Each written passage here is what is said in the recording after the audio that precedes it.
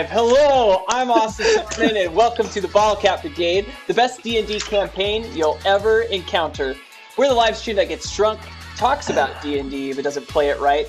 That's right, to us the rules of D&D are just like a math book. They're both full of problems. That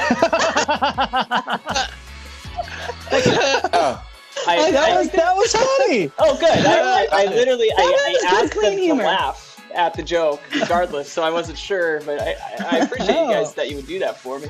That was genuine. Oh, thank you. Yeah, Taylor didn't think it was funny, but the rest of you, some of you did. That's what matters. Yeah. I understood it. Yeah. And I got what you were going for, but you got a smirk. I gave you okay. Okay, I'll settle for a smile from Taylor. That's pretty. That's pretty good. Well, let's introduce the Bottle Cap crew. Our first person is the number one believer of all conspiracy stories, including reptilian shapeshifters. It's Miranda Hakilla Palacio as Jolene. They're real. They're out there. God. This next person is the inventor of the question mark and the first person to proudly contract genital warts. It's Taylor Hawker as Togu. Yeah, we have a 5-year agreement. That's the contract we talked about. I've got an out clause here in a couple years, though, so we're looking to move forward. It's been nice. No, it'll be good. Well, this next person enjoys eating leftover salad and a good deep conversation about tree bark. It's Austin Von Johnson as Airdris. So Austin's a healthy eater, and I have genital warts? This is fucking awesome. The softer the salad, the better. I was thinking that is it tossed? Sounds gross. Yeah, but I don't know. Maybe it isn't. Leftover salad is disgusting. You're on point. Okay, good. Well, this last person puts the am in mammogram. It's Sam Gates as on. Mam-a-lam, mam-am, and nam-a-nam-gram. Mam-a-lam, man. Yeah. I'm going to legally change my name. Mammogram? I think. Yeah. Can To the Samagram? Can anyone confirm that we are streaming right now? I'm just assuming. Yeah, we are. We are. Yeah, we're good. Okay. Well, for anyone watching, Looks sick. I understand if you do follow us, you can see that we have a few less members today. So, in the spirit of having an amazing D&D content / campaign to show you, we're going to embark on what might be described as the best side story that's ever been told in the world of Mag. Uh-oh. Before we do that, Austin has something he'd like to tell everyone. Humanoids, welcome to D&D with the Bottle Cap Brigade. Rule number 1 of D&D with the Bottle Cap Brigade is we're going to fuck up the rules of D&D. Second rule of D&D with the Bottle Cap Brigade is we're going to fuck up the rules of D&D. Third rule of D&D with the Bottle Cap Brigade is the crit is rolled, nat 1 or nat 20. Everyone takes a drink. Fourth rule, if anyone drops their dice, everyone takes a drink. Fifth rule, we're going to make up more drinking rules as we go. So expect to get drunk or super hydrated. Sixth rule, if a player character dies, don't worry. You'll probably come back with a new weapon or duck feet. Seventh rule, Black Lives Matter. Oh, yeah. Let's go. And the eighth, final rule of D&D with the Bottle Cap Brigade is if this is your first night watching D&D with the Bottle Cap Brigade, like and subscribe to our YouTube channel. Follow us on all social media platforms. Track us down on Spotify. Check out our Patreon, patreon.com/the Bottle Cap Brigade. Also, if you think our content is neat, share it with your D&D friends because we would sure love that and support us a lot. Speaking of supporting us, if you're looking for new dice, you can check out our affiliate link for Dice Envy. It's going to be in the description below. They have tons of awesome dice and products, and buying from them supports us as well, and we sure do appreciate that. But without further ado, welcome to the Bottle Cap Brigade. And we got a hell of a sticker down there from a purchase for Dice Envy. You can kind of see it. Ooh, it is a kind of yeah. sticker. All right. Kind of sticker. Yeah. You look at it. Look at it. Golden shit. Looks great. Can we see the dice? I mean, can we like? No. Yeah, you want to see my dice? Yeah. No, they just give stickers. That's Actually, all a you can sticker buy. company. That's one Those of the are many actually awesome super things. sick. Oh, right on. Ooh, is that sparkly? Yeah, it's full of glitter. It is legit so awesome that it's viewable via Zoom. So like when I talked about in something that we're sampling and releasing, I think in the future, when I talked about my glitter dice, yeah, that shit's real. Really got them. Hell yeah. Really got that glitter dice. You put in the mystery pack, right? Like you weren't sure what you were going to Oh, it was so cool. Cool. Yeah, so for anybody watching, if you ever take a look at Dice Envy, obviously you can take your dice and they've got awesome wood ones and metal ones and some of the plastic or acrylic ones, but they have these really cool deals where you can spend a cheaper amount. I mean, that set of dice that I got was $6, and they send you a random set of dice that they have, and they're pretty fun. I know Janelle got a couple pairs as well. And that's not even like, that's not us being pluggy right now. They're actually some of the sickest dice they're sweet. I've seen. I don't know. It's fucking cool. Yeah, their website has a ton to choose from. Yeah. The thing is, we have companies that are just like busting down our doors to be sponsors. White Claw. All right, like so many companies. So we have to, pick and choose what's going to best, represent what we're doing. It's not working out. We went with Dice Envy. I've turned D&D Beyond down like 4 times already. We can't read what that says. Also, They can't lowball us anymore. Like, come on. Anyway, diceenvy.com. Envoy? Check out our affiliate link. What's douche and below? Yeah. Deuce Envoy. Douche envoy? Yeah, it's a pirate brigade. Oh man. A douche convoy. From the southern seas. Well, without further ado, let's score some bottle caps. Cannon. Oh man. Welcome to episode 24. Crab Folk Side Story.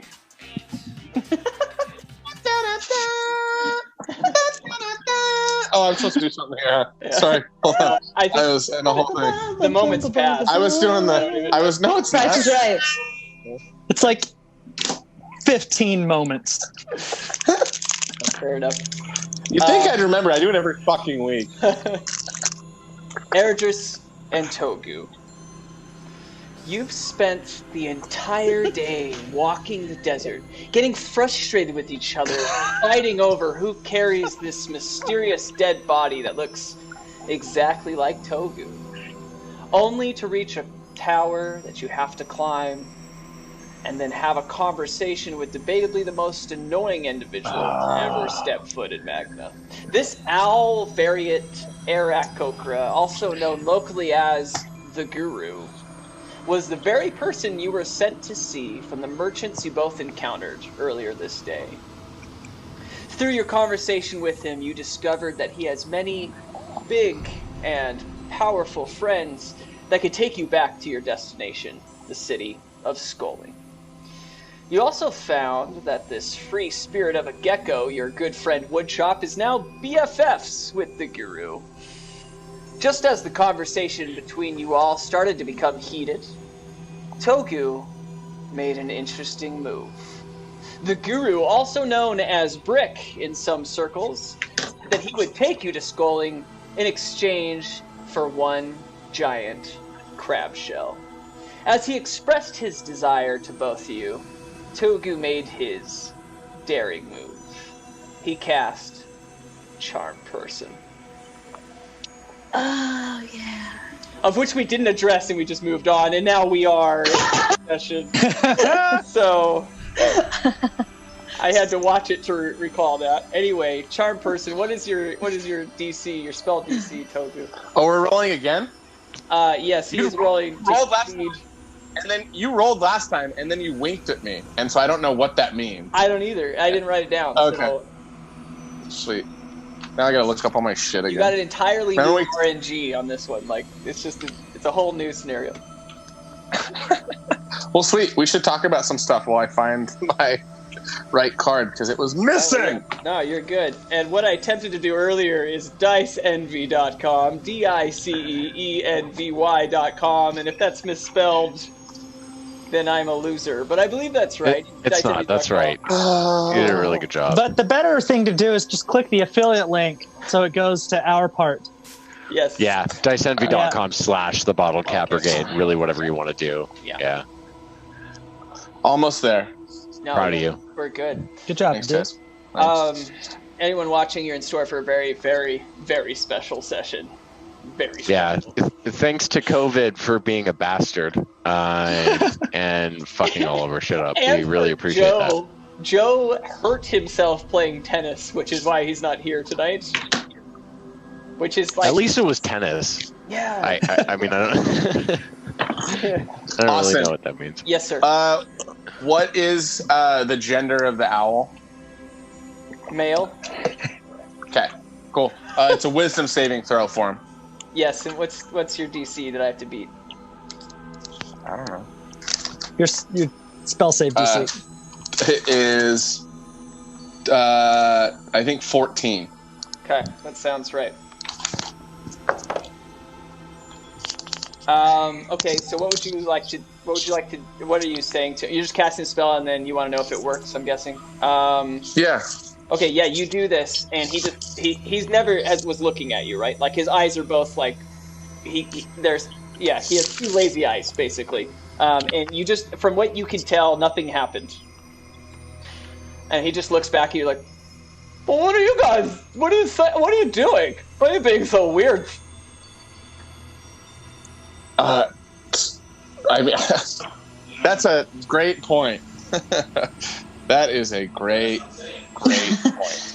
Are you guys gonna get the crab shells for me, or what? Yeah, I thought you were gonna fly us to the place where those crab shells are. Well, barnacles. I think what we're gonna do is I'm gonna give you these pigeons. I have 14 pigeons. And they'll fly you down wherever you need to go. How There's a lot of background noise. how big are these pigeons? They're pretty small, but in strength there's in numbers. Great. So if we have enough pigeons to just fly us to the bottom of the tower, we can just go and get you some crabs. Yes, basically. Now let me just explain. And then he brings you over to like the edge, and points out, and you guys see the ocean again, and you can see that there's like a cliff that then goes down to the beach, and you can see the ocean, and just off the ocean is just this little island, and it seems like close from where you are, and he points over there, and that's where the crabs are. They're freaky miscreant monsters. And especially, there's one of them. I don't like this. Oh, Which one? What? He's the squirrely-eyed one. You don't like the squirrely-eyed crab? The squirrely-eyed one. Yes, he doesn't look you in the eyes. I want to lean over to Air, just be like, "That's ironic," and like say, I know, right? He doesn't hear it. Yeah. All right. Well, let's go kill some crabs. We'll be back with a crab shell for you. You guys don't have any problems with killing crabs then. You're totally fine with just killing crabs. They're not peoples. Yeah, they're arachnids. Right. Or crustaceans. Exactly. They're crustaceans, right? Yeah. Right. That's what I've been saying. Right. Oh, great. So now we're on the same page. Well, speaking of people that I want to kill and don't want to kill, I have a friend that I think should help you guys. A really close friend of mine.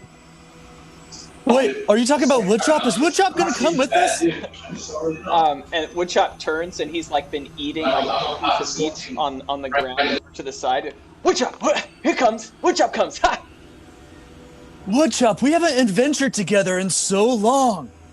I've been busy. Well, it's good to have you with us. He looks at you. Thanks.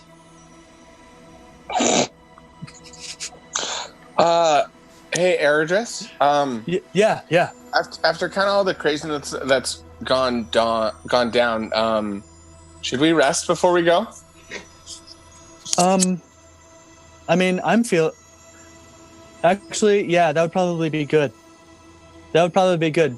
Brooke, do you mind if we just, maybe rest for a moment, recover before we go off on our little crab adventure? Do a little long rest. Well, A long rest? Jeez. I would see why you couldn't, sis. I have some cots over here where there are more hammocks than. And he takes her to the side, and they're hanging off the edge, so it's like the scariest thing ever, like a huge drop that you'd die from. And he just has several, hammocks hanging off the edge.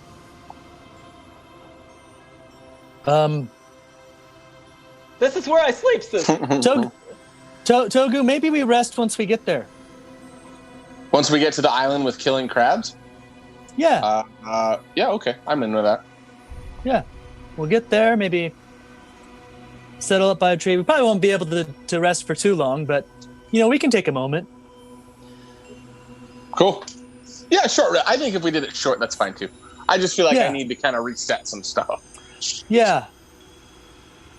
Do you guys, do you want me to watch the bodies here? The 2 8-balls on a square scroll guy? Fucking hate that. Yes. Could you do that for us, Brick? It's very important for us to figure out what happened to this Togu. Okay. I'll put him on ISIS. Just ice would be fine. On ice. Yeah. That's what I said. Ice would be great. Please put him on the ice. That was a good fucking joke. That's fun. The plural of ice is ISIS. Just like Thank you for clarifying. I've said that my whole life, sis. That plural of ice is ISIS, and when you're on the edge of your seats, you're edging. Okay. I've always said that. Oh shit, that's funny. Great. Well, let's call your pigeons over, huh? Wait, you guys gonna take a rest, sis? Oh no, not here. We'll rest once we get there. Thank you, though. Oh, I see. Well, how about I introduce you to my friend now, because I wasn't talking about the geckos. What? And You weren't talking about woodshop? He takes his staff and he knocks on the trap door that leads into the center of the tower. And he says, Marcy! Marcy! And then you guys don't hear anything. And I'm coming! 1 sec! Hold on, I'm trying to get this knot out of my hair! She always has an issue every day. So something different. Coming! And I'll run up the stairs. Yeah, and then this trap door opens. And Mars, describe yourself. So out of the trap door, you see some monarch butterflies kind of flutter out at first. And then coming out is a half-elf, dark skin. She has kind of black tattoos, markings all over her arms and her face a bit, and her legs, kind of similar to what you would see on like a monarch butterfly. She has big curly hair that's really, really long, never really been cut. That has some like beads and adornment and like little, if you look closely, you can kind of see like some little like butterflies or maybe like a caterpillar or something. And she's wearing this like halter, kind of orange and black halter with a matching skirt. And she has like bracelets and anklets all over her. And she has these really big gold eyes, and her tattoos kind of cover or kind of shade under and above her eyes. So they look really big, kind of like the markings you would see on like the upper parts of a butterfly. That's Mars. Word. Yeah. Is she evil? She comes out of this trap door and then looks at the two of you and a dead body on the ground.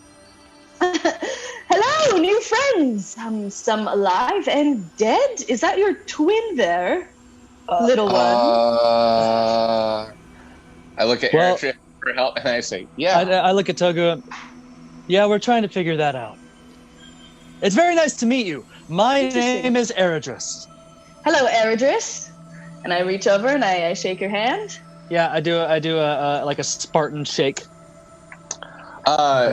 I want to, and I want to like grab the hand and like flip it over and like, and I'm Togu and do like the finger kiss. Oh, look at you! So formal. Hi, nice to meet you. Oh, also, this is Steve. And then Steve's like, Yeah, Steve pops out. Where's Steve? he crawls up onto my shoulder. Oh, hi! And I come over and I give him a little rub. Okay, right when you do that, like as you go to rub his snake, immediately Woodchop is like on top of its head, and you like pet Woodchop. He's like, "Ha, me!" Oh, so precious! And I give them both little head rubs, and I'll come here, play with my friend, and I'll have one of my big butterflies come and play with them. And he jumps on. There's a little party on your shoulder. And he's like gliding on the butterfly, like, "Woodchop, ha!" Yes, fun. Steve turns to my head and is like, "Dad, everything is so pretty." Yes, Steve. But none of you guys hear that conversation. Brick interrupts you guys and looks at you, Togu. I wouldn't have kissed that hand. We've been doing hot yoga for 8 months. It's not clean. No, have we showered? No, I get that now. Mm-hmm. I do. Yep. I've been training her to become a gurus as well. But really? It takes 12 months of straight hot yogas with me. Yes. And I show off a cool handstand that I've learned. Yeah. She like... Wow. Look. I feel hot when you do that. Is that why they call it hot yoga? I think so, yes. And I'll like do a little spin on my hand and then stand back up. I want to nudge him and say, "Hey." It's like kind of breakdancing. I want to nudge Erdris and say, "Hey, your snake is showing." I want to do hot yoga. Togu, you want to do hot yoga with me later? I want to learn it. Hot toga. No, I'm good, man.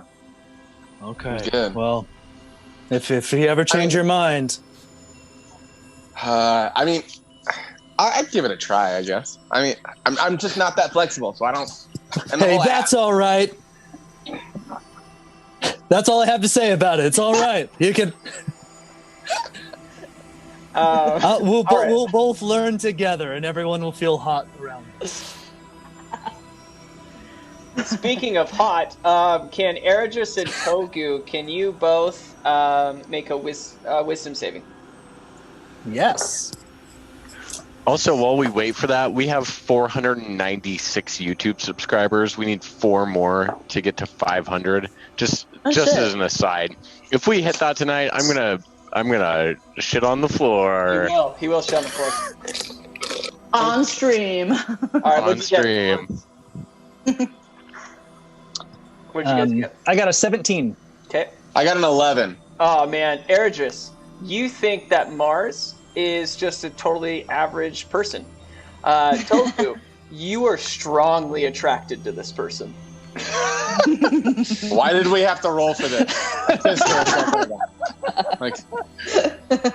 Yeah. It's like overwhelming. Like you care very little for fight. Like if you had to decide between the source of that corpse and her, it would be difficult for you to choose. No, not that tough. Okay, wonderful. And he turns to you like, well, since you guys are acquainted, it's about time that I brought my little friends to help. And he pulls out this like little it's like a rape whistle. Okay. Yeah, and he's like,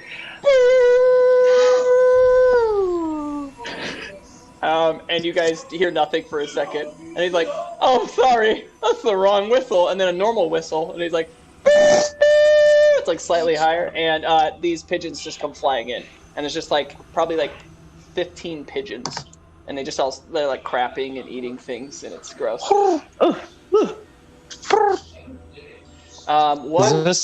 One lands on your shoulder, Eredris. Mm-hmm. And it shits. It nat 20. It natted 20. I'm pooping on you. Nat 20 on the shit. Yeah. So cheers. Everybody drink. Oh shit! Yeah, I forgot. Yeah. Okay. It Rule lands on number your shoulder. 3. It takes a liquid diarrhea poop the size of its body weight worth on your shoulder. Oh my god! Oh man!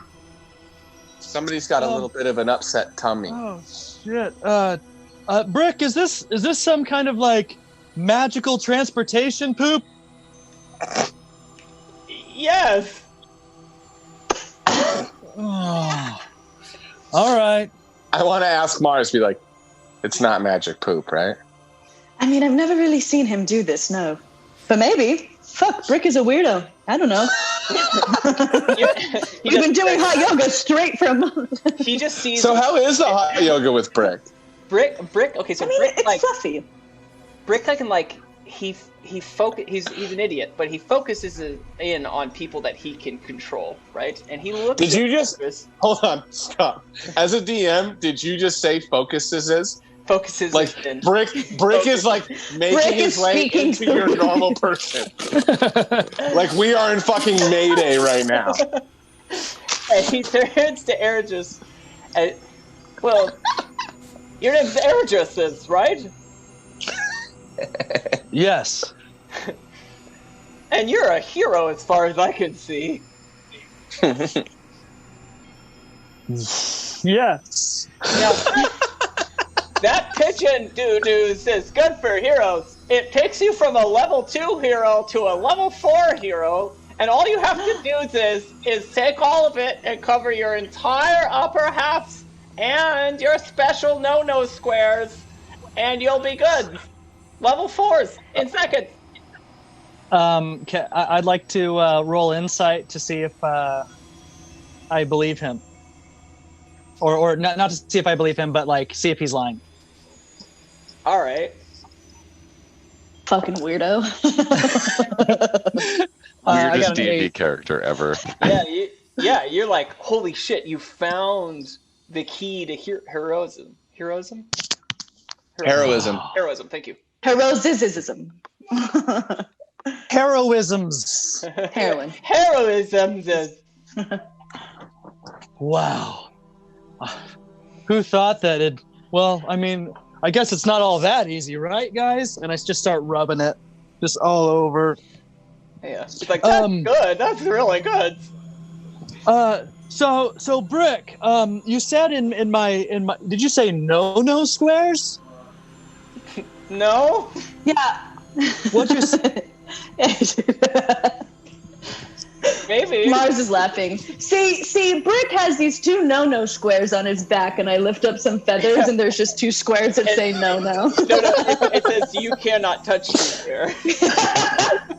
He doesn't like his wings being touched. Don't touch it. Oh, dang. Don't touch it. Well, that makes sense. I can't even reach my no squares. Togu, do you mind helping me out, buddy? And I motion, like I try to get into position so that Togu can help, like sunscreen my no squares on my back. Togu. I want to go look over the edge of the tower again. Togu, come on, man! I can't be a level 4 hero without you rubbing poop on my no squares. All right, you freaking owe me.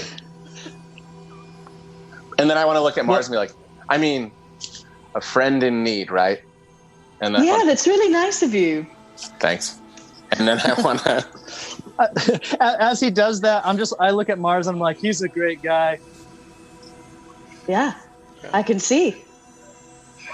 I want to, when I go over to do it, I want to give Ergis just a really sneaky, be like, thanks. And like, knock him, try to give him like, hey, thanks, bro. I give him a little like nux underneath my arm. I'm just like, cool. Indiscreet nux. Oh man, yeah. Or discreet nux. Yeah, that's it. Okay. It looks like I don't have enough pigeon poop to cover your no squares. You pretty much use the most of it on the front. Is there another pigeon somewhere we could like toothpaste out of or something? And he's like, of course is, and he just squeezes this pigeon. It just shoots like double the amount again. And the pigeon just like, oh, and now the pigeon is just like super skinny. Deflated. Yeah, like flat. Oh, thank you so much. And I just I like take a little like palmful of it. I'm like, here you go, Togu. No, I think you need to squirt it on the back. Here, turn around, Eric. Just turn around. Just do it on the back. It's in my palm, man. Yeah, I It's in my got palm. it once. Okay, I'll just use this one for my. Wait, will putting it on my legs increase my heroisms? Surely. The most important places are places that the sun doesn't seize. Oh, perfect. So any like exposed areas of my legs are now covered also in bird poopy. Okay. With the squirt poop, did it cover his back well enough to where I don't have to do it? I mean, it looked like a big clump of poop on his back. It doesn't like. Cool. Do we need to roll for it, DM? Do we need to roll for this, or you messy. started it? Yeah, you did start to squirt poop. I regret it. I'm playing the character. We will yes and the shit out of whatever you give us. Yeah, don't tempt us to squirt poop on each other. Oh man, you're covered in yes anding the shit. And Togu, right. You look at his back, and it's pretty like in one area, right where it like hit. So I gotta rub it in. All right. Well, but he doesn't know that. I mean, I don't know. No, but I'm going to because I'm not. No. I want my level 4 hero shit. Dude, I ain't rubbing your back for you. I hope you know that. But yeah, I want to go and be, like get my hands ready like a masseuse. You know, like. All right, this might be cold, and then I want to like, and then do it. Oh man! And rubbing his no squares, and then as I'm rubbing, I want to like look over at Mars and be like, "So is it hard to learn hot yoga?" To take some time. Flexibility takes a while. I am not flexible at all. Oh well, maybe we can do some partner work. I can show you the split a doodle do and the hand waggle. I don't know if I'm ready for. I don't know. Position. I don't know if I'm ready for a splittle doodle doodle, but I think a hand wobble is doable. Absolutely. Oh. Yeah. Togu, I just want to tell you how much I appreciate this. I mean, I know it's special bird shit, but it is bird shit, and the fact that you're using your actual hands and not your mage hand really means a lot, buddy. I just want to like in the middle of that, I want to be like, "Shh, I'm talking." Like, so. And also, he's like, I'm rubbing in like the same spot. Like I'm not covering. It's just like, yeah. So how's it going? You doing good? Is hot yoga nice? Yeah, that's cool. It's funny. Hot yoga is great. And then at some point, I think he's gonna accidentally like go to like flip the hair out of his face, and then I realize that I get shit in my hair. I'm like, oh my god. And then I want to go to Mars and be like, do you have anything that can get this out of my hair? No, Togu, why would you do that? And I just go and I pick one of Brix's feathers out. I just kind of comb it through your hair using one of his feathers. Togu's like floating. That's like here. You could be like a level 1 hero. Or at You know least what? super heroic hair, and that's half of being a hero. Hey, you gotta look good to be good, am I right? That's half the problem. Yeah, And I give you like a 50s, like, what is it called? Buffon? Pompadour. No. Pompadour, yeah. Hell yeah. I'm all about it. But he's got like the Danny Zuko curl. Absolutely. And then well, guys, ready to go hunt some crabs? I want to look back at Mars and be like, yes, I am. When you wow. Okay. When you do that, you see Mars, and then behind her, like it, like in the distance, if we call it that, you just see Brick or the Guru, but he's doing like an up down dog thing, like, which is a thing. That's a thing. It's a yoga move. Okay, it doesn't matter, but you just downward dog, yes, for sure. Yeah.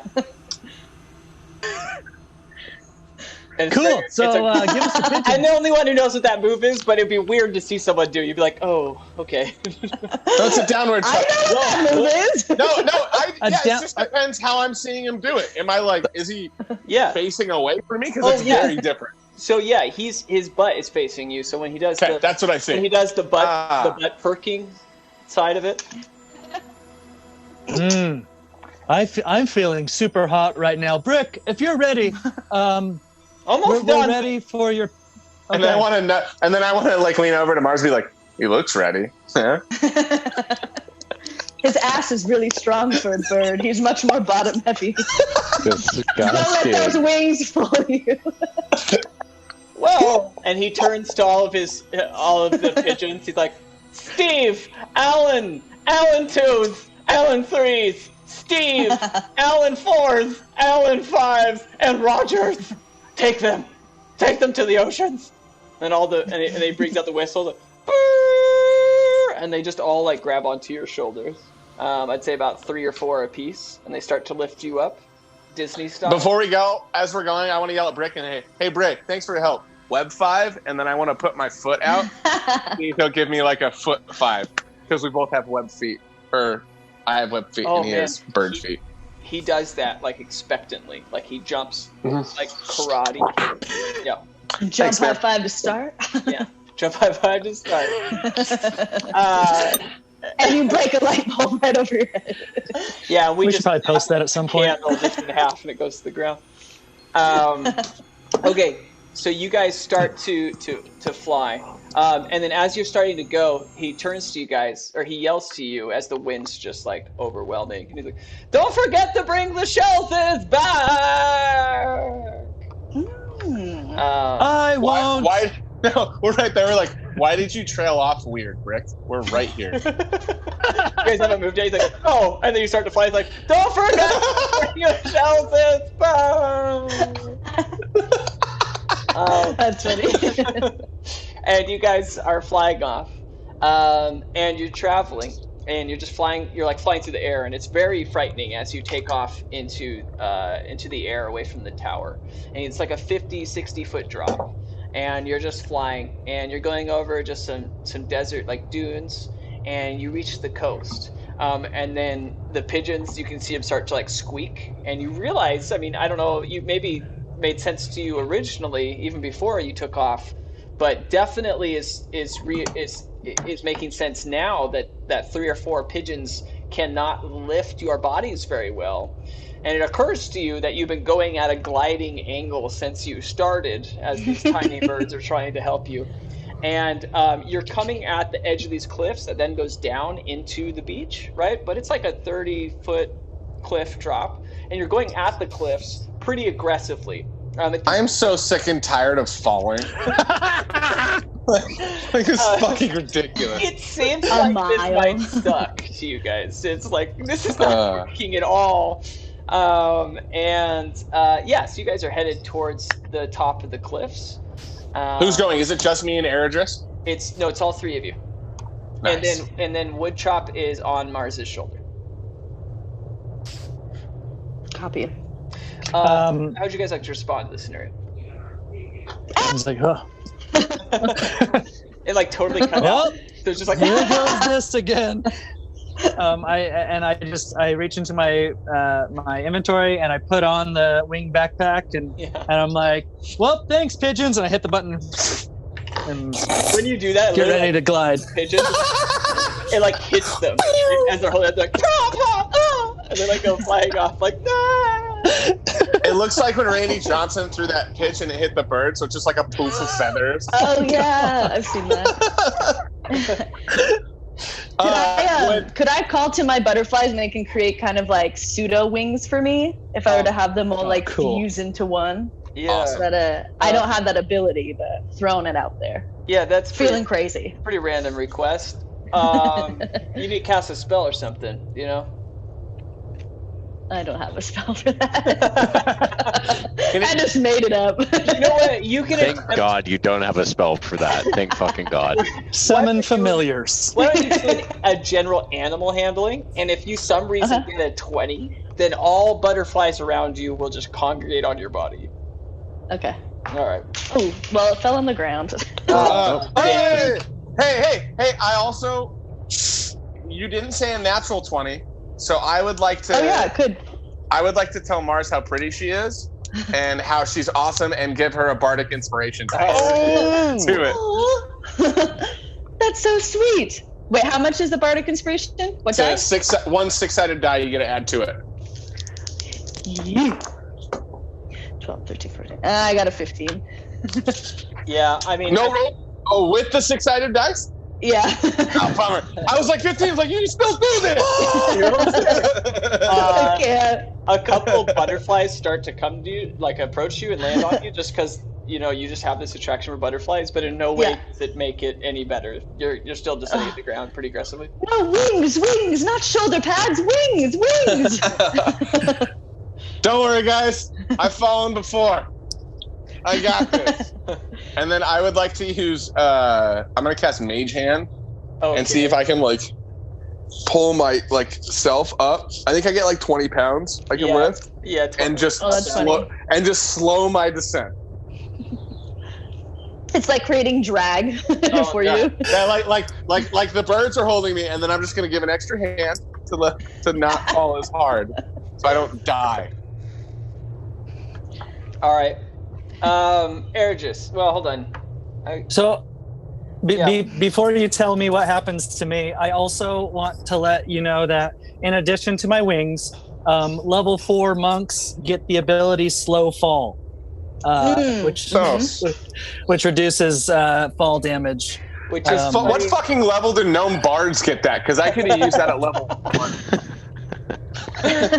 What's funny is you're the only one who doesn't need it in this scenario, but Well, now, because I'm used to it. I know how to fucking handle myself. Oh, no, I mean, Ergis doesn't need slow fall because he's got these, glider wings. So Can he use slow fall on somebody else? No, it's a passive ability. Yeah. All right. So you guys go flying through the air. Ergis, you go right over the cliff. As you're approaching this cliff, and your eyes are big, no, and you just lift up your legs a little bit, and you're you just sail right over it, and now you're hang gliding over this long beach that reaches the water, and it's just beautiful and serene. And you're just wow, and you have complete control over this, and you slowly land on the beach, and you run and slow down and stop.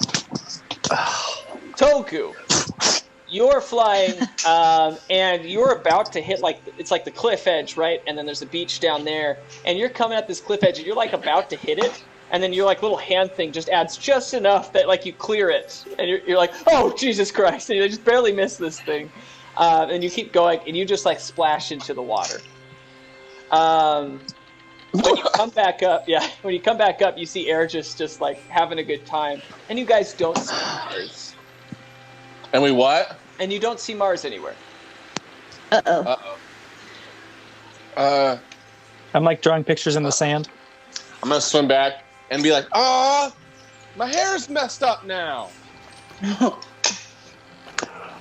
Togu, look, I drew a picture of a crab to remind us of what we're looking for. Thanks, man.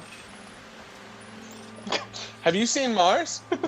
No, I haven't. I'm gonna yell out for it, Mars! I want to look back in the direction that we came and see if I can see her. Yeah. Why don't you do an investigation roll? Actually, let's do perception from both of you, not investigation. Can I help him and give him advantage instead? Sure. Okay, I'm gonna do that. Cool beans. Perception. We're gonna perceive some things. It's Austin and Togu or Ergis. That's my character name. Rhymes. There you go. I got something good. A 19. Yeah. Wow. Okay. Yeah. It seems like some of the sand has been disturbed around you. And you look over to a pile of sand, and you can see 2 legs sticking out. I run over there. How far is it? 20 feet away from you. Something. It's close. Sweet. Yeah. That's perfect. Yeah, just right over there. Right over there. Let's go. Because it's not more than 20 feet. That's awesome. Can't see the legs. Oh. So yeah, I'm Naruto running. Yeah. Yeah. What's up? To see. That's my legs. And so, Austin, you beat me there, right? Or Air just beats me there? Probably, yeah. I wanted. The second I get there, yeah. What is your movement speed? 25 feet. Okay. But I get -10 when running over 20 feet.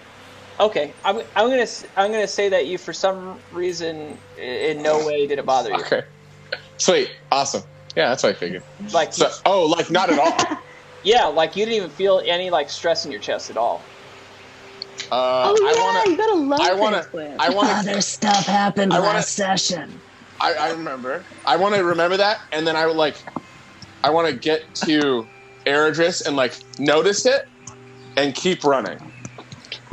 Okay. And just keep running because I'm like, huh? There's this moment as I'm Naruto running that I'm looking at Togu like, and then I'm just like running in circles. It's like, did you guys have braces? Did you guys have braces? Yes. Anybody? Do you remember when you got your braces off and eating an apple for the first time? Yeah, and you just made out with your teeth for like a whole 24 hours. Yeah, that's how Togu feels right now, and I'm just sprinting, and I'm stoked. I'm like a little kid trying on new shoes at Dick's Sporting Goods, like making sure they can feel faster. You know what I mean? That's Togu. He is so jazzed. New shoes from Dick's. So as I'm out here new boot goofing, baby. Woo! As Togu is running in circles, I go and I try to like grab the legs and pull them out of the sand. Yeah, so you pull this body out of the sand, and it's certainly Mars, and she's like, and underneath her, as you pull her up, is like 4 dead pigeons, just like smashed. Oh, shit. Also, Mars, you're going to take 2 damage. Yes, sir. I'm just like yahooing and woohoo, yeah, ow! Mars, are you okay? She just coughs out a ton of sand. Yeah, I'm pretty good. I think I'm okay. Oh, thank goodness. That'd have been really awkward if we just met you and then. Just give me one moment, and I kind of summon some more butterflies, and they kind of like dust me off with their wings, and I just kind of stay still, and they clean me No, for a sec. Those butterflies are so nice. They are. All right, to Crabtown. As they're having this, I feel like Togu is just like running by, and he's like, Eredris, I can run! And he's like, Oh, I'm so excited for you, buddy. Oh, that's precious. And Austin, I turn to Mars and I'm like, he used to have asthma.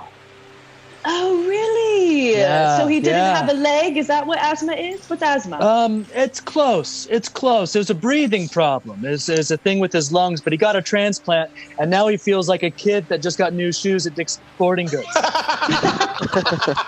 New flippers. Heard of that mysterious Dick's Sporting Goods place before? Yes. It's an armor and apparel shop in Farkle. It's in Marin. Yes. In Marin. Yeah. I heard they have really good deals. Yes. Yeah. Make note of that. Anyway, they sport the same thing. I just wrote that shop into existence. Austin's going to bring that back later. Excellent. Well, yeah, and you see his little like duck feet like running around. Toku, you're moving. Oh my god, you're still a cat head, aren't you? yeah. Okay.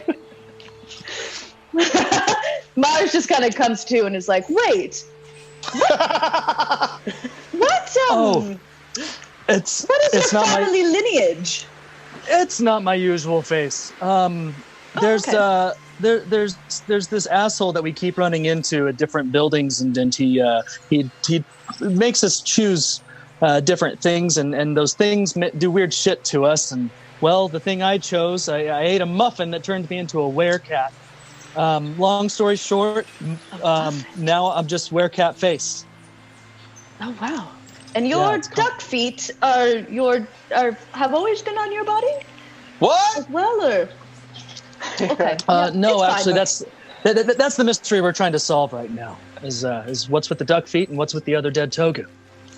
Like, So an asshole gave you shit and you ate his muffin. Is that what I'm getting? All right. Yeah. You know, now that I think all- about it, a lot of assholes give us shit, Yeah. and I'm covered in bird shit. Yeah. Let's clean you off for a moment, and I'll have my butterflies. No! I need my heroism. I need my heroism. Stop butterflies. All right. It's all right. Never mind. Yes. You keep your heroin medicine. unless I've already like acquired my heroics and I don't need it anymore. Is it like a one-time thing, or do I have to keep this on for the rest of my days? Mars, I'm asking you. Oh. Sorry, I was watching just figured you're a friend of Brick, and I mean, do I have to keep this on for a while, or?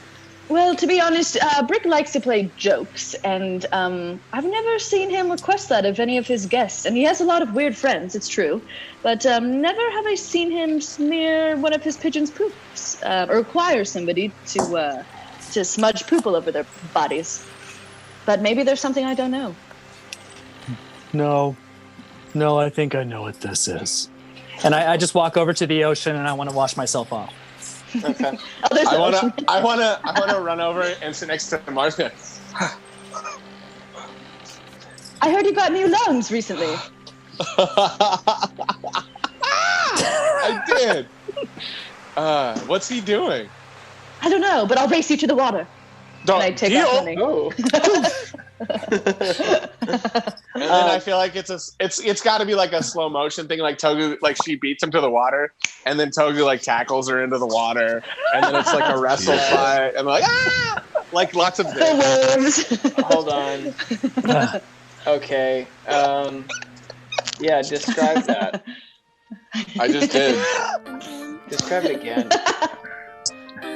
So she takes off, and Togu has a little bit of a disadvantage because he's behind her a little bit.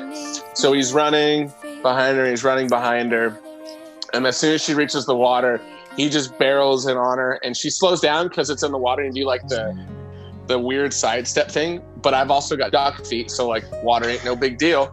And so he goes, and I just want to like both hands splash like tidal wave behind her.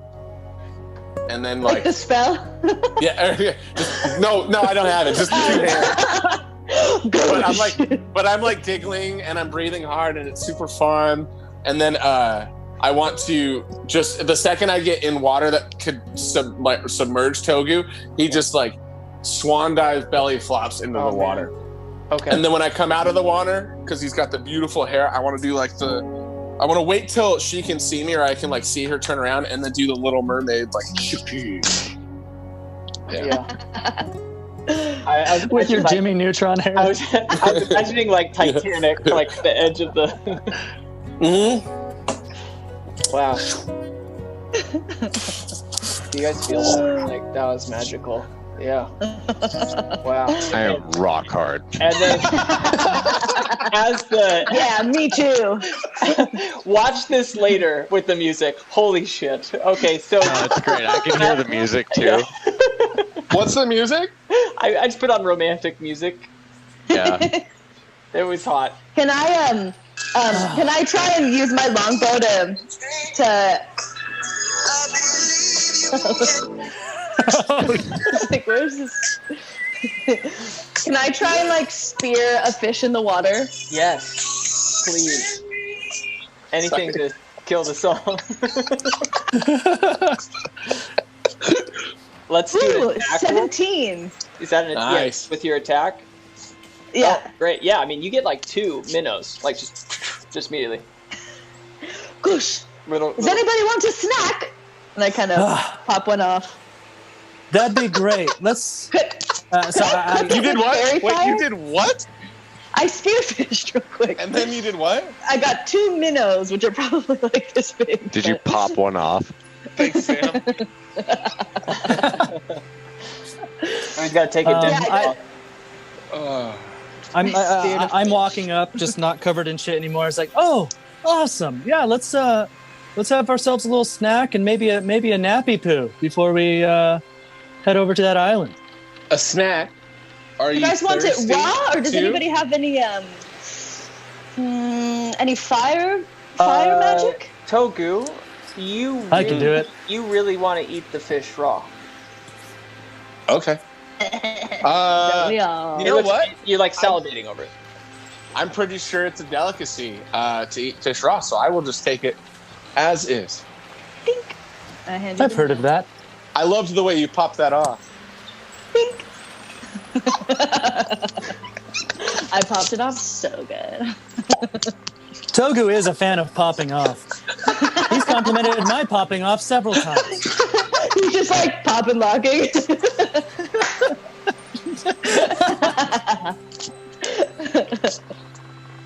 Okay, would you guys like to sleep? Yeah, let's get a little nap in. Okay, yeah. So you Togu, you like inhale this thing and you like eat the bones and it's like weird. You just feel like you're so hungry, you know, like yeah, you guys set up like a little camp, I'm guessing, or just sleeping on the beach. I'd like to use Song of Rest. Oh, nice. Yes, that makes short rests kick ass. Mm-hmm. Do you want me to read what happens, Austin? Sure. Okay, let me find it. Oh. All right, Song of Rest. If you or any friendly creatures who can hear your performance regain hit points at the end of the short rest by spending one or more hit dice, each of those creatures regains an extra 1d6 hit points. Yeah, so we get an extra d6 to our. Okay. Are you guys full hit health points. anyway, though, or? I was. I have one left. Yeah, So cool. I guess I didn't need it, but whatever. Yeah. All right. Well, yeah. Good Mark, habit. Go ahead. I mean, you guys are resting. Yeah. Yeah, I'm good now, yeah. Everyone's like full health. I'm going to say that while you guys do that, and you feel like excruciatingly rested thanks to Togu's song, you feel like full of energy. And you guys like basically take a nap. Togu, however, no matter how much you try, you can't seem to fall asleep. Can I cast? Ooh. Okay. Is it dark out or is it still light? It's like you guys are going to sleep at like 4 p.m. or something. Okay. Middle of the day. So I guess I'm gonna wake up. I'm gonna kind of sit up for a second. Are Mars and Air just completely asleep? Yes. Okay. I guess I'm gonna roll over and like sit up, and I'm gonna take my cloak and my shirt off, and I'm gonna go test my new lungs. And I'm just gonna go for a nice little jog right on the water. Nope. Also in slow motion. Yeah. Baywatch this time. I'll say this, Togu. You run for like a mile, and not at any point, which used to be like a pretty big achievement for you with asthma and your your smaller frame, and currently it's like a joke. It's like you're an Olympic athlete. Let's go. I see that mile becoming like 5 miles, and you've been sprinting the entire way. Oh shit! In fact, you don't even like feel your legs. It's like it's like you're a whole different person. Yeah, I mean it's weird. And at some point you stop and you're like breathing hard, and then you just stop breathing and you realize that your chest isn't even beating hard. Like you didn't even need to do that. Like, oh, what? Okay. I want to feel my pulse here. You have no pulse. Bum, bum, bum, bum. Yeah, you don't feel anything. You're undead. I don't know. Legit bum bum bum bum. I want to pull. I'm gonna walk to the water, see if I can, and try to feel the water and see if I can feel the sensation of the water. Oh no. You feel nothing. I'm gonna take out. I'm kind of freaking out, and I'm gonna take out the Jessica sword, and I'm gonna slice my finger. Yeah, it Just feels the tip of it. It feels like nothing. Blood comes out, but you feel nothing. Okay. Oh my god. I'm gonna rip a little bit of my short, or I'm gonna rip a little bit of like my sock and tie it as a band-aid, and I'm gonna walk back to camp. Okay. Yeah. I'm not telling either of them about this. Okay. Yeah, and you lay down, and I mean, at no point do you feel even remotely tired. Okay. In that case, yeah, I'm done. Okay, a couple hours goes by, and Mars wakes up, and so does Eredris, and you guys had a wonderful nap. Eredris and Mars, fully rested. Togu, you did not rest at all. At all. So, like, you did not get a short or long rest. Okay. Yeah. Right. Oh, that felt nice. That was so good. Nothing more refreshing than sleeping by beach. To Crab Town. Right? To Crab Town, everybody. To Crab Town. Is that really? Did everybody get a Mars? good rest? Yes. Is it? Oh. No. Did he tell us the name? No, you don't even know the name. Okay. You don't know. Oh. Yeah. Okay. I actually don't really know what this town is called, but Crab Town sounds good enough for me. I think so too. When we get there, if these we should probably pitch that to them. Yeah. Let's find the governor. Stupid. These are just regular crabs. I don't know.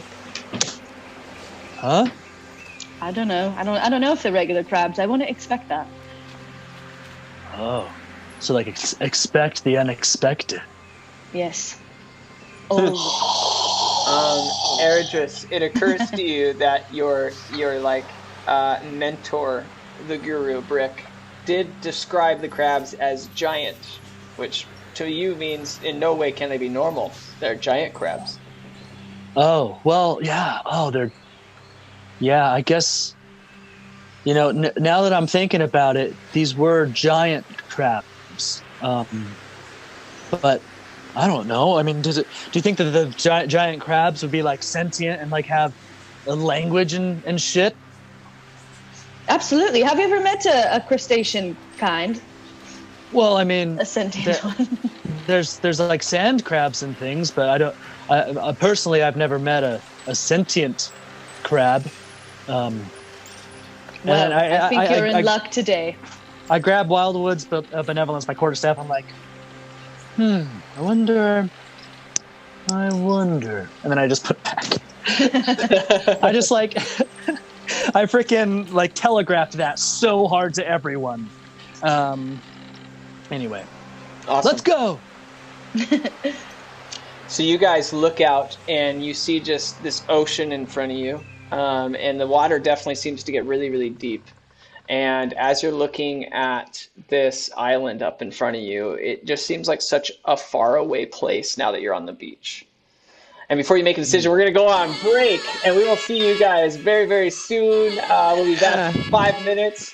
Appreciate you, $7.55 all you people, and we will see you in a bit. Thank you so much. Go check out our YouTube. Hey, all right, bye. Hey. Our YouTube. Hey everyone.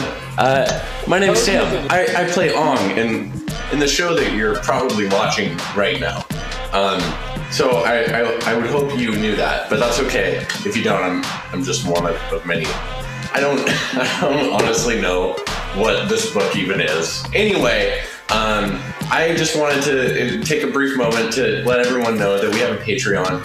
It's patreon.com/The Bottle Cap Brigade. You can go there and donate anywhere between $1 and $50 a month. Some of the tiers give you things like this, or things like this, and even these things. Any amount you can give lets us continue making this amazing content for your entertainment digestion, and we appreciate you more than anything. Love you.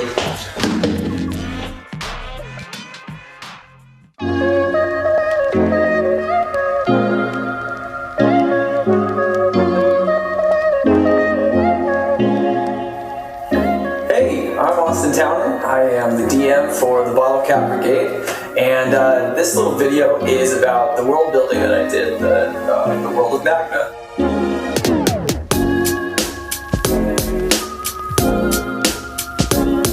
You will get to hear about all the cool things, well, hopefully cool things, that I thought of for this campaign.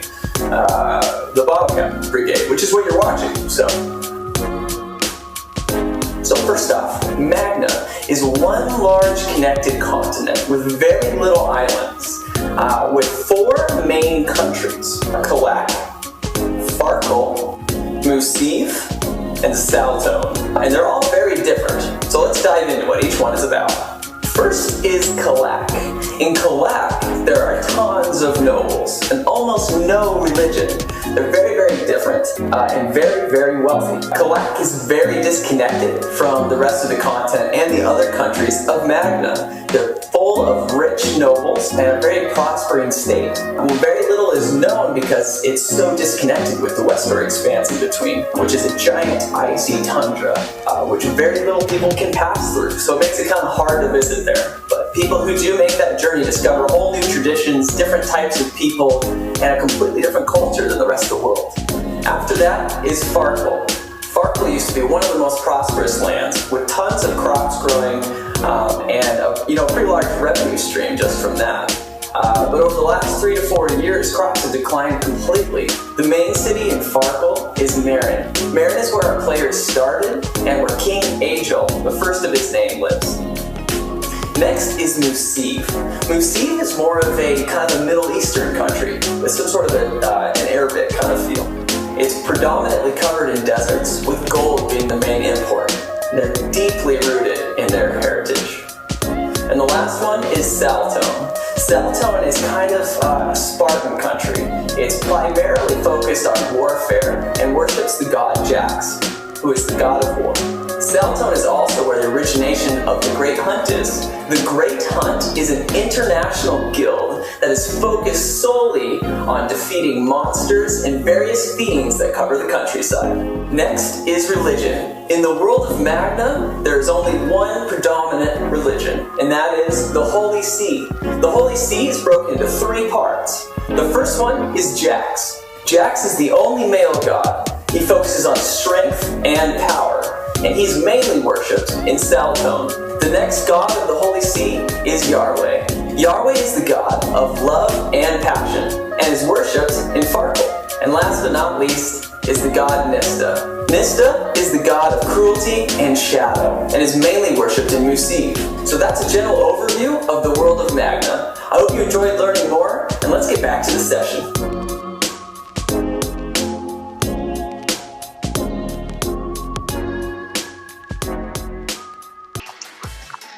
Hello, we're back, and Sam has something to tell you guys that's very important. Hi, we like Dice Envy. They have really neat dice. You can see all of the dice at diceenvy.com/the Bottle Cap Brigade. You get credit for buying them because you get sick dice. We get credit for selling them to you. It's a partnership of capitalism. Who doesn't love that?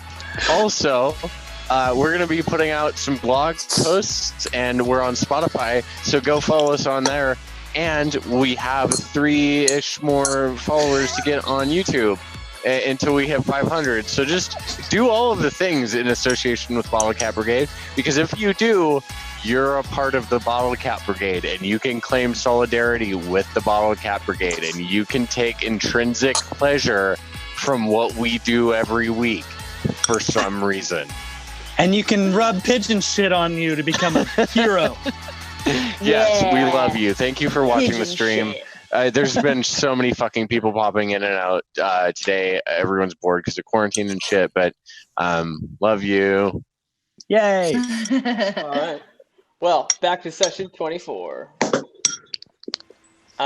You guys look out over this ocean, and it looks like 150 feet away from you.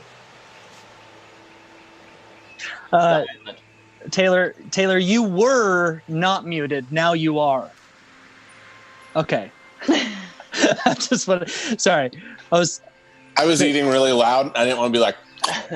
No. I mean, like, you. Never mind. It was. You.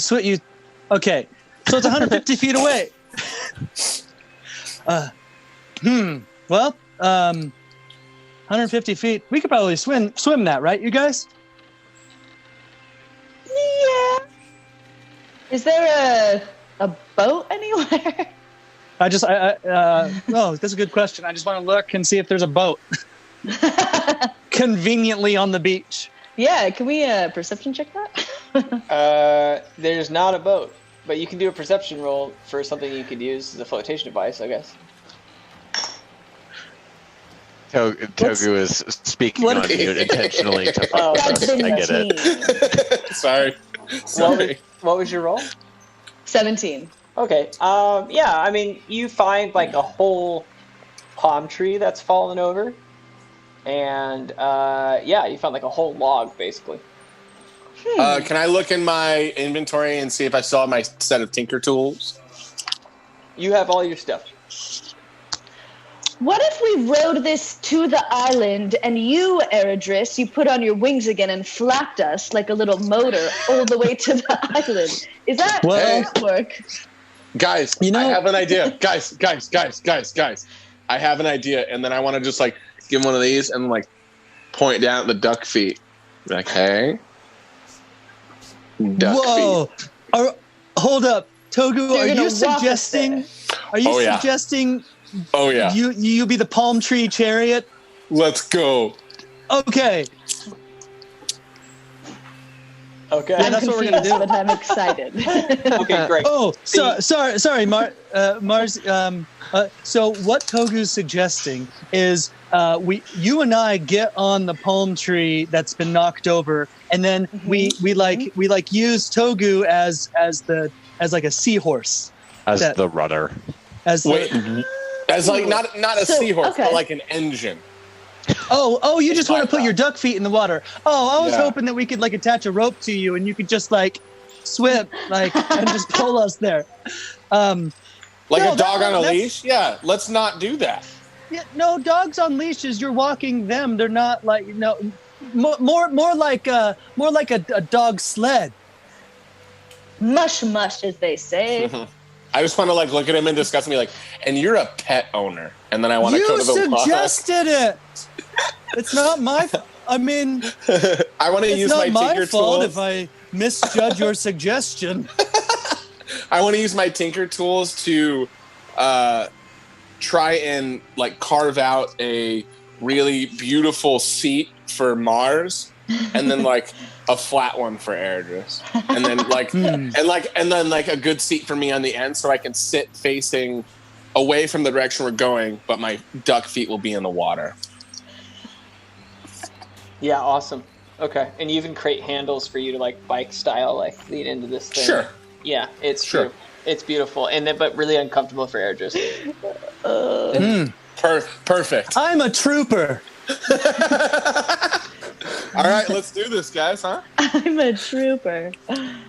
Yeah, right on. Yes. You guys, Togu, make a perception roll. Okay. So, that's right. well, I'll give him the answer first.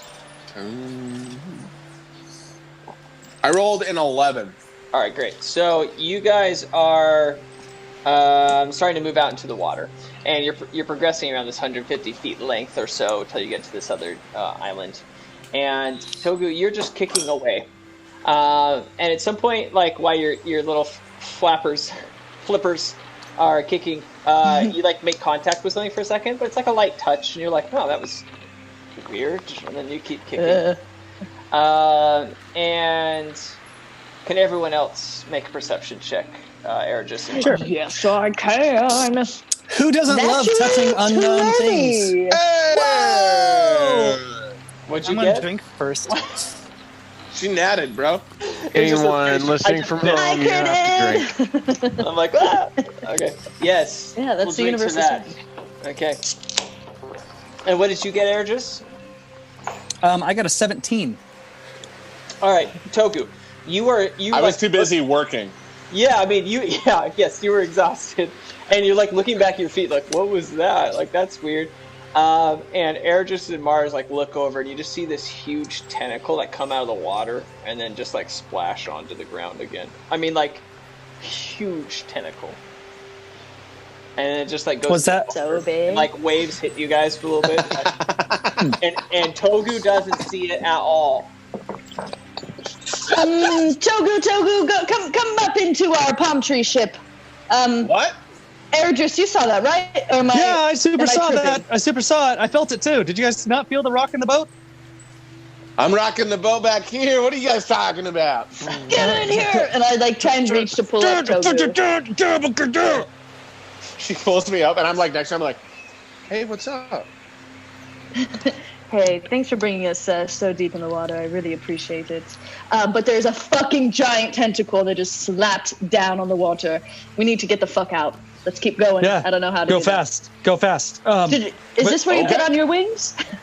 How far are we away from the thing? The tentacle seemed like 30 feet away from you guys or something. How far are we away from the island? Oh, I'm going to say you're about halfway. So 75 feet? Yeah, and you're noticing... Guys, we got to turn back. I'm just kidding. The waves are starting to slowly take you to the island at this point. Cool. Oh. I'm going to go back to my spot and just start kicking as hard and fast as I can.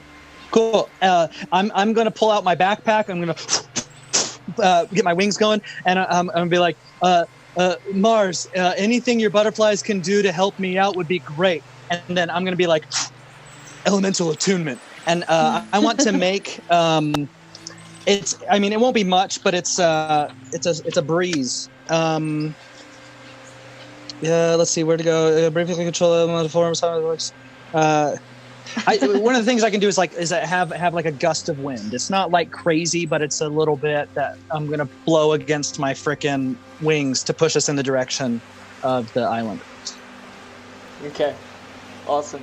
I have some lavender butterflies fly in front of that gust, so it just smells really nice. That's what I can do. Magna's natural lavender flies. They're native to this part of Magna. Especially the deadlands of Musive. Togu sneezes. She's like, do you guys smell lavender? I'm allergic. Oh no! Shit. Togu, you do smell it, and it makes you sneeze. But you can smell it. That's all. So you guys progress through the water, and nothing at any point seems alarming, and you guys make it to the edge. As you start to get close to the coast, you can see it seems like a dot in the distance, and as you get closer and closer, you can tell that there's a man standing on the edge of the water. And when you're about 30, 40 feet, your eyes can really focus in on it. And it's not a man, but a humanoid of some sort. And you realize that this person is rather crab-like. And about 30 feet away from, and I'm going to say one of you gets out of the water, right, and starts pull everyone else there. Let's go with Erdris. You can tell that there is some sort of crab humanoid, and he is standing at the edge of the beach with his arms on his hips. And they call that a kimbo. So, question about this: one, does he look like a nice man? And two, how heroically is he putting his hands on his hips? Oh man. Okay. Let's do perception from you then. Okay. 9. Yeah. He seems abundantly neutral to you in his feelings towards you, but certainly seems like he's standing with a mission, which to you seems quite heroic. But his demeanor and face seem rather somber. Okay, as long as he's neutral. Excuse me. Humanoid, could you help us maybe? And I'm pulling. Oh yeah. Wait a second. I'm still pulling as much as I can. I recognize that angst. The angst? The angst? I have that. Oh, shit! Austin, I was right with you, dude. I was right with you. like We are here. We are so here. hard, man. So I'm like, it's just anything that you can do to help us get to shore. There's a giant tentacle monster out there. I hop on a boat and I go Ogre. past Eridris and I start like walking towards him. Guys. Raven? Raven? Who are you? Who is that? Is that? It's me, Mars. Is that You're Mars. Do you know Mars, do you know this person? And I hit the little button, Rila, and put my shit away. Yeah. It's been what, like 10 years? Yes. Guys, bring the ship here. This is my old bandmate. Oh man! Your old bandmate? You're a musician? Oh shit! yeah, dog. definitely. And I just like to reel him like a little bit closer, like reach out with one of my crab claws, and just kind of Your clap cross? and kind of create some water suction to bring them in closer if possible. How far away are they from me at this point? Yeah, I think like 15 feet. You can wade into the water and help them. Yeah, I just kind of go, hey Mars, hey guys. Do you still remember our handshake, our band handshake? Yeah, of course. Would you call it a band shake? Band shake. We both do this, and then we go with our bangs. I wanna look at Aaron and be like, And I'm just like flapping in front of him. I'm looking at Tokyo like, bro, they're legit. Anyway, you guys. So and then just like again, it's like the side knuckle. He's like legit, like yeah. What are you guys? As I kind of grabbed him, what are you guys doing here? Well, before I go into it, what is this? Now that we're like standing face to face with this person, what are the details? What do they look like? All this. So as you kind of come upon this crustacean-like creature, Mars being somewhat familiar with me, you see a 6'8", 6'9", tall crab person. Its eyes are protruding from the top of its head, kind of looking around in whatever direction they see fit.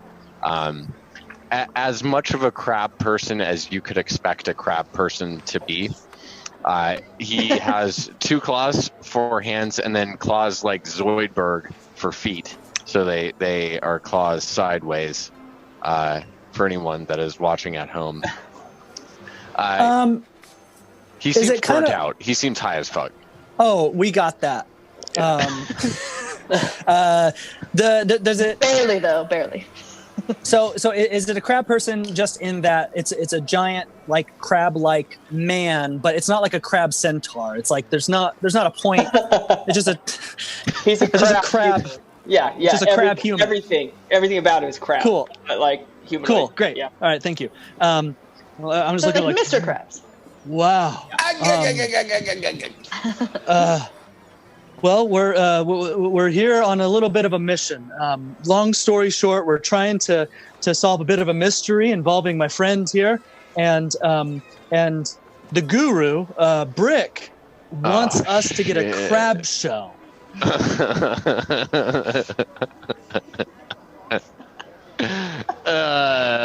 Motherfucker. That guy, that is the owl guy. Yeah, you know him. Yeah, he's a fucking cult leader, dog. He is? He likes cults, man. That explains all the yoga I've been doing. Yeah, you did. Were you Mars? Were you hanging out with that Brick guy? Yeah. After we went on this weird mission where we had to kill a ton of wolves on accident. We killed them and I could lead. It was a long story. But yeah, I went over, hung out at Brick's place. He had a cool tower. I've never been to this side of Magna. Did he fucking make you pay him money? Yeah, all my money. Shit. Well, you should have come and hung out with me. I got like fucking at least an acre of pot. You know how much I love to smoke. How dare you? But hey, you know what? You left the band, so I was giving you, some room. You left so suddenly, and the Weeping Paisleys just weren't anything without you. So I mean, I was too good for you guys. This is fine. I just want to lean over to Aaron and be like, side up again. Yeah, because whatever. Like I was growing beyond like I'm your just musical as good of a comprehension. bassist as you are, and my vocals are far superior. I'd like to whip out my bagpipes that I carry on my back and bust out a fucking tune. Your bass bagpipes. Yeah, they're an octave below standard bagpipes, and I would like to bust out like a Dragon Force-esque melody on my bass bagpipes. Sweet. Yeah, let's do a performance roll. All right. Just as an aside for everyone watching at home, this awful bard has a +8 to performance somehow. What? Shut up! Shut up! I rolled a 19 total. A +8, hell yeah. All of you feel like it's the fucking dopest song you've ever heard. You've never heard bagpipes played that way. You go. Fuck, you're all really good. Are we jamming now? Is this a jam session? Are we jam? And I'm like, I look around for my flute. I'm like, fuck, where's my flute?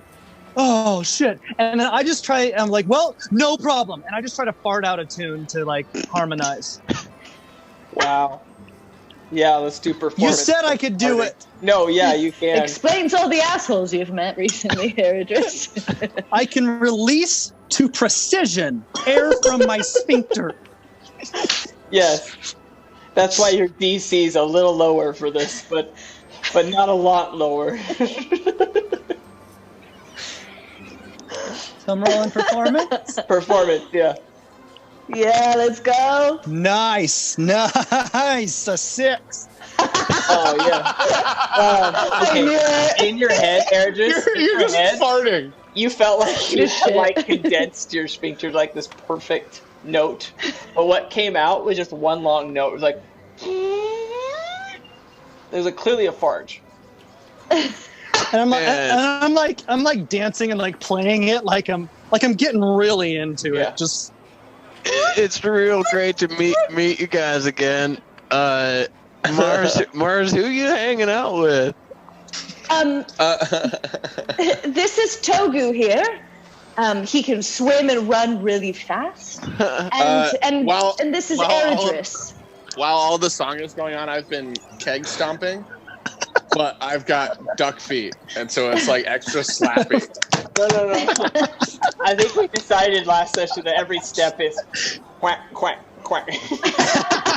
Yeah, so I'm keg sounding like quack, quack, quack, quack, quack, quack, quack, quack, quack, quack, quack, quack, quack, quack. Having the time of my life. And this is Eredris. He sometimes has wings. Hello. It's a pleasure to meet you. Wait, what was your name one more time? My name's Raven. Raven. Oh, that is sick. Raven. And I turn to Dark Togu. Eye. Dark Eye. And I look at Togu like, this is the most kick-ass name I've ever heard in my life. All I say is like, dude, that's so Raven. I don't appreciate that pun anymore. You all can call me the Lobstertainment. Oh, I get it. Because you play the bass bagpipes. The Lobstertainment. Bass bagpipes? Or? Yeah, that's my stage name. Lobstertainer. I thought Weeping Paisleys was good. Well, I mean, that it was our fine. band name. Yeah, and Mars thought of it. It was like whatever. It sounds like you guys would be way better than any other like musician with Paisley in the name. Yeah, because of me. Yeah. I think this is why we had our band break up. Probably because you sucked. You guys. But my bangs are way better than yours. Like throw my bangs to the side. While she does her bang movement, you guys hear just this like snapping sound, like, and then Togu stops dancing and the song stops. Raven, you know that sound to be the village call, when like more of this like it's almost like an oily substance that's reaching the edge of the village, right? To you, that means it's time to clean up. You guys, God, just come out of the water. Do you guys need to like dry off or whatever? I'll just air dry. All right. Well, come back with Aerodress. Come back to my little abode, if you know what I mean. I got some like towels and some food and my bagpipes, and I also have my drums, and we can hang out. Any whiskey? I don't know. I got pot. Well, I mean, I would sure love to come with you. Does that sound good to everybody else? I'm in. Yeah, definitely. I'm in for this reunion. I think Mars, you're going? I think it's a great absolutely. idea. I think it's a great idea. Let's follow. I do too. Well, Lobster Tainer, I should let you know though that the we are Lobster on Tainer. Yeah, the Lobster Tainer. We're on a little bit of a time crunch. You see, we need to.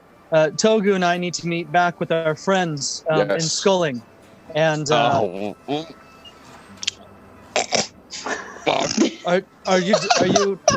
you choking on something? I want to lean over to Air. I lean over to Air. I mean, sort of. Did you say fucking Sculling? Yeah. Idris? Yeah. Yeah. As I check my map to make sure I got the name right. Yes. Yeah. Yeah. I fucking so don't. Close to my face right now. I got a fucking problem with Sculling right now. Oh. Well. Let's talk about it later. Yeah, you're getting a little aggro right now. Tell us on the way back, because maybe we can help with that too. Yeah, and you continue to hear the. I love that for the sound. And you guys start to journey to Raven's village, and he thoroughly explains the scenario, which is. Well, so you guys, you're never gonna fucking believe this. And I'm sorry, I kind of lost it on you about Sculling, but those assholes. There's some fucking guy that can't drink milk, and he seems to be in charge of the whole goddamn town or something. And there something happened there. There was a fucking worm, or like, I don't give a shit. And they're taking all this like wood and condoms, man, and just like throwing them into the ocean. And then I get them caught around my claws. My friends get them caught around their claws. Oh no. That fucking owl piece of shit cult leader, all his goddamn pigeons shit on me a couple times a day. I don't know, but that fucking lactose guy, you guys know him? Yeah, I had a feeling it was that guy. He is quite intolerable. Every once in a while, and I don't know if this happens to you guys on your beaches, like when you go home to your beach house. But this fucking white shit washes up on the shore sometimes, and it gets all sticky after it dries on you. And yeah. Brick told me that makes me heroic. Oh wait, are we talking about the same substance? Yeah, I don't know. You said white and sticky. I just figured you were talking about bird shit. It's coming in from Sculling, man. It's coming in from Sculling. Okay. Coming from Sculling.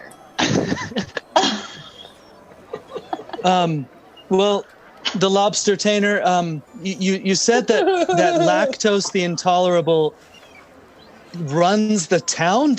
And I look at Togo. I'm like, he didn't run the town. He was a bartender. And a shitty bartender. I fired him. Man! When did you get this information? That guy, he must have found his passion in politics or something. Because I saw he was up on the cliff face over by Sculling, and he was directing a bunch of these fucking asshole capitalist pigs to dump a bunch of shit into the ocean. This and is then a it giant washed up crab. on my shoulder. That's awful. This is like a big crab person talking to you guys.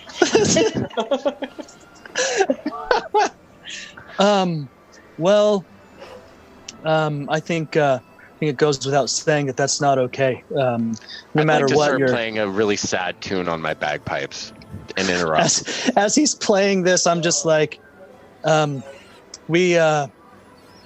know what? I don't like this brick guy. Do you like this brick guy, Togu? The brick guy that I like Togu. The brick guy? Brick. Anyways, we don't like Brick the owl dickhead. I mean, he's an asshole. It's kind of funny when his bird shit on some of my friends. No, you're right. That's hilarious. I just don't want to see Mars get into some weird cult shit. Yeah, there were a couple red flags. Every night we had to put a Jello between our toes and talk in upside down language. And tell us about these rituals. One of my friends. I am all ears. This all happened. This is canon.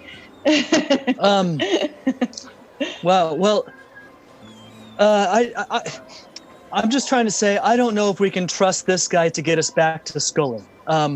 So the lobster tainer, if there's a way that you can help us get back to Sculling as a representative of the Bottle Cap Brigade, I promise you that we will do everything that we can to address the issue of lactose the intolerable, so that your beaches don't get shit on constantly by unregulated oil dumpage. This all coming from a man who couldn't even fart a ditty. Hey, Mars. Mars. Did he make you do that? I'm just gonna leave. You guys go ahead. Whatever.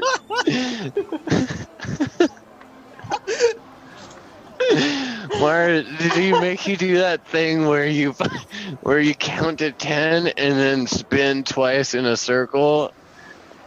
Yeah. And then when you open your eyes, you're actually on a waterbed, and he's dressed as a tarantula and breathing over you. Oh, shit. Yeah. Did he do that to you? Yeah, I mean, I heard about it. Toku, I don't want any assistance from a bird man like this. Yeah, I think I'm over it. He definitely mind tricked me. Now that I look back on that. I'm not trying to kink shame anything. I'm just saying that I think that it's important for all parties involved to have consensus about what's about to happen. Yeah, he said if I did all these things that I would get the full loving of the 85-year-old T-Rex.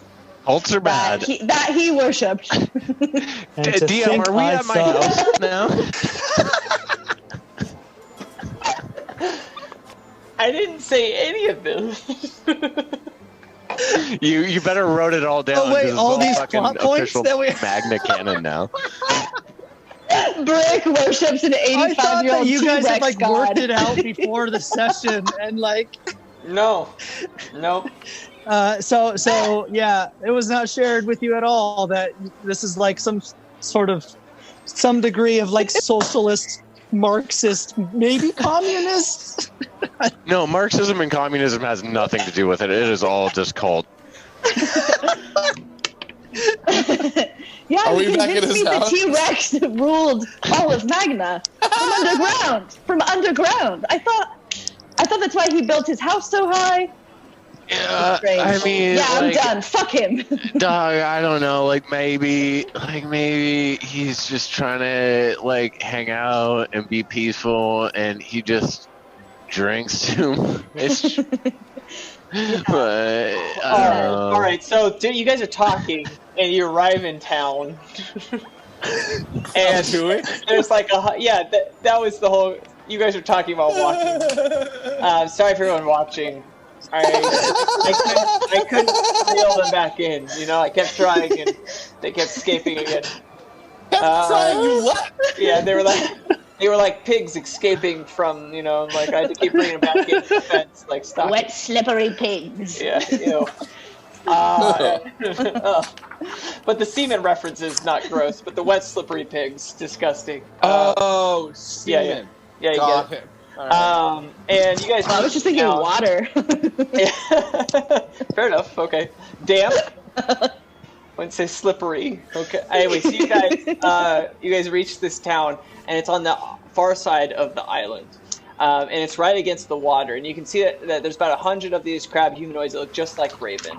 And some of them were like building stuff, and they were doing their like that thing. And you can see all around the water, like the edge, like the backside of this town, along the ocean. There's just like all these almonds, like hundreds of almonds, and there's just like some netting and different things, and then there is some sort of like whitish, like milky liquid on the edge. Did you say almonds? Like the nut? Yeah. Okay. Thousands of almonds floating on the water. Oh, that's neat. Huh. Are these almonds a delicacy, Raven? What's with the almond houses? Oh man, like we've been getting these fucking nuts on our island for a really long time, but we've had so many more lately, and I don't know if it's because of lactose or milk, man, but I think it's part of the shit they're throwing in the ocean. I don't know, man. I just, like, my people are suffering, and, like, fuck, man. I light a spliff. Yeah, he starts talking again. You guys look around, and you see them, like, working on something. They seem to be, like, building some sort of structure on one side of town that's, like, vacant lots. And it looks like some sort of a kind of stage or something. Also, there seems to be a couple shops, people walking around. The sound, the na sound is like dying down. It's like half the town is going to the ocean to start cleaning up. And it seems like something regular that happens. You see, you guys so you've heard I'm a pretty badass musician, right, Mars? You remember, right? I do, Awesome. I do, yes. Yeah. Like, we're trying to build a stage, and like I figure if I can get a stage built, we can get some tourism in. We can raise some money, you know, and then like go murder fucking lactose, and I'll take my claw hands and chop his throat off. You're trying to make a stage. Yeah. Well, you, sir, are in luck. I want to, like, crack my knuckles. While you guys are talking, you can see in the foreground there's some people, like, working on stuff, and there seems to be someone with a notepad, like, writing stuff and, like, checking on what everyone's doing. And Raven, to you know that is the project manager. You know how to build a stage, man? Let's just say I can tinker a little bit. Mars, do you still remember like all your stage management classes that you went to back in Farah? Yeah, of course. It's ingrained in me. Adris, can you fart more than just one note? Wait, Sometimes. are you getting at a Weeping Paisleys reunion? I mean... Or a whole new band. I know that's a touchy subject. Yeah, fuck that band name, but Okay. let's go talk to the project manager. I think... Listen, her and I had a bit of a falling out over the whole thing. Did you just fart? No, I think if we go talk to her, maybe she'll let me back in. Oh, it's a burp. No, it's the language of our people. Oh, I'm so sorry. I'm so sorry. Wow. You uncultured fuck. I just was confused. Wow. For any D&D people still watching at home, that's infernal now. That's just infernal. That's infernal. Which is what I crab. know infernal? Oh, I know primordial. Different. Sorry. Which might be more reasonable than infernal, but that's apparently the language we're going with for crab folk is infernal. Oh my god. Language of demons. You guys approach this female crab. Thank you, Raven, and she's just busy working on this thing, telling different people. Oh, well, like, you need to do this over here, and like we need someone to build the like banisters, and banisters. That's all you need built. And she looks over. Well, what are you doing here? Who are you? And then like looks up quickly to see Raven. Oh, not you again. Hello, my name is Togu. This is my friend Eris. We are members of Bottle Cap Brigade, and we're here to help. Well, hey guys, what's up? I passed. Looks like you have a pretty. I take it. You look like you have a pretty big list there. And we're here to help with your list. You are? Well, like, that's like really cool. I would take that if it wasn't for this dingus with you. He looks. Hey, that's my friend Eridris, okay? He is my friend. He looks like seaweed wrapped around 4 lobsters stuck to a minnow, Like, look at him. Oh, you meant Raven. Eridris, I'm sorry. I thought she was talking about you. I'm really sorry. Oh, I thought she was talking about Raven, too. Sheila, like... Don't call me that anymore. That's not even... I told you that in private shell, dude, And have you seen the fucking... Listen. Private show. Have you seen the almonds on the beach today? Of course, man. There's shells and fucking almonds, man. Like every day. These guys know that fucking milk drinker. Wait, and she like shoves. Totally not milk drinker. You guys like no lactose? Because he's not cool. I look at Togu, like he fired him. He was a shitty bartender. Yeah, well, he for sure like doesn't know how to distribute liquids good. Like, look at that, dude, spilling all over the place, man. Well, and Raven tells us things have changed a bit since we've left Sculling. So we're gonna fix it. Well, I will say that there are a lot of things around here that needs fixing and stuff. Like I need a lot of supplies to make the stage, and someone has to promote to the sea culture around here. Like there's so many like people, things. Hey, you guys, did you see our giant crustacean shell? You guys look over, and there's just like in the center of town this pedestal, and it's like,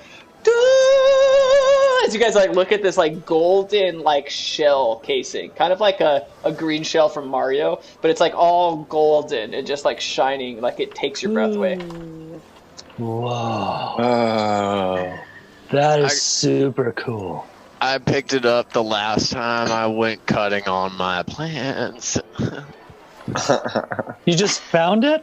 Yeah, it was in the middle of a field. How big is it? DM? How big is this shell?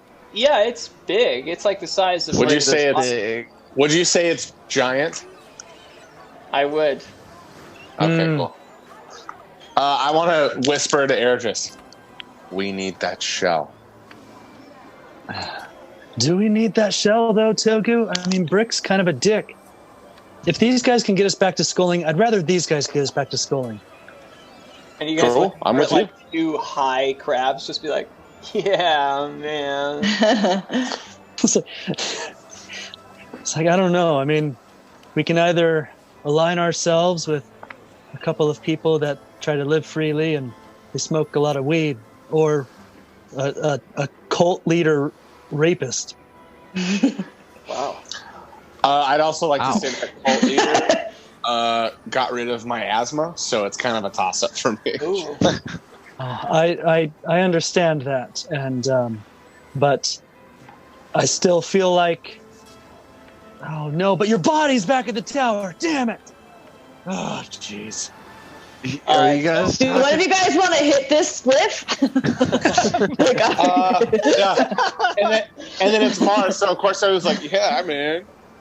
There you go, take it. It's really good. The stuff that you guys grow here, Raven's really fresh. Yeah, man. I've been growing pot for like 72 years. 72? Has that been that long since I've seen you? I don't know, man. That was a riddle. I don't know. It's like 2 + 8. I don't know. But, like, I don't know. You guys, like, that fucking Weird Owl guy isn't that bad. I don't know if he's committed any violent sex crimes. He's just... Yeah, he's never, like, crossed that line with me. He just was really into weird activities. Yeah, he likes puzzles, but only moving beans. pieces with your nose. Yeah, toe beans he loved. Mars, you just described a scenario in which he coerced you into his bed, blindfolded you, then came in a tarantula suit and totally didn't... And then we played this game called Humans and Households, and we just rolled die all night, and we just role-played as different creatures. So, Mars... I didn't get to that part. Wait, how was it? I mean, did you like the blindfold, or was it weird? It was right after a game of hide and seek, and then he didn't tell me the game was over, so I was still counting in a corner to 5. Oh, okay. 512. I don't know. So then it was a surprise. He took one of my crab friends and put him in a net and just kind of spun it around for like 20 minutes. Oh, I was there for that. I was tickling your crab friend underneath. Yeah. Eric Gomez, right? Yeah. That Gomi. He's such a little bastard. He's got some PTSD now, but I don't know. His crabs are on the wrong hand. You guys look over and see Eric Gomez. He just like is walking in a circle. Yeah. I don't like that I don't get to decide anything confused. about the world building right now. Like, you guys. But Again, yeah, I like, thought you just like, just texted this to them okay. ahead of time. Yeah. Oh, okay. So he did. He put you in bed and blindfolded. Of course, yeah. Raven, I gotta say, I'm so confused. Can we trust Brick or not? He told us that we need to run this errand for him. Ergis, we don't have a choice. Togu, the other Togu body is there. We do not have a choice. Oh, wait, so that wasn't your brother. That was your body. We're not quite sure who that body is and why I have duck feet to So we're trying to. But we went to the guru to see what happened and how I can get my normal legs back. Oh wow! Did he like ask for anything? I know he'll like ask for weird shit. He did. He asked for a giant crab shell. Uh-oh. Whoa. Like that one? Actually, that one is perfect. Yeah. I'll He probably wants go. that. I'll go find like three or four more of those if you guys want. We just gotta get this stage built and shit. Oh, Raven. He did mention something though about a specific crab. His eyes should kind of go in opposite directions. What about him? I mean, he's looking for. He mentioned he very much dislikes a specific big crab creature, and that crab creature had. We could say he was cross-eyed. Oh, I mean, that's probably me, man. When I smoke a bunch of pot, like, I don't know, I can't look in a mirror, I get scared. These are the two craziest characters to be rivals. Just like... Ooh, guys, I sort of have an idea. So Raven, you don't care for Brick, correct? Nah, but I don't know. I love that character choice. Would you like to exact some revenge on said owl? I mean, man, like, more than anything, I want these fucking almond milk pieces of shit to stop dumping shit in my ocean. Well, we can definitely take care of that once we get back to Scully. Can we snip his fucking head off? I mean, probably one of us could. If it comes to that, we will. Yeah, that's what I meant. You want to come to you want to come with us? I mean, whatever. Okay. So if we help you promote this show, you will let us have that giant crab shell? Yeah, man. Like, promote it. Maybe get some people here. It's promoting it. Maybe build the stage a little bit. Like, maybe get some people here. Promote it, okay? Yeah. Well, let's do it. It's been too long since I've performed. And Mars, if you break out that badass fucking ukulele, absolutely. Yeah. I look at Togo and I'm like, well, I mean, I guess this is kind of an odd quest for the Bottle Cap Brigade, but you know, brother, if it gets us back with our friends and solves this mystery, let's do it. Yeah. Hey, man. This is right up my alley. Let's do this. That is true. Wow. All right. Well, as you guys commit to that, we're gonna go on. He's so annoyed. Holy shit. This is Austin starting a Zoom call and us just riffing off of each other for like 2 hours while he goes I'm not even a part of this. I like everything we're talking about, but not a part of it at all. That's the longest I've ever seen a DM not interact with their campaign. But you guys came to the conclusion that I wanted you. Anyway, it doesn't matter. So we're gonna go on break. We will see you guys very soon. Thank you so much for watching. I hope you continue to watch despite whatever this was and is. And we will be back very, very soon, 5 minutes. And thank you so very much.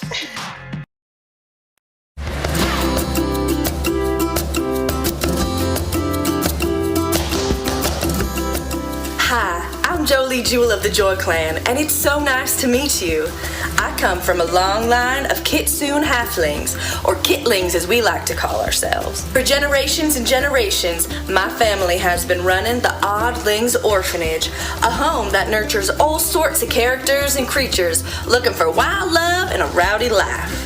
Now, about a year ago, our world was flipped upside top when a band of orcs came to raid our land and steal our little wildlings. Now, we put up a good fight, but it did cost my parents their lives.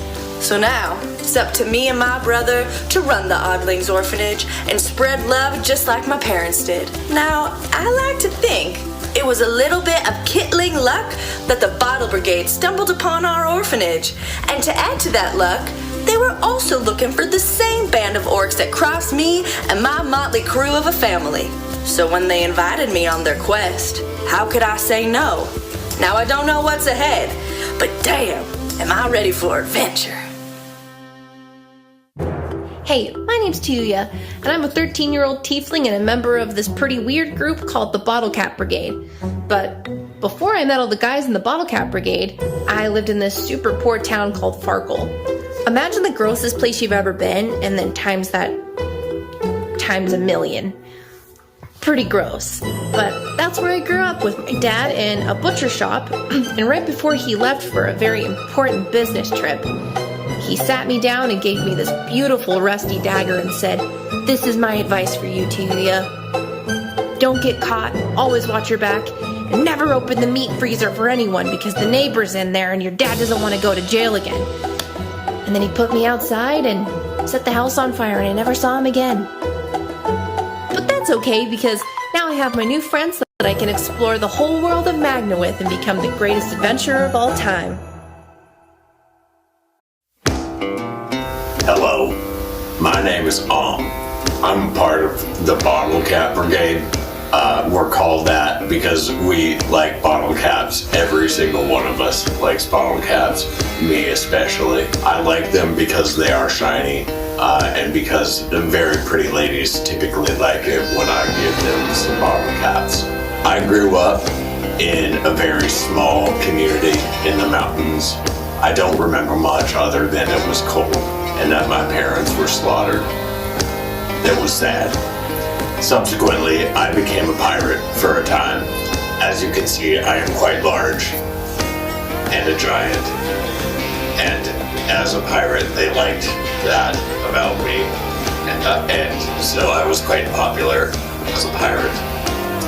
I moved to a town for a bit and met up with a group of goofballs, and we now go around looking for fun. My name is Ong, and this is my story.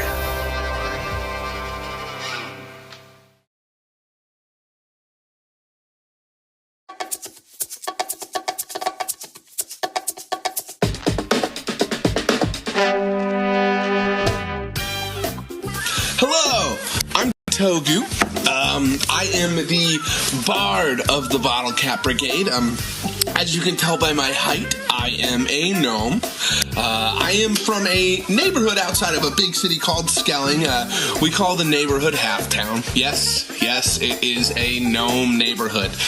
There in Halftown, I own a bar, actually, which is, I guess, a little bit of a brewery, too. I'm a bit of a brewer. The bar is called the Empty Mug, which I run with my family.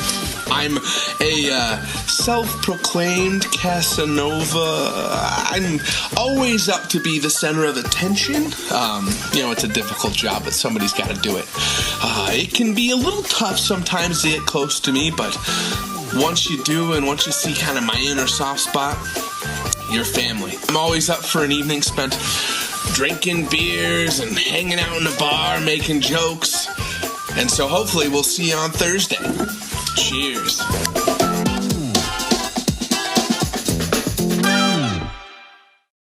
Greetings. My name is Eridris. I'm an Aragonasi monk and practitioner of the Way of the Four Elements. I've been traveling around the world of Magna for a long time now, in search of someone who was taken from me long ago. In my travels, I've developed a bit of a reputation. I'm a hero.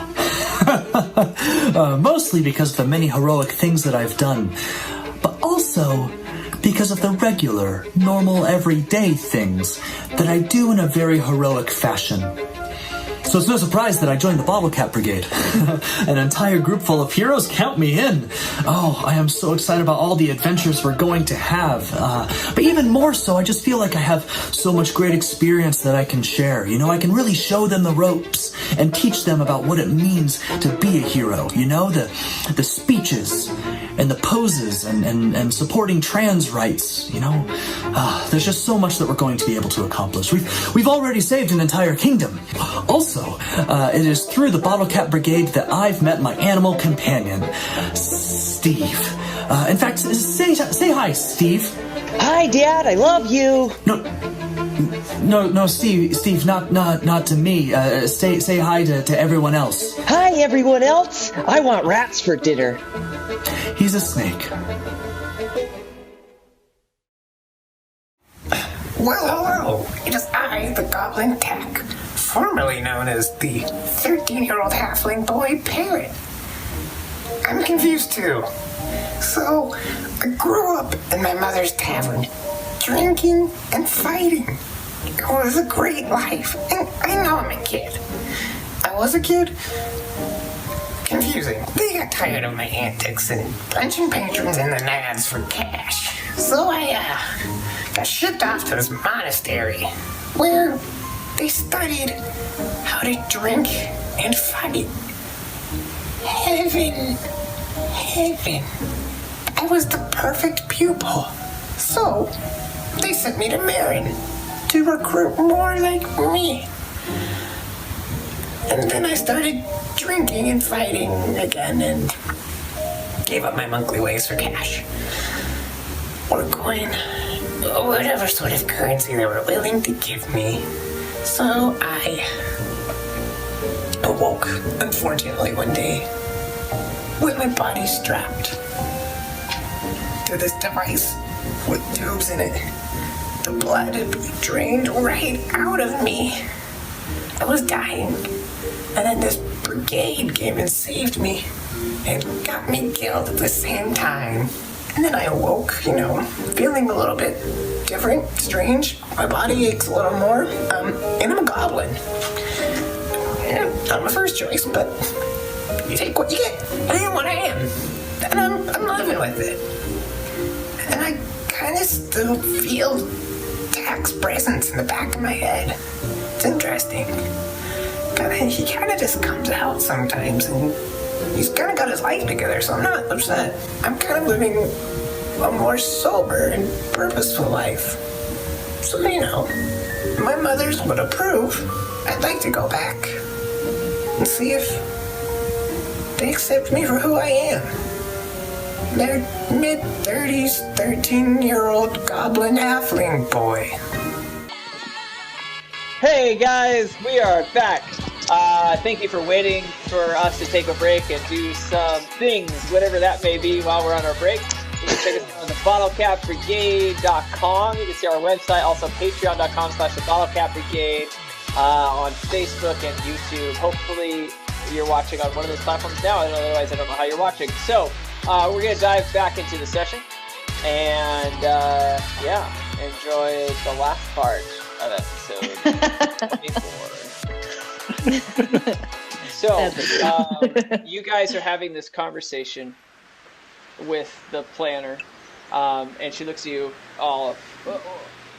Well, if you guys want to, like, you know, go and tell, like, all of the communities around here about the the concert we're gonna put on, like, that would be pretty cool.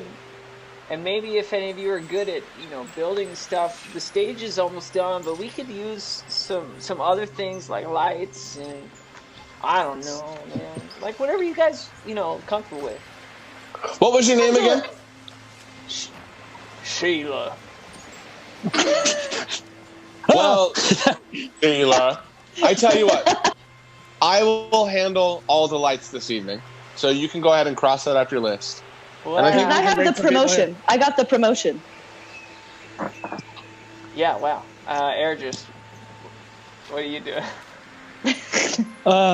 Actually, what should I do, you guys? Well, I need someone to like, and usually Raven does this, but he's been kind of bad at it lately. But I need someone to like totally clean, the toilet. Okay, you know what? Every job's important, and so I will. If that's what needs to be done, that's what I'll do. If there's anything else that needs to be done, come find me. Well, just imagine all of like the sea community, like joining us in one spot. You got like dolphins going potty. You've got starfish dumping things, and before you know Are you trying to make me feel better about it? Well, like I'm just preparing you for like, squid feces. Isn't it mostly just ink? It's not like fun to like touch. Raven, you've been there, right? Like it tastes kind of like cherries. Oh yeah. Side note, you totally don't have to eat any of it. It tastes like cherries. He does that, but like.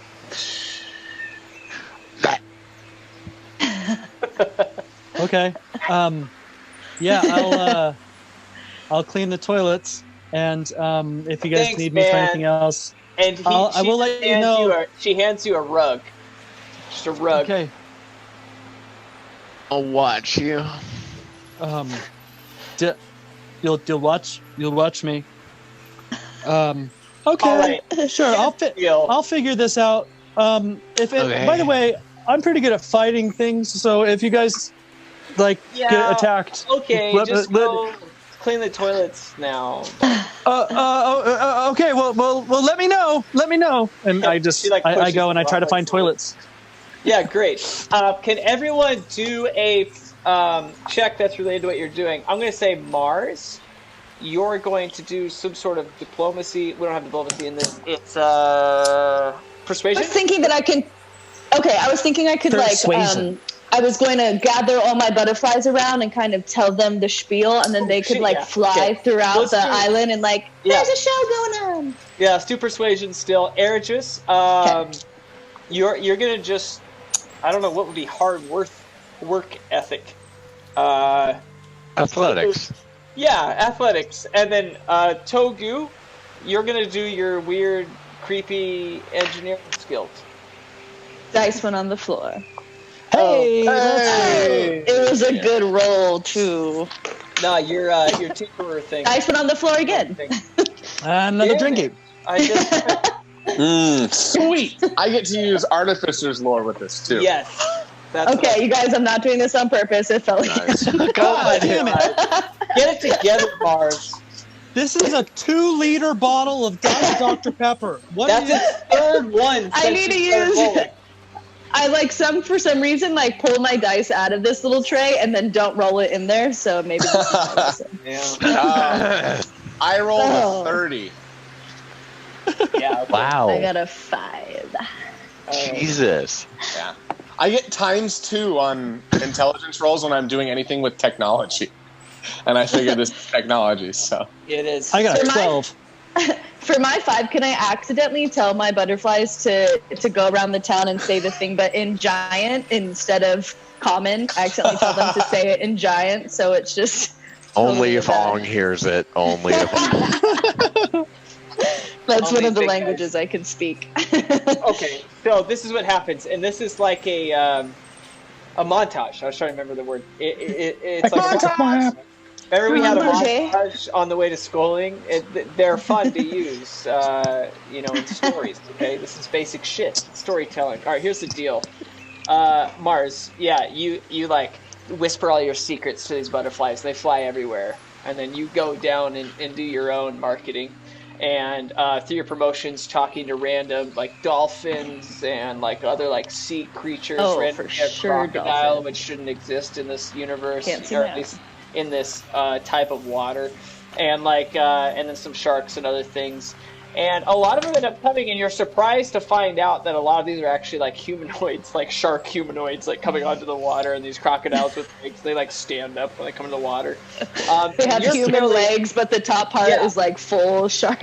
It's very hairy human legs. Yeah, and for some reason you have a lot of success. However, you bring about like 50 people personally. Your butterflies. However, after like talking to thousands and thousands of different creatures, one of them like talked to a rock for like an hour. Like it was just a mess, right? And maybe they all cumulatively, all 12 butterflies brought another 50 people. You got 100 people in totality here. That's pretty good. That's pretty good. Yeah, but the butterflies, they all brought creatures that didn't know what they were coming to, so they're like kind of confused by the time they get there. Gotcha. Toku. You make the most beautiful lights, which I can only assume, since there's no electricity, was based off of what technology did you create light fixtures from? Oh yeah. So since there's no electricity, I think it is a gas-like system, sort of like the old school lamps. Yeah, like the old school lamps. Like the footlights, up at the front of the stage. It's kind of what I focus on, is making these candle-like footlights and a sort of metallic, like shielding, so that the light is going to be pressed onto the stage. And I have a trick for later that I'll tell you about later. All right. I think we can safely expect these crab people to huff that shit later. Yeah. Your role was so good on creating light. Fucking discriminated. Eritris, you search around town everywhere, and eventually you find like 2 shacks fairly nearby, and they each have like a logo on the front, and it's like the exact same like crab on each one. Like they look identical to you. You cannot tell the difference between these 2 crabs. And you open the door on the left, and there's no one in there or anything, but you walk in, the first thing you do is trip on the step, and your head goes straight into the hole in the ground. Like flailing around. My little cat face is just like... Oh, yeah, you have a fucking head. Yeah, it's all over your hair, on your cat head. And then the next bathroom like has a person in it, and then you wait like an hour, and eventually they leave, and you're like, what were they doing in there? And go in there, and the whole thing is completely full of shit. Like it seems to you like one person filled the entire hole. So you had to cover the hole, build a new hole, move the shack over. I mean, it was a process. You guys all meet at the end. And Togu's like wipes a little sweat off his brow, and he's like, wow. And you look up, and you just see this beautiful stage. Like the best lighting, setup, everything is just incredible as it's starting to get dark. Mars shows up, and there's just a lot of people starting to arrive, and she's like, wow, this really worked. Air just shows up. He's covered in shit. He's sweating from head to toe, and in every way worked harder than anyone else in this like 2-mile radius. Well, and I just take the rug, and I just set it down. I'm like, thanks for hiring the Bottle Cap Brigade. Did you guys go candy flipping too? Oh my god, I haven't done that since the last time we've hung out, 72 years ago. God, Mars, shit, do you want to play some fucking tunes here soon or what? Hey guys, Absolutely. Do you guys mind if I introduce you? No, dude, I don't give a shit what happens right now. All right, give me a minute to warm up. I'm like, do you need a hug? Oh, yes, I do. Let's have a group hug then. Let's hug. Let's hug. And then I want to push Airdris and like Raven away. It's like, no, we're cool. Hey, yes. Come here. One-on-one hugs. I would like to use minor illusion and cast a like fog and stage light show right at the center of the stage.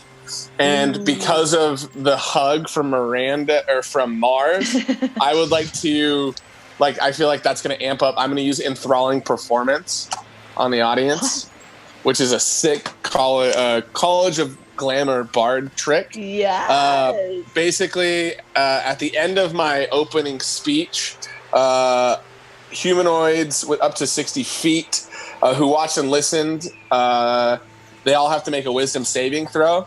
And if they lose, they're charmed by me. And if they succeed, they don't know that I tried to charm them. Oh, shit.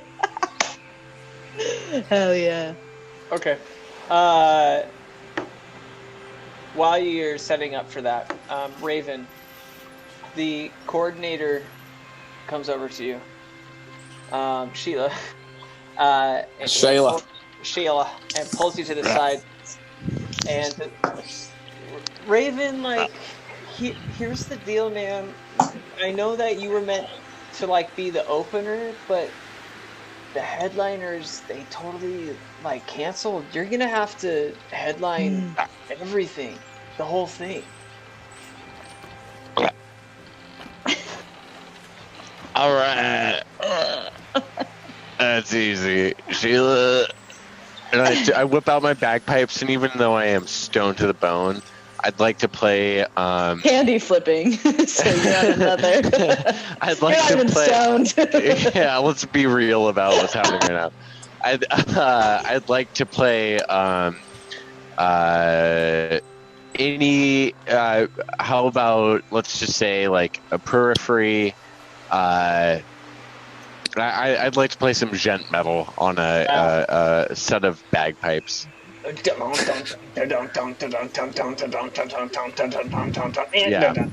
Is that how it sounds? Yeah. Apparently, Gent? he wanted to play gent, which is literally one note, always. What? It's hitting one string of the guitar. Just so you know. Anyone that listens to metal or hardcore or punk and you understand what we're saying, go ahead and comment below and saying, yes, I'm going to subscribe to your Patreon and give you at least $5 a month. And also go listen to Periphery. They're amazing. Also, they're a band, and they sound like things. So you do something beautiful, and it's magical. And you feel quite stressed because suddenly you went from being the local band to the main, bringer of people. I don't feel that stressed. I'm pretty fucked up right now. So You feel fucking great. I feel just fine. The whole stage. It's like weed anxiety. Yes. The whole stage has to be lit with this fog, and just the atmosphere is just insane. Really quick. Wow. Sorry to interrupt. I really didn't mean to fucking cut you off there, but in my conversation with Sheila, can I use a spell on her really quick? Yeah. Because she's giving me a little bit of lip. I would like to use Words of Terror on her. Fuck yeah. I don't even know what class Raven is. I'm a bard. He's a bard. I'm a College of Whisper bard, for anyone that is wondering. So this means I can speak... Yeah, the creepy kind. I can speak to a humanoid alone for 1 minute and cause it to become frightened of me. Or the creature of my choice, if it fails a wisdom saving throw. It's scared for 1 hour, and it doesn't know that I used it. If it misses or not, it doesn't matter. So an hour. All right. Well, what? It's like 10 sessions. Am I trying to beat here? 14. Wisdom. So whatever her wisdom, probably 1. It does not succeed. Okay. Oh! I want her to be scared as fuck of the fact that my pupils are even more dilated than they typically are. It does not succeed. That's what I said. It's a 15. Oh, shit. Without modifier, 15. Bummer. Okay. Yeah. Continue on then. Never mind. Yeah, great. Yeah, sorry. Really anticlimactic. I just apparently didn't communicate well. It does not succeed. Yeah, all right. You do this weird thing to her, and she's like, "Well, like, you should like get on stage now." Oh, black, black. See you later. Miranda's just a floating head. Damn it! I literally. Wizard of Oz over here. So, Raven, you start to head to the stage. Pay no attention to the man behind the curtain. Don't worry about her down there. It does look like I'm peeking. I wish I had a white shirt. Zordon! Oh, God. Miranda, say Rangers for me real quick. Say what? Rangers for me real quick. Rangers. Zordon! Ay! Yeah, I was trying to do that. Yeah. So the stage just gets filled with this mist. And Togu starts to like slowly ascend the steps, just step after step as he gets to the stage, just intent on creating the most beautiful intro and opener for this group. And everyone is quiet. The entire audience is just silent as they wait in anticipation for the most amazing performance that's ever been done. And Togu, you reach the center of this stage facing this crowd of about 100 to 200 people. See humanoids.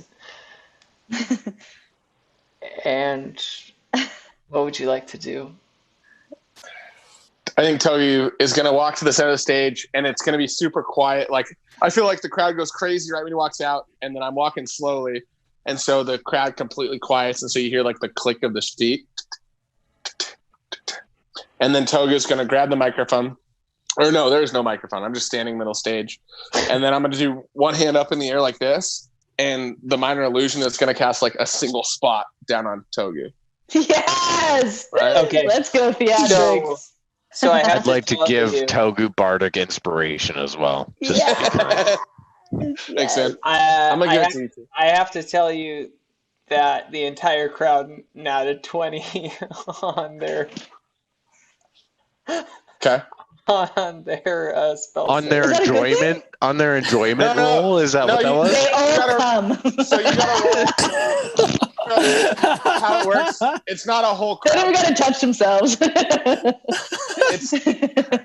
It's technically the amount of people equal to my charisma modifier, so it's only like 5 people can like fall for it. And so you'd have to roll for each 5, but I don't know if it matters. All right. You convinced 2 out of 5 of what you're saying. Bummer. Can one of them be Sheila? Sure. Thanks, man. Cool. And can the other be Mars? Mars, make wisdom saving. Wisdom. And you got to beat 14. Would I be technically like being charmed? Yes, but if you succeed, advantage. but if you succeed, you don't know that I've charmed you. Actually, and I also get extra because you're of the opposite sex, so you have to beat 15. Wait, wisdom? Yes. 9. Oh shit! So Sheila and Mars are the only ones that believe you out of all like 150-ish. That's just to charm them, so I can still do a great performance. Like yes, this is which just, we will this do. is just a charm. Well, do a performance roll first before you say anything. Okay. I'm gonna use luck because that was shitty. That's better. I've got an unnatural 20. Okay, Nice. and Raven, you start to play. An unnatural 21. Raven, you start to As play opposed to a natural 21. background slightly. Like Raven, you create background music for them. Do you want me to like roll performance? No. I'm just gonna play music now. So you start Are you hearing sure? some music in the background, Togu. Cool. And then so he does the hand in the air and the light comes down. And it's like, ladies and gentlemen, my name is Togu. And then I want to do one of those, and then I want the lights to like, yeah, like something cool. Yeah. Welcome. Mars walks to the front of the stage. Welcome to the main event. And then he's gonna give a quick wink at Mars, just really and Sheila is right next to you, Mars, like kind of bumps into you, like. Move! I'm center stage, bitch. And then he's gonna do like a up next to the stage. You know him, you love him. Put your hands together for the lobster tater! Yeah! and then I want like fireworks and stuff. Yeah, that's it. Oh, right. It was magical. How do you exit the stage? Like, I'm not. Oh shit! Staying on stage. All right. Yeah. So you guys. I'd like to bring out my bagpipes and just start playing them. And then I'll slowly hop down and stand in between Sheila and Mars. Okay. They both like each grab your arm. I don't know, Mars. Sheila does that. That was so good. That was so good. You're inspiring, so charming. What you did with the lights and the fog. I have to get up on stage now. And go for it. Can I help you up? Yes, please. Which is funny because I'm a gnome, so I'm like, here you go.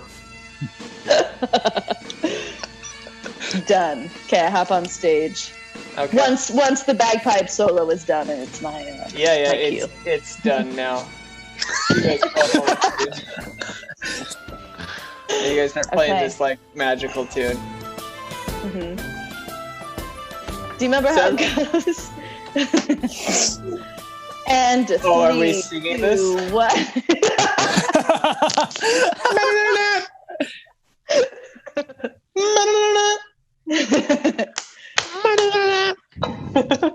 I bring out my ukulele. All my butterflies are like dancing next to me. Da, da, da, da, da, da. I roll a 26 on performance, and just want to woo the entire crowd into donating funds to the Shore Rehabilitation Fund for all of my crab people. Absolutely. And also separately, I want 2 buckets on the stage. I want Shore Rehab Fund, and then Murder Lactose the Intolerant Fund, a separate bucket. Yeah. And I wanted to say that. They're hearing this track exactly, which is Sandstorm by Darude, which I'm playing. I hope we bought that. Oh, yeah. Oh, good. No, you just have to play less than 10 seconds. Fair. And that's what they hear, and as they're all like doing this rave, they're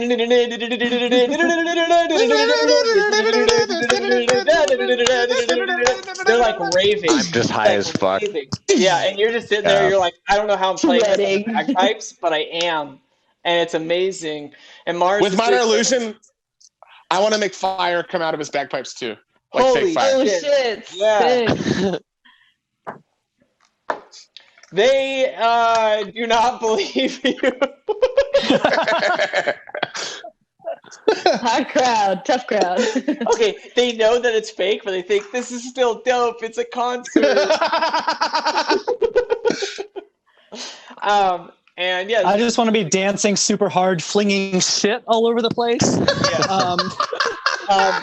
Taylor, can you just keep singing it so we have some background music while we're talking about this? So yeah, I'm just like flinging shit all over the place, and I'm trying to fart to the tune. Flinging shit and farting to tunes. And then I want to try to make eye contact with one of the people up on stage, like performing. Like, can I come up there? Like, is that cool? Definitely, Mars definitely says yes. Okay. Sweet. Yeah. And so I run up and I jump in the air and I'm like, elemental attunement. And what I want to have happen is as I hit the ground on the stage, I want to I want to make the earth rumble a little bit. It doesn't cause any damage. It's just a sensory effect, but just like I come down and it's like, and then I like bust into. Stop it! I bust, like, I start raving so hard and shit's going everywhere. Can I slip Adris a tab of acid to take if you want? Yeah, totally on that tip. Just everything you did happened. It was just like amazing. Except that everyone else thought it wasn't cool, and you're the only one thinking that like. Yeah, have you guys ever seen that one episode of It's Always Sunny where they do the choreographed dance? And they go, oh, God damn it. Okay, yeah. Well. No, I've seen it. I think it's fun. That's one of my favorites. That and Private Door or Pirate Door are my two favorites. So good. It's freaking good. Go track it down. Anyways, it's a high school reunion episode. So yeah, Eredris is just raving so hard. And he does the acid, unaware of what it is. That's the one where they all drink the milk, right? It might be. It's the milk one. It's laced with acid, right? That might be the case. Yeah, and I think that's really fitting for this. They had done this whole choreographed dance that they had planned out, and you see like what it looks like in their mind's eye, but then when they're done. They're that's just like gross and sweaty, and nothing happened the way that teeth they thought. All over the place. Yeah. Anyway, yikes! So you guys have this incredible performance. I mean, the entire crowd is just exhilarated, screaming.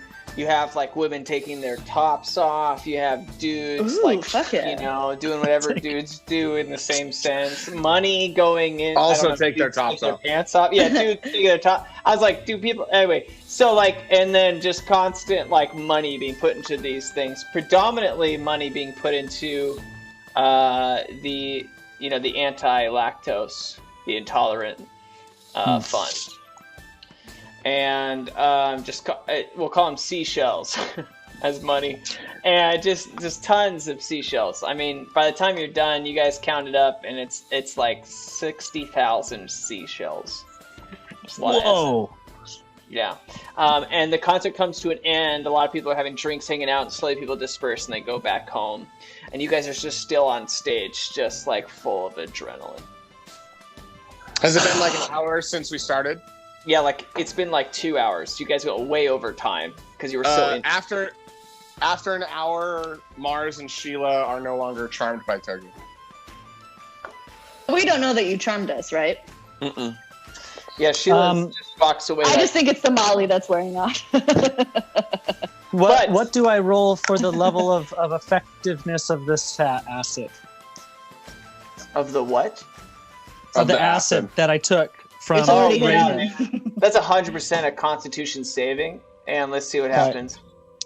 Hey, I was going to say I am coming down hard, and have Ong's voice at this point for some reason. So. Oh no.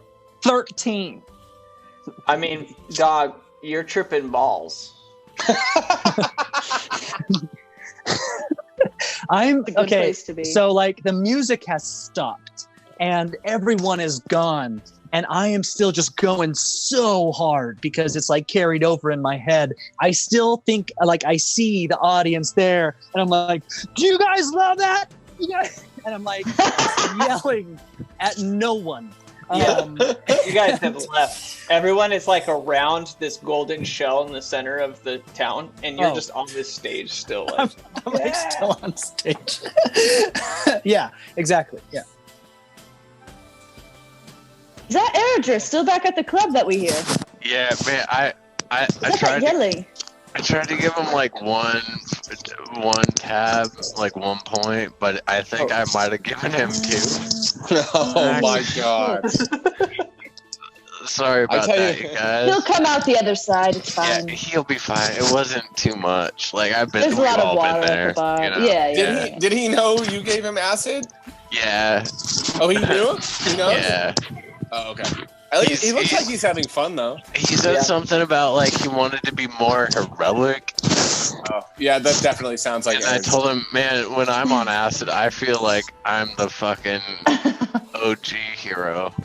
I start doing all the hot yoga moves that I think exist. But I'm doing them really hard and fast. Yeah, you are. Yeah, you are. Raven, as you're talking to them, and Ergis is doing whatever it is he's doing, you like bump into the shell behind you, and you turn around, and you're like, "Oh yeah." You guys want that? Yeah, absolutely, 100%. All right. I mean, like, you can take it, but here's the thing, like, you gotta take me with you to go fuck up that lactose guy, because he's like, my beach is fucked up right now. Cool. Let's do it. Austin, did you just write something down?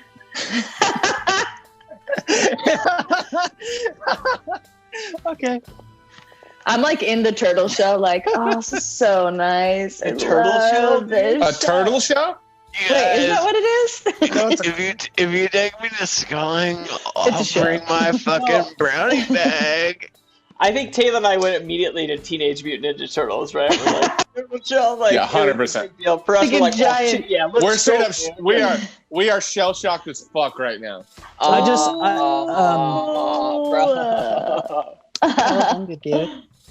Straight up cowabunga, dudes. I just tried to run and like jump into the crowd like I was going to crowd surf. I'd like to catch you. No. we happened to walk into the bar. Whoa, Raven, like you're gonna have to do like athletics, and you're gonna have to kill it because you're kind of far away. Also, hold on, you have to do perception. Okay. I have a +6 to perception. Just saying. Yeah. Austin. DM, can I assist him for advantage? You guys can all do perception to see if you even notice Ergis jump off the stage. I'm gonna say I got an 18. 18. Higher. You see him? 18. I got a 17. All right. Mars, you're not. Can I acrobatically go and like do a gainer flip to catch him midair with my crab claws? It's athletics, 100%. Okay. Yeah. Let's see what I get. And... When I drop my dice. Oh shit! I didn't even roll it. It was just on the ground. we have like 20% less people, but like 80% more drinks from dice dropping. I think it's just interesting. It's because I'm playing Mars this time around. Mars is the best. I'm using Bardic Inspiration on my athletics check. Oh yeah, because I gave you one. After you roll, yeah. You gave me I get to gave use him it one after I roll, but before the decision. He can use it whenever. Yeah. And I'm using my own too, so I'm using 2 of them. No, you can't use your own. Oh, okay, cool. Yeah. You have to use mine. I remember I did that. Bardic Inspiration. No, because I only know that because I did that in like the first session, and then I looked at it, I was like, oh, that was super illegal. Sorry. Yeah. Can you get Bardic Inspiration from 2 different characters if you have like 2 bards? Not. Yeah, you can. No, you can use as much Bardic Inspiration as you want. You just can't use your own Bardic Inspiration. So if you're chilling with like 3 bards and they all fucking give you inspiration. Yeah, you can use all of them. I've never had a campaign with more than 1 bard, but that is interesting to try out. And we should. So that 5 bards! 5 bards! If you think this session took a long time, imagine 5 fucking bards fighting for story time. They all have Let's be the spice bards. That's your one shot, dude. That's what you need to do, Miranda. There you go. I don't care. All right, Yes. Even. What is your roll? Backstreet Bards. All right. 16 total. You catch him. Yeah. So you like I see was him so nervous. like your weird like crab, like, and they like look over it, and you just see Air just be like, ah! And he just jumps off the stage, and immediately you're like, and you catch him like barely as you're like diving to the ground, like, ah! And you catch this dude, and you fall to the ground having caught him. And Air just, I mean, what do you do? I don't know. I'm just like, so I'm like in his arms, but I'm like trying to scoot myself as if like I'm over a crowd. So it's almost like I'm pretending. I'm just like scooting myself across, and maybe even like out of his arms and across the sand, just like. Yeah. Raven, it's clear to you that he's completely gone.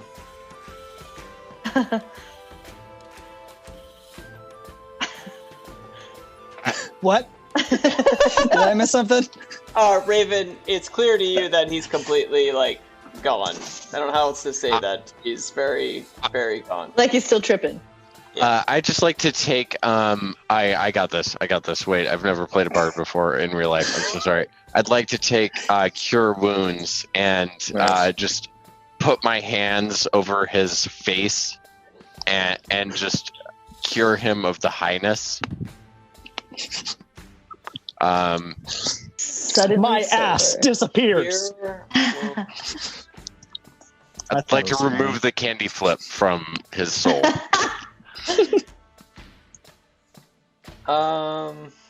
Wounds. If you'll allow that, it's your touch regains a number.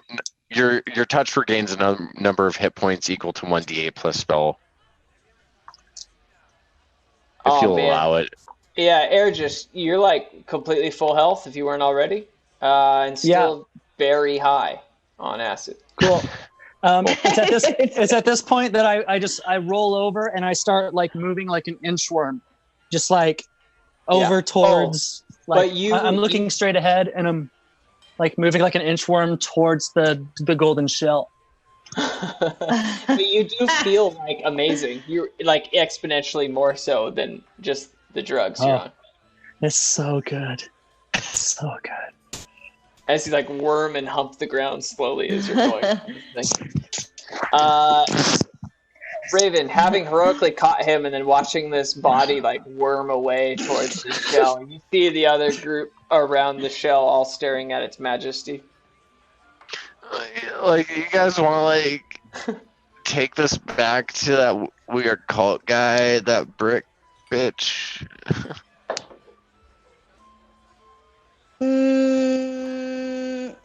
I don't know if I'll go with you guys, but I probably think you should. Wait, you're not going to come? I don't know if I really want to go back to Brick after hearing and thinking about all the weird but funny situations I was in with him. Well, but hear me out, Mars. Like, if we go back, you bring your bass, I'll bring my bagpipes, right? We can go, and we can take all those poor weirdos out of there, and we can use them to kill that bitch in Sculling. Oh. Let's manipulate people to gain our goals. Yeah, Mars. why don't we start a cult? Why don't we do that? Yeah. Okay, I'll think about it. I'll return with you guys. All right. I'm just, I walk up, or I'm like, I crawl up and like just slink up to the crab shell, and I'm just like staring at the opening. And I go, ah! And then I would like to really quickly. I'd like to quickly like transform into crab humanoid mode, like Zoidberg in Futurama, just crawl block style, right? And go and pick the giant crab shell up and scuttle off into the darkness towards where Brick lives. Oh, okay. Just hoping that they follow me. I just like to scuttle as fast as a little crab could. Following. Yeah, I'm totally following. And in the way that I do it is I like, as he picks it up, my head follows it, but it's like a slinky, like the beginning, like frickin' snakes. I'm like, and I'm just like letting my head lead my body, and I'm just like going.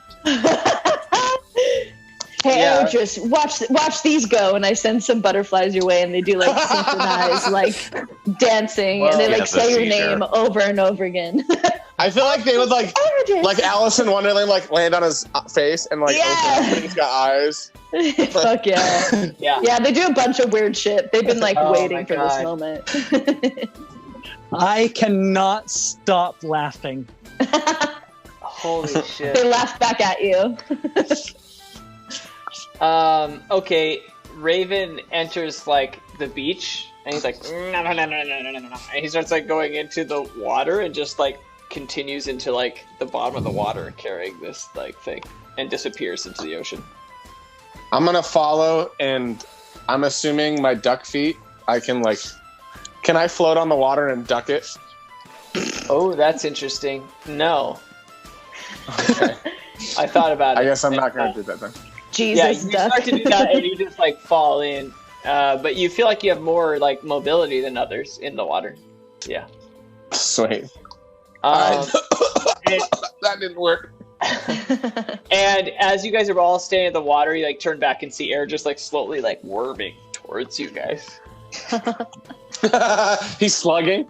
Yeah. As this butterfly's like. It feels so strange. With my cat taste. I keep forgetting. It makes it so much better. Cool. Yeah. Sweet. Anyway, yeah, you guys are like, how do we get back? And then Raven, you pop up from the water and give them advice. Just to give them direction, I just every like maybe 30 to 45 seconds, I'll pop out of the water with the shell kind of above my head, plap, and pop back down, and then I'll move like another 10 or 15 feet under the water so I can breathe. All right, guys, I guess we're swimming. The whole time, like I have been like just on the tail of this golden frickin' crab shell, and I'll stop for you guys if you guys want to get in. I know you're there. I'll bleh and stop for you if you want to hop into the shell. I'm totally just following it. I can hold my breath forever. So, well, in real life. Yeah. DM, tell me if I'm wrong, but I would hope that I'm carrying the shell kind of like a little boat on top of me and swimming in the direction that I need to go. Well, does the shell float? It's a crustacean, right? It's a shell. Yeah. I invited some dolphin friends to help us too. So nice. We have a whole crew. Yeah. I feel like the concern is not on the crustacean portion, just whatever the three of you are going to do. I just want to hold on to your guys' log contraption that Togu made is right there if you want to use that again. Oh yeah, let's use that. Hey guys, hop on my big log. I'm staring at the golden thing. Sheila jumps on the log once you say that. Oh, Sheila. Like, hi. Well, I just thought maybe this is where I'm meant to be. As she says that, I jump on the log and push her. I falls out of the water, look at Idris, and I'm like, bah. No, this is where I'm meant to be, Togu. Oh, shit. The second she pushes her off of the fucking log, I grab it. I'm like, go, go, go, go, go! Like, throw it in the water. Damn. Ergis, do you make it to whatever you think it is that they're getting on? What I am glued to this beautiful golden shell. I wait for you, and I pop out of the water, and I just go blam. And I look at the shell, and I go blam.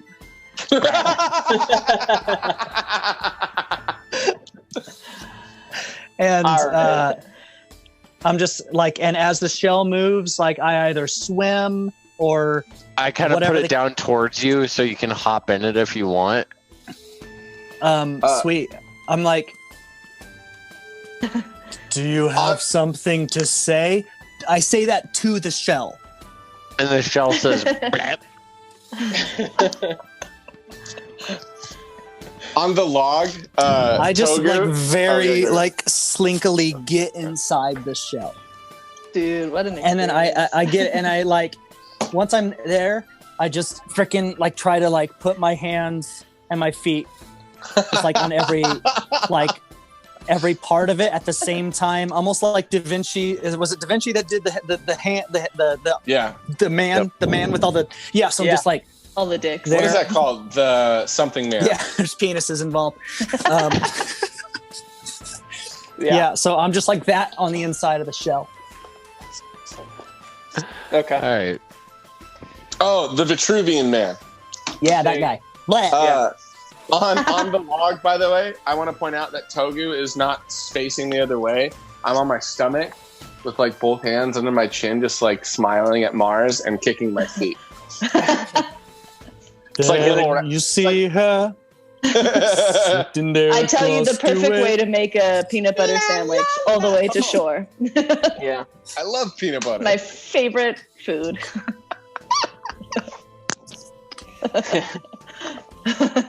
Exactly. And then you churn the butter. Step 3.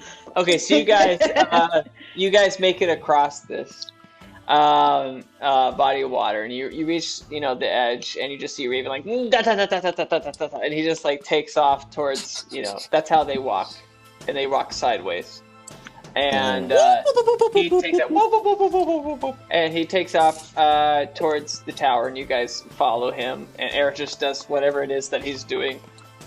Am I still high? Oh yeah, man. The rest of the day probably. Cool. You're locked in for like 8-12 hours. It's now like 9 p.m. and the sun is starting to like set. It's starting to get dark. You guys make it to the tower, and immediately Raven's like, he just goes like up this thing immediately. Goes up to the top of the tower, and you guys slowly follow. Ergis, you take an extremely long time climbing this tower. Hell yeah, I do. Yeah, you do. So I'm gonna say everyone else is at the top of the tower. Okay. And at first it's just Raven and Brick. And Brick turns to Raven as he puts the shell down. Well, barnacles, I thought like you'd never do that, Ravens. Blah. You steal any more kids? What are you saying? You're dead. I'm just kidding.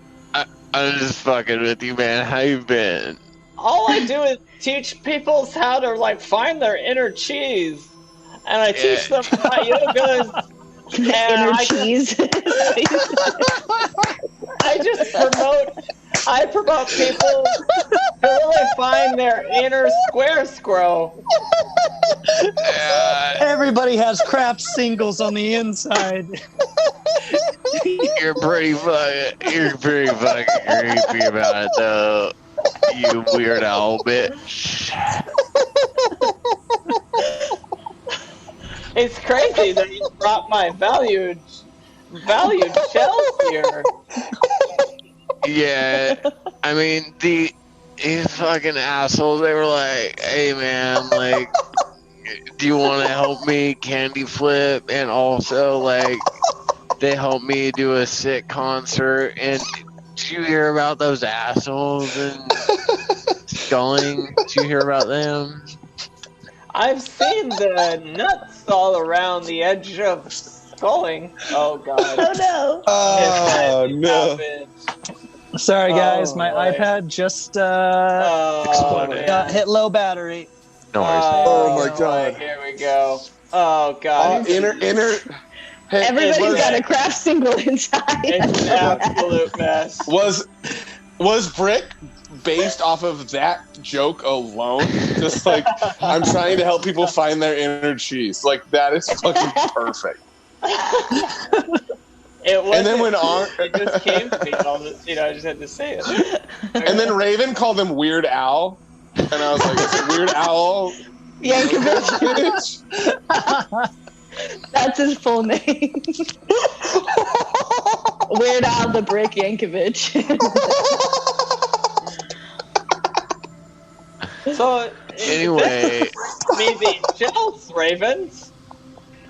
yeah, like I don't know. I got my pincher stuck in one of those, like, what do they call them? Plastic. It's that new like shit. It's like a bunch of rings you put. Oh my god! Like beer It's in a it. plastic chain. Yeah. But like one of my friends said some guy who can't drink milk started it, and Here's the deal. It's like the whole ocean is starting to get covered in the residue that's left over when you try and produce his almond milks. And as we're talking, Mars and Togu, you guys make it to the top of the tower. And you're like climbing over the edge, so you start to hear this conversation. And you just take a lot of almonds and you put it in a little nets with waters and you squeeze it till the milk comes out. Oh, hey, Mars.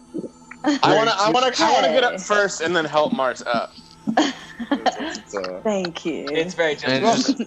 And that's how you make a 12 bread peanut butter sandwich. I finished finally. 12 bread peanut butter sandwich. With the whole loaf. One layer of peanut butter, the rest is bread. It's 12 different loaves. Oh, yeah. And I just want to say, Brick, do you wanna fly me over to Sculling and we can kill lactose intolerant? We can kill him. Well, sure, Ravens. Come down into my laboratories and we'll take a look at that information. I'll whisper secrets into his ears. Yeah, he just opens this trapdoor into his tower. For you to enter. I go down there. Okay. How big is this trap door? It's decent. You go through it, and then he closes it. It's not like it locks or anything. And he says, Ravens, just wait down there. I'll be right back, says. You can choose what you want to do, Raven. I don't know if you want to wait for him or not. It's not locked or anything. It's just... No, I'll go down there and start kind of smoking some pot. Yeah, dude, you get down, just to be clear, you start to head down this like circular thing, and then you reach the next level, and it's just, it's like this real, it's like a rave party. I mean, there's like 1,000 people like in this small thing. Jesus. I candy flip again. I ignore the 3-month rule. If anyone is still watching and knows anything about taking MDMA, which you shouldn't because it's illegal. Yeah, don't do that. But I ignore the 3-month rule and just go right back in tabs. Yep. Okay. You borderline forget why you're there, but you're definitely involved in what's happening. And he walks up to Mars. Marzipan, I've really just appreciated you and what you've done. You've come a long way. When you first showed up, you were not the woman you are today, says. Very different individuals. And who you are is just, and he starts like getting teary-eyed. Also, he's not making eye contact with you. I'm so proud. I'm so proud of the woman you've grown up to be. Thanks, Brick. That means a lot. And I kind of grab his head. And I think with saying that, it's my time to leave the tower. I think I'm going to go back to Crabland and help them build up their scene. I have a lot of background in concert management and production and holy shit. I think this is my time for a new chapter in my life. Wait, you're going back to the Crab Island? Yeah. I think I need some just a change of pace. I don't know if killing lactose intolerable is really what I want right now. I think music would heal me from this weird past 6 months I've been in this tower. And your chaotic evil background. She's kind of good. Well, I can't say that I take 100%, of the credits, but certainly it's 100% what you learned from me, and I think that's great for you. You should do what you want to do, and I believe in you, even though it's really just my abilities being passed to you. I think that's great. Thanks, Brick. Can I visit when I want a good party session and some hot yoga and Jello between my toes? Well, you absolutely can, but it'll cost you about $350. Okay, I can do that. Okay. Anyways, you guys, well, Mars, would you like? And he opens the chapter. Would you like to have one more party session before you go? Yes. Yes. He's like, well, okay. Say hi. I hug it. Okay. Say hi to Cucumber Stan to me. Okay. Yeah, great. And I hug Eldris. It's been so nice meeting you guys. And I grab Togu's little hands. Am I there? Yeah. Oh, yeah, Eldris, you pop up as we're talking about Cucumber Stan. Oh, okay. I hug you and bring you over the wall. Eldris, perfect timing. What you thought was like a huge gorilla grabbing you. I'm just getting lost in her hair. Just as she's hugging me, I'm just like, it's warm. Yo, bro, same. It's just, oh, it's my time to go candy flip with good old dead Evil Eye Raven. But it's been so nice meeting you guys, and I hope one day maybe our paths will cross again. And you, Togu, you precious handsome man. I love you, Mars. I love you as well.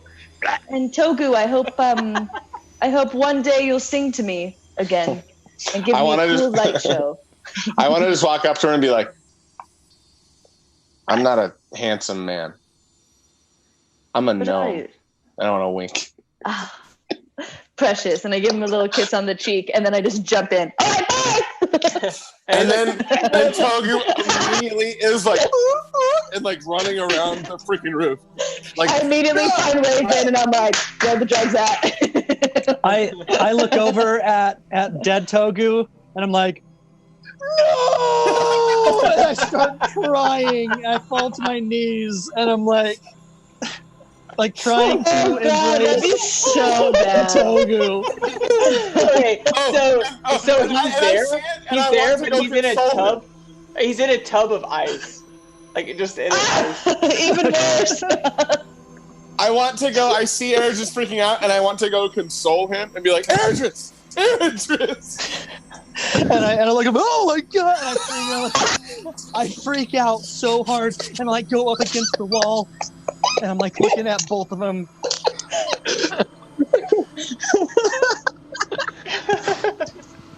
Your mind is. And I just point at them for the next 15 minutes, just going back and forth. Just. I want to pretend like I'm dead for a second, just to fuck with him just a little bit. Okay.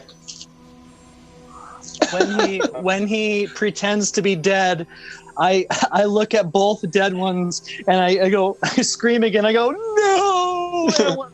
And I try to pick one of them up and just hug them and pick the other one. And so I'm hugging these two Togus and I'm just bawling profusely. I want to hug him so back. Hard.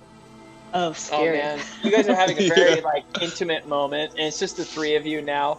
And Woodchop, who pops out of Aerogis's collar and is like, "What are we doing?" Do I have a shirt on? He pops out of somewhere. Cool. All right. I guess this camp. Oh god. Out of your That's the sound he makes every time he comes out of your pocket. Yeah. God. Oh, pocket. Yeah. He was somewhere in your pants. As I see Woodchop pop out of my pocket and just right there, all of a sudden, like in my mind, other like small creatures start just popping out of nowhere, and I'm just being like surrounded by all of these like tiny like creatures, and I just want to like curl up and go to sleep. Oh wow. Okay, so you start having this like intense thing, and as you like lay down on the ground and like Woodchop's like running around your body like whoa, it's like it's like he's in like I'm like feeling that sensation so hard. It's a very interesting experience. And he walks over to the two of you, Brick, the guru. Well, it's about time that you guys was on your way, says I can call the two large bald eagles to take you to Skullings. Hey, Brick, I would love that, but before we leave, can I ask for one thing? Maybe. Would you possibly ask Mars if I could have a butterfly? You want me to ask my little Marsipans for one of her butterflies? Yeah. Well, you did get the shells for me. I suppose if I could do this one thing, sis, for someone like you, sis. And you just see him like go, and this like butterfly appears. Here's the butterflies, and you just hear the distance like, you're welcome. I don't know what it sounds like, but that's See you soon. I'm just tripping hard through this entire touching. The butterfly has like a note rolled in it, in its mouth, and it's in Mars. It's clearly a note written by Mars. And it says, only open when you're feeling sad. But I opened it. It burns in your hand. You never know what it says. And I'm like, put it in your pocket, sis. Only when you're truly really sad. Could I take a like an advanced action on that, and whenever he decides to open that? Well, no. I'm assuming I'm in the rave. I'm just asking a DM meta question here. Just when it opens, I want it to say as well. Okay. No, let's certainly connect after the session, and we'll figure out what that note says. The three of us. The three of us. And yeah, mainly Mars, hopefully, but yes, we'll add whatever you want. I want to ask Brick if I want to ask Brick if the butterfly has a name. Or if here, let me ask you, Brick, did Mars tell you if this butterfly has a name?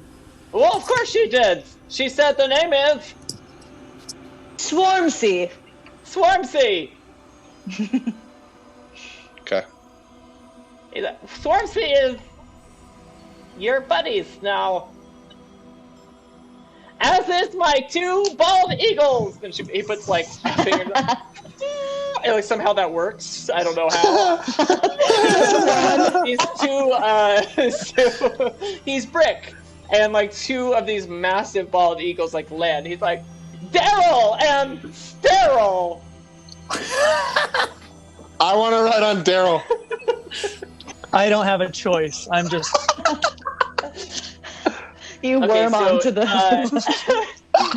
Can't even see straight. Brick like helps you and puts you on to Sterile, and Togu, you're like up as you all. That's the other thing. And he's like, well, I'm really gonna miss you guys.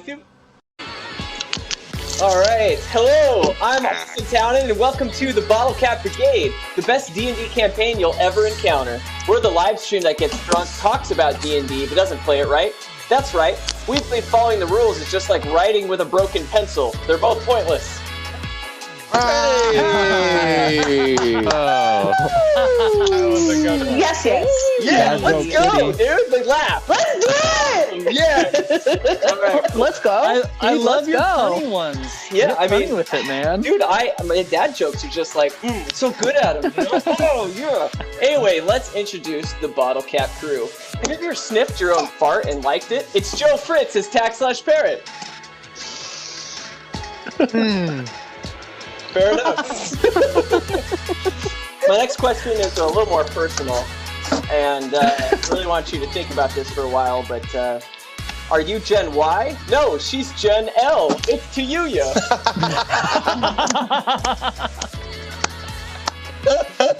Also, she's Gen That was so Y. good. But anyway, that's fine. His safe bird is That was Justin awesome. Bieber. It's Sam Gates as on. The beads. I didn't make that up. That's just true. He always brings up his wedding plans and desire for 7 children on the first date. It's Taylor Hawker as Togu. 7. And I want all 7 on the first date. Like, this isn't 7 children. At some point, it's like, no, we're doing this. Like, Just right away. machine gun. Just done. just shooting them babies in there. Oh, God. As if it was that easy. Hey, my sister just had a kid. I think I would know. I would know. About 7 children. All right, well, this next member is writing a list about the top 10 ham-bone musicians. It's Miranda Hay-Killa-Palacio as Jolie. Yeah! If you don't know what ham-bone is, it's pretty... I don't either. Yeah. They go by delicious. ham-bonist, not ham-boner, just to clarify. So. Mm-hmm. Anyway, That's a feels like a severely missed missed opportunity there. Yeah. Oh, so yeah. You get one episode together and shit starts clicking. Well, It's weird how it works. Well, speaking of members, our last member thinks he's winning the game with the most HR complaints in the office. It's Austin Von Johnson as Erasmus. I keep him on my wall. They're awards. They're the best. All right, well, before we move on into the session, I think, Janelle, you have something you'd like to say. I do, me hearty. It's just me. It's me, Captain Chappie. You ever look out in the great blue sea and you see beautiful gems, but you can't put your mind on it what they actually are? I found out what they are. Do you want to be the envy of your friends? Do you play tabletop role-playing games? Do you? Yeah. Then you'll want to get yourself on these little doubloons. Dice envy dice. They're sure to roll twice as nice. What? Also, if you want to subscribe to our Patreon or look us up on any of our other social medias, please do so. We're on Instagram. We're on Reddit. We're on Spotify in podcast form. You can find us streaming live every week, usually on Thursdays. And yeah, if you want to get some Dice Envy Dice, we will provide you with links. And if you follow that link, you can help us out, and in turn, it will help you out because you'll get some sick fucking dice in all different kinds of materials. Come on. They are cool as hell. What else do you need? Mm-hmm. You know, like, I can't. You mentioned the spell process. I can't think of anything that I would add to that. I mean, that's just like everything you need to sell that. So get on it. I literally only thought in my head earlier today while I was getting my teeth done, Captain Chappie. That's who it is. And that's the only thing that I planned. It's pretty relevant to this episode. So. Improvisational theater. Really quick, I wanted it to be a pirate. I'd just like to interrupt really quickly to say, hi, Mom, and happy birthday. Hi, Mom! Happy birthday! Happy birthday to Sam's mom! Yeah, we're on the internet, and my mom's watching it. So there we are. Birthday, Mama on. Happy birthday. Mama on. It's your birthday! You have a dog, Sam's mom? Let's walk our dogs. Do we want to sing Happy Birthday poorly over the internet? Yes. No, it goes poorly. I know that's kind of why I want to do it. It's because it'll be so bad. Yeah, let's all on the count of 3, and all of us. All of us will do it. It's gonna be me. You know it. I don't know your. And everyone's saying it in a different language. Ruby. Feliz cumpleaños. Okay, god damn it. How about this? I know how you guys really enjoyed the character Brick from last week, so I will sing to Sam's mother from Brick. Yes! There we go. Yeah. Actually, it doesn't matter. Barnacle. Make sure Okay, I she got it. keeps watching. Sam's mom, this is for you, and this is from a character named Brick. Let me turn the music up. Happy birthdays to you, Sis! Happy birthdays to you, Sis!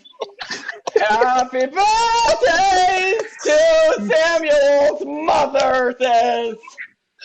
Happy birthday to you, Sis!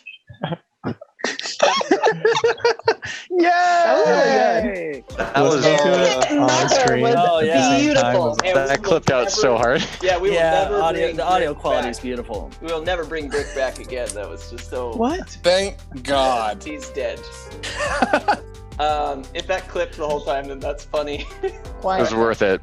Anyway, we're gonna dive into the session. Without further ado, Yeah, stop eating. let's score some bottle caps. Welcome to episode 25, Molotov Cocktails. Molotov. There you go. Oh, I wasn't doing it. Yeah. Good, it's Sorry. Hey, Tay Bean. That's disappointing. It's I mean, okay. like, Tater. Bean. Can I call him Tater? There it is. I like Tater. Tay Bean. Tay Bean. We all like, I didn't even realize I was supposed to do it until Austin did like the fourth one. I was like, why is he screaming in my microphone? Oh, I have to do something here. I always say So loud. welcome to the episode, and I know I'm not actually going to start for like 2 more minutes because someone is going to talk for a while. Like I need like an intro. Like welcome. This is what I'm going to do from now on. Welcome to episode 25, Molotov Cocktails. We all long for connection. Something. Oh yeah, shit. Damn it! Still got interrupted. We all. I like it that way.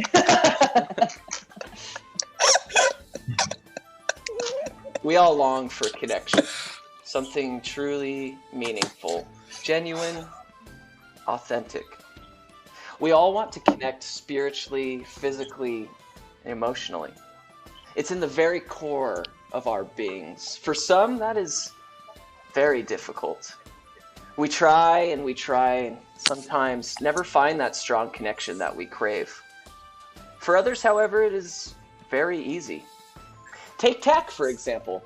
There has never been a stronger connection than the one where he locked eyes with the miscellaneous orcs as they urinated into buckets, while Tak attempted to use another bucket for defecation and found the ordeal to be overall far too difficult and fell down on the ground amidst his own fecal matter. With tears streaming down his green, depressed cheeks, he continued to stare into the eyes of strangers with a thigh cramp bigger than his motivation to keep face with the general public. He lied on the ground, with Ong stretching his painful right leg out, dirtied and completely rid of all remaining pride. To Yuya and Jolie, you are standing in the center of windy sails, waiting for Tak to emerge from the bathroom. You hear sad, sad screams from the door labeled port, and you watch as Ong rushes into the restroom. From outside the restroom door, you continue to hear sounds of pain, sadness, and humiliation. You hear 3 words echo from the enclosed chamber that seems to reverberate around the room. It's the voice of Tak, and it sounded just like, "What, Tak?" I don't remember what I said, so. Are you drowning or are you snoring? What's happening in there? I just kind of look over and I'm like, I think I'm out of here. I don't think they need our help with anything in there. Nope. I could really use your help with anything in here. I'd like to try to stretch on Tack's leg a little bit harder to alleviate some of the cramping. Oh, yeah, that's nice. Let's roll a medicine check. All right. All right. 4. You're still cramping. Really, it's worse. No. He's bending my leg instead of stretching it. You're like in pain in the bathroom, and there are 2 orcs just making eye contact with you, and one of them like fails to continue to look at his bucket, and it starts to like hit you. Pee. Oh, here, one sec. I'll walk in there. You're going Excuse in. me. I'm just fucking going in. Tack, I've taken care of lots of younglings in my life, and I think you're fucking constipated. Just hold on a second, and What's your dream, sir? I'll cast Cure Wounds. It's okay. You don't gotta be embarrassed or anything. This happens to the best of us. Sometimes I even get constipated from eating too much rugged wort, and that just does it. So you know what? Just take this. Just take this. And I grab his face by my hands, and I like blow on his face to like stop the sweating, and that's how my like healing That's word. not sweat, that's pee. You peed on your face too? All right, I can only do so much. I just want to clarify, Jolie, that there's shit like all over the floor. Oh no. Oh no. Been there, done that. Oh god, hold. Okay. We only. I worked in an orphanage of weird little creatures. Is P the orc around anywhere in the general vicinity? P. Yeah, he's not in there though. Could I yell at? I want to yell for P. And you just P. Come here. I need your help right this second. Whenever you're done fixing our nightmare. Yeah, that was crazy. There you go. You want me to come in back? Yeah, Pay. I need you to wipe some stuff off of Tack here. Bring your cloth. And he's like nudging around the corner, and he just sees 5 people now with Jolie, and just like shit all over the ground and pee everywhere. And it's just horribly. I think I'll just stay out here. That's fine. Fine. I don't know what to do anymore. Okay. I want to get out too. So yeah, the 2 orcs are like, I need to leave. Like, this isn't their problem, right? This is entirely just this little goblin that created this issue. And they stop making eye contact with him, but as they're like walking, they just keep looking like, God, and then they leave. What is happening? Someone's playing guitar. The orcs left to go fucking shred. That's why they need in. That's Jimmy. That's our dog. That's the dog. That's the dog. That's the dog. God, dog's quite loud. Yeah, and they just leave. They leave the bathroom. Yeah. Are you okay, Tack? Can I do anything to help you right now? Just get me out. I'd like to just kind of. Really? I'd like to pick them up, and I'd like to take those cloth shoulder pads that the strange man sold to me, and I just kind of like to wipe up some of the pee off Attack's face and like behind his ears, and kind of take care of him a little bit. And, That's thorough. And then just throw those weird titty cones just kind of on the ground next to the poop and such, and then just kind of. I want to carry Tack like a baby for a little bit, just to make him feel a little bit better about his life. Okay. Austin, is there like can I see like something that's like a hose, like a water hose, or like a water bucket anywhere near? Yeah. So there's a place that out behind most buildings there are like troughs for water that they use for like cleanup and different things. Okay. There is a bar, so there's like beer and stuff being sold. Okay. Yeah, I just want to get like a bucket full of water and have it ready for when they come out of the bathroom. Okay. Yeah, let's say you go through the back door and you get some water from the trough. Yeah, there's probably a bucket nearby. You have a bucket of water. Yay. Okay. Yeah. I'm just going to wait until they come out of the bathroom. Okay. Yeah, I'm waiting next to Tiyuya. So I got my trusty sponge. Yeah, I'm pretty sure we're going to need this. Yeah, so you see Ong emerge from the bathroom, and he walks just by P as he opens the door, which is the character's name. I know we've said P in urinal. Right. P in a lot of different ways. A little bit complicated here. It's getting complicated. But the orc named P moves out of the way, and Ong comes through the door, and it's just Tack in his arms, just crying. I just go, put him down, Ong. We're gonna hose him off.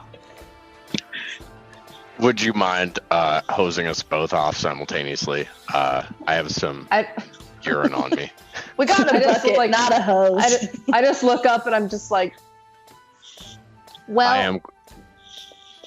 I am quite tall. I'll put Tack down and just kind of wipe some of the pee off of me. just go roll around in the sand or something. I look like Voldemort at the end of the last Harry Potter movie. No. I hate that. Okay. That's what you look. That's what Sorry. you look like. Traumatic bathroom experience. So the entire tavern, because you're in the Windy Sail, which is it's a tavern, but it's also like a boat rental, boat purchase place. The entire place is just looking at you, and it's just like silent as you come out of this place. You dump water and clean yourself off, and there's just like I just goblin. dump it over the We top. are feral. Yeah.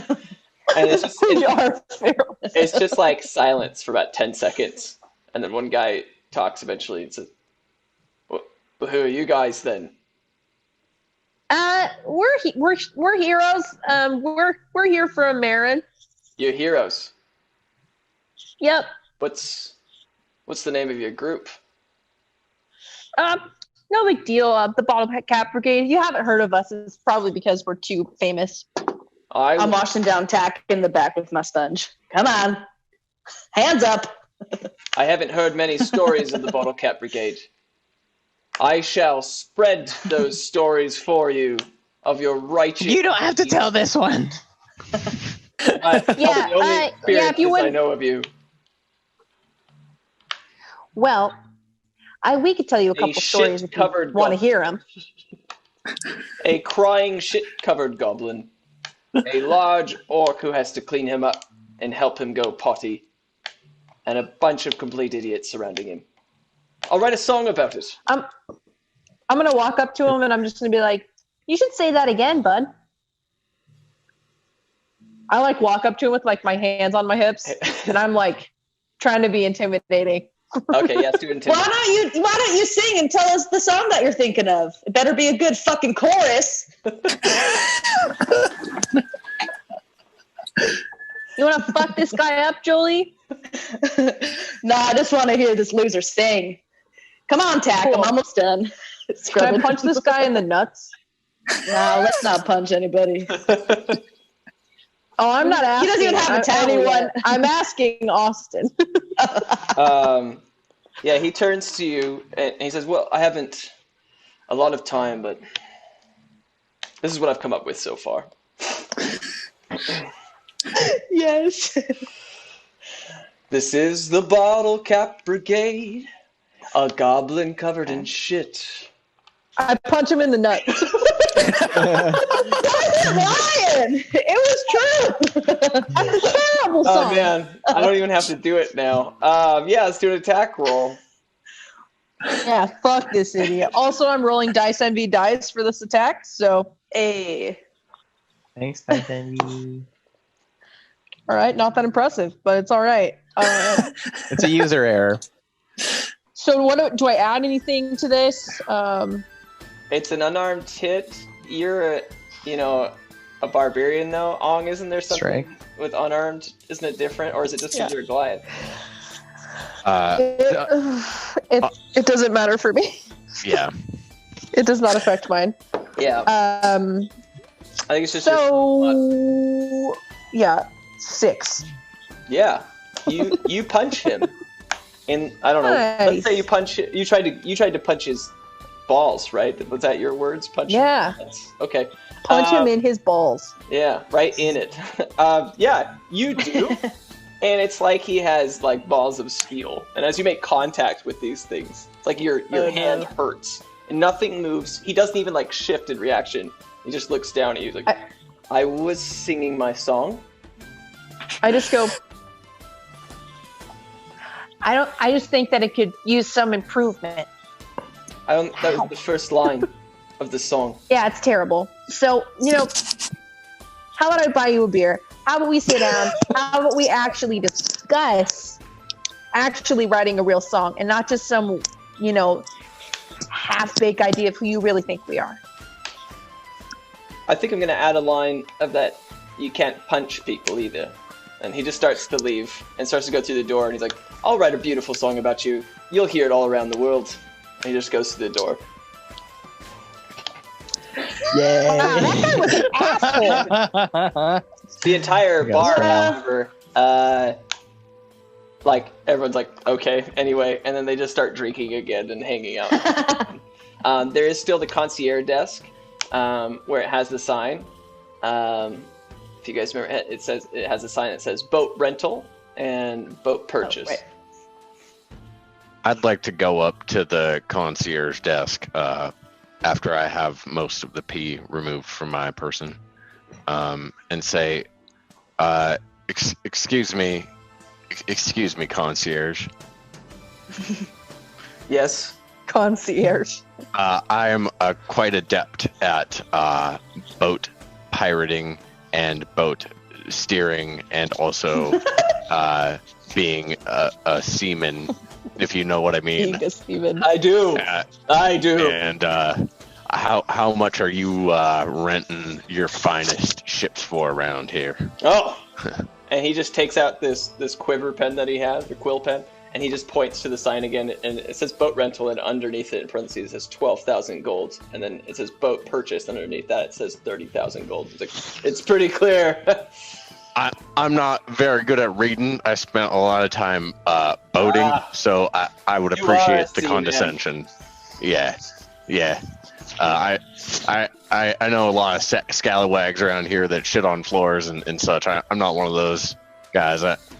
I'm one of the good ones. So anyway, I got this purple bottle cap. It has like a fucking seal on it. Looks like a dragon or something. Could I buy a boat from you with that instead of gold? Because I don't have any gold.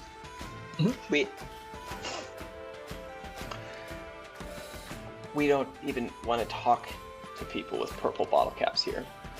I can't even believe you're. If you're gonna ask me to get coffee or something now. Can I ask you why you don't want to talk to me as a result of my bottle cap? Oh yeah, I'm sure you have a great opportunity for me, and I can be my own boss. And I'm sure when I get coffee and you want to talk about it. Schemes. But here's the deal: purple bottle caps are not accepted here. Oh, is it some sort of a scheme in which if you buy a bottle cap, you have to sell it to someone else, and then I make money off of you selling the bottle cap to that person? You're the one with the bottle cap. Why don't you tell me all the secret answers to make? I don't know. Someone gave it to me, so I just need a boat, and I don't have any gold. So well, that's a problem. I don't know. Yeah, not my problem. That's for sure. I could give you this indentured servant, and I point over to P and just say, hey, he'll help you out with anything you want. He's got to be worth at least 30,000 gold. That guy's fucking strong. He punched me a couple times. I beat the shit out of him, but I mean, Are you a slaver? Nah.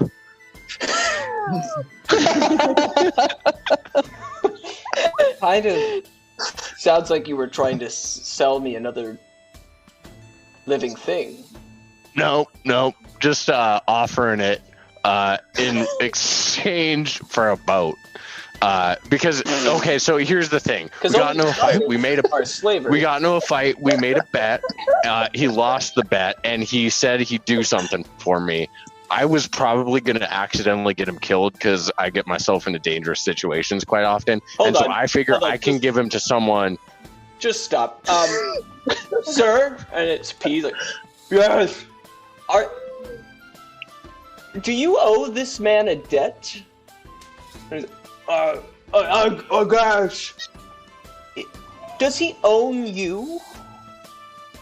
Oh, I don't know. It kind of seems like he's your slave. No, again, I am not a slaver. Slavers and pirates aren't really allowed here. Yeah, so here's the thing. Getting real complicated. I used to be a pirate, but I'm not anymore. Now I'm a hero. I save shit. And this guy, we got into a fight. It was fun, and it was kind of fun. Like, if you want to fight, we can do it and have fun. And he lost. So he was helping me fight other bad things, because neither of us are pirates. Janelle, can you do a stealth roll? Yes.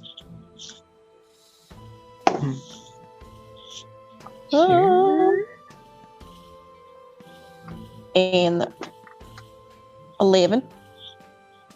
Cool.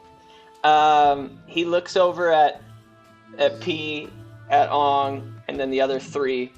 Or I don't know. Are you still holding Tack as a baby? No, I put him No, down. I was on the ground. Okay, good. Remember, I looked like Voldemort. Yeah. I've been watching him down. Yeah. Okay. He looks it over at all of you guys, and does not notice any sort of necklace that T is wearing. And he's like, well, okay, I don't want your servant or your indebted person. We just want gold here. Okay, how about a vial of ashes from a very bad asshole that we murdered? I love that. I know that Sam is just looking at his inventory. Also, it's on a computer, which means that he still hasn't printed it. No, I did. Ashes from a bad butthole. Oh, he did. Look at that. Is it that filled often. out? Does it have anything on it? This one doesn't. The other one does. Okay. I don't want anything that you're offering. I just want gold. Can I talk to someone else? Possibly. I don't want to deal with you anymore. Jolie, fucking shit. What's up, Bong? We're trying to get a boat, right? Sorry, I just got done watching our friend I can over drive there. a boat. This guy has a boat. I can't get him to give me the boat, no matter what I say, because I'm fucking wise, but I'm not smart. And then I kind of like hit myself in the thigh, and I'm just like, God damn it. God damn it. Whoa, big guy. You sound like a big baby. And I go Calm down. I go take a bottle of whiskey from behind the bar and just kind of shove the bartender out of the way and start drinking it and put some gold on the bar top and fuck off for a minute. Wow.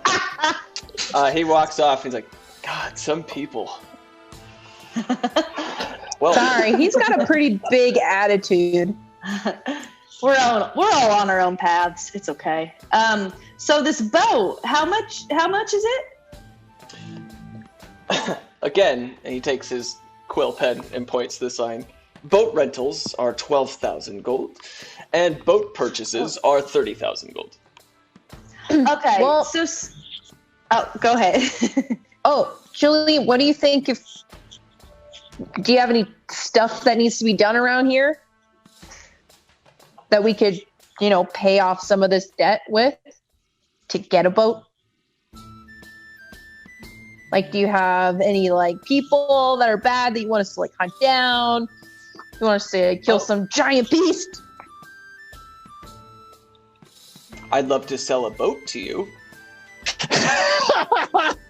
Yes. Okay, I'll be real. I'm new to this whole boat selling thing. I am a pirate too. I'm a bad pirate. But I was thinking like a boat with like 800 gold and not like 12,000 gold. So what could a little fox girl like me get with 800 gold? Wow. Yeah, we're gonna do a roll. Are you flirting? You're flirting. I don't know what charisma. I guess I'm flirting. Yeah. Yeah. Okay. Yeah, boatman. Okay, hold on. Unless it's like persuasion. Persuasion. I feel like persuasion. I think Jolie is also confused at what she's doing. She's just trying to make a deal. It's like a group of adventurers went to a used car lot in 2020 and were like, need any beasts slain? What can we do? Can I clean $8 one Honda Civic, please? Listen. I really like that Toyota RAV4 you've got on the edge of the lot. What do you say we go slay a beast for you? Yeah, I'm gonna go burn down your enemy's house. Like, what do you want me to do? Yeah. We gotta remember that for when we make content one day, like a video idea. It has to be that. Do not forget that. Awesome. Right. The guy's like, "What's your credit?" The guy's like, "What's your credit score?" And the dog's like, "I don't know, but I can lift 1,080 pounds." Yep. Ideas. Okay. He like lifts the car. 800. When you apply D&D to real life. 11.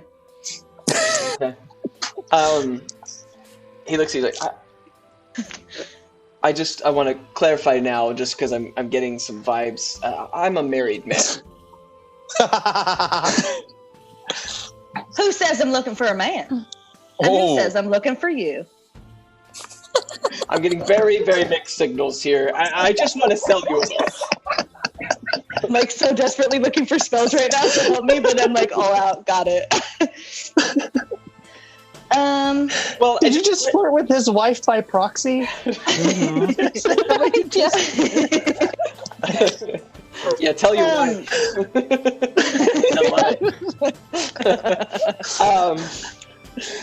You trying to swing, Daddy-o? It sounds like budget is a bit of. Where's your fishbowl at, sir? Oh my god! You know what? I actually have another idea. Here's what's up. I have a connection to another plane. I don't know where my power comes from, but I'm really good at making sick people better. And I'm really good about making people who are hurt or wounded or dealing with some, I don't know, psychological trauma maybe. I can make them better. And I'm down to put in the work to get a boat. But if you looked, I just washed my goblin friend inside of this bar because we ain't got no home. And my friend bought shoulder pads instead of a full suit of armor because that's all we could afford, I think. But I'm down to help you. Do you have anybody that's sick that could need some healing or something like that? I'll trade you what I can. And it's my heart. And I look at you, yeah? Yeah, let's do deception. I just like smile nervously. But I do want to help. What a heartbreaking story. What did you He roll doesn't on care. Deception? Am I deceptive here? Oh! Sorry, that was really loud. 22! Hey. He's decepted. Anytime it's like over 18, do we get a scream for excitement? Because it's always an 8. It's like my life. Well, that's really heartbreaking. And he looks at Tack, and Tack's just still crying, like, oh god, what a poor soul. I just feel bad for you. Did you say you guys were heroes? Yes. What an interesting predicament for such astounding heroes. We miss our friends. You hear from the back as I'm wasted. Yes. That was awesome. Well, hey, you know, one day you're dressed in velvet, and another day you're dressed in mud. You know that saying? No. Well, man, what she's saying is we've come a long way. We came from Sculling. Okay, I got it. I totally understand. Listen, we've been through some fucked up stuff. We need a break, man. Okay, this is what I'm gonna do. I have old Jimmy in the back. It's Let's see the it was adult laughing character. It was a prototype card. It's been through some things, but I could sell it Just to you like us? for 4,000 gold. Oh, okay. I still only got 800. I'll help out. I've got all of it. Hey, Tad, crawl over here real quick. I crawl over on my belly. Is there just like a wet trail of slime? Like all the way following. It's the whole My old tavern, snail like, trail. As he's like moving, the whole tavern like makes way for him. Like, oh god. Because he's not clean. You like it's just water. Like. Yeah. Anyway. Oh yeah, that's true. Yeah. How would you guys like to split that amount? Ong's got no money and I got 800, so that's Really a base. quick, just as a bit of an aside, can we see the ships from where we're at? Not inside there, but it's close. Right near. Would I know which ships he's talking about? Like if I walked out the back door? Probably. I think Okay. anyone would know what old Jimmy is when they go looking for it. Well, would I know would I know which ships are his, like the ones that he has for sale or like to rent? Like just they're like kind of parked out back in ship lingo. Yeah, there's a lot of docked ships. Okay. I don't think you would know which one's his. Okay. Guys, come here real quick. Can I have an aside with my friend, sir? I'd like to procure one of your ships, but I need to speak with my friends momentarily. Oh my god. We'll be right back. Are you guys going to like dock in a circle and chat? Yeah, Stop saying I dock, want to bring it dude. in. I want to bring it in. We're all Stop saying docking. dog. I would join you, but I'm docked behind the bar. All right. Well, you wait there, and I just like to turn to everyone and whisper, like drunkenly and quietly, How about we just go fucking steal a boat? Oh, you're not whispering as quiet as you think you are. I am. Also, your breath is terrible. Oh my god, I'm just gonna go pay for a boat. Look, no. I just don't turn want around some- and I'm going. Listen I'm to me. going. I don't want some shit being fucking piece of shit boat. I want something with a fucking bowsprit on it. I want some fucking cannons.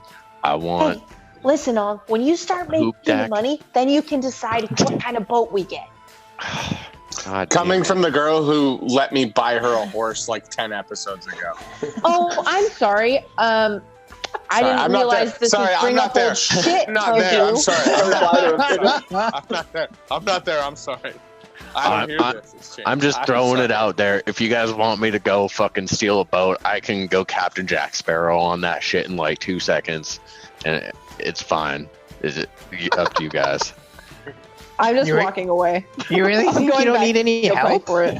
Tack is on the I ground, mean, by the way. nah. He's staring up at you. As he's like, you guys are in a circle, and he's just on the ground. Like, Teague legs. It happens. Yeah, no, Buy your boat. I don't give a shit. I'll steal one later. I mean, okay, whatever. Before I buy this boat, can I come see it? of course. Are you talking to me now? Yes. Because I'm just docked over here, so I wasn't a part of your docking. Who else? Does anyone else sell boats here? Or are you the only one? There are multiple ships docked here, but I'm the only one who sells. Can we just see the boat? Is that possible? Yes. And then you just hear him say, Philbert, can you take over my docked position so I can go to the dock? And he's like, absolutely. He keeps saying it. He keeps saying it to make me mad. And then you hear him zip his pants up and he walks out from behind the bar. Ew. No. Let me relive my Mormon days. Oh boy. So many docks. So many docks. I have a lot of questions that we'll come back to later. He takes you out through the back door. And then you guys go through this back door. God. I didn't even mean to that. Right. And Better than it fucking terrible. Yeah, the entire dock is in front of you. And there's probably like 4 really large boats. And he points to 2 of them, and he's like, "Those are our main boats in our fleet." Around the corner, however, is old Jimmy, and he starts to walk around. There's just this huge rocks and different things, and you go around this and around the corner. It's almost like its own little cove, and it's just tied to a stick with a rope. It doesn't have its own dock, and it's just like this decrepit little ship that can barely hold 4 or 5 people, and it's just moving with the waves. It's kind of. Are there any other eyes get all big. Yeah. He's like, Well. "There's old Jimmy," as we call it. My eyes get all big like in animes, and the eyes go shriek. And I'm so excited. Look at this precious little boat. It's so cute. I just reach over to Jolie's eyes and attempt to kind of close them or put my hand over. No. You poke her in the eyes. It's like, ah. I'm yeah, that boat's kind of a piece of shit. How about this? I'm talking to the ship guy. Yeah, and I won't even fit on that.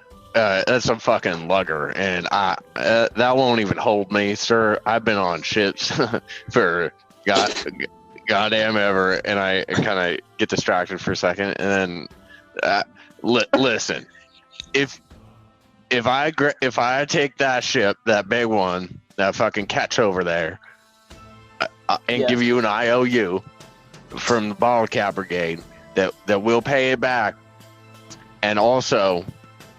I'll tell you at least one way that you can make 6 figures this year. I will double the interest on it. We're going to Sculling.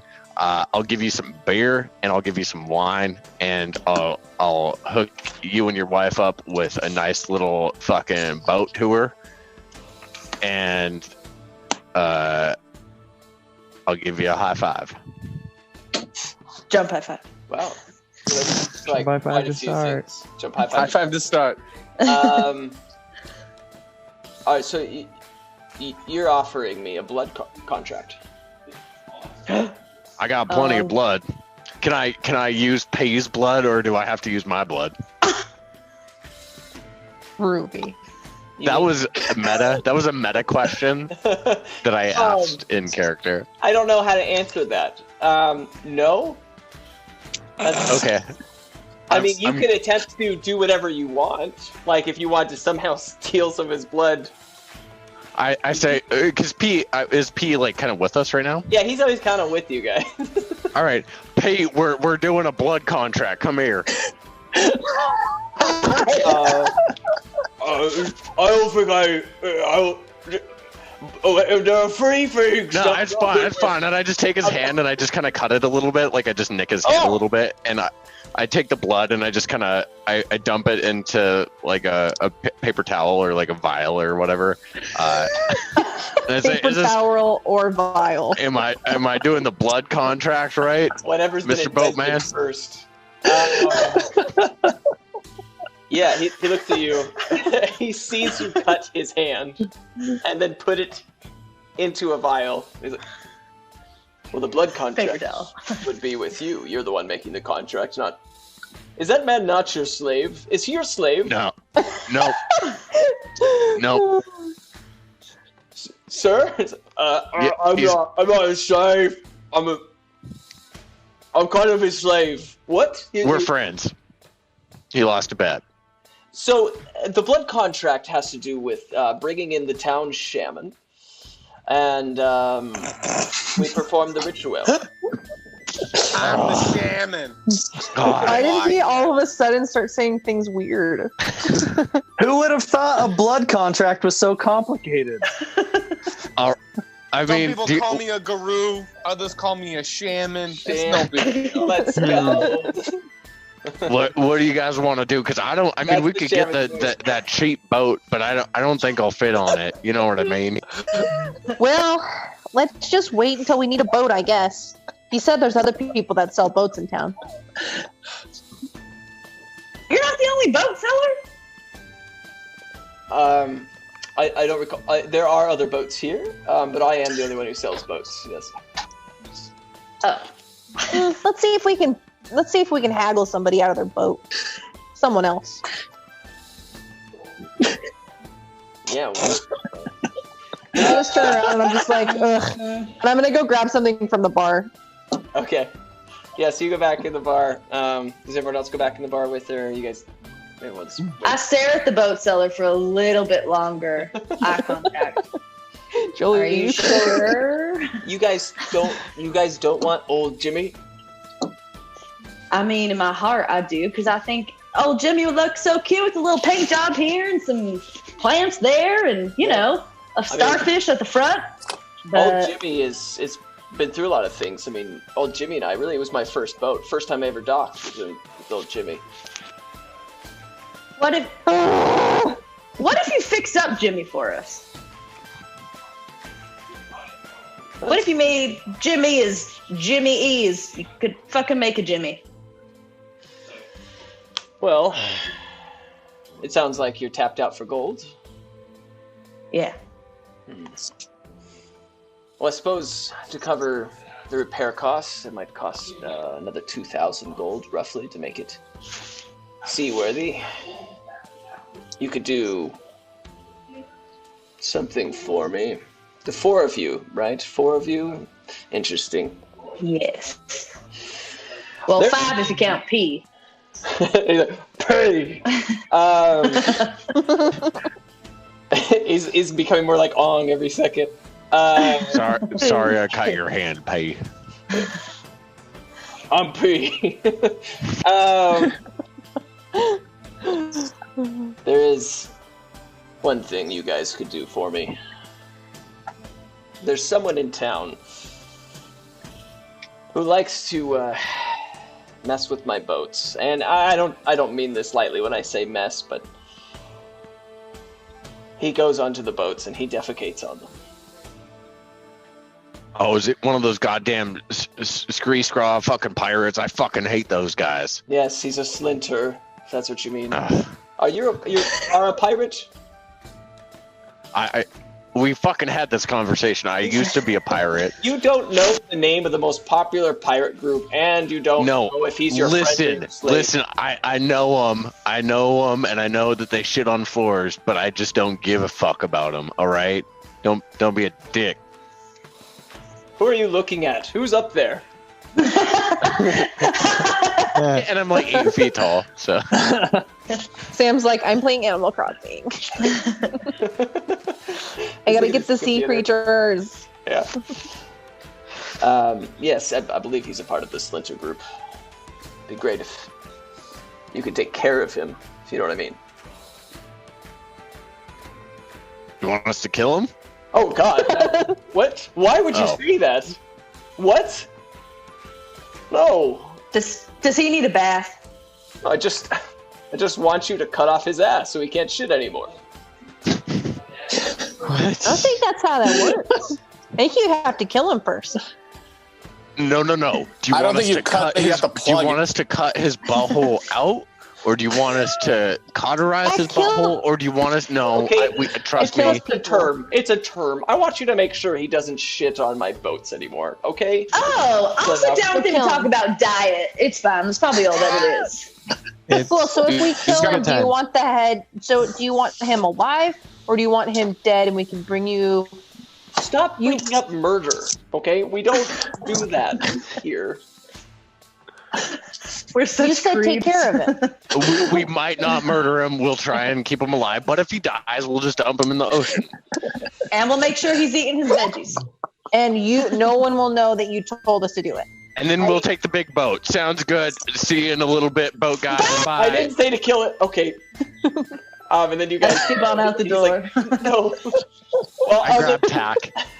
I'll get started on the repairs then.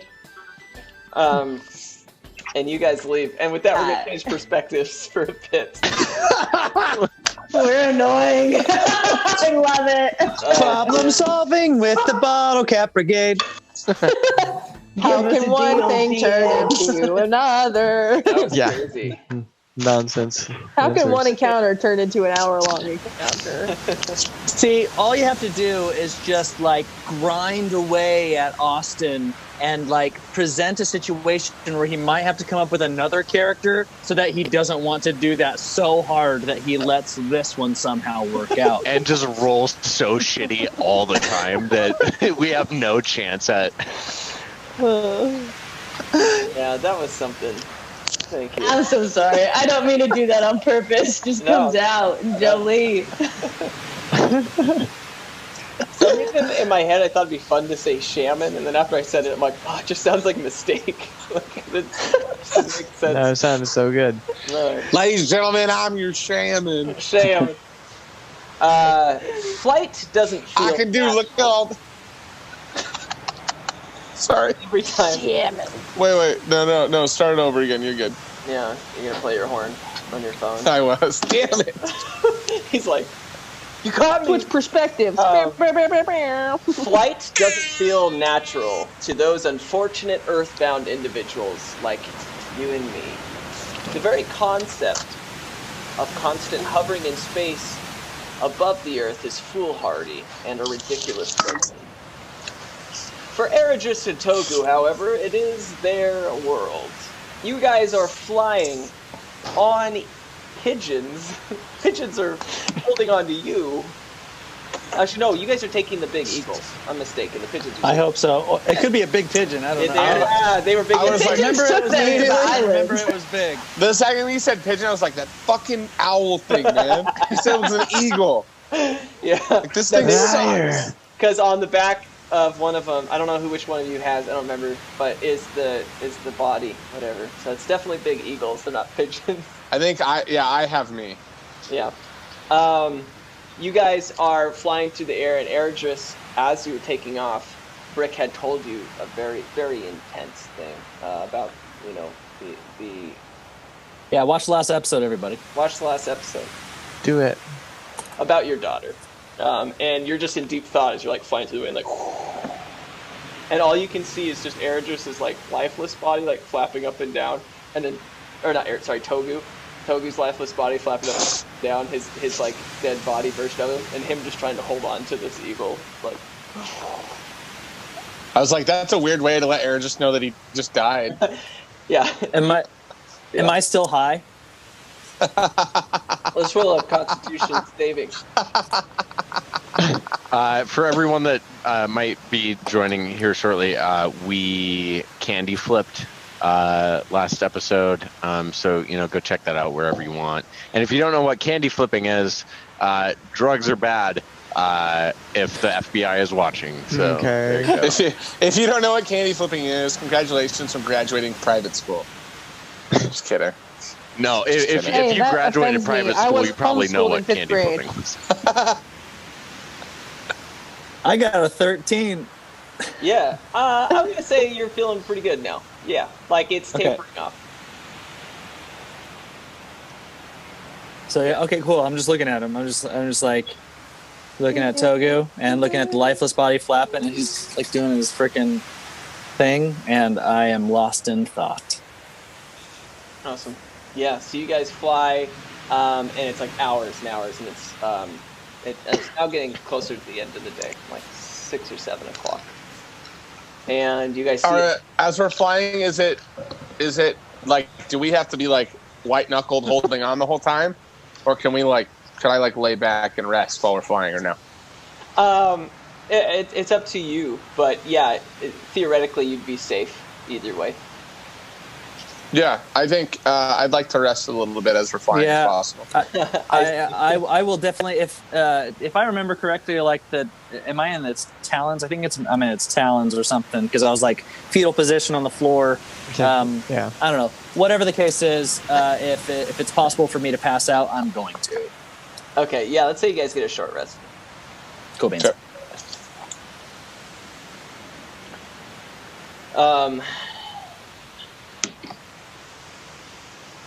You guys wake up as you start hearing other birds flying nearby. And you hear like different bird sounds. And you wake up to see in about 2 miles away is the entire town of Skolling. So Togu, you're very excited. This is your hometown. You're already glad to be back. And it arrives and it lands just on this. It's like this landing pad that they have created for bird flight. And it's just up on one of like the side walls of the town. And you land. And apparently, I didn't realize Airjust was in claws, but he is. And they just drop you onto the ground, so you just hit it hard. And Togu like lands, and the body like flops off the back, like just hits the ground.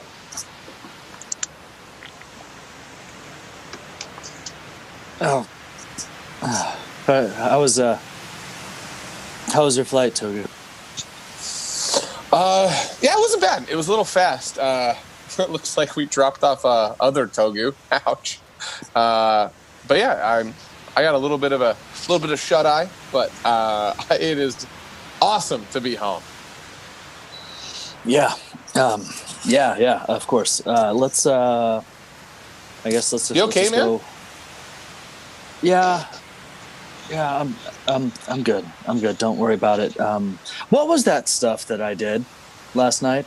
What? I think it was a stage dive. No. I took something from the crab man. I have no idea what you're talking about, man. You know what? It's fine. It's just there's a lot of things about last night. I'm having you just coming trouble. down a little bit. Yeah, it was a hell of a party, though, huh? Yeah. Yeah, it looked like you were having a good time over there. Well, your mouth dry? I mean, I just kind of figured it was because I was sleeping with my mouth open and the wind was blowing into it. That'll do it. Oh. Make sure you don't get any bugs stuck in your teeth. Let me see. Smile. Oh yeah, there's one right there. You got it? Yeah. Don't worry about it. I'll take care of it. His mouth is full of insects. Like it was just like you can barely see his teeth because he slept all the time. Like. Yeah, you got one right here. Okay. Togu, as you're checking out his teeth, that note that Mars gave you like flies out of your pocket as the wind starts to blow away. Yeah, and you. I'll try and grab it. Yeah, you do. Well, cool. Thanks, man. Whew. Back in the pocket. Yeah, let's. Well, you know what? Let's take your other Togu and head over to the Tinker House. It was. Oh yeah. Yeah. Should we name this other Togu something else? I mean, it might be weird if there's two of us walking around. What do you mean name it? That you're not getting attached to it, are you? No. I'm just I don't want to freak anybody out. Well, but I guess I'm from here. They think it's weird anyway, so maybe we just lean into it. Let's cover it up. I think giving it a name isn't going to help people from getting freaked out. Okay. Yeah, let's put a little. Do you have anything we can put over the face? I only have my pants. Yeah, we can take off my cloak. I don't want to take off my cape, but I do. I'll take my cape off and put it on, and I'm gonna tuck him in and say, "Goodbye, Tugo." Do I hear him say that? Yeah. Okay. We're not leaving him here, Togu. We're taking him with us. So then why did I take my cape off? Because we're going to be taking him through town, and if people recognize that you have a dead version of yourself, you know what? I'll. That's a great idea. I'm with you. Good idea. Let's do that. I'll got it.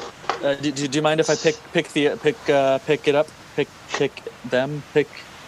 Is that okay? It's just a weird thing. I don't want to cross a weird boundary. It's like, anyways, I'll take it. And I just want to pick up other Togu and put it on my shoulder and head on to the Tinker House. I'm not moving yet, and then I want to look at Swarmzy, and I'll be like, What's up with him? And then I'll follow. Cute. You guys are starting to go down this like spiral staircase that's around this landing pad, and you're about halfway down. And Togu, you especially notice this just because you know the place so well. I'm gonna put the right music on. There we go. But there's like this building that was destroyed where the centipede had destroyed town. There is like a new building there. And it seems to be some sort of factory, and there is like smoke billowing out of the top. And you see like carts coming in like these huge several barn doors. It's like Amazon, you know, in medieval times. I mean, this is crazy. You're like watching this stuff coming in and out, like carts on horses. They don't pay their taxes either. Yeah. Where is this in Sculling? Yeah, let's open the Sculling map. So, if you have the latest map, the red area, which was where it was all destroyed, is like where it's right where the Talbanathi Serum houses were. Yes. Okay. Yeah. I mean, I don't have a map anymore. Oh. Okay. You can see it on the screen because in 3 seconds. Okay. Okay. It's like in the center of town. Okay. On the right side. Okay. Yeah. You're like, what the hell is this? Where did we fly into? Yeah, you guys flew into right in between, well, on the wall, in between the sliver and the parabolic receive. Okay, cool beans. Got it. Yeah. So you guys are walking through town. You have to go to the center of town to get to your destination anyway. You do look over at that building as you're walking, and it does have a logo on the front, and a big banner, and it just says D's Nuts. Oh my god! Very creative.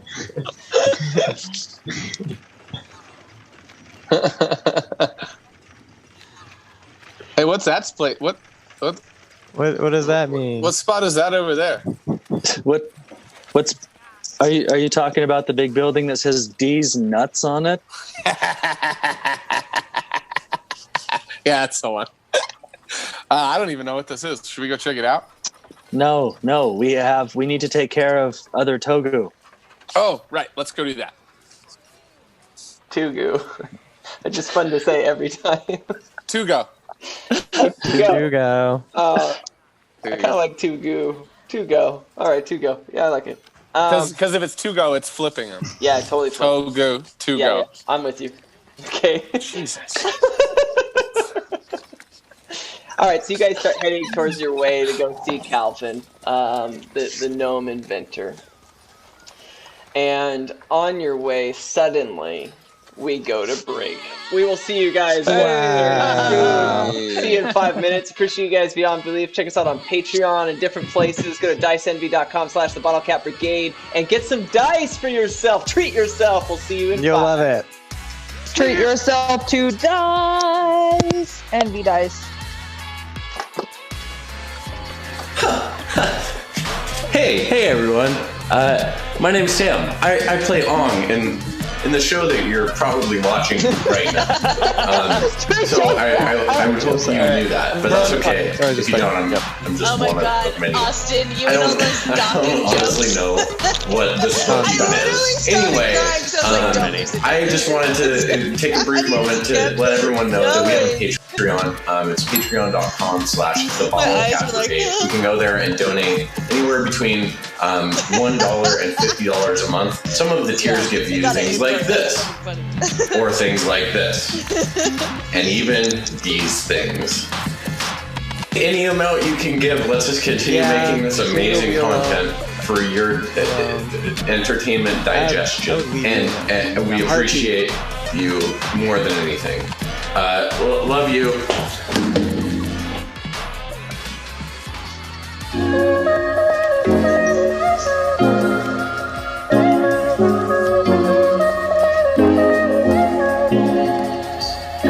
Hey, I'm Austin Towner. I am the DM for the Bottle Cap Brigade, and this little video is about the world building that I did, the world of Magna.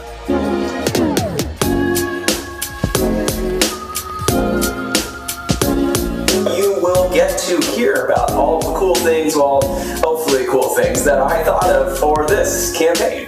The Bottle Cap Brigade, which is what you're watching. So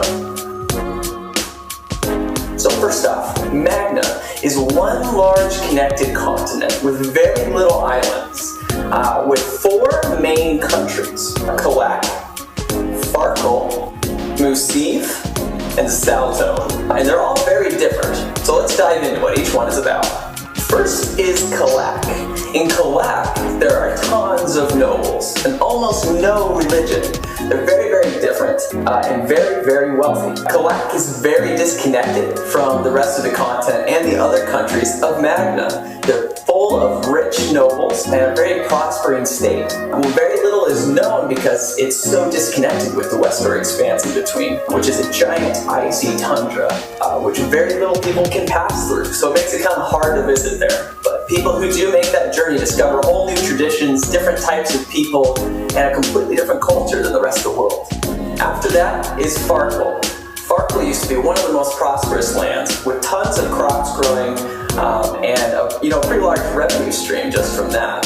But over the last 3 to 4 years, crops have declined completely. The main city in Farkle is Marin. Marin is where our players started and where King Agel, the first of his name, lives.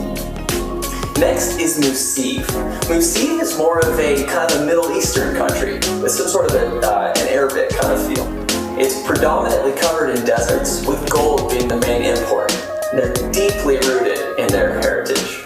And the last one is Saltone. Saltone is kind of a Spartan country.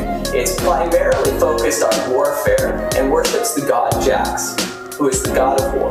Saltone is also where the origination of the Great Hunt is. The Great Hunt is an international guild that is focused solely on defeating monsters and various fiends that cover the countryside. Next is religion. In the world of Magna, there is only one predominant religion, and that is the Holy See. The Holy See is broken into 3 parts. The first one is Jax. Jax is the only male god. He focuses on strength and power, and he's mainly worshipped in Saltone. The next god of the Holy See is Yahweh. Yahweh is the god of love and passion, and is worshipped in Farkle. And last but not least is the god Nista. Nista is the god of cruelty and shadow, and is mainly worshipped in Musif. So that's a general overview of the world of Magna. I hope you enjoyed learning more, and let's get back to the session.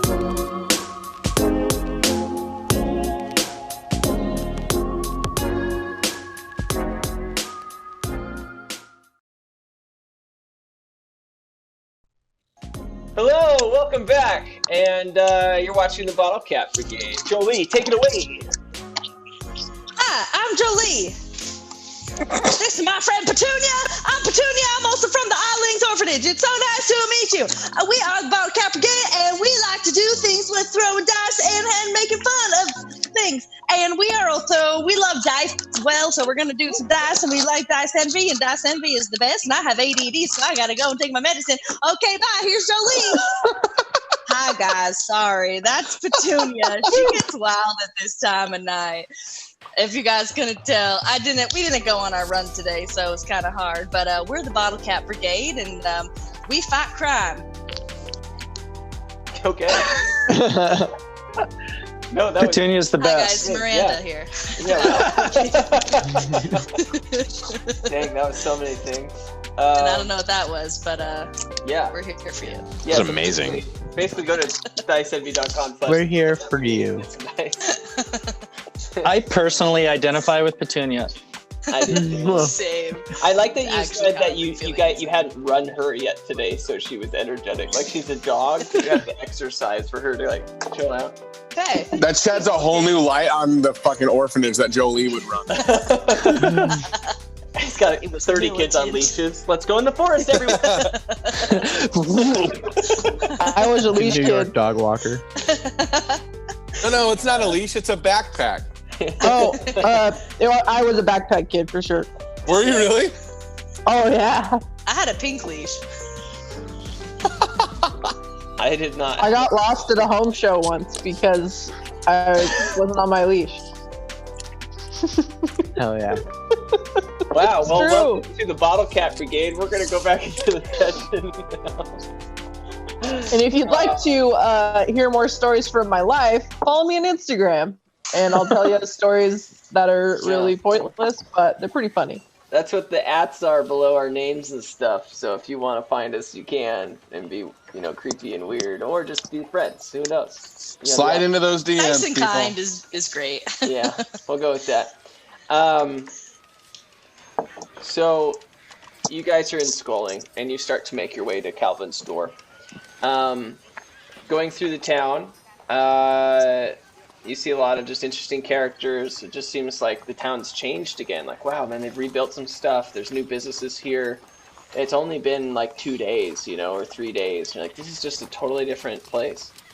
And you get to the door, and Ergis, you've seen this door before, and it's this iron circular door, and there's just all these like gadgets, and there's like a big red button on the door. I walk up and I press the red button. Just straight up. So it's just this giant red button that looks like, like a do not press button. And Togu, you just watch Air just walk up, just confidently, just like press this thing immediately. And you hear all these sounds. It's like,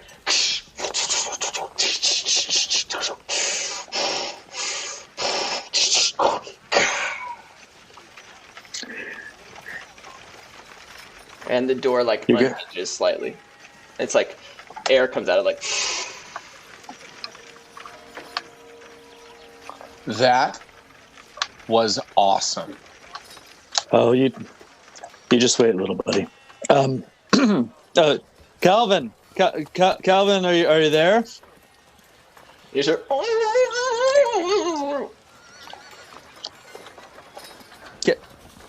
Calvin, are you okay?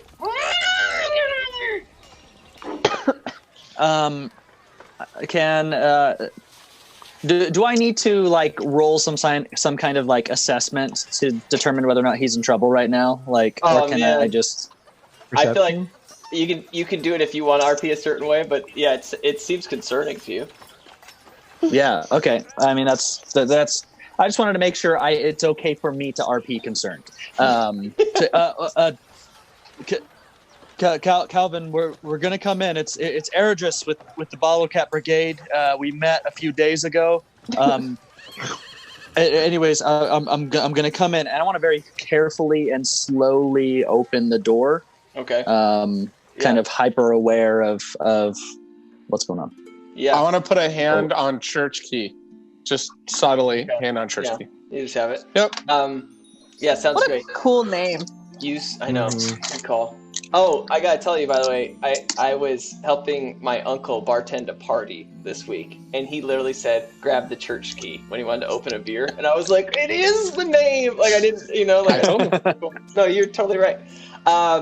So you start to open the door, and it's just like dust everywhere. And it's like, it slowly creaks open, like, and you just see this room. And it just seems exactly like how it was before, just completely unkept. It's a mess everywhere, stacks of books all over the place, different gadgets and different areas where he was working on stuff. And over to the left side of the room, it's like the area that you're in is like a box, but over to the left is like a half circle, if that makes sense. And okay, so it's like his brunch nook. Yeah, it's like his area. And you see like this big hulking knight figure, like full all armor, just like rocking back and forth, and you just hear.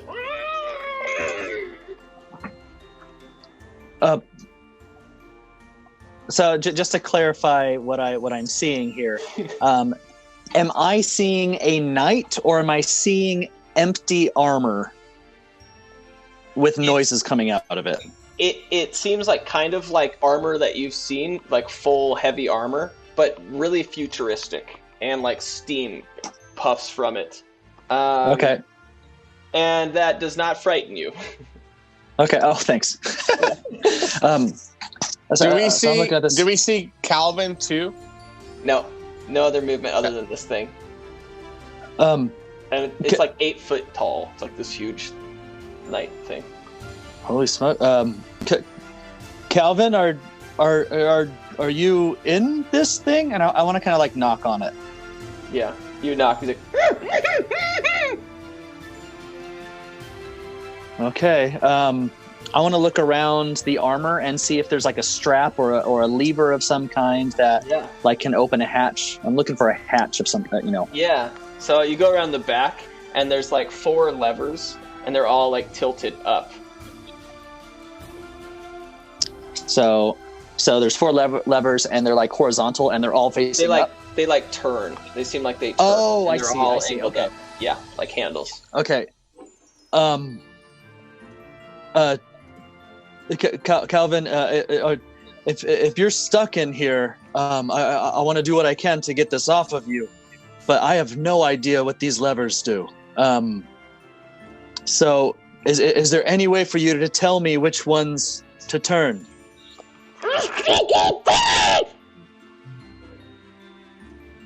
Say again. And you just see it like shaking, like. Can Ergis, I have an idea. Hey, Okay. Calvin, this is Ergis's friend Togu. Would you scream twice if you want out of the robot?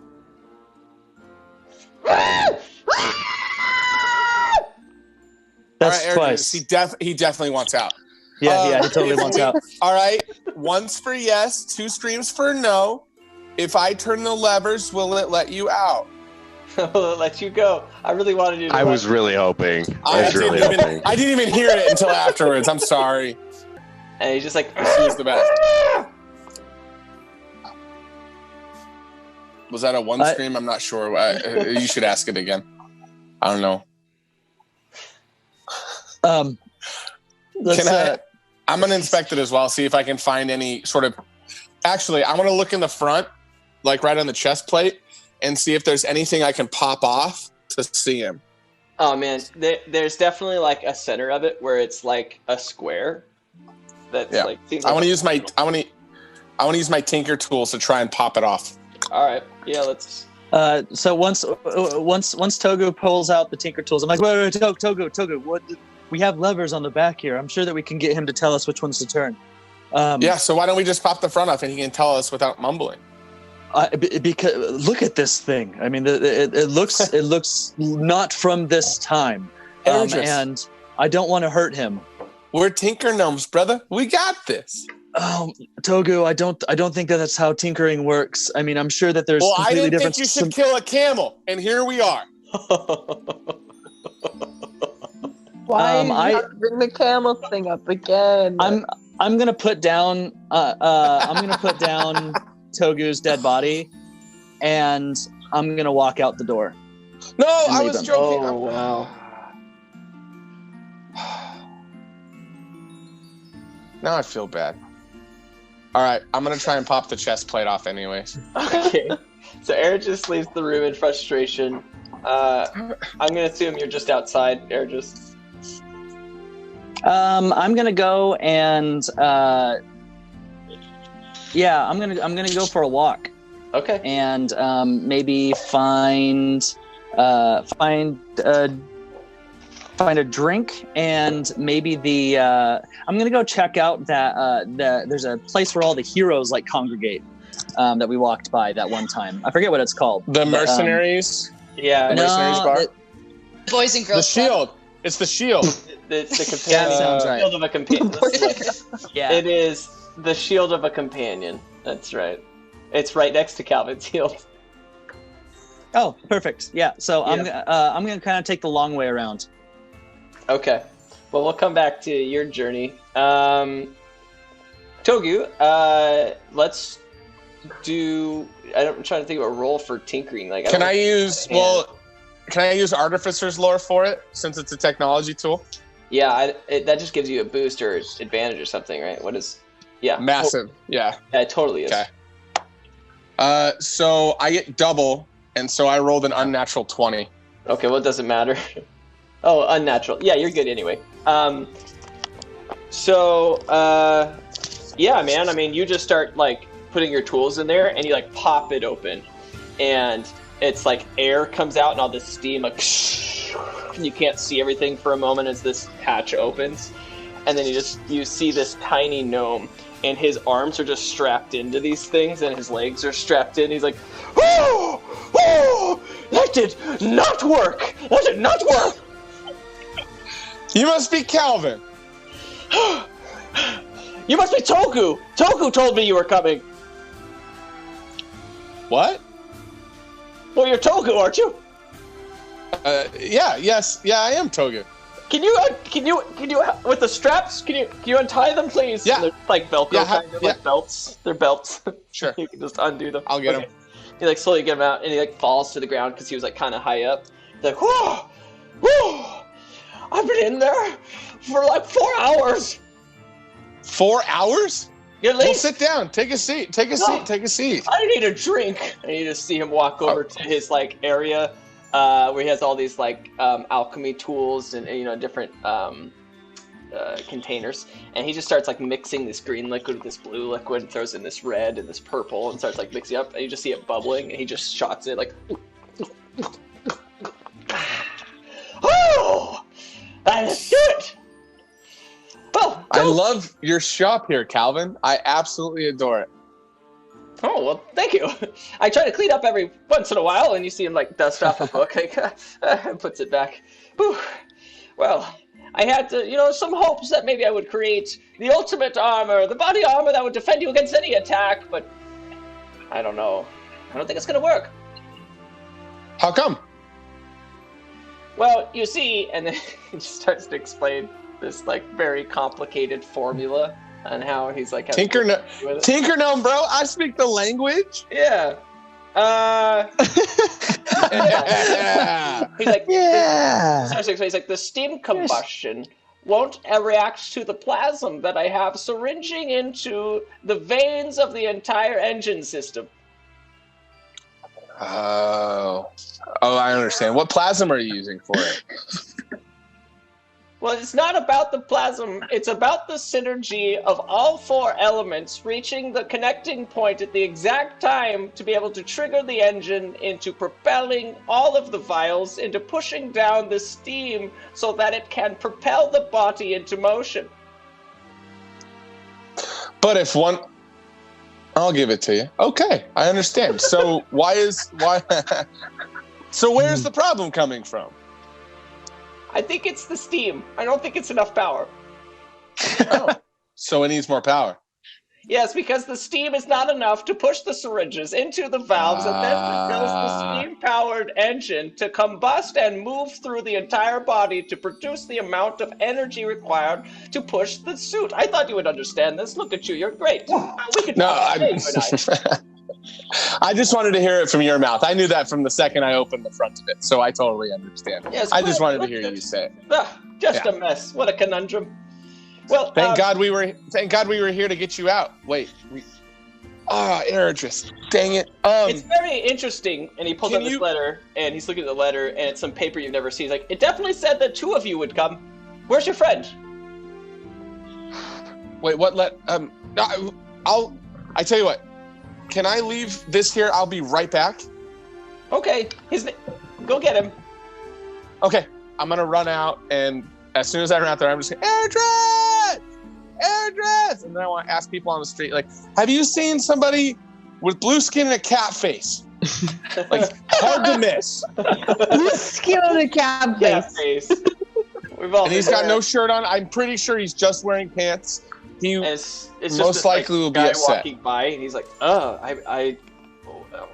before he can even answer the question, you see Eredris getting thrown out of this building, and he lands on his back with like this bottle he was holding, and it like breaks on the ground, and it's very like clearly like drunk already. He's like, ugh. And on top of him lands Woodchop as well, and Woodchop has his little like needle weapon out, and he's like acting like a pirate, like, "Yar, I will fight yar!"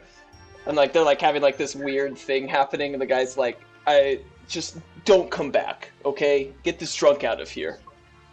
I want to run up to them and be like, hey, what's going on here? And he just turns like, take care of him, will you? He's a drunk. And he goes back inside. I'm not. You shut up. This should be impressive. I did this in 7 minutes. So fuck you. Fuck you. Can you do this in 7 minutes? I want to grab Ergis. 7 minutes. Ergis. Ergis. I got Calvin out. I got Calvin out of the machine. He's waiting for us inside. Great. No, you have it all under control, Mr. Captain of all the right decisions. Captain of all the right decisions. Ergis, listen, man. I'm sorry. I didn't mean to bring up the camel thing. I just felt like you were ignoring me.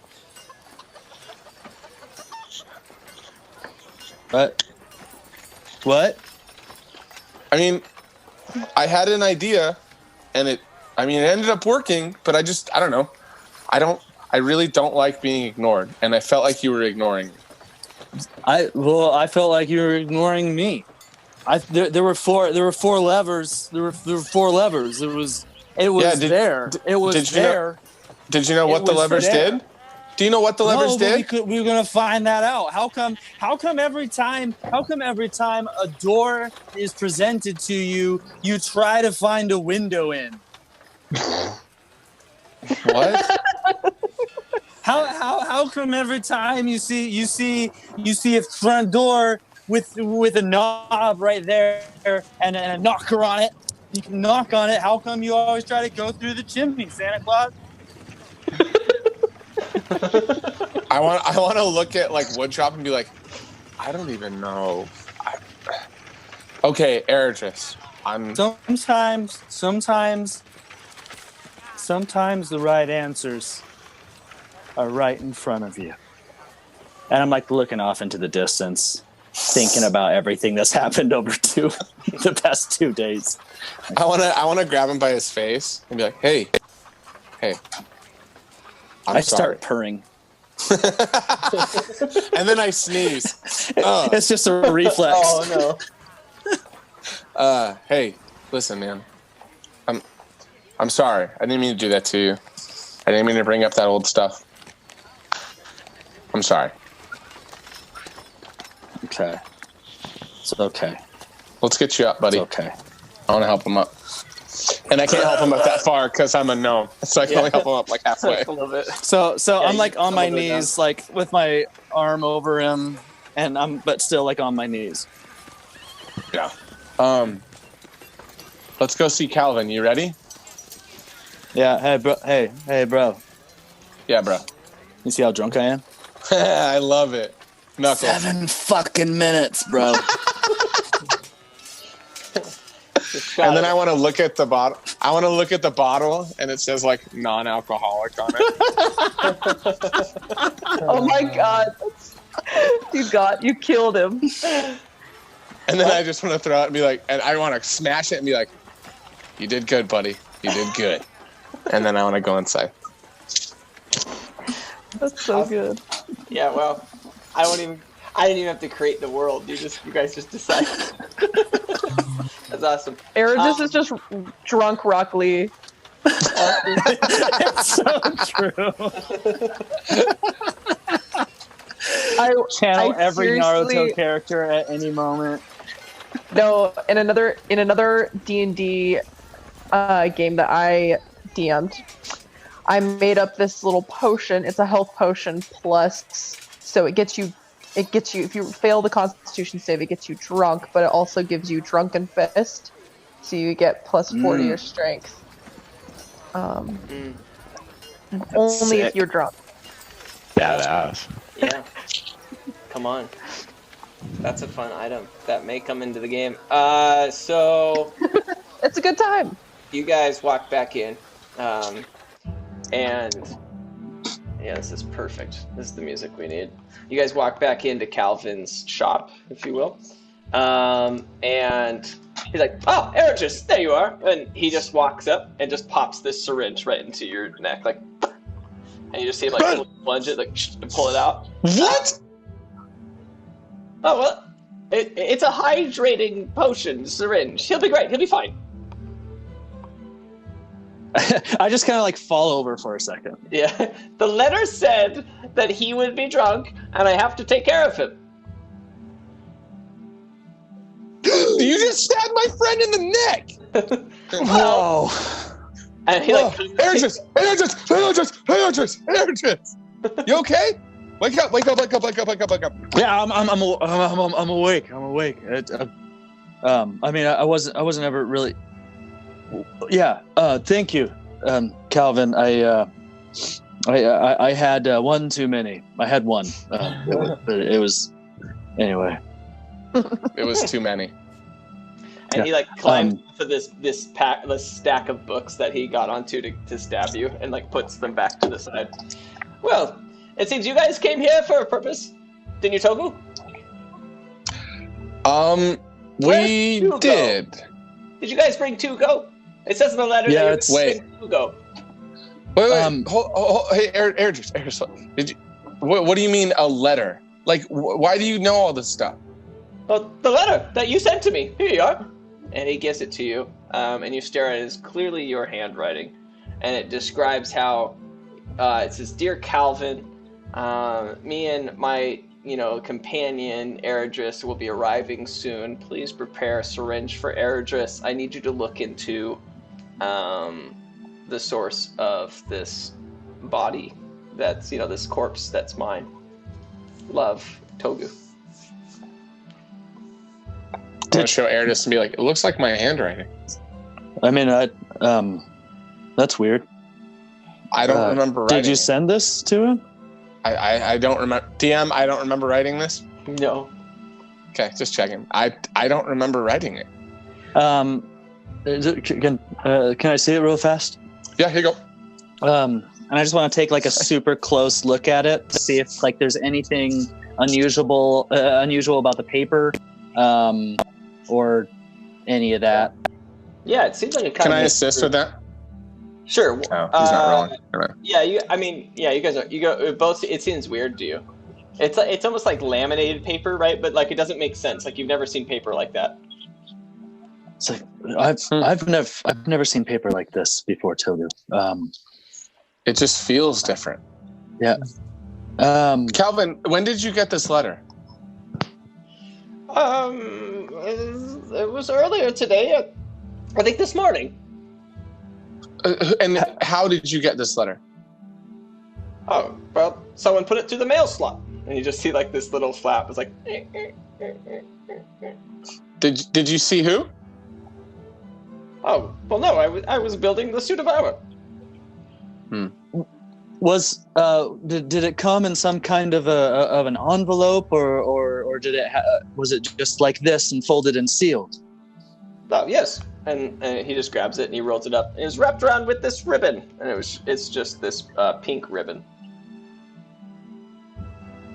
Pink. Togu? I don't recognize any of this, man.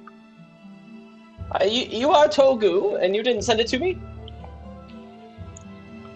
I am Togu, and I didn't send it to you, but I might have something that might help explain some stuff. And then I want to take my cape off of Tugo and put it back on. Okay. And he looks like, oh, why did you bring a dead body in here? This is Tugo. I want to hold up.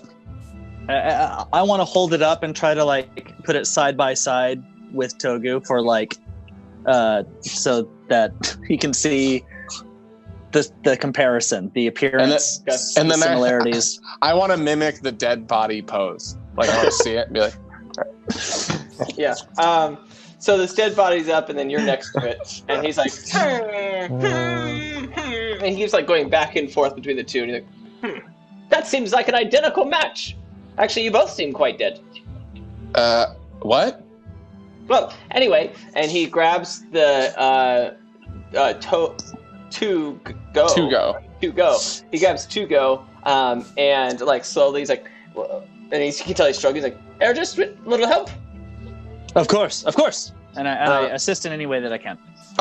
Calvin, there is one major difference between the two of us. Yes. You speak. I want to. Well, I guess there's two major differences. I want to pull my pants up and do like the "No Place Like Home" heel click with my duck feet. Oh. Whack, whack. And he's like, "Oh God." He's like, I didn't see those because your pants were covering them. Yeah, that's why I pulled them up. That's very I want to put them back down. Well, we'll have to look into that as well. And how can he not see your duck feet? Are you wearing like Jinko jeans? Mm-hmm. I thought I've got like pantaloons. They're like pantaloons. I'm like just picturing like old goth jeans, just old Jinko jeans. Yes. And you have to lift them up to see the duck feet. Covering the whole ground. I was like, what kind of pants are you wearing? You guys, just you helped him put him into this big vat, like this, this big container. Same thing that Tack was in, a week or two ago.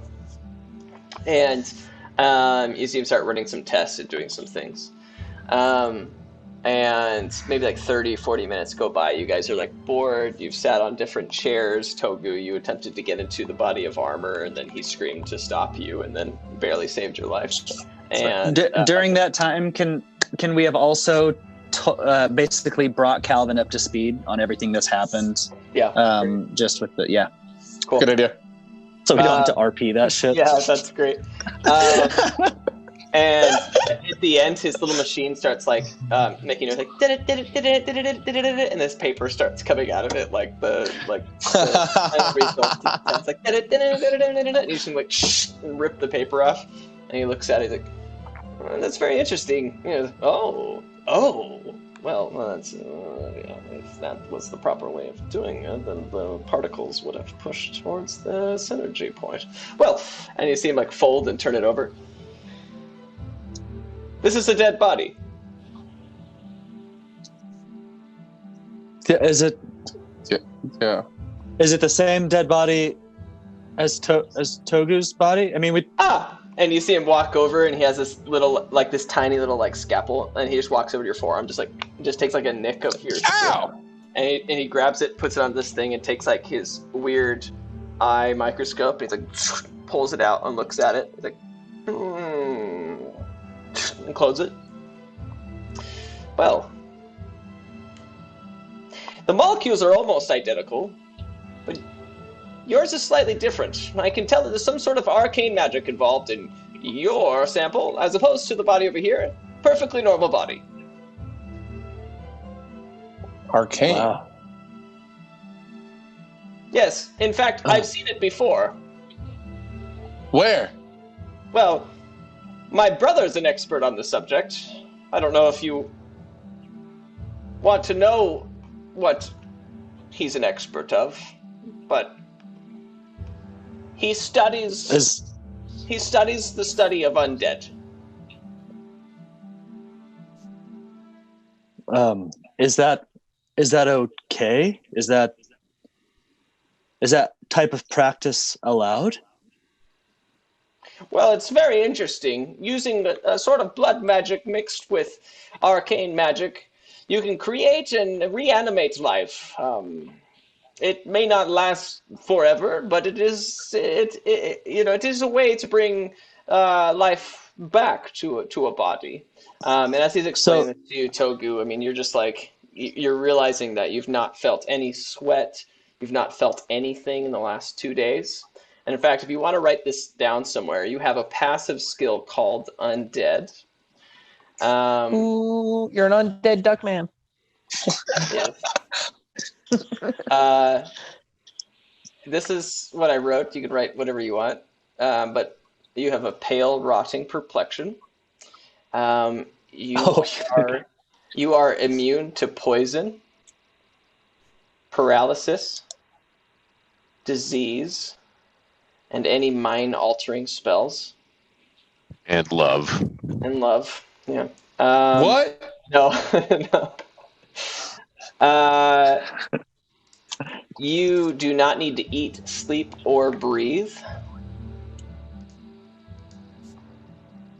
And you have a loss of feeling and taste.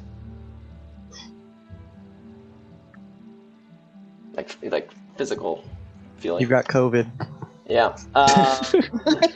Dang it. You no longer have asthma, and elixirs and potions have no effect on you. DM question: does my HP get altered at all? It does not. Okay. You also have no death saving rolls.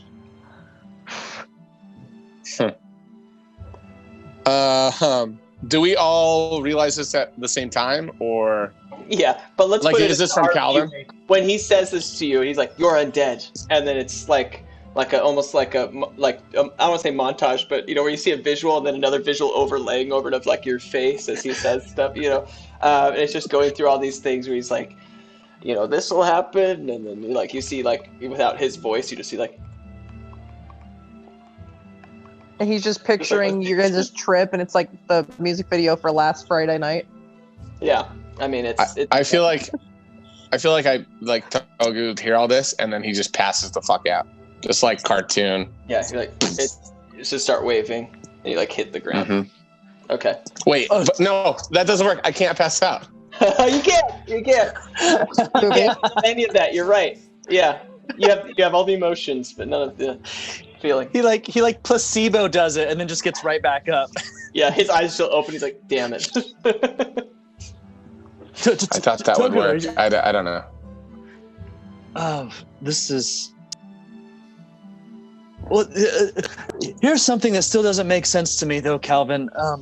If Togu is undead, then where did his body come from? Because that's the Togu that died. Then that's the one that fell out of the giant hive. Where would this new Togu come from?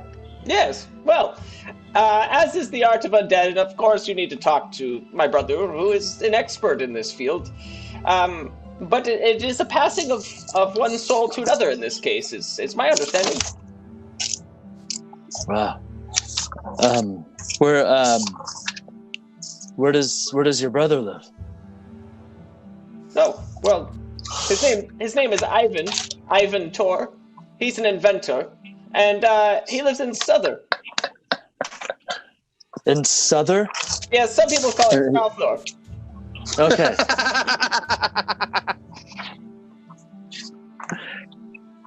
But he studies. And his name is Ivan Tor. Ivan Tor. Yes, and I'm Calvin Tor. It's all coming together. Okay. Okay. Well, thank you so much, Calvin.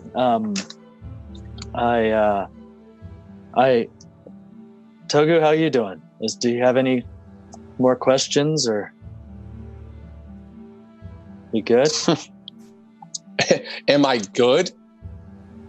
I mean, have we done what we need to do here? Calvin, yes. Do you have any sort of literature or scrolls on dealing with this, or is that just something we should see from Ivan? Because I know Souther's a long ways away, and I'm a little shocked right now. Oh, I do have a book that might be someone just like you. If you're anything like me, and you see him start going through these these stacks of books, and he's like, and he pulls it out, so pulls his dust off it and hands it to you. And on the front it says, dealing with the condition of being less endowed.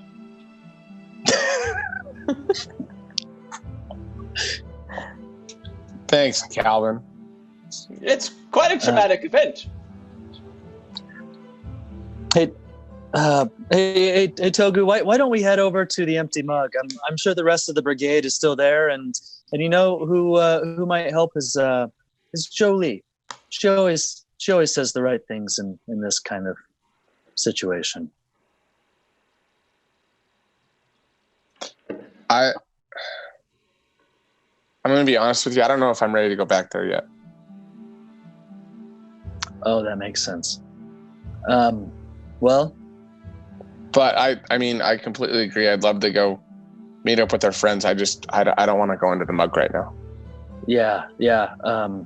I suspect running into your family might be odd. What if just I went back to the mug and see, get the rest of the brigade, and maybe we could all rendezvous somewhere else. Let's just go to the mug. I don't think I want to be alone right now. So. Sure. Yeah. Of course. Sounds great. Well, yeah. I guess I have one more quick question for Calvin. But I guess I'll just meet you outside. Is that okay? Yeah. Sure, man. Cool. I go outside. Yeah. And so he heads out the door, and then he closes it mostly. Calvin, do you have anything that would help with this? And I refer to my cat face. It's not normally like that, is it? No, it's not. No, it's not. I ate a muffin. I became a werecat for a while. But then the wizard and entrepreneur that I ran into made it all switchy, and so now every time I turn into a werecat, my face goes back to normal, and now normal face is werecat face. Oh, what a conundrum. Well, I think there's a simple solution. I'm surprised you haven't thought of it yet. Oh, well, I mean, to be fair, I'm just kind of average intelligence. Well, I hear that all the time. That's fine. And he just walks over to this bag, and he just pulls out this thing. He walks up to you, and he's like, "Close your eyes." Oh, okay. Yeah. I close my eyes. You hear this rustling as he you can tell something's going over your head, and you just hear and you open your eyes, and you can just see kind of two little light coming in. Yes. He's like, "That'll do it." And he's just put a paper bag over your head. Calvin, I can't see shit out of this thing. Well, maybe you need to make the holes a little bigger, but it'll work great.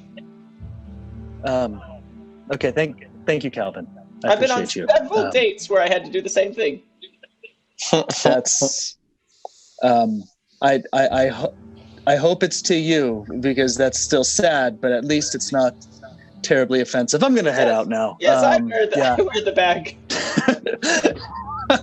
That's okay. Well, I'm sorry to hear that you had to wear the bag. They love me. Thank for you my so intellect. much. Yes. And that they should. Thank you. Good day. And yeah, we head on out. I say we. I guess I'm thinking of Steve or something. I go. Yeah. Okay. You and Steve. You got Steve. and you just see Togu. I don't know. What did you do in Togu? I'm just sitting on the front steps in front of the. Okay. You open the door and you just see Togu just sitting there slouched over.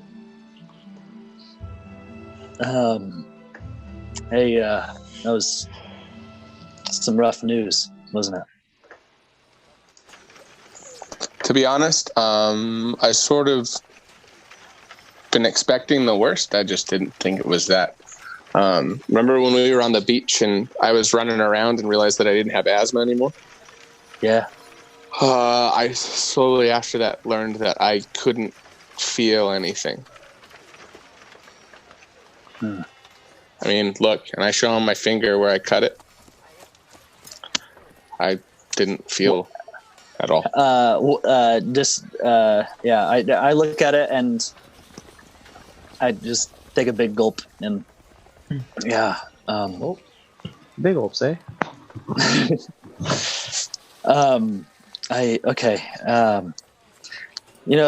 Togu, we've had a really, really shitty past several days.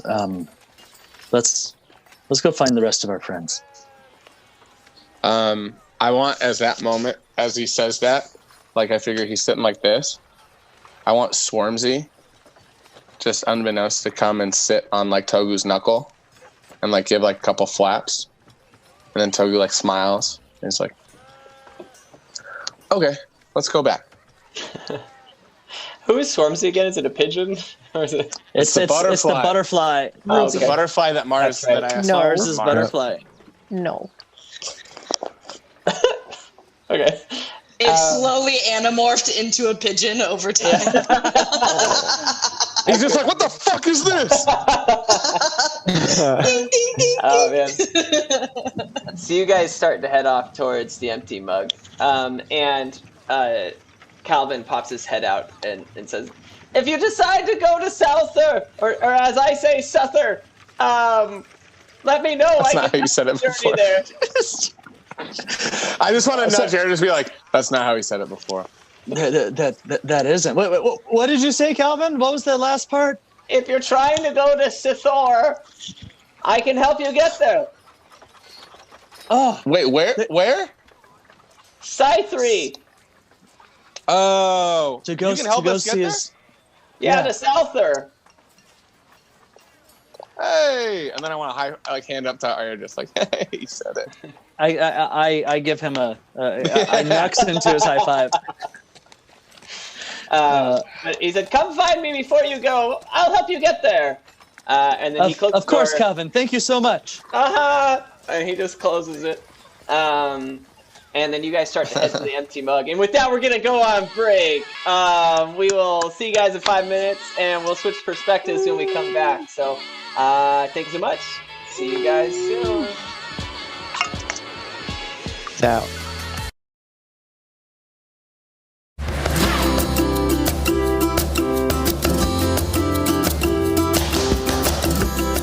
Hi, I'm Jolie Jewel of the Joy Clan, and it's so nice to meet you. I come from a long line of Kitsune halflings, or kitlings as we like to call ourselves. For generations and generations, my family has been running the Oddlings Orphanage, a home that nurtures all sorts of characters and creatures looking for wild love and a rowdy life. Now, about a year ago, our world was flipped upside top when a band of orcs came to raid our land and steal our little wildlings. Now, we put up a good fight, but it did cost my parents their lives. So now, it's up to me and my brother to run the Oddlings Orphanage and spread love just like my parents did. Now, I like to think it was a little bit of kittling luck that the Bottle Brigade stumbled upon our orphanage. And to add to that luck, they were also looking for the same band of orcs that crossed me and my motley crew of a family. So when they invited me on their quest, how could I say no? Now I don't know what's ahead, but damn, am I ready for adventure. Hey, my name's Tuya, and I'm a 13-year-old tiefling and a member of this pretty weird group called the Bottle Cap Brigade. But before I met all the guys in the Bottle Cap Brigade, I lived in this super poor town called Farkle. Imagine the grossest place you've ever been, and then times that times a million. Pretty gross. But that's where I grew up, with my dad in a butcher shop, and right before he left for a very important business trip, he sat me down and gave me this beautiful rusty dagger and said, "This is my advice for you, Tuya. Don't get caught, always watch your back, and never open the meat freezer for anyone because the neighbor's in there and your dad doesn't want to go to jail again." And then he put me outside and set the house on fire, and I never saw him again. But that's okay, because now I have my new friends that I can explore the whole world of Magna with and become the greatest adventurer of all time. Hello, my name is I'm part of the Bottle Cap Brigade. We're called that because we like bottle caps. Every single one of us likes bottle caps, me especially. I like them because they are shiny, and because the very pretty ladies typically like it when I give them some bottle caps. I grew up in a very small community in the mountains. I don't remember much other than it was cold and that my parents were slaughtered. It was sad. Subsequently, I became a pirate for a time. As you can see, I am quite large and a giant. And as a pirate, they liked that about me. And so I was quite popular as a pirate. I moved to a town for a bit and met up with a group of goofballs, and we now go around looking for fun. My name is Ong, and this is my story.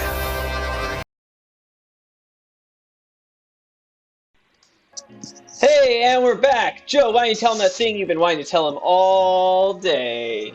When you come back. Are you ready? So, we have a wonderful little affiliate partnership with this great company called Dice Envy. Dice Envy! They can meet all of your dice needs. They have different colors, different materials, and if you buy dice, it helps us, and we can use that to better our equipment and pay for cool things to provide a better experience for you, the people. Come on.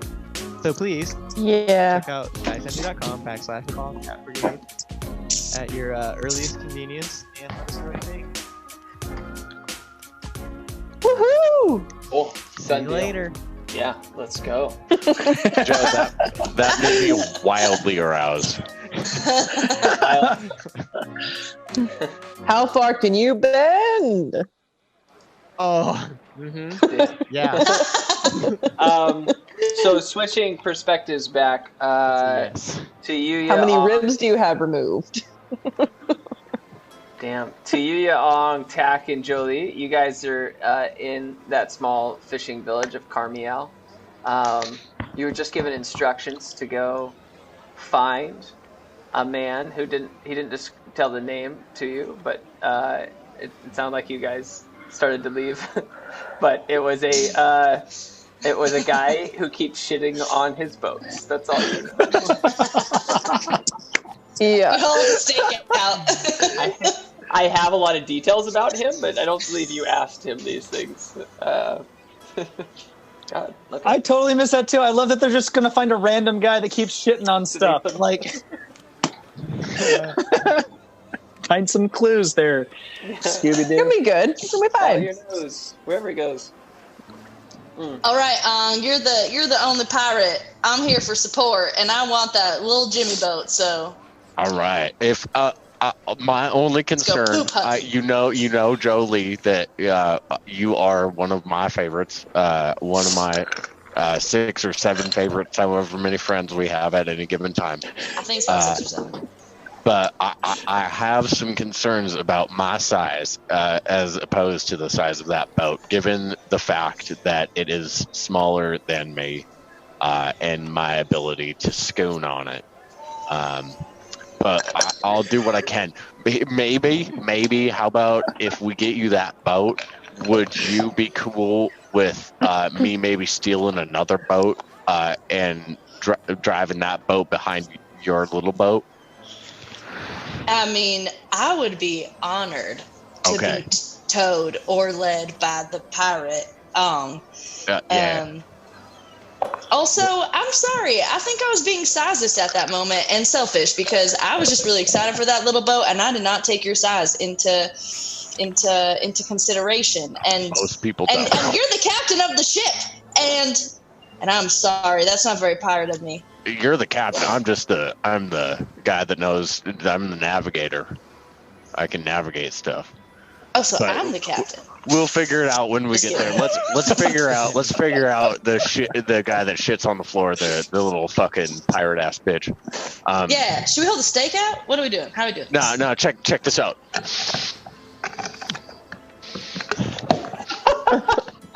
Ong knows poop. I'm sniffing for their shits. I'm amazed at watching the pirate work. My favorite is that Sam's not even asking to roll anything. He's just assuming that he can find them by his No, I mean I expect you to. So cool. So you're sniffing. Yeah. Joe, I also thought he was taking a dump. It's like, this will bring him in like goose decoys. Just like they're attracted to the poop. So just so I understand from a story perspective, we've created quest or this mission to get a boat, but you guys, regardless of accomplishing that mission, are still going to steal a different boat. But we're still going to follow through with the mission of getting a small boat. Maybe. We'll see. We'll see. Yeah, I don't know. We go to a different place. I just want to make sure that I can create this scenario, whatever it is that you're doing. Yeah, we're going to go find Brick. Okay, perfect. Yeah. He's out there somewhere. All right, great. So, Ong, let's roll an investigation using your nose. That was a bad roll. Too late. 18. 17 -1. 17. That's a bad roll. Right on. No. I rolled and I cocked my die on my laptop keys. Oh, okay. Yeah, that's. This is why the internet is bad. We need to be suspect. So I can't catch him in the act. Well, we'll never know, will we? We'll never know, will we, Sam? Yeah, you. It was a nat 1. It was a nat 1. I knew it. Yeah, you somehow implode from your own sniffing. No, he takes his own shit. Yeah, he keeps going in circles. It's like I in his hand. Bend my head under my ass and. I'm the guy that's been shitting on the ships. I knew it.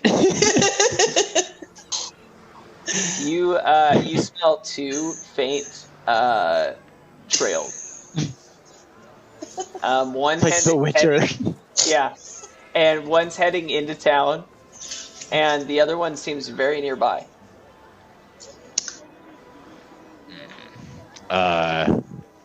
Well, you guys, there are 2 shit sniffs that I smell here. One is heading into town, and one is quite nearby. Should we find them, split up, go for both? What do you guys think is best? Let's go for the guy in town. The most succinct thing. Let's be efficient about this plan. All right. You coming? Sick. She's muted, but I'm assuming that's a yes. Hey, yes. I'm coming. I have to take care of something really quick. There's a very pressing matter that just my dog just threw up on the carpet. So you do you. We will make sure that I smell the shit while you smell your dog's puke. Even though you don't have a dog in this situation. Nope. Hold on. I got it. There's a cat. Just let him eat it. You do you. Let him eat it. I'll be right back. How about you feed your animals?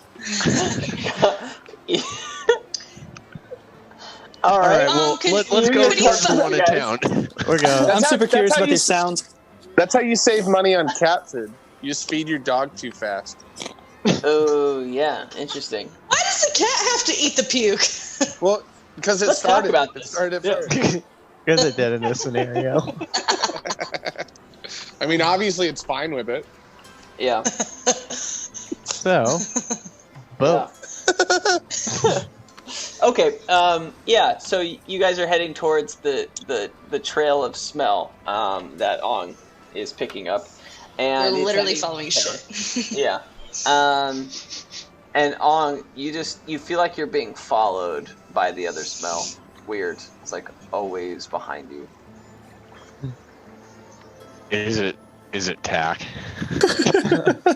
You That's turn actually around at very some point, fair. and it's like he's like emanating like with this smell that you can see now because you rolled a 17, and you can just feel this aura on him. It's like heavy, like being close to like a hot light. You're like, oh. How far away from the ocean are we? Or like you're water? right along. You're literally, you're basically on the dock. You know what I mean? Without consent, I just throw him into the water. Unless you're gonna let him tack, you guys could do a strength contest. I mean, grapple. I just imagine that I'm not ready for it, you know? Yeah, it's out of nowhere. I mean, I'm like 8 times your size.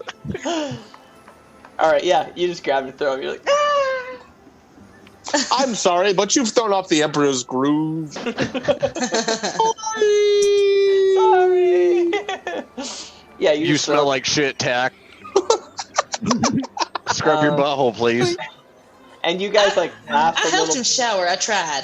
All this lovely salt water. You did what you could, Jolie. I did. You know, sometimes little goblin friends, especially when they, you know, are attacked, tend to smell kind of shitty. So I see. don't tell them I said that. You guys He's laugh. like right next to us. Well, you guys laugh and have this conversation. You're like, and you don't see him ever like come back up to the surface. Is he out? How far did I throw him? Oh, I don't know, like 20 feet. Oh, I'd just like to take like 3 steps and just kind of jump into the water and create a I want to do a what are the cool kids called? Cannonball. Thank you. To try and pop him out of the water. You land on tack. Yeah. Yes. So.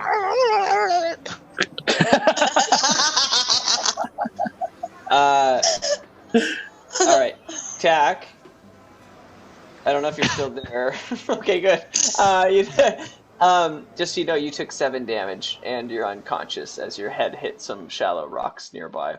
Ong, you took 8 damage as you quickly discovered why Tack was not resurfacing, because you hit the same rocks with your ass. That's okay. That hurt a lot. Tack, can I see him? Yeah, you just see him like floating in the water. There's like blood like coming up from his nose and his forehead. Jesus! I pick him up and grab my tailbone a little bit and say, Jolie, I fucked up. I'm really sorry about this. But before we go get those shit pirates, could you help us out a little bit? I'm kind of hurt. Come on, let's have another little healing session. I kind of get up and I kind of bend over like this, and I'm just like, Jolie, would you get me first? Shut up, Ong, and I smack you on the ass, and I'll cast a light little healing word on you. That's that. You were probably. And I'm holding Tack like a cat at this point, like on the scruff of his neck. Come here, be gentle, and I'll lay Tack down and do a little like, what is it called? CPR. A little push on the chest and push. And then push. And then maybe you spit up water. I do a little push and a push. Jolie's a professional. I ain't had no training, but I saved a lot of people. Yeah. Come on. It's true. Oh. Okay, well, that's what I did. Yeah, great. It's like a cure wounds. You're just healing on, or are you healing Tack too? And both. What did you roll for each? Well, I didn't roll. Okay, Tack, you get +8. Your full health. Take that, Coral Reef. And for that butt slap, you get a +10. You're both good. Fuck yeah. Like 100%. I'm really good at butt slaps. Yeah. Motivation. Yeah.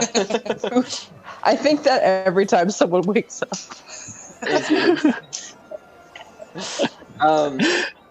Yeah. So yeah, you guys are awake again. Thank you for that whole thing, Sam. And You're welcome. You only have one trail of poop now that you're chasing. I'd like to continue. I at this point, I'm like a fucking bloodhound. Okay. Yes, you are. A shithound. I just don't know. You make all these decisions. It's great. Yes, you are. The efficacy of it is totally up to you. I would just like to act like I'm fucking on the scent right now. Yeah, great. Do you like Google words before you say them? Do you have I'm curious to know if we play in person, if these words will come out when you can't access a computer. I mean, Bloodhound? Or efficacy? I think it was efficacy. What did you say earlier when you were on the boat? You were like shooting or something, or what? Oh, a schooner? Yeah. Like what? That's what it is. It's a type of boat. Totally awesome. Cool. Learn your boats, Austin. Sam's just extra big brain. Yeah, why don't you just go to the port side, Austin? Yeah, why don't you just go eat? Go starboard yourself. Smart dummy asshole. I'll never go to the port bathroom again. Your brain's way too smooth to hang out with all of our wrinkled brains. So you're following this, Ong, and I'm trying to see if I still have. Yeah, I still have them. Well, I don't have the map to show all of you viewers, but they're in Carmiel, and the poop trail seems to go into a building. In the out front, it says Needle and Prick. I don't know if you guys have been in here before or not, but Yeah, we laughed about it. wasn't I in there? No, I don't know if we actually made it in. yeah. Anyway, Needle and Prick, and you can see the like he's like sniffing out like a dog like up to the door. What is it, boy? What do you find? There's some shit in here, and I think we should go investigate it. A smelly smell that smells. Tack, you go first, because of reasons. Oh. Reasons, yes, raisins. Let's go. All right. I love raisins. Yeah, I'll walk in first. Okay. Is he going in I'll alone? stroll in. Okay. I'll be I like don't know if kind it of was behind him a little bit, but I want him to go in there. So, Tack, Walking like this. it's like you get like pushed in from Ong, and you just like walk in, and it's like curtains is the door, and so you like come through, and then the curtains close behind you, and you just see two, or you see one kind of like gentleman guy, very well dressed, clearly is like the head tailor of this place, kind of seems like maybe the owner, well off looking guy. And then with him is more of a shabby-looking individual that's clearly like his assistant.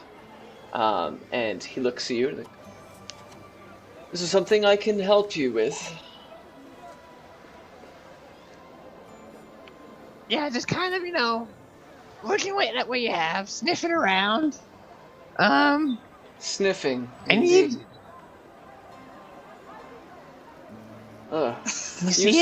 You smell of seawater and shit. Most of this shit is gone. So, you're in luck. It's 80% salt. 20% shite. Yeah, it's like a really bad diet. I get it. Are you here for clothing? Can I help you in some way? The fanciest clothes you got. For a seafaring goblin. Indeed. You see, he's like frustrated. Another question: is this the same guy that sold me the shoulder pads, or is this a different dude? It must be because I forgot about that entirely. Yeah. All right. Yeah, it is. I'd like to bust the fucking door down and just yell at him and be like, "Don't harass my rip friend." the curtain off. You sold me some. He just breaks it down. Yeah, I pull it down, and I just wanted to say, don't you fucking harass Tack. He is small. He might smell bad, but you don't tell that to his face. God damn it! And you sold me some shitty fucking cloth shoulder pads, you bastard. Make fun of me behind my back like everyone else. Yeah, behind his back, and you smell like pirate shit. I'm supposed to kill you. As soon as you say pirate shit, his assistant like runs out the back door. I run after him. Same. The assistant? Yeah. The assistant. And I want to scream. Yeah, go ahead. Go around back to because I don't know if because at this point Jolie aren't in. So I just want to scream, "Go around back! Go around back!" Okay. I think that's our cue. I think that's our cue. All right, you get right on it. Yeah, and as soon as the assistant starts running, he's like, "Marcus, where are you going?" And he just starts taking off. We're in a chase scene. I haven't done this in so long. Okay. There's like rules to this, but I don't really like the rules of D&D for chase scenes. Are you doing your cool rules? Yeah, we're gonna do my rules. Cool. We're gonna do house rules, chase D&D. scene. Fuck D&D. Let's do this. I don't know. What are your rules and how they're different from normal D&D rules? You can't wear pants. Super complicated. Scarier. I like to just roll to see if you get closer or not. So you can basically. That's basically what we're gonna do. Sick. For closer. Yeah. So that weird. yeah, you did. What's your deal, man? I don't know. I have them saved on here. Okay, so he starts running through the back. You guys start running around the side, and you see him like turn and see you. He's like, oh! And he just starts going the other way. And as you guys reach the back of it, so does Ong and Tak emerge from the back curtain door. Okay, let's go. Oh, I think Athletics or what? Hold on.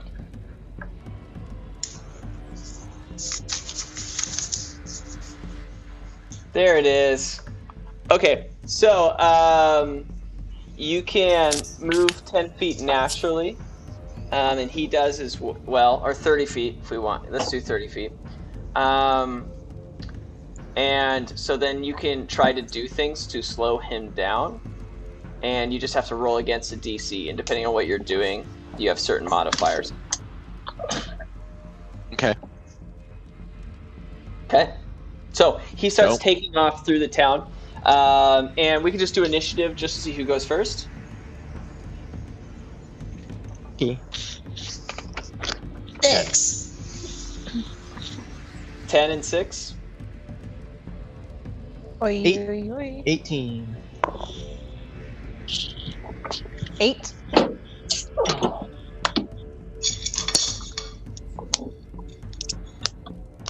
All right, so Tak, you're up first. You see him start to take off and start running. I wish I had like some really dramatic song. Bum, bum, bum, ba-da-da-da. Yeah, we can sing it. This is dramatic as it gets. It's like sounds like a tribal like. Okay, so he starts taking off, Tak. He's about 30 feet away from you. Okay. Dang it. This would have been awesome if I would have taken crippling strike. I will shoot at him, I guess. Okay. Because, you know. Hit him in the butt. I'm aiming straight between the cheeks. I got a 26. 26 to hit? Yeah, I got +9 to my crossbow. Fucking goblin fighters. That's nice. So I have my 5 dexterity, my 2 proficiency, and then I get +2 for being an archer. Hell yeah. You'd have to roll a 4 or lower to miss. Yeah, I get the butthole, man. Yeah, let's do damage. Then we'll talk about it. 5. All right. Oh, wait, I got +5, 10. 10 damage. God. Let me change the music already.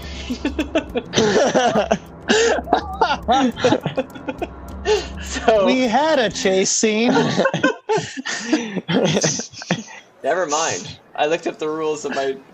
So yeah, dude. I mean, you guys are like, oh, you come around the corner, and then he sees you like, oh no, and he just starts running, and immediately Tak comes out like, he just pulls this thing back and fires, hits him straight into the butthole. And he like falls to the ground, completely unable to run or move at all. Yeah, and that's so bad. And you just see him like squirming on the ground, like, and he's just on the ground 30 feet away from you.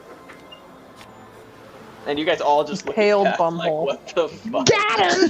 Go get your kill, Tak. Go get your fucking trophy, son. Good job. And I pat him on the back. Contact looks at him like, Jesus Christ.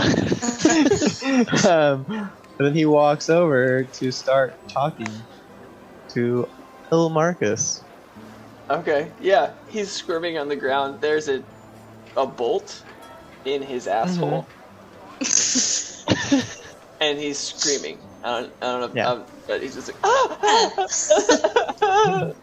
I'm gonna walk up to him and go, hey, it's okay. It was an accident. It's not okay! Don't move, and I'll help get it out. You did it on accident? I know, right? You accidentally shot me in the butthole! I know, right? Crazier things have happened. Remove it! Just remove it! I won't use any other verb! Remove it! I will unsheath my bolt from his anal sleeve. Oh, God. Oh, my God. Internal trauma. I want to be doing it extremely carefully. He's dying. Yeah, I don't have any potions. It's clear. Someone come help! He's bleeding out. Yeah, there's a large blood supply down there, so. I'm gonna walk up and ask him if he's the one that's been shitting on the.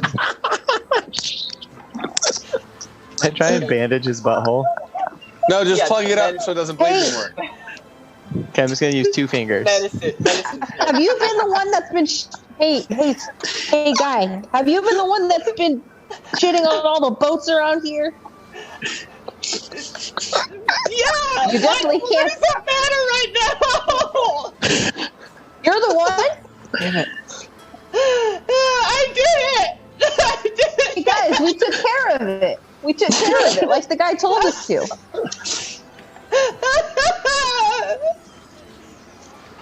I'm trying to show you that it's a nat 20. Oh, you natted it? So you're plugging his butthole? Yeah, with my bandages. And 2 fingers, he said. It like hurts so bad as you're doing whatever it is. He starts to like it a little bit. No, he does not. Yeah, and he keeps crying and wailing and passes out. I'd like to pick him up. Hey guys, I think we got the guy. Do you want to go give this to the boat guy? Maybe we can negotiate for a bigger boat because he's alive. Yeah, he told us to take care of it, and we did. So, I think we did a great job. Yeah, I'm just in shock, I think. I think we all are. And mostly because I literally ran out of spells healing your constipated ass and spanking your ass and whatever, and I'm out of spells, and I can't help the one person that... Yeah, I feel weird, but let's go. We'll take a nappy poo on the boat once we get on there. Yeah. I just feel like of all the times I could have fucking used my spells. It wasn't for me jumping into the water negligently. I am sorry. I about need to that. stop spanking y'all and bathing y'all. Yeah. Just as like, just for clarification, as from a viewer at this point, you said he was unconscious. Is he alive? Is he dead or alive? Him. He was going to die. Yeah. Him. Oh God. Okay. Thank God you shoved all those bandages up his ass. That's all I did. I was just like. Can you imagine them bringing a corpse back to the other dude? Like, hey, he's alive. We want a bigger boat. Yeah, just to clarify, it's like when you go to the bathroom, there's like toilet paper like on your shoe, you know, like it's just like bandages just hanging out from his. And also to clarify, he was wearing pants, right? So it made a small hole, but for you to put bandages up there would mean you'd have to tear the hole in his pants much larger to see the wound. Oh yeah, I didn't take the pants off. I assume it's like loading a musket. Loading a musket? my god. We are terrifying, and we need to. I don't know who we are. Okay, We all need to be Taylor, stopped. this is what happens when we're not with the group. Oh, man. Sorry. Okay, so, Okay, I at least cast men to like plug up or fuck to Barry. look what you did. To stitch up the fucking pants. Randy just gets rid of his butt. Just completely sews it up. I don't do that. I hope I didn't do that. oh no. You like miss and like sew his cheeks together. That is a horror movie. That is literally a horror movie. We're scary. Okay, we need to move on. Scary. We're going back to the boat guy. Yeah, you repaired his pants so it doesn't look like he was just shot in the butthole. And I throw him over my shoulder. You'd never know. I need to go Yeah. to the woods.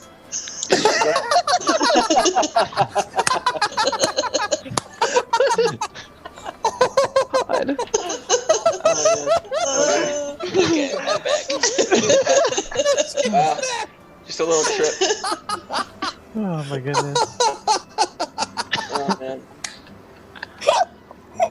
We should rename We're it. buying We're a just boat. chuffed. Absolutely chuffed. We're still on page one, Yeah. guys. We have I'd like to. I'd like to, yeah, as we Austin. start to return to the ship salesman's Yes. area. Yeah, I'd great. like to turn back to everyone and just kind of wink and just nod and let them all know that I think we did a stand-up fucking job. Yeah, great. You guys see him wink as he's holding this body, which you guys all know what just happened to him. Like, it's all very clear. Like, I look, I just blink down. I look at you, Julie, like, what does that Yeah. even mean? and you bring him back and you put the body down in front of the guy. And he looks, he's like, is he the one? Did he do this? Is he the one that shits on the One boat? please. Do you have any proof that he's the one that shits on my boat? He said he did it. He looks dead. He's not dead. I just like, I look over and like nudge him with my foot. Yeah, and you can like hear a snore like. He's just sleeping. We took care of it, like you said. Yes, to No just take care killing of the problem. involved. Yep. If no one shits on your boat tonight, I'd say we earned that boat fair and square. He's like, well, there's only one way we'll know for sure. He takes his face and just starts slapping him until he wakes up. He's like, what? And then he's like holding him, like, are you the one that shits on my boat every night? And he's like, why do people keep asking me? My ass hurts so bad. He's like, what? He's like, I don't know. And he's like, okay. And I'm like, did you shit on my boat? He's like, I did. And I start crying. I'm like, I can't help you. and then you just see him do something where he's like, and then the guy just like gets hit with his dust and falls asleep again. And he puts him down. And he turns to you guys. Like, Jesus. All right. Well, I guess he. Yeah, he pretty much said the exact same thing to me. So. What did you guys do to him? Tack actually shot him a little bit. With a love dart. Bit. He shot him with a love dart. Right. Oh, what? A love dart. Love dart? Why did he say his ass hurt so bad? Because he was pooping on your boat, you fucking idiot. My love darts are very sharp, and they look like a crossbow bolt. Did you shoot him with a crossbow in the asshole? I already told him it we was got the job done, didn't we? That is by far the most ingenious way to stop someone from shitting I have ever heard. Yep. Wow. Take away the keep them alive. We thought about the whole thing. That is the most traumatic. Did you see his face? He's never never do it again. I bet you shit on my boat again. Wow. Well, I'm glad. I don't think he'll be shitting anywhere for a long time. I'm glad I did such a good job on repairing the old Jimmy. And he just turns, and old Jimmy's just this beautiful, like, mustard yellow. It's been, like, completely... Yeah! And it's on got the fuzzy side... dice hanging from the wheel. It does. I put on these glasses. Yeah. On the side it says Jolie's Breeze. Oh, yeah! That's the cutest thing! I've never been on a boat. I can't wait. He extended the boat about like another 3 feet, and he's like, "Well, I felt like I should just since you had such a big fourth party member." What's the buoyancy ratio on this motherfucker? and he looks at you and he's like, "It's about 350." That's all we need, motherfucker. Let's go. It's about that time I noticed that he was an 8-foot tall crustacean from the Paleozoic era. All right, so trying to change my lighting. Are we right now, or the belt?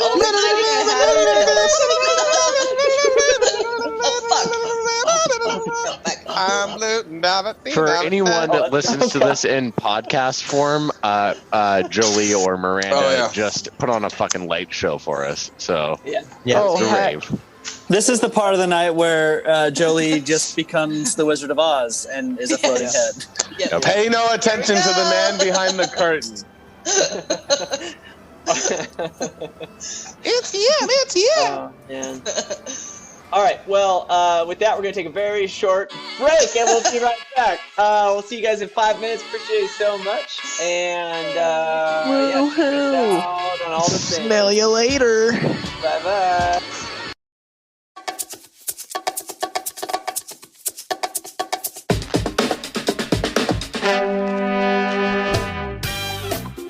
Hello, I'm Togu. I am the bard of the Bottle Cap Brigade. As you can tell by my height, I am a gnome. I am from a neighborhood outside of a big city called Skelling. We call the neighborhood Halftown. Yes, it is a gnome neighborhood. There in Halftown, I own a bar, actually, which is, I guess, a little bit of a brewery, too. I'm a bit of a brewer. The bar is called the Empty Mug, which I run with my family. I'm a self-proclaimed Casanova. I'm always up to be the center of attention. It's a difficult job, but somebody's got to do it.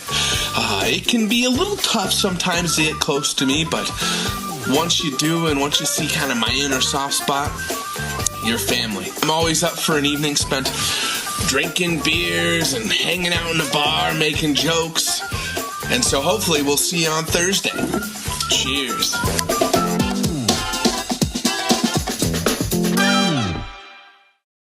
Greetings. My name is Eridris. I'm an Aragonasi monk and practitioner of the Way of the Four Elements. I've been traveling around the world of Magna for a long time now, in search of someone who was taken from me long ago. In my travels, I've developed a bit of a reputation. I'm a hero. Mostly because of the many heroic things that I've done, but also because of the regular, normal, everyday things that I do in a very heroic fashion. So it's no surprise that I joined the Bottle Cap Brigade. An entire group full of heroes, count me in. Oh, I am so excited about all the adventures we're going to have. But even more so, I just feel like I have so much great experience that I can share. I can really show them the ropes and teach them about what it means to be a hero. The speeches and the poses and supporting trans rights. There's just so much that we're going to be able to accomplish. We've already saved an entire kingdom. Also, it is through the Bottle Cap Brigade that I've met my animal companion, Steve. In fact, say hi, Steve. Hi, Dad. I love you. No, No, Steve, not to me. Say hi to everyone else. Hi, everyone else. I want rats for dinner. He's a snake. Well, hello. It is I, the Goblin Tech, formerly known as the 13-year-old halfling boy Parrot. I'm confused too. So, I grew up in my mother's tavern, drinking and fighting. It was a great life, and I know I'm a kid. I was a kid. Confusing. They got tired of my antics and punching patrons in the nads for cash. So I got shipped off to this monastery where they studied how to drink and fight. Heaven. I was the perfect pupil.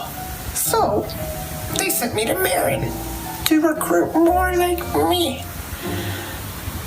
And then I started drinking and fighting again and gave up my monthly ways for cash. Or coin. Whatever sort of currency they were willing to give me. So I awoke, unfortunately, one day with my body strapped to this device with tubes in it. The blood had been drained right out of me. I was dying. And then this brigade came and saved me and got me killed at the same time. And then I awoke, feeling a little bit different, strange. My body aches a little more. And I'm a goblin. Not my first choice, but you take what you get. I am what I am. And I'm living with it. And I kind of still feel Tak's presence in the back of my head. It's interesting. He kind of just comes out sometimes, and he's kind of got his life together, so I'm not upset. I'm kind of living a more sober and purposeful life. So, my mothers would approve. I'd like to go back and see if they accept me for who I am. They're mid-30s, 13-year-old goblin halfling boy. Perfect. Wonderful. Or seriously, I was bored of the doctors. Oh, sorry. We could social distance play if we could find a space big enough for it. But yeah. All right. Well, you guys walk into the empty mug. What would you like to do, Ergis and Togu? I would. Go ahead. I was just gonna say, I think the first thing that we would probably do is look around to see if the rest of the brigade's there. Well, I can tell before we walk in. I want to use my tack tracker. Okay. Oh You're yeah. so good at using that. It's like the perfect times too. Yeah, you walk in each step, and thanks. It's like I can never get a fucking compliment in this game. Austin's like, you remember how you use that spell really cool? Yeah, you have duck feet, motherfucker. And bad dead skin. Yeah. Like cowboy spurs, it's like quack quack. Oh man, I feel like the undead skill's kind of interesting. It's like positive and negative. That is, yeah. It's very cool. Also I forgot to add this, which is kind of a negative. Because you don't rest as undead, if you needed a long or a short rest, that's not something that you can do anymore in that way. But you can recover if you fall to certain urges. Oh shit! He's gonna eat some corpses. Masturbation. I was like, Or You do think that people seem kind of tasty. Oh shit balls! Okay. Yeah. Yep. Oh, Specifically, this like is interesting. living conscious things with like not like a dog, but like it has to be a humanoid of some sort. Cool. Anyway, you guys walk in. You surveil the area, and you look around the bar and you don't see them at all. And you do see your mom working behind the bar, serving. No, I'm not looking for them. I'm looking for the tracker. Oh yes, and the tracker. tracker, you don't. It's nothing. Like nothing appears. Did we see anything outside before we walked into the bar? No. Like with the tracker, no. Yeah. No, you don't see anything with the tracker. I want to look at Eris. I don't think they're here. I don't think they're in Sculling. Yeah, I mean, I don't know. Maybe they just stepped out for a second. I mean, maybe they've been waiting for a long time and they went to get supplies or something. But I'd see. Okay. Yeah. Okay. Wait, you'd see what? I had this ability. I have this. I can find our friends if I need to, and I can't do that right now, which means that they're farther than either they're farther than Sculling, or we're not in Sculling. I don't know. It's a 1 mile radius. Yeah. So you know that they're not within that. Oh. But it lasts for like 24 hours. I thought. I don't even think you need to activate it. Really, it's just kind of something that's always there. Oh, Okay. So in our walk from Calvin's, I didn't see this at all. No. Okay. All right. Then ignore that whole RP we just had. Yeah, we walk into the bar. Okay. Wait. So, well, we can't ignore all the RP. How much? Oh, sorry. So Sorry. we don't see him. So we don't see him. Yeah. Maybe I don't see him anywhere. Well, I mean, they got to be here though, right? I mean, they wouldn't just. They're not leave. at the mug. They're not at the mug. Well, maybe they just stepped out for a second to go get supplies or something, right? Maybe. I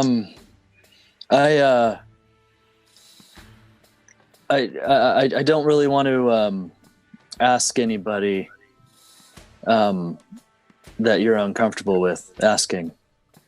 No, it's cool. Let's oh, there's my mom. I'll just tell her that I don't feel well if she asks anything. Yeah. Because I sort of have another question for her. Sure. Yeah. Do you want me to come with? Yeah. Or... Yeah. If you don't mind. No, absolutely. Of course. Okay. I want to go over and discreetly kind of tap my mom on the shoulder. Yeah. She's like surveying a glass and then starts cleaning one. She's like, "Oh, Togu, what are you doing here?" Hey, Mom. Have you seen Dad? Yes. I mean, Dad was here this morning. He went out to fetch some more supplies for the next brew. Is he over in the house, or is he out shopping still? I mean, is he down with Gunther? I think he'll be back soon. Okay. What's wrong, Togu? No, I think I just need to rest real quick. Eris, do you wanna go head back? Yeah. We'll go. Let's head back. Togu, where are we heading back to? I need to find out something, and I want to exit through the side door of the hall, and I want to go into the big house. Sure. I'm like kind of trailing behind, but I turn to Togu's mom, and I'm like, Miss Togu's mom,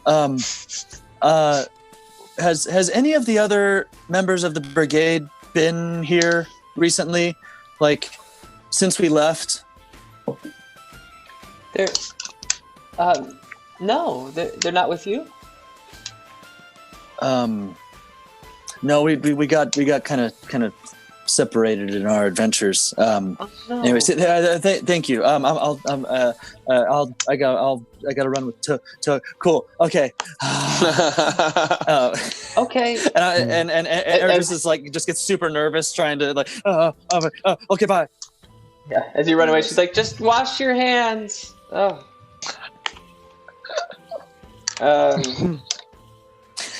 Yeah. I just want to say I love. We conveniently forget the cat face quite a bit. Yeah. I literally forgot it until you just said it, and then I had to replay that whole scene back in my fucking head. Yeah. Yep. I just remembered it too. Well, you're wearing a bag over your head. Oh yeah, I am. I forgot about the bag too. I'd actually planned to take that off. Cool. I'm glad I didn't because that made that convenient. And I'm just I go through the doorway and I'm looking for Togu and come on. And I run over. Yeah. Okay. Yeah. It's like a side building, right? Taylor? Yeah. Okay. Yeah, so it's kind of shaped like an L. Like if this is the front door, or like this is the front door, and then this is the main hall, and this is all the hotel, and then the big house is like up in this corner with a courtyard in the middle. Yeah. So you head out into the courtyard and you start approaching the house. And you see your dad, and it's clear that he's like just arrived with his cart, and he's like unloading things into like this little storehouse next to the big house, and he's just putting things in. Dad.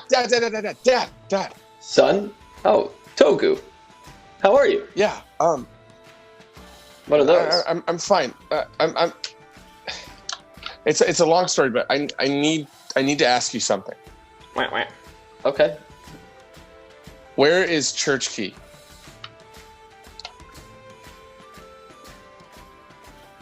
The family dagger? Yes. Well, it's funny you bring that up. It's always on the wall in the big house. Okay, and then I want to run into the big house. Okay. Yeah, you run in there, and you go into the main room, whatever, and you look up at the wall. I'm just following.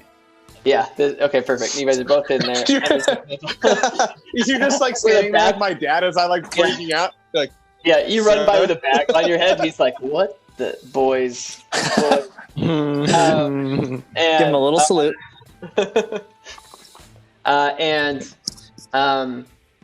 You go into the room, and you look up to the mantle, and it's like this big, wooden piece with like candles and like kind of fun things, and designs, and there's just this like clear like tracing of where the dagger normally is, and it's just not there.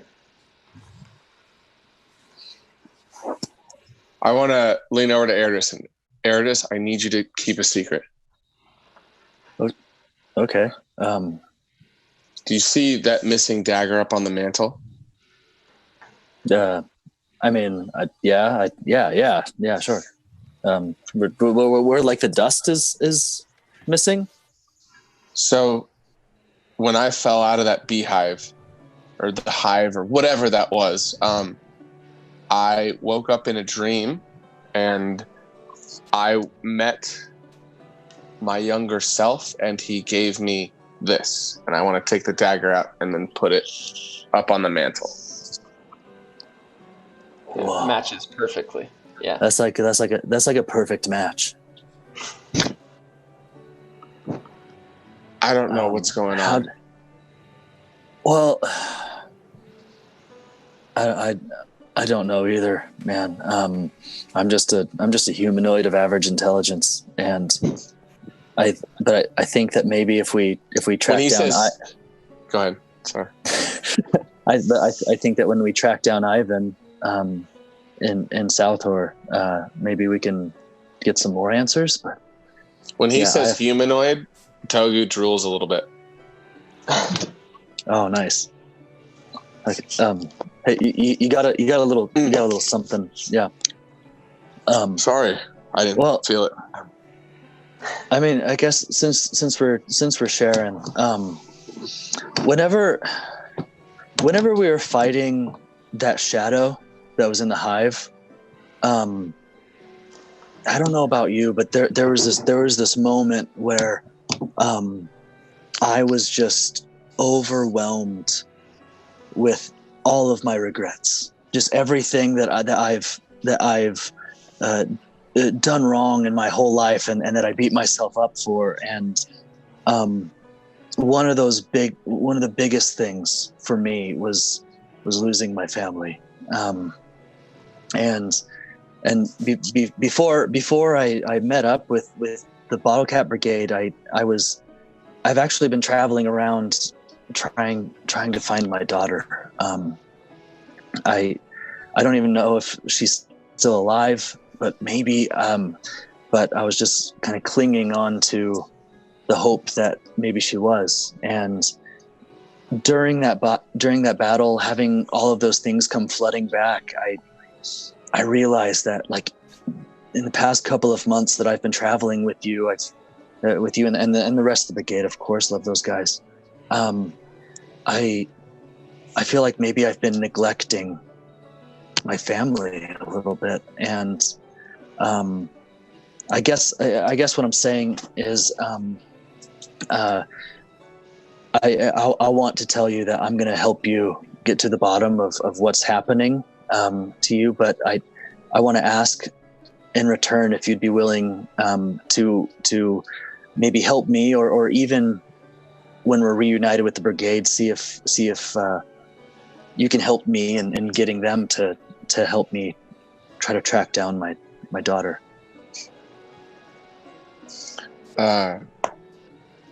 Something funny about, I guess, me and this sort of little colony you're standing in right now that we call the Empty Mug.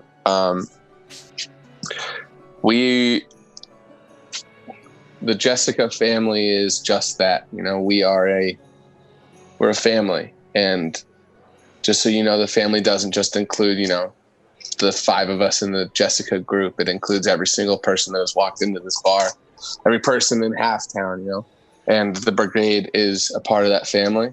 And I won't stop fighting and help you fight until we find the rest of yours, even though, I hope you've got some here.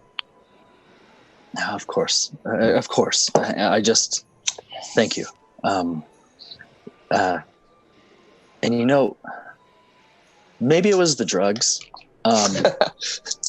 but right before we flew to Sculling, Brick told me that she might still be alive. So that really means a lot. Hey, that crazy kooky owl dude. Of course she's still alive. You think so? I mean, yeah. Well, thanks, man. Anytime, buddy. Well, I don't know where the fuck the rest of the brigade is, but we should probably find them. And I think you guys are like wiping tears, being like, "Yeah, man, we better go do something." To us shooting a guy in the butthole. We're fun. What was that sound? I hated that show. I hated it so much. I got more of it. I just want to put my knucks out. It's like, let's go. And I'm gonna high five his nuts. Jump high five to start. Yeah. We need to post that video so that people actually get that reference. They get it. I'll cut it up. Are you leaving the dagger up there, dude? I don't know. Let me ask Airdris. Hey, Airdris. That dagger has been in my family since my dad built this building that we're standing, and he used it to cut the wood and all the stuff to make this building. I don't have corkscrew, and I don't know if I'd feel guilty about taking church keep, but I feel like I need it. Well, if you entered this dream and you came out of the dream with the dagger and with duck feet, I think you not only deserve the dagger, but we probably need it to figure out what's going on. It's connected to all of this.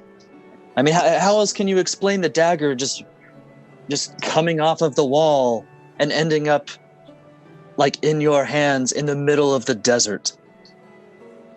So are you saying I deserve duck feet? Bro, No, just I'm just saying, like the duck feed is a different thing. The duck feed's a different thing, but this one, you're.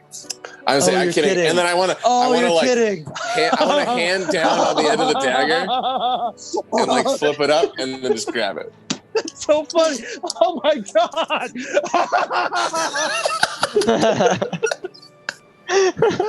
Dude! Oh, I get jokes now. Is this why? Is this? I have never understood how this works. Okay. I mean, man. I want to lean over as we're leaving and be like, "So as stand-up comedians say, I guess there's a whole new meaning to I'm killing up here, huh?" Because I'm dead. Sorry. I guess that one didn't work. Let's get out of here. Yeah, sure. Let's go. Awesome. And so you guys start to leave. Where would you like to go? Yeah. I got an idea. Hey, if we're gonna get into some shit, I've still got a couple of mercenaries at our will. If we want to go grab some from the shield. You do. I do. That's right, because we got like 4 of them. It was ridiculous. We only used one. And we used one. I got 2 more. Or something. Yeah. Oh, let's do it.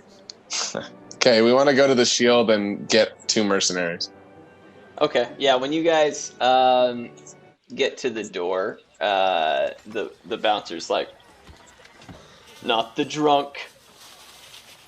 No, he's sober. He'll be drunk in 7 minutes. I turn to Togu and I'm like, Togu, we need to go to the mercenary store and not the hero bar. Those are one and the same, buddy. Really? Yeah. Here, you hang tight outside. I'll be right back. Okay. While I'm hanging around outside, I kind of want to just kind of like look around the immediate vicinity. You had mentioned earlier that there are some changes that had happened, and I want to take notice, or see what I take notice of. Yeah. Aside from D's nuts. Yeah. Well, the first thing that you notice is everyone is carrying these little bottles. They have purple bottle caps, like twisting them on and off and drinking from them. Oh. And that seems like a pretty big thing. Like what the heck? And then you did kind of notice one person yelling at the other one, like you screwed me! I put all this money into this for nothing! And then you see him walk away. Like what am I gonna do with 8 crates of this shit? And it's just all very interesting. It seems like it seems like that people are pretty on edge. Yeah. How far away is that guy that was freaking out? Yeah, like 15 feet, like within earshot, easy. Okay. After kind of the dust settles on that interaction and like whoever he was yelling at left or whatever the case is, I want to walk up to him. Okay. You walk up to this guy, and you turn, and you instantly know who it is. It's Lactose the Intolerant. Fuck, God damn it. Yeah. Really? Hey, mate. It's been a while. How are you? I've been better, Lactose. Really? Yeah. It's funny. It's funny that I run into you. Is it? What have you been up to? Oh, man. Well, honestly, I've just been really focusing on me and making sure that, everything that I do it is really intentional and profitable. We should get coffee. I mean, fucking gross. I'm gonna be honest with you. In You're the like past, an old people have friend, offered. You're an old friend I haven't seen in such a long time. It'd be great to catch up.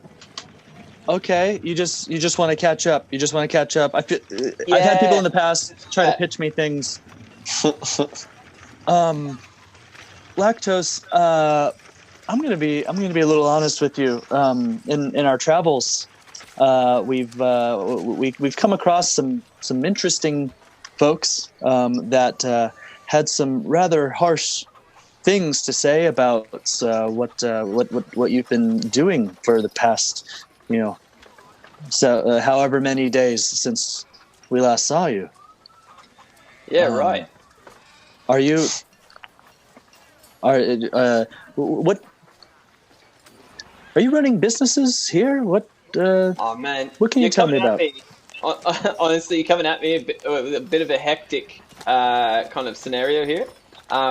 So before you just jump to conclusions, I've started my own business, and I am my own boss, and I've started my own business. Yes, yep. And it's been really it's a great opportunity. Honestly, when my mentor told me about it, I thought I have to jump on this right away. And it's been a huge blessing, mate. Huge blessing. Wow. You're your own boss. Oh, but yeah. You know what? How would you like to make 6 figures on the side, working from home? I literally like pat my pockets knowing I have 0 gold, and I'm like, you know what? I think I'm gonna take you up on that coffee. Oh my god. Let's go get coffee. Holy shit. Right now? Yeah, no, mate. I mean, unless you're busy. Oh, I thought you wanted to do that like in the morning. But I was just going to take you to my new shop. It's called D's Nuts. Oh, well, that's your shop, huh? Yeah. And we sell almond milk, mate. Okay. All right. Yeah. Well, I'll tell you what. Why don't I meet you there? Togu, you remember Togu? Togu's here with me, and he's picking up a couple friends, and and then we'll meet you in there. Where should we track you down? Where can we find you? Honestly, let's just not shoot the shit here, mate. I've heard this before. You're not gonna meet me there, and if you don't have the understanding to recognize an opportunity like this when it's in front of you, then I don't even want you on my team. I need someone teachable. I need someone who really takes life by these nuts. I'll tell you what. How about I give you something, and I will come back and retrieve it. That's how committed I am to having coffee with you. Okay. Shit. I was like, this is a great idea. I have no idea what the fuck I'm gonna give him. How about that staff you're holding? That core staff. My quarter staff. It seems like something you care about. So you might as well just do that. How about this? I'll give you my pants. Sorry. I'll give you my pants. No, you don't. I mean, it's literally this is where I need my pants. I need my pants here. Can you just stand in front of me for a second and I try to go up against the wall. Lower back. Oh my god. And I take my pants off, but then I take the bag off and I rip it a little bit to wrap around my waist, so that it's covering up my naughty bits instead of my cat bits. Your no squares. My no squares. And so I'm like, here you go. Here, take my pants. I need my pants, obviously, right? And I just this cat person just right in his face. I'll come back for my pants. Just let me wait for my buddy Togu here. Where can we find you in D's Nuts? Oh, you can find me anywhere in D's Nuts. Sounds great. I'll be back for those pants. I am always in D's Nuts. Okay. Yeah. I get. He's holding his pants. He's like, I don't want. And he holds them. He's like, whoa. And he moves a little faster. He's like, these are nice pants. Yeah. It takes a little getting used to. Talking to them like they're rollerblades. As you turn around, now with a bag just wrapped around your pelvic area, Togu walks out with 3 mercenaries. They gave me an extra one. Well, isn't it? It was 4, and then we took Jed. Was it 4? Oh, okay. I thought it was 4, and we took 3. Yeah. Oh, okay. My notes are upstairs. I had to come downstairs, so cool. Yeah, I mean, I don't have it written down anywhere. This is memory. But you bring I'll look when I go upstairs. Yeah. However many mercenaries I have left, they're with me. And you point them out. There's a female and then 2 guys. And you introduce them to Eredris. You're like, this is Sally, Butch, and Harry. Hey, Eredris, this is Sally, Butch, Harry, and this is Eredris. It's good to meet you, everyone. I'm just like holding. Togu, quick sidebar. So sure, you guys wait here. All right, hey, I got to thinking, man. Before we go too far, we do have some unfinished business here in Sculling. Do you remember what Raven and what Raven was telling us about his crab village and all that pollution? Oh, we promised we'd fix it, and a bottle cap brigade promise is a bottle cap brigade promise.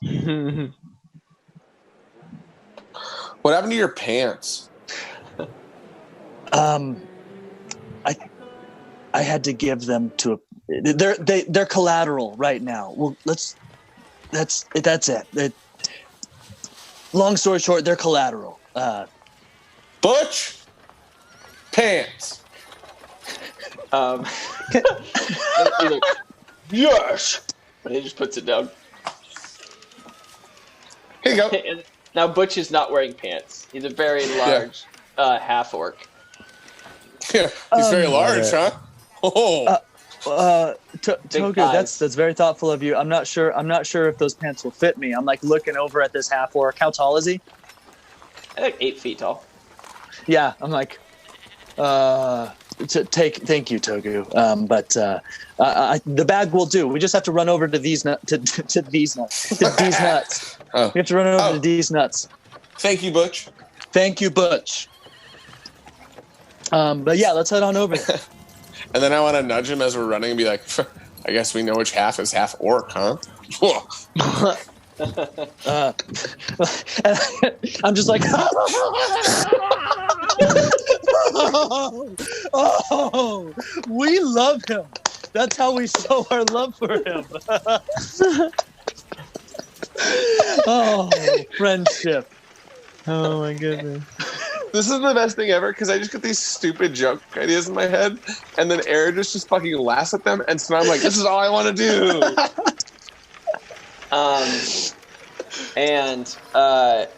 There's just this, for you, Togu, there's this remaining like feeling of dread. It's almost completely gone at this point, but there's just a little bit from that news that you heard about when you discovered you were undead now. And you can just feel this weight in your shirt pocket. Well, I want to reach in my shirt pocket. Yeah, and you see what the weight is. And you pull out this little note. And before it was kind of like sealed, the note that Mars gave you. And you just see like the ribbon just like unveil, like, and it like flies away like a butterfly. Of this little roll. Well, in the sky. I just put it back in my pocket. No, I'm gonna open it and read it. I'm just gonna, oh, that's weird. No, I'm gonna open it and read it. Okay. Do you want to read it in Mars' voice, or you want me to do it? I can read it. Yeah, that'd be cooler than me like impersonating Mars, your character. Depends on who you ask. You have to read it like. Togu. Yeah, go ahead. Okay. Is that good? Is that good, Yeah. teacher? I'm just kidding. Yeah, I'll shut up. Hi, Togu. Even though I said my goodbyes, it wasn't until I got to the bottom of that ladder that I realized I never told you the final and very, very secret ingredient of that 12 bread peanut butter sandwich I told you about. Well, it's love. And as soon as you hear the word love, a butterfly kind of flies out from the note. The little butterfly's holding a sign that says, "Call me, beat me, if you want to reach me." And then it flies, and it gives you like a little kiss on the cheek, and then that all just kind of dissipates into pollen. And it makes you sneeze. Is that Kim Possible? Yeah. Wow. I love it. The only like love story in this is like with a character that you have to play on the side of your character. It's like not our actual. It's like, the rest is just awful and sad about buttholes. Not wrong. Not wrong. Hey, there's beauty on both stories. So, Airjust, you turn back, you just see Togu, and he's like, oh. And I walk up to him with my bag, and I'm like, hey, Airy. buddy, Sorry. you good? You good? Allergies, am I right? Yeah, fucking allergies. Fuck allergies, am I right, bro? I'm still learning. And then I'm like, let's go to D's nuts. Oh my god. So I want to you guys- put the envelope. I want to because I still have the envelope and the letter, right? It was just the butterfly that dissipated. Yeah. I just want to put everything back in. He wants to give like just a quick little smell and then put it back in there. It smells like girl. Okay, and as I'm walking ahead, I am thinking he doesn't have allergies. He's undead. Yeah, and I keep going. Mm-hmm. Like, come on, man! Fuck yeah! Like, wait a minute. So you guys turn the corner, and then in front of you just see the big factory, and you see smoke coming out of it, and then carts like starting to leave. And you can see in these crates on the side of the cart are these bottles, and they have these purple bottle caps. And you're like, I feel like I've seen those before. And you see lactose intolerant like yelling at someone like to go do something, and they're like cowering in fear, and they run away. And then he like looks around and then closes the door behind him. And with that, we're gonna end the session. We will see you guys next week. Check us out every Thursday live stream, and we also post, I think, Saturday, Sundays on YouTube. So, and we're doing some other content series about creating the best classes you can in D&D. Hello, I'm Austin Town, and welcome to the Bottle Cap Brigade, the best D&D campaign you'll ever encounter. We're the live stream that gets drunk, talks about D&D, but doesn't play it right. That's right, for us the rules of D&D are just like playing the fighter class. Fighter? I hardly know her. What? I think what's funnier for me is when you say those jokes is like the second of silence before the last. I think that's we have to like get it, like that's to like hear the audio. Do you even recognize how painful it is too? Like it's like, especially online, it's so long. I'm just sitting there like my heart's gonna blow up. Like guys, one of these days when he says the joke, we should all leave the Zoom chat the second he says it. It's like, nah. Oh man, well please don't do that. Let's introduce the Bottle Cap crew. Our first member is everything your 16-year-old self hoped you'd never become. It's Sam Gates as Og. Okay. I hate that laugh. He's the king. I should really say this. He's the king of uncomfortability, because it's just like anything he does makes you uncomfortable. Look at that shirt he's wearing. Of course he's uncomfortable. My whole life is awful. Well, I'd really like this person if they had a different personality, style, tone, and way with words. It's Austin Von Johnson as Airjust. Words are hard, and good talk is on my shirt. Oh man, fair enough. The next member doesn't have the spine to play or the athletics to back it up. Let me just straighten this out right now. I don't have a bone to pick with Joe Fritz as Tax/Barrett. I hurt my back a couple weeks ago, guys. Oh, okay. Got it. I forgot about that. I did as well. He didn't stream because he hurt his back playing tennis. So that was a joke for Austin and Joe, even though we're streaming for thousands and thousands of single people. Laugh at my pain. Eventually, we will appeal to people who are in relationships. But for right now, only single people watch. No, yeah, I didn't. Yeah, my bad. we have two very intense fans that watched 2 weeks ago and this week, and they know the reference. They're like, wow, worth it. Well, the next person is the queen of adding animated emojis to every Instagram story. It's Miranda Palacio as Jolie. My favorite's the dolphin. Oh. She's at once. That's a good choice. Good choice. What dolphin? Yeah. The blue dolphin on iPhones. Yeah. That's my favorite. Everybody knows that. Duh.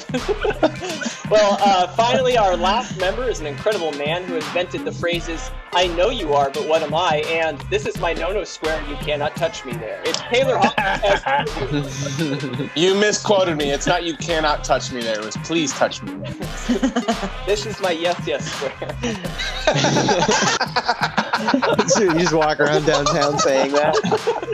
Jesus. This is my yes. Oh, that makes Foursquare so different. I don't like that at all.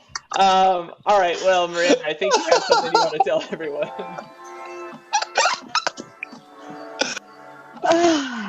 I do.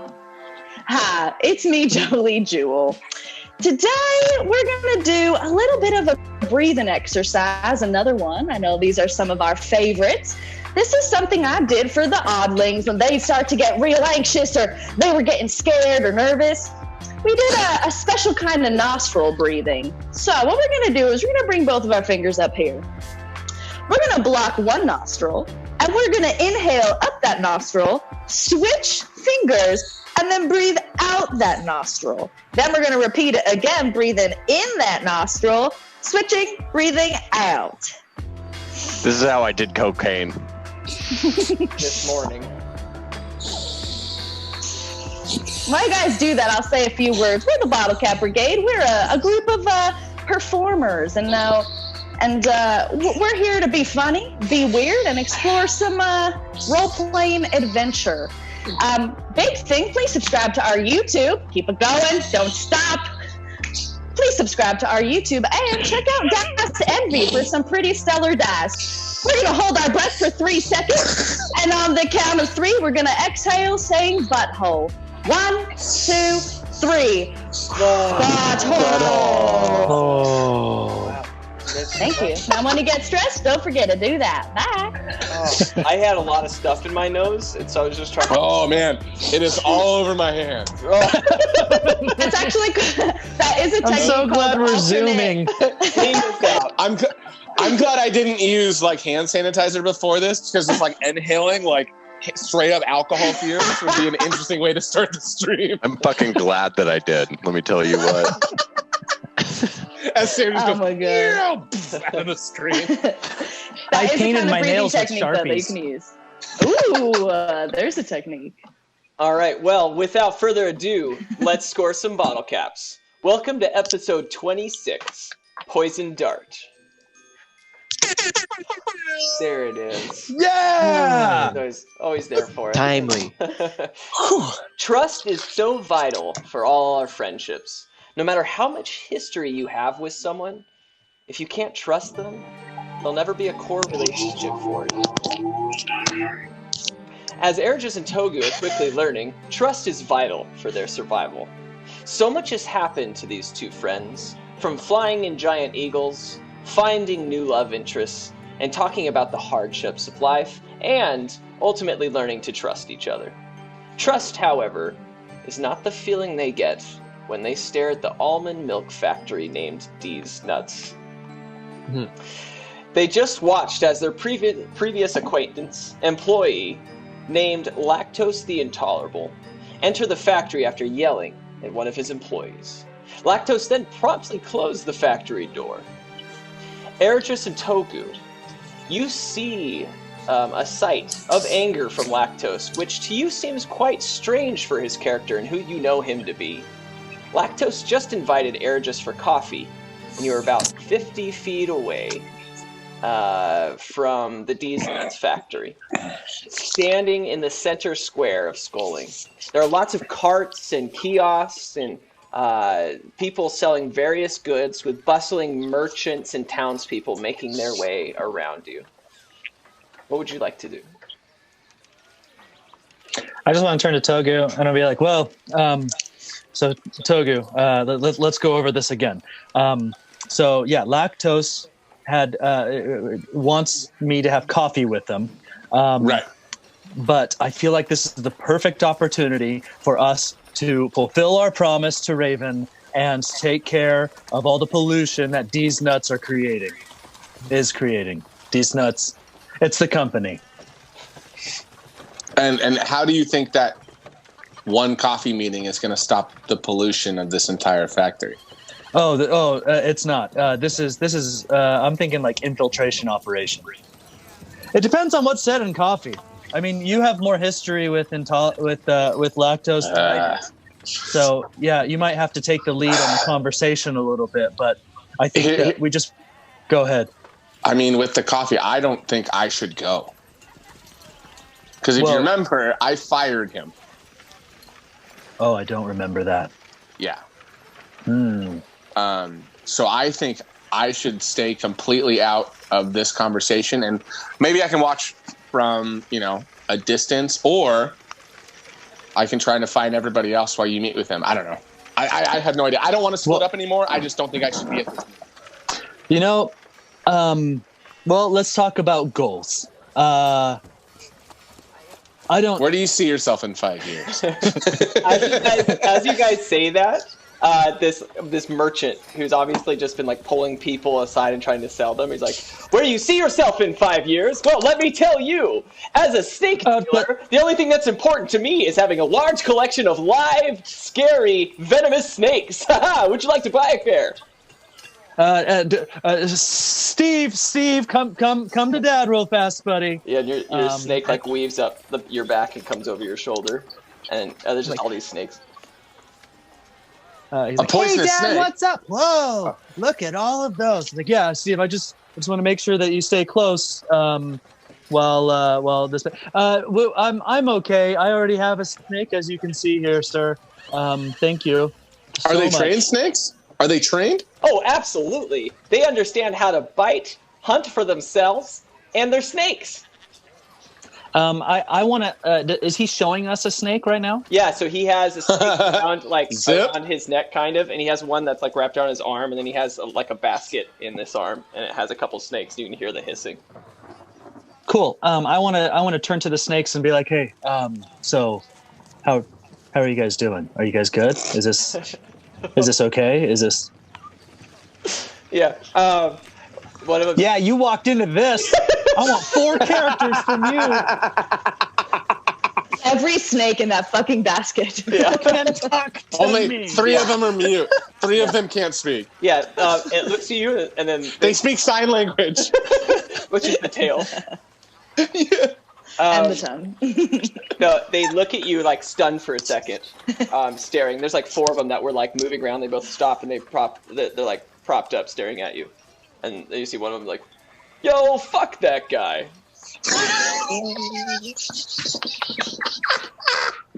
I want that snake. And it was like the cobra, with like the sides on it. It was that one. He was like, "Fuck that guy." Fuck that. Ass cat motherfucker. Oh, fuck me. Oh, I thought you were talking about fuck the merchant guy. Okay. Wait, Eridris, did that snake just tell you to fuck off? Yeah, he said fuck me. Hey, merchant, how much? He said fuck that guy. Merchant, how much for that snake? I don't trust that snake, And the Togu. snake like pops out of the basket. He's like, "Don't ask that motherfucking merchant. He's the homie, but only when it pleases me. You speak to me, and you can't hear anything. You just hear like this snake like." And the merchant replies like, "Oh, well, that snake is a cobra. It's actually worth quite a bit. I hope you could afford it." Can I afford it? I asked you how much he costs. Oh, the snake is 4,000 gold for the cobra. That is so much. There's so much stuff that you can buy instead of a cobra for 4,000 gold. But look, since you guys seem really like sweet and with a purpose in life and really a 5-year plan and goal, I think I could probably sell it to you for 3,200. 3,200. He gave us $800 on a snake that doesn't know how to react. Right? He didn't mind you. It came out of the basket willy nilly. Like, I'm gonna pay $4,000 for a snake that's not trained. I mean, you told us they were trained. I want to turn to the cobra and I want to be like, "Do you hear this shit that Togu's talking about you?" He looks at you, he's like, "I love it." You. Just making sure. You're like an idiot that can on a bad day. Thanks. That one was kind of a compliment, though. Yes, it was. Man,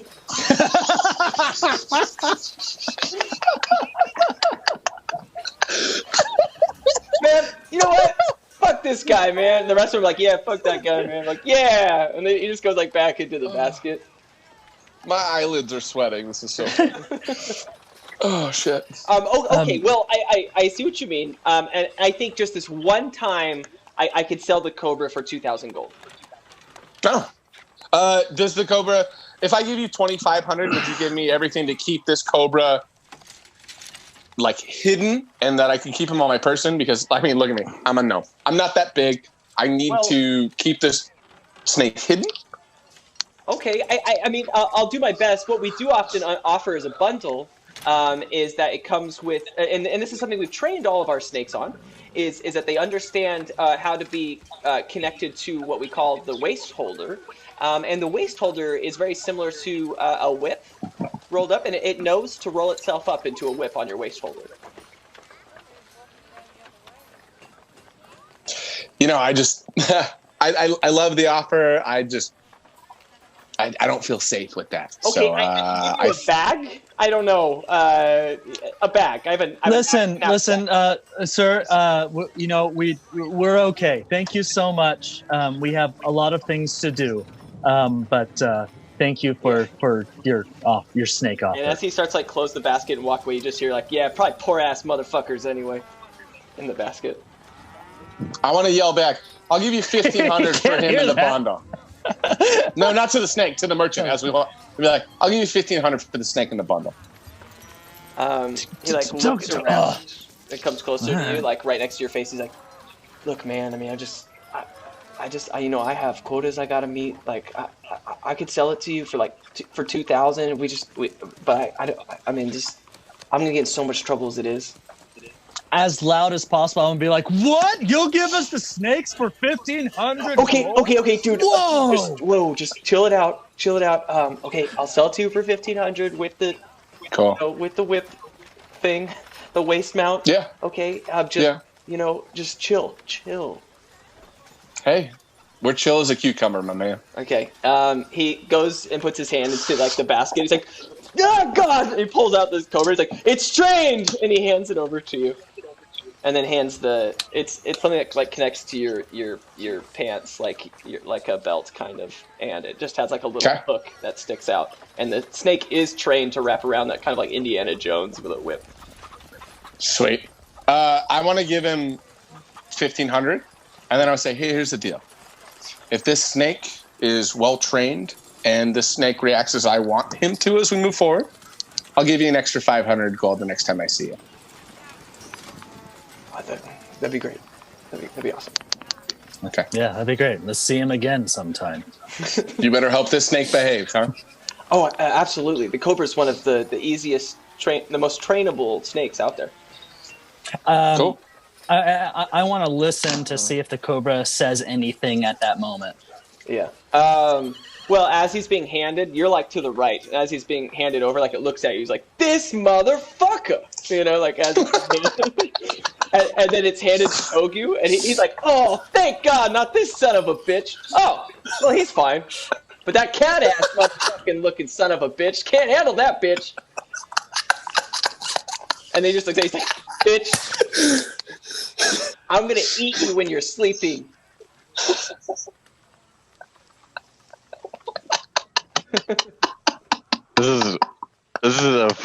This is a whole thing you made, Austin.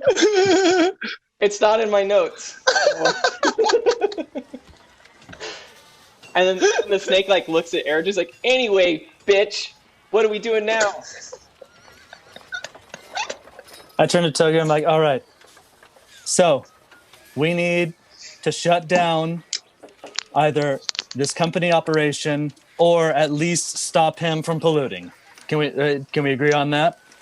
I agree. I think the whole stopping from polluting thing is going to be a tough deal to sell because, I mean, this factory looks like it's making a lot of money.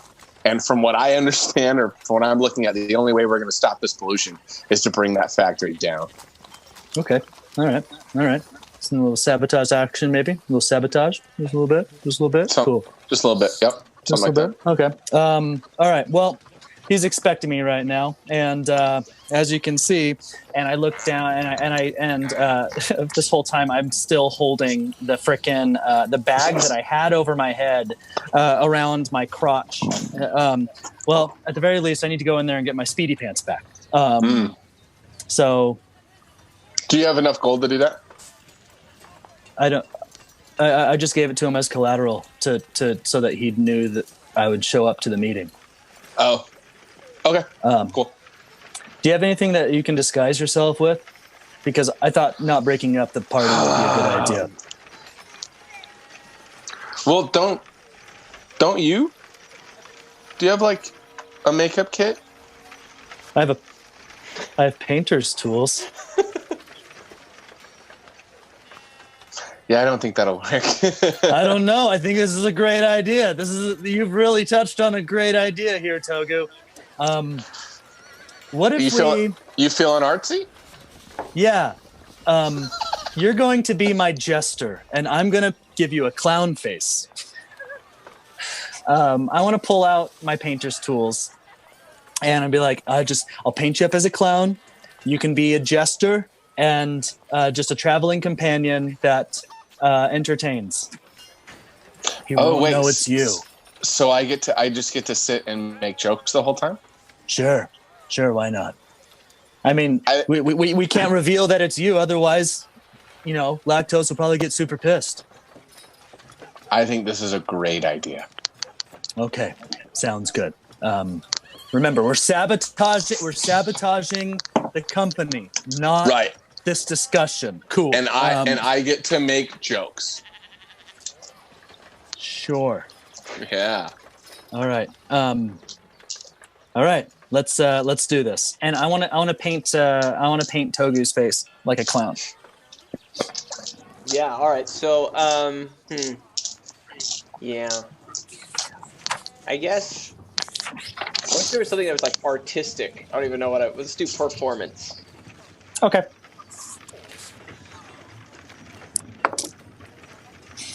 I got a 12. Yeah. Okay. It looks pretty average. Yeah. It looks like you did it. Yeah. There we go. Solid. Sweet. I put the painter's tools away. It's like, all right, Togu, let's do this. Hey, mercenary guys, you guys ready to go? Oh yeah. I forgot about the mercenary guys. I did too, actually. They have names. Sally, Butch, and Harry. Yep. Cool. What the hell are my notes? Yeah. And Butch is just like, yeah. All right. Let's head on into this meeting.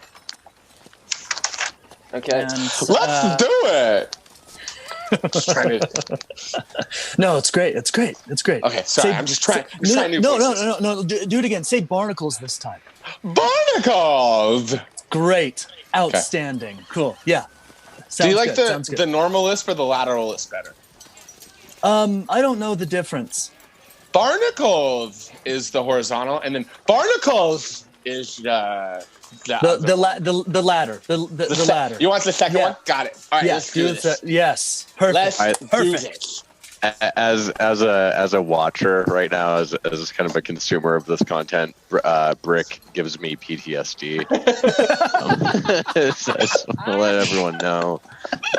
Yeah, geez. Watch our last couple streams, you'll know why. It's a nightmare. Yeah, he's a particles. Okay, so you guys head towards the factory. The front of it has like 2 big sliding doors that they open and close for like carts coming in, and that's really the only way in. All right, let's do this, you guys. I want to head on in. Okay.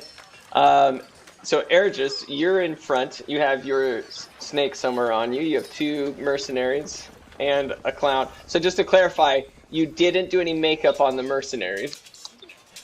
Right, they're just friends. They're just friends, but your actual friend needed to be a clown. I just want to clarify that that's what's happening. Yeah. Awesome. Yeah. Okay. No, that's totally sad. The actual friend just needed to not And be you have a Toger. cat face still, right? I do have a cat face. And you have fucking duck feet, right?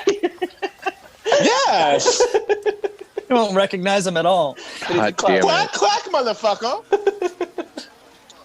All right. So, Ergis, you're just leading this pack of absolute misfits at this point, and you just open this thing, and you open it, and immediately you just see a small, like, frail, older gentleman, and he just looks at you, like, slowly, like, "Welcome to D's Nuts."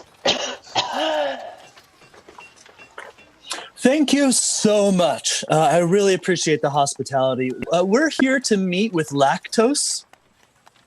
Oh, he's right up there, and you look over to see this big warehouse, factory-looking building, and the whole bottom level is just tons of people like working over tables, and it's just like rows and rows of all these humanoids, a lot of humans, and they seem very malnourished. And they're just working, they're just sweating everywhere and just working constantly. And you see like a couple like supervisors walking around and yelling at them to go faster and different things. Over to the right, there is stairs that go up, and it seems to go to like an office. And that's where he pointed. It's like, up there. Excellent. Thank you so much. Well, come on, guys. And let's go, guys. Thank you, kind sir, for all your help. Yes. So you guys head on up to the office. There. Great. My stuff's kind of freezing. Okay. So you guys head upstairs. You go to the office, and when you open the door, you just see Lactose, and he's facing away, and he's just like working on some paperwork. And he hears you looking. He's like, "Oh, mate, so glad you're here, mate. How are you?" I'm doing very well. First things first, can I please have my pants back? This bag is a little tough to, it's a bag. He's asking for all of us. Whoa! And then it's at that point he notices that there's a clown that's walked in with you, and then like 3 very large hulking people. He's like, I thought this was going to be kind of just like a personal thing between you and I. This is getting a bit hectic. Oh, it's one of those meetings. No. I mean, I understood that you might have an opportunity for me, that I might be able to make my own living, and I felt like who better to bring than the people that I would put my team together with, right? If it's weird for you guys to be in private, I could just sit in the corner. It'll be very silent and discreet. But I like to watch. Okay, let's do a deception. Jesus. Okay. From both of you, yeah. Oh, natural 20, motherfucker. Everyone drink at home. If you're watching, take a drink. It's the rules. I've got an 11. All right. Yeah. He looks at the clown like, mate, that's honestly that's the best clown I've ever seen. That's quite a clown. I mean, I'm not the kind of guy that wants to have a clown around all the time. But that's great that you've made a friend of one. Of course, yeah. Binky is great. I want to rock right up to him and be like, "Hey, Yeah. You stop clowning around. I like this guy. And then and then I want to oh, I got your nose. I'm like, oh, stop it, mate. He's good. He's too good. He's too good. I'm telling you. Fucking terrifying. Yeah. So seriously though, can I get? He grabbed it. He had it. He had my nose, and now I have it back. Oh, no, it's in my belly. You look better without a nose. Yeah, right. Well, that was about like as much clown time as I enjoy. I mean, I wouldn't want to be. I don't want to be that guy, but we do have something that we need to talk about, Ergis. Something very absolutely. I'll Before trade you you guys bag start, for pants. Let me give you your nose back. And then I go sit in the corner very quiet. I'll just sit over here. Thank you, Binky. So I actually thought I was telling my other mate, right? Because I have lots of companions, lots of friends. Anyway, I was telling them how crazy it was that this guy literally gave me his pants. Well, yeah, of course. I mean, I wanted to show you that I'm a man of my word, and that I would show up to the meeting. So, mate, you're more than your word. You're a man of your trousers, mate. I mean, that is thank you. Level. Sorry. Yeah. Thank you, Binky. Well, yeah, right. How about I pour the coffee? If you just want to have a seat, and I'll go get you trousers. Yeah, that'd be great. Are you okay me sitting down without pants on? I mean, at this point, you brought in a clown. You've got 3 very large friends, and you're not wearing. Yeah, they're great. I don't think it can get any more uncomfortable at this point. No. Hey, thank God you've got leather seats. Am I right? Woo! Oops, sorry. Yes, it's actually maybe I just don't sit on those chairs. They're kind of nice. Okay. Yeah. Sure. Yeah, that'd be fine. Yeah. Let's just. Well, let's do. Why don't we do pants first, then coffee, and then I can throw my pants on while you're making coffee, and then we can get down to business. Yeah, great. Yeah. And he starts this like machine that's like steam powered. It's like huge. It's like the whole room, and it starts like doing all these things and and then you see all these liquids going to it like drips like one coffee, like one droplet of coffee at a time. And he starts to go into this drawer to get your pants, and you can see them. Like you see as he pulls out the drawer that there's pants on top, and he hears like a yell, like ah! And he's like, he closes. He's like, for fuck's sake! And he walks over to the door and opens it, and you just see him yelling over this staircase. It's like, work harder! Why aren't you working? Look at him! Look at him! Mike, make sure that he works every time I turn around. This guy's not doing anything. I'm like, you're not worth anything! And then he just comes back in and closes the door. Well, I'm sorry about that. Let me grab your pants. And he walks over to the drawer and opens it. And grabs the pants like, nice. Here you go. Yeah. Do I see any? Thank you. Can I see inside the drawer or anything under the drawer from the corner behind the desk? It didn't look like there was a whole lot in it. Like it was a drawer really just for his pants. Okay, cool. I'm just going to go to a corner, and I'm going to motion to the mercenaries to like make a little wall so I can be kind of discreet about putting my pants back on. Okay. So yeah, they all stand in front of me while I put my pants back on. As he's doing, I want to yell, do you want a little wall so you can change behind? And then I want to lean over to Lactose and be like, it doesn't have to be a big wall. Don't worry. You know. You're hilarious. You're hilarious, Binky. And then I want to walk over to Ergis and be like, you asked for this. And then go back to the corner.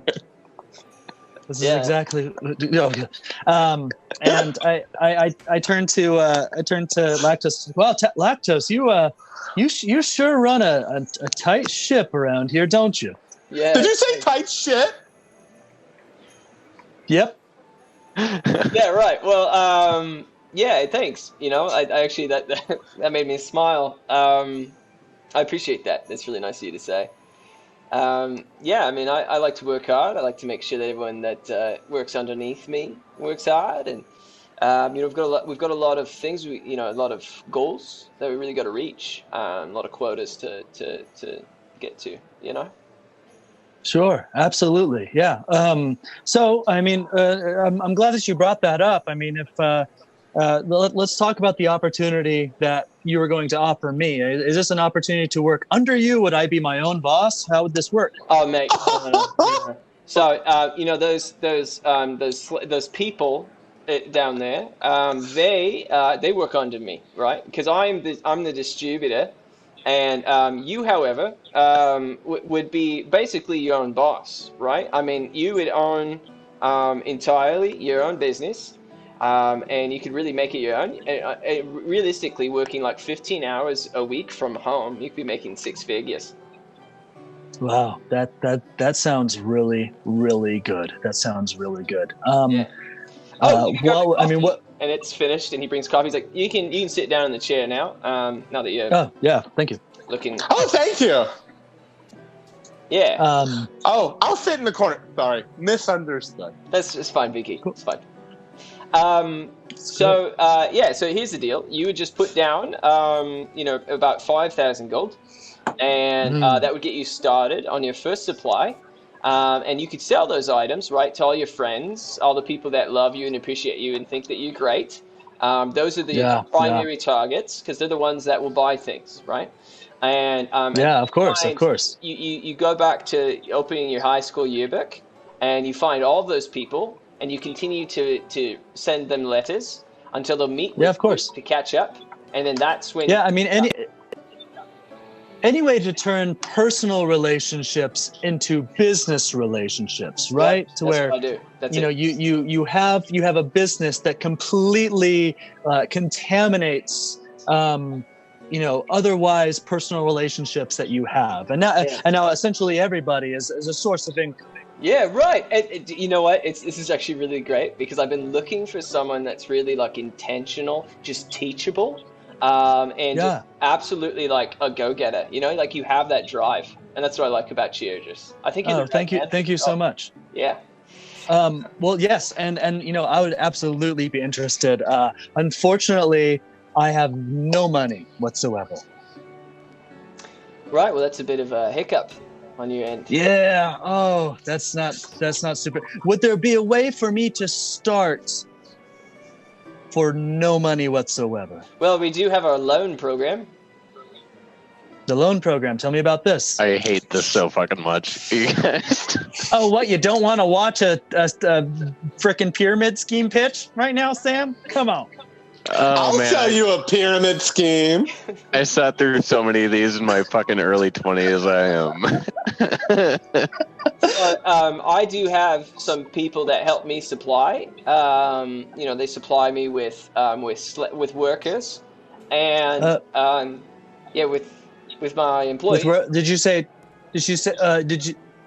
Yeah, man. Okay. Yeah, my employees. So they work for me. They're pretty low cost. It's kind of a one-time fee, and the cool thing about it is then they produce that, and then. But here's the deal: if you were to work on a loan program, you kind of owe me, but more directly, you kind of owe my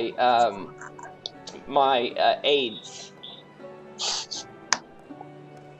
You can sell your aids? Yeah, right. That's what I'm saying. Yeah, the people that assist me, my aides.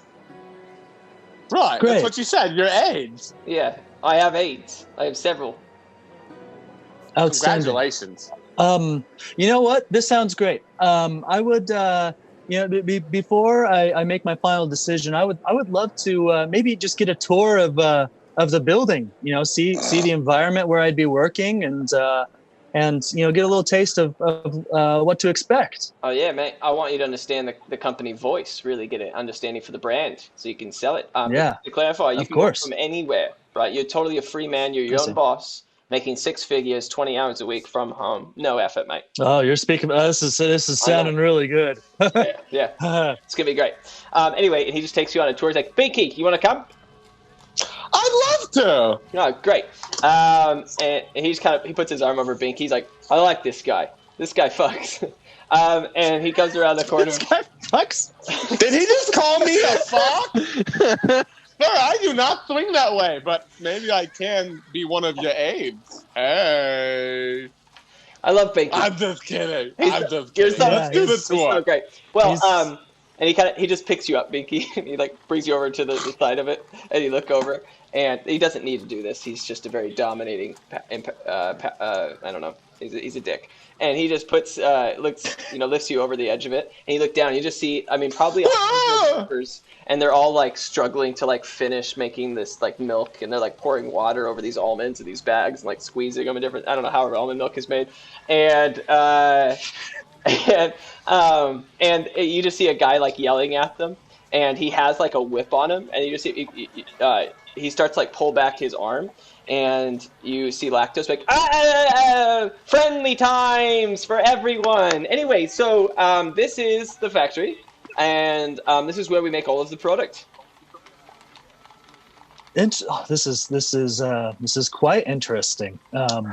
Seems cool. like tight shit, like you said earlier. Am I right? You know, I've never heard of tight shit, but I think it is tight shit. This is tight shit. Then you're not eating enough fiber. Absolutely. All of these employees that you have, the supervisors and the front lines, the workers that you have here, do they go home at the end of the day? Well, how long are their shifts? Oh yeah, well they're actually on kind of a workaway program.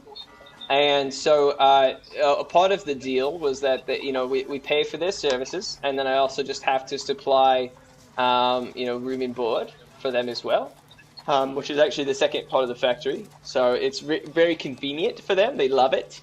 They don't even leave the area, and it's efficient. They actually like it so much that they often work over hours. Oh wow! I can see why. Yeah, that's super impressive. Yes, it is. Yeah. So what I mean is that how I would be working until I make the 5,000 gold to become my own boss? No. You're nothing like this. The workers. You would be actually. Yeah. Sorry, I have a speech and something. A bit of an impediment. But no. You sound great to me. Thank you, Binky. I keep saying this, but I do like you. I'm glad you're here. Stop. Ergis, I just wanted to bring this back as well. No, you would not be, you wouldn't be a worker. You would be a salesman basically. You'd be your own boss. I see. Outstanding. Okay. Well, sell the product. I think this is great. And so this is where it's all made. I can see that. Let's. Where are their quarters located? I mean, that's got to be super convenient. You said it was super convenient. Oh, it's super convenient. Yeah. I mean, it's pretty boring, hey, but it's the next building over. But don't worry about it. Oh, okay. I see. Well, yeah, no problem. No problem. Sounds good. Well, awesome. You know what? I think that this sounds like a really, really nice plan. Well, that's great because I brought the city shaman, and he can do a blood contract. Oh, a full-on blood contract. Yeah. If you want to, we could get this done right now. Well, hey, I appreciate that, but unfortunately, I just gave blood. Over at Calvin's Yield, I had some tests done, and it wouldn't be healthy for me to enter into a blood contract right now. You know what? Maybe look at him. He's already blue. He is kind of blue. Binky. I get it. I'll tell you what. Why don't I come back tomorrow at 10 a.m.? Okay. That should give me enough time to recoup and enter into this agreement with you. Well, I mean, look, man, I get it. I've been through this. You don't have to keep pulling my leg. You're not interested. No, this is great. I just I don't have blood for a blood contract. Look, man. I mean, honestly, this isn't my first rodeo, okay? And realistically. If you just want to pull the trigger, you can just meander right through life, or you can be a go-getter and get something done. It's your call. Yeah. Yeah, that is a very, very smart way to put it. Cool. I will. So yeah, I'll see you tomorrow at 10 a.m. Okay, sounds great. Hey, Mr. Lactose, before we leave, I do have a quick question for you. Yeah, what's up? Shoot.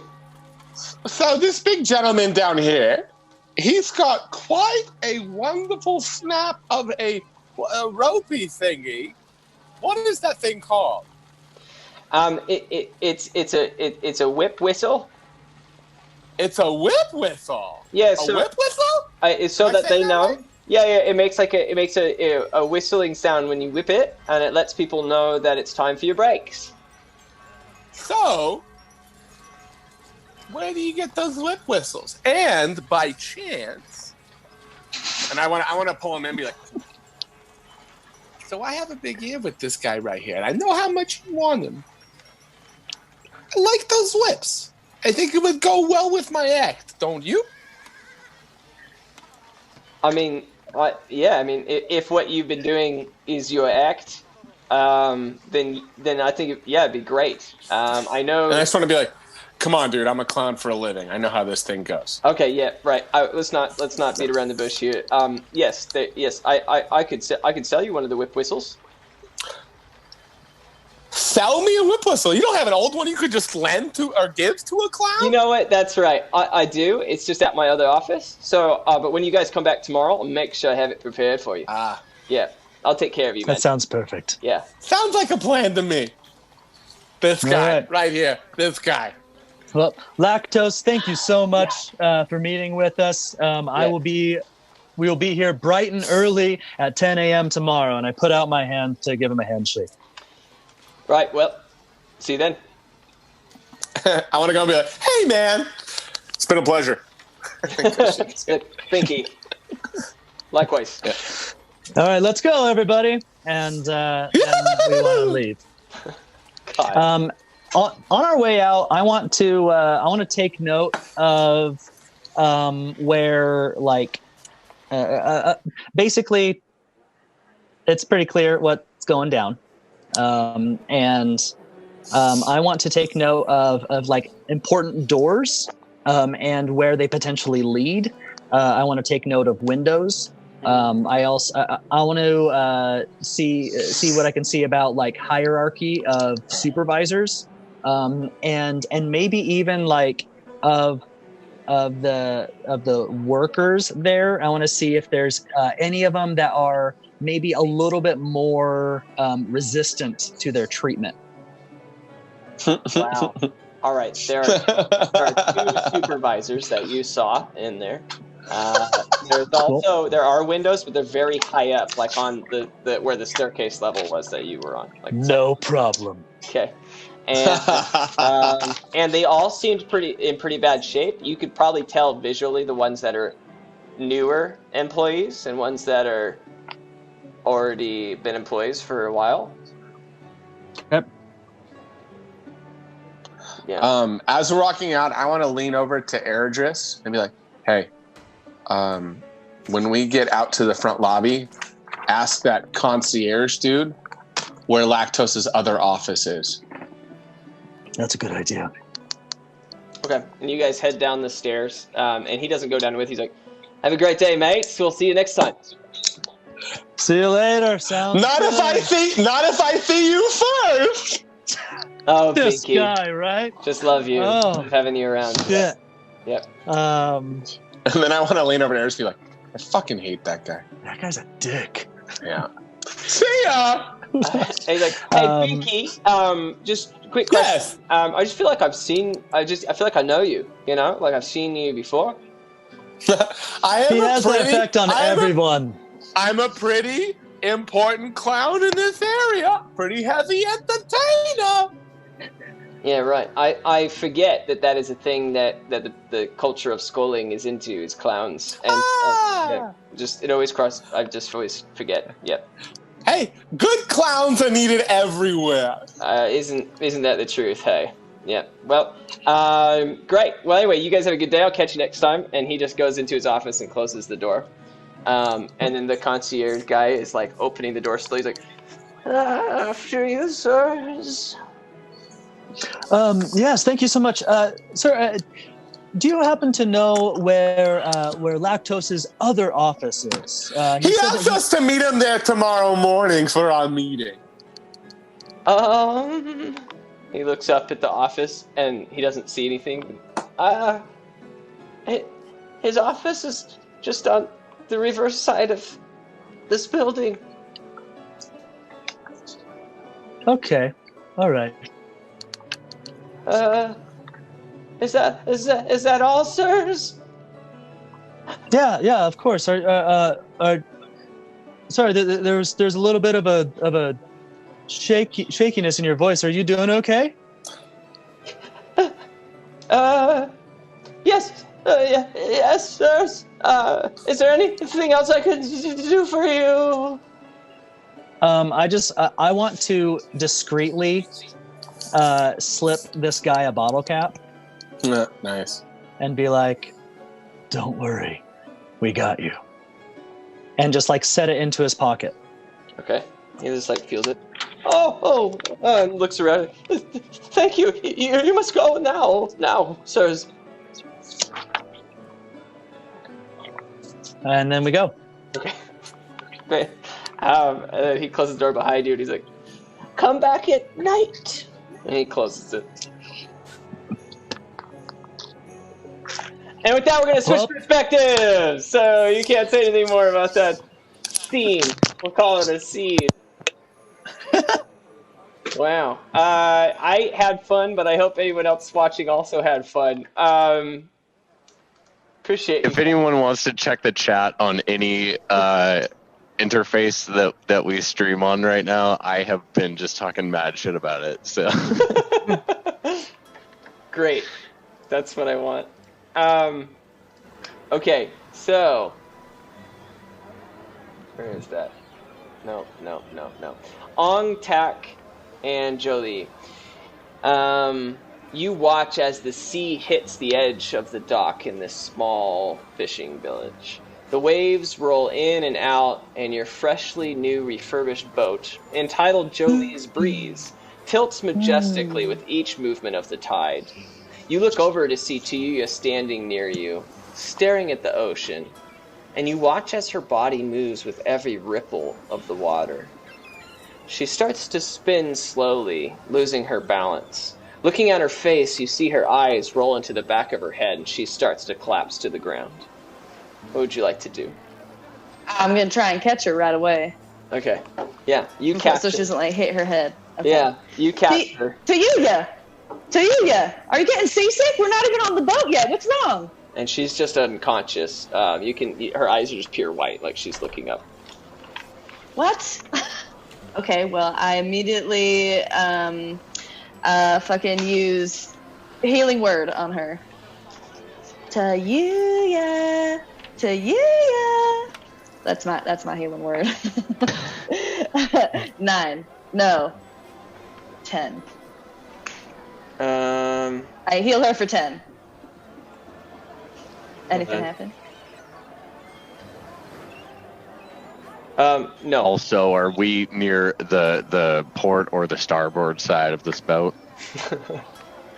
The boat, I don't remember the sides at all, but you're on left or right. You're on the right side. Starboard. You're on the right side of the boat. So starboard. Wonderful. You're starboard. Yeah, thank you for that question. There it is. Yeah, you don't see her wake up. It does feel like her body's like refreshed, but. You can't down me again. Wake up! What happened? Tech. Is she okay? Are you healing her? I'm trying. Nothing's happening. Her eyes are wide. What? And I kind of start to like hyperventilate. This is like all over again. Same situation. Tack, go make her smell your armpits or your butthole, quick. I just go lay across her. Okay, for the armpits. And I whisper into her ear, get up. Great. Should he do a medicine check? Yeah. Oh, do a medicine check. Yeah, I'm going to send a picture of it. What? Oh, wait, did you get a 20? As if that, like, Does that? You got a nat 20. Cheers. Holy shit! I'm gonna post this on. Here we go. I spilled water all over myself. Ooh. Okay. Thanks. So you Google natted Pixel 20 3. on your medicine check. So I saved that guy's butthole too. Yeah, awesome. Holy shit! And she's That's such a bad picture. She's so like disturbed. What's wrong with my phone? She's like asleep basically, right? And she's like so disturbed by what you're doing. She like wakes up for a second. It's like, Dak, leave me alone. And she like starts to like close her eyes again. And because you rolled a 20, you also notice that on her side she has a little like dart in like her right thigh. Oh dang! Oh, y'all, maybe she's poisoned. I want to pluck it and then stick it up in the air to show everyone. Which is all at eye level for everyone. You immediately recognize this dart. This is it's well known as being a splinter dart. They have their own type of poison. And the only place that you're aware that has an antidote for this poison is in their HQ in Souther. You guys, you know those pirates that shit on the floor? Kind of like that guy that we just fucked up? Yeah. So there's a whole pirate sect that shits on the floor. I don't know if you remember me talking about that. No. Yeah. And so they have a headquarters. It's a couple clicks, down the ocean line. What's a click? It's a unit of measurement that is piratey. Got it. I'll remember that.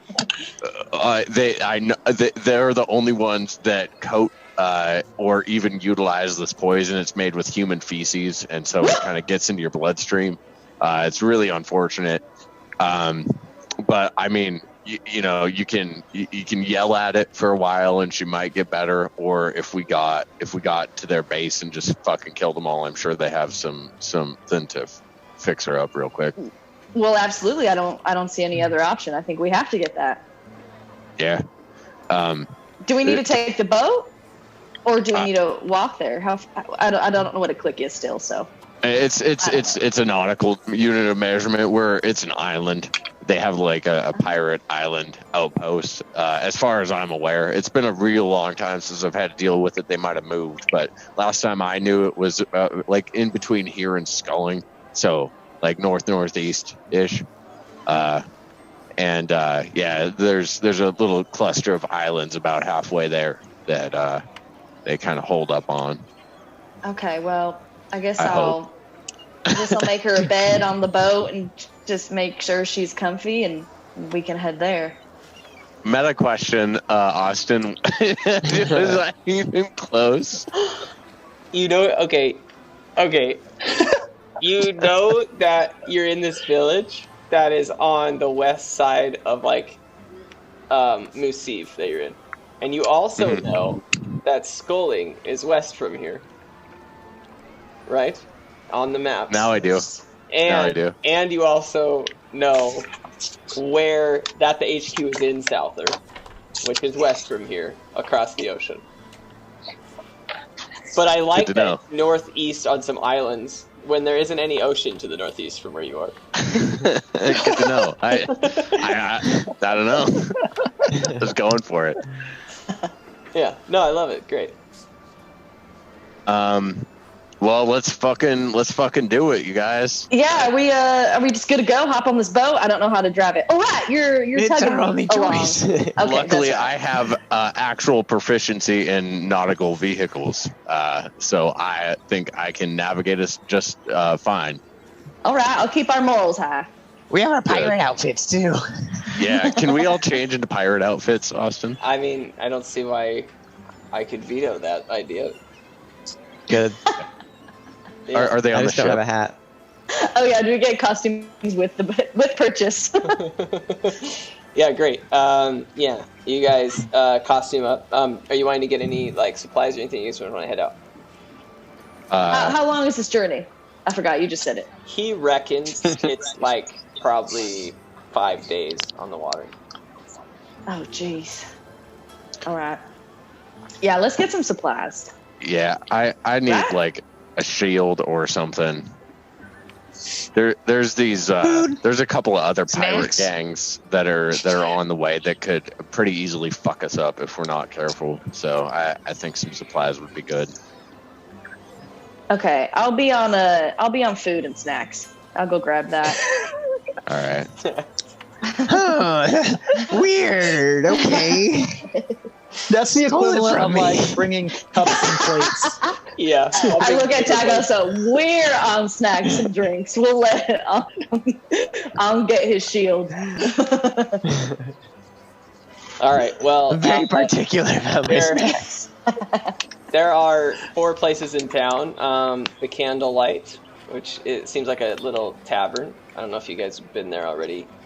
You definitely went to a Sunken Jug, which is a different tavern. The Needle and Prick, where the tailor that worked, and Windy Sails, which sells the boats. Is there any food stores here? Well, taverns sell food. Yeah. Oh, okay. All right, let's go to the tavern, Tack.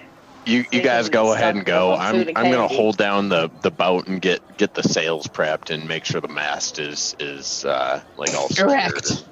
Yeah. Will you make a nice bed for Tayuya and hand her over? Yes, and I just kind of definitely drop her into the boat. What did I just say? Be gentle. I'm real she tall. She is poisoned and sleeping. There's no excuse for that. Pick her up right now. Be nice. I pick her up like a cat again, and I kind of hold her. Okay, great.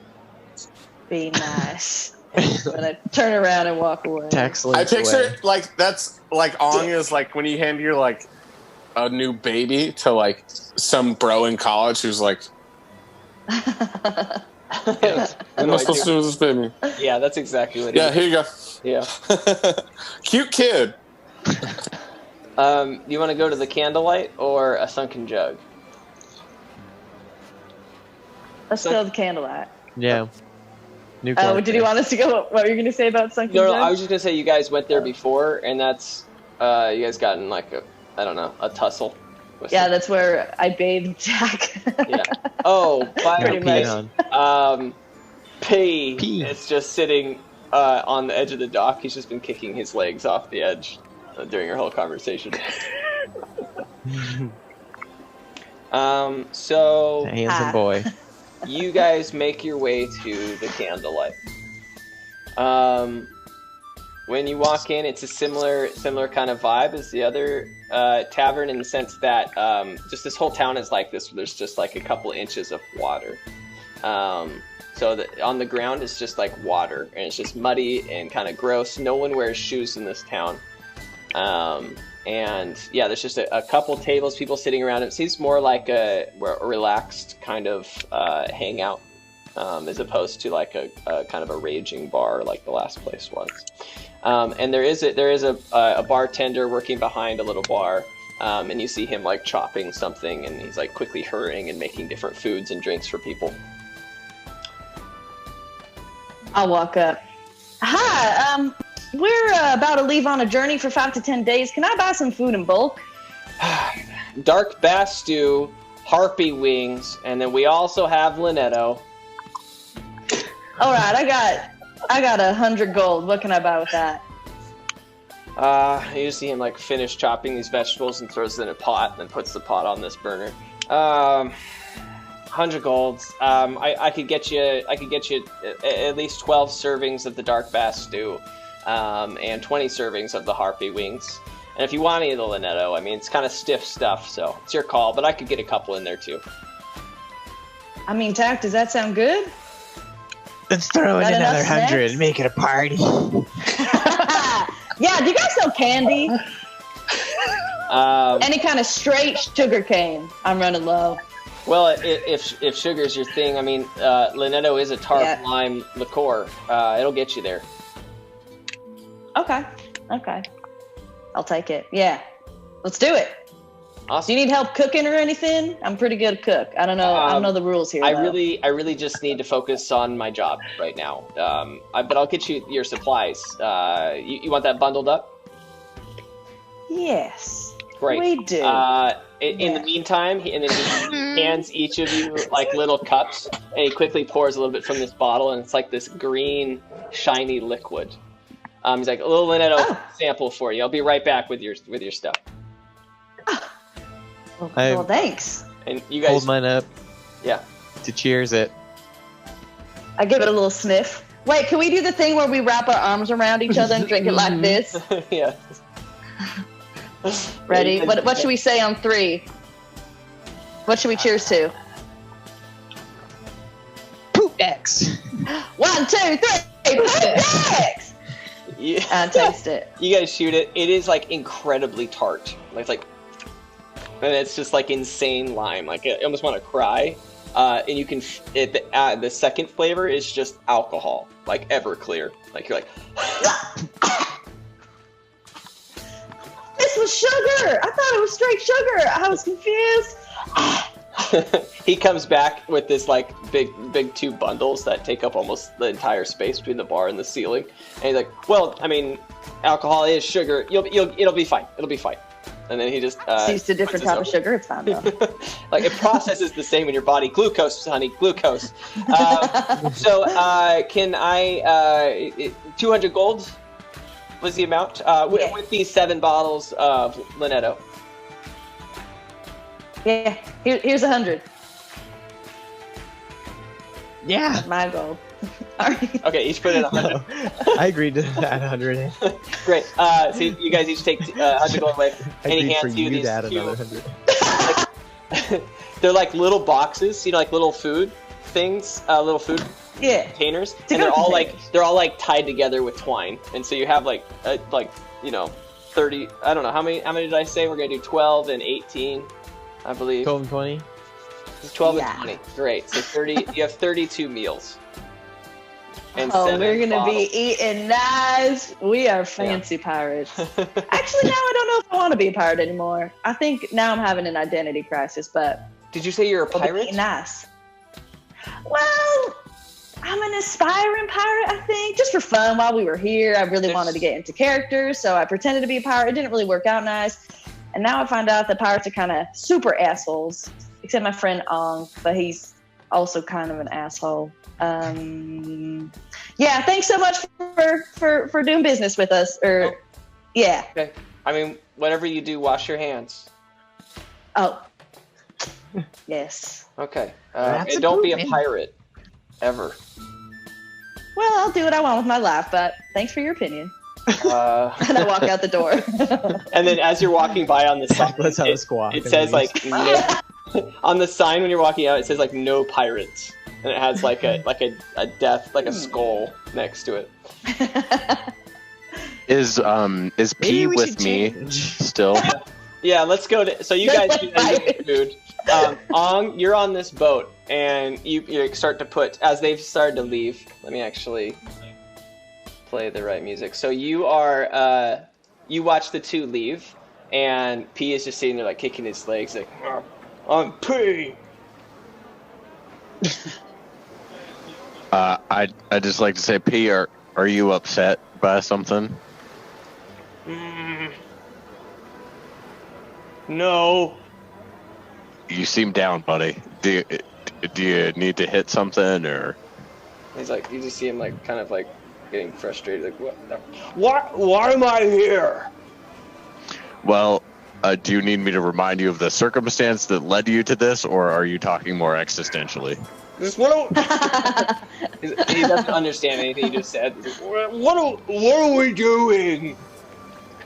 Well, so right now, our friend Tayuya, who you have met really recently and probably didn't really interact with much, do you know the Slither pirates? Do you know them?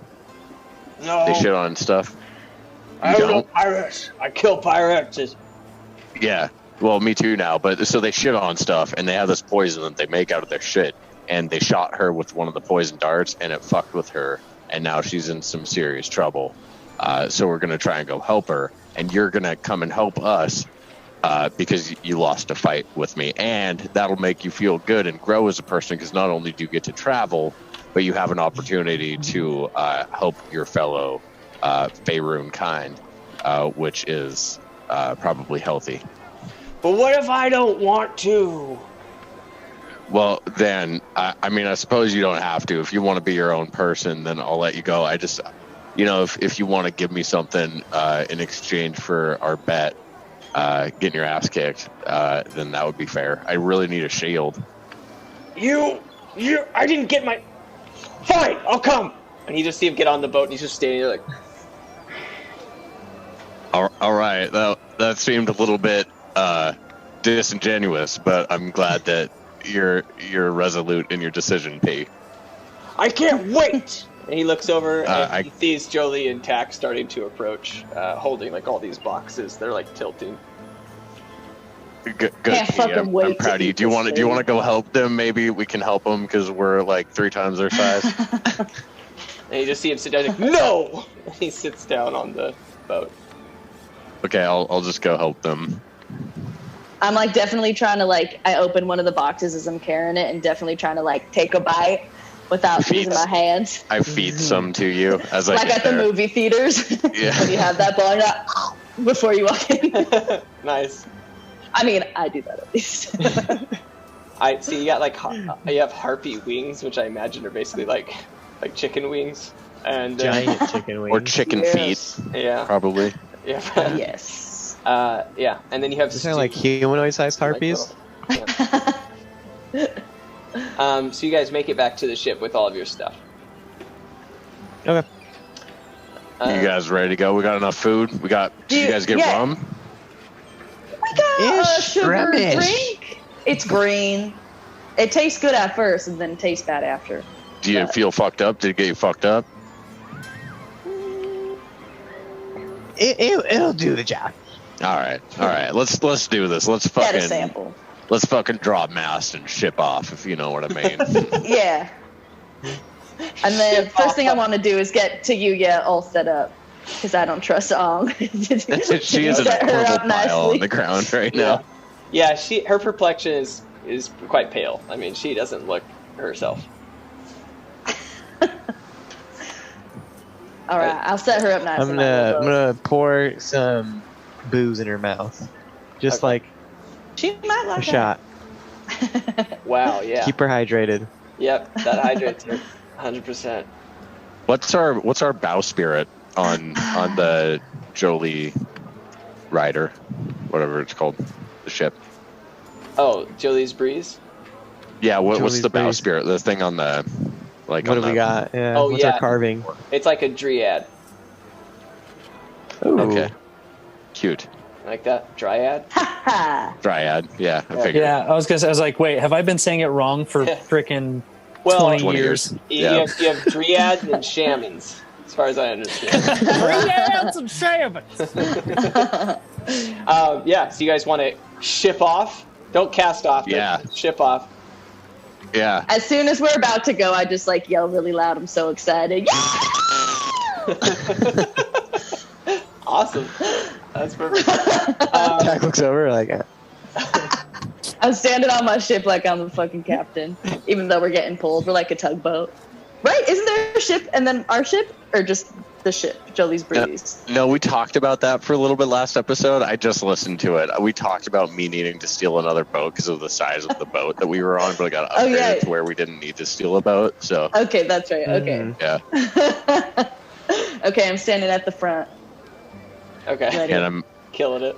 Can I put tack on my shoulder as I steer, from the Your parrot. Yeah.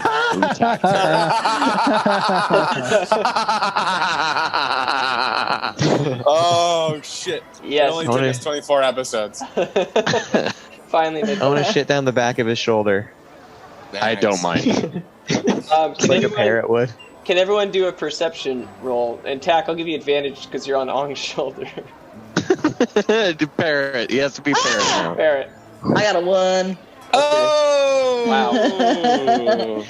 Oh yeah. Cheers. You're not gonna see shit. Get a 10.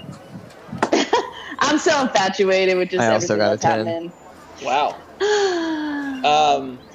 Jolie, you did like your scream. You're all excited about the adventure that the adventure at foot. And you like think that you see something in the water. You're like, whoa! And you're like looking into the water, like leaning over the edge, staring at this thing. And you see your reflection, and you think like you see a fish or something, and it like startles you because you like are staring into this fish, and you fall into the water. I've done that before. Yeah, been there. And Parrot, you're now Parrot right now. Parrot and Ong, you guys turn, and you don't notice Jolie scream and fall into the water, but you do notice. That the boat's not that big. Like you could probably get on. You know what I mean? Like it's not like a fall. Okay. Anyway, it's kind of a little funny boat. But you look back, and on Jolie's Breeze, the little funny boat. If it was an beautiful. item, yeah. Jeez, my thing keeps moving around. You guys, I know the feeling. You see a man wobbling on two crutches.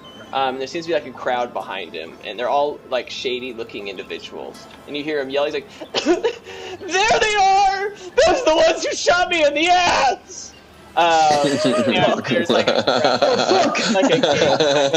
you guys are about 30-ish feet away from the dock now, and then you see him like holding like pitchforks, and then you see him like some like lighting fires and stuff, and. I'm going to say just Parrot, you can tell that from one of the fires that it's clearly a bottle boom, which is what they call Molotov cocktails in this world. And, you see one of them start to throw at the boat. I load up my crossbow to try and shoot it out of the air. Cool. Once it's thrown. So three of them light their bottle booms, and they run to the edge of the dock, and they throw it, and you see it flying through the air at you. Oh my God. And with that, we're going to take a short break, and we will see you guys in 5 minutes. Thank you so much, and Subscribe to our YouTube. Love you. Yeah, you too. We need more. Hello, we're back. Thank you for watching the Bottle Cap Brigade, and Taylor, take it away. Ladies and gentlemen, do you love dice? That's a rhetorical question. Of course you do. Hey, Bottle Cap Brigade, do you love dice? We do. All right, Always. stop talking. I'm doing a commercial here. If you like dice, you should check out our awesome friends at Dice Envy. Dice Envy is one of the coolest dice companies online that does everything you need for your D&D campaigns. They've got tons of different types of dice, whether they're acrylic, whether they're metal, whether they're wood. Yup, wood dice. You know it. You got it. If you go find them online, find the Bottle Cap Brigade. They've got tons of cool stuff. I even got one of the things. It's like a mystery dice. I just dropped them. I don't care because they're awesome, and I can just get more. Follow Dice Envy. Get some dice. Sign on the Bottle Cap Brigade. Boom. Bam. Get it. DiceEnvy.com/the Bottle Cap Brigade. Thank you, Taylor. That was incredible. I might have broken my headphones. I can hear you. We can hear you. Oh, cool. Also, for all you Bottle Cap Brigade fans, I dropped all my dice, so cheers. Everybody cheers. drink. I already drank. Okay, fine. I also shouldn't have dropped my awesome Dice Envy see-through dice, because on my carpet, I can't fucking see a one. No. All right, well. And the worst part is I can't find my four-sided dice of it, and so I'm going to step on that thing, and it's going to shoot through my foot. Dude, that actually is a joke. Coworker of mine stepped on a Lego piece and it literally like broke through her skin. Penetrated? Had to remove it and then couldn't walk for 2 weeks. She worked from home. Yeah. Legos, man. Guys, I just counted them and now I'm terrified because I'm missing just one. I'm so like my feet are up on the chair. It's so frightening. Play it safe. You'll find it. It just won't be enjoyable. So you guys are starting to ship off I'm getting back in the boat. Yeah, these. Where did it go? Okay. I shake myself off like a dog. Yeah, you're like. I give you a little hand. You haven't. Oh yeah, you haven't noticed her yet. And you guys, Jolie, you're like holding onto the edge of the boat, and you look up, and you see these like flaming bottles flying towards you. They threw 3 of them. One landed in the water and immediately goes out. The other one goes on the other side of the boat into the water and just goes out. However, the third one lands into the center of your little boat. Immediately sparks the flame. I didn't roll. Just fucking got this thing. You guys each take 2 damage as the flame like sparks and it hits you with flame fire damage. And then there is a fire on the boat now. If you guys would like to fight, we can roll initiative, or if Tack's the only one that can do anything from 30 feet. I don't know. I got it. I can help out. All right, let's roll initiative. There's I about shoot it with my crossbow. 16. 9. Okay. 10. I never prep, create, or destroy water, but I swear every episode there's a very clear moment where I could use it, and I think I just need to that needs to be one of my spells. Make some water. This would be perfect. Yeah, dude. I never find the right music till it's too late. Okay. So yeah, they're like throwing like stuff at you. Ong, you're up first with a 16, I think. All right. How far away is the center of the boat from where I'm at? Where am I at on the boat first? Well, the boat's not super huge. Like, it's a little boat. It's like a 20-foot long boat.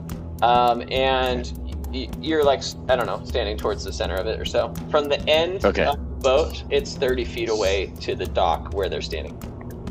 Okay, cool. How big is the fire? I'd say like 4 feet diameter. It's not big. No, it hasn't taken off, but it will probably likely continue to spread. Okay.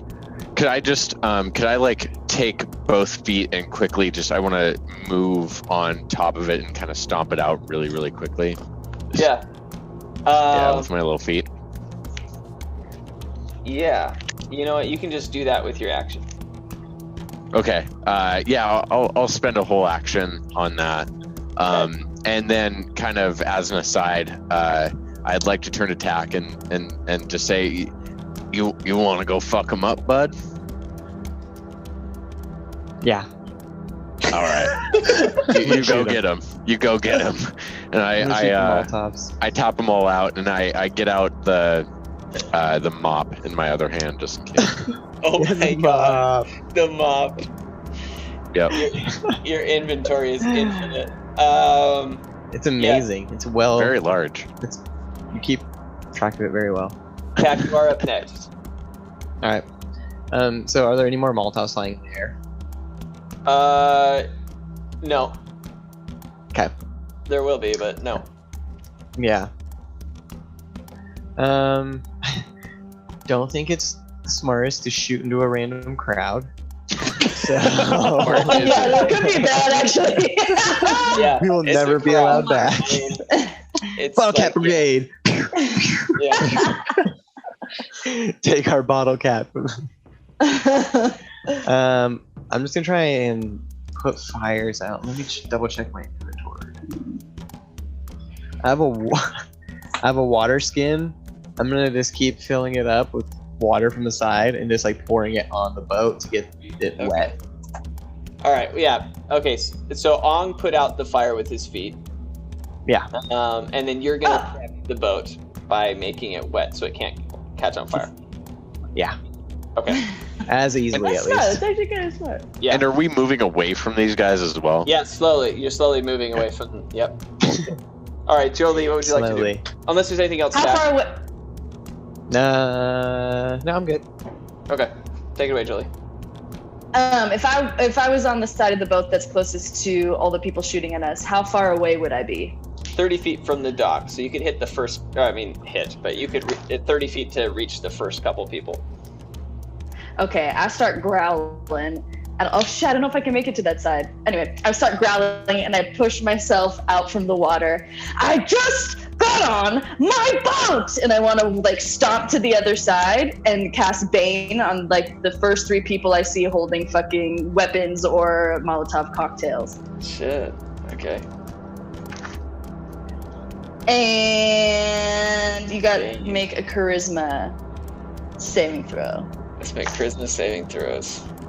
Up to 3 creatures of your choice that you can see within range make a charisma saving throw. Whenever a target fails, a saving throw makes an attack roll or saving throw before the spell ends. The target must roll a d4 and subtract the number rolled from the attack roll or saving throw. Yeah, fun. Okay, so what's my DC? Good move. I dropped my dice. Ooh, great. Say what? Heard it. Didn't want to hear it, but I did. I'm so mad. What's your spell save DC or your spell DC? 14.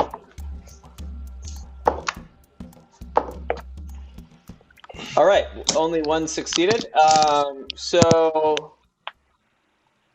your charisma makes an attack or save roll before the spell ends. The target must roll a d4 and subtract it. Okay, great. So, yeah, I mean, you see like 2 of them be like kind of like disturbed, like they just saw like a hydra come out of the water, and they were like, "What was that? That was weird." And one of them's like, "No, it's just a little person." They see this like radiance, this like orange yellow radiance just spew out me as I'm like, yeah. And then you know when tickling is like uncomfortable and you like want it to stop and you get kind of mean and you're like, okay, stop it. Oh yeah. That's what he feels. It's torture. Damn. So just these radiant like sharp little fox paws come like charging at him and he like feels this like really uncomfortable tickling and that's what fucks him up. Wow.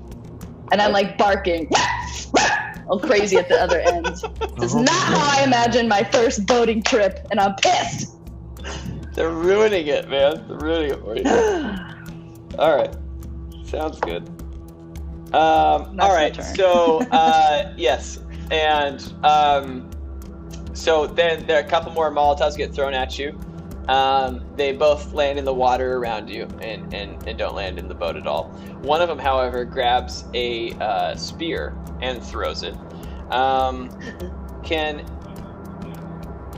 everyone just roll me a athletics roll? Like a save. Okay. Yeah, well, yeah. Now, this is how I'm going to decide athletics who's attack. attacking. Yeah. 12. Just athletics roll. Just an athletics roll. What? How I you got have a natural 12 too? 20. Okay, it's not going to be hard. Oh, drink. You got a You 2 chest tap? pump it back at him. Okay, Jolie, I'm assuming you Flex beat your pecs and catch it in between. Well. Okay. Tack, what's your AC? 16. Damn! This, Your AC is fighter. fucking high. Yeah. All I do is fight stuff physically. Tack, you see all these Molotovs, these bottle booms go crashing in the water around you.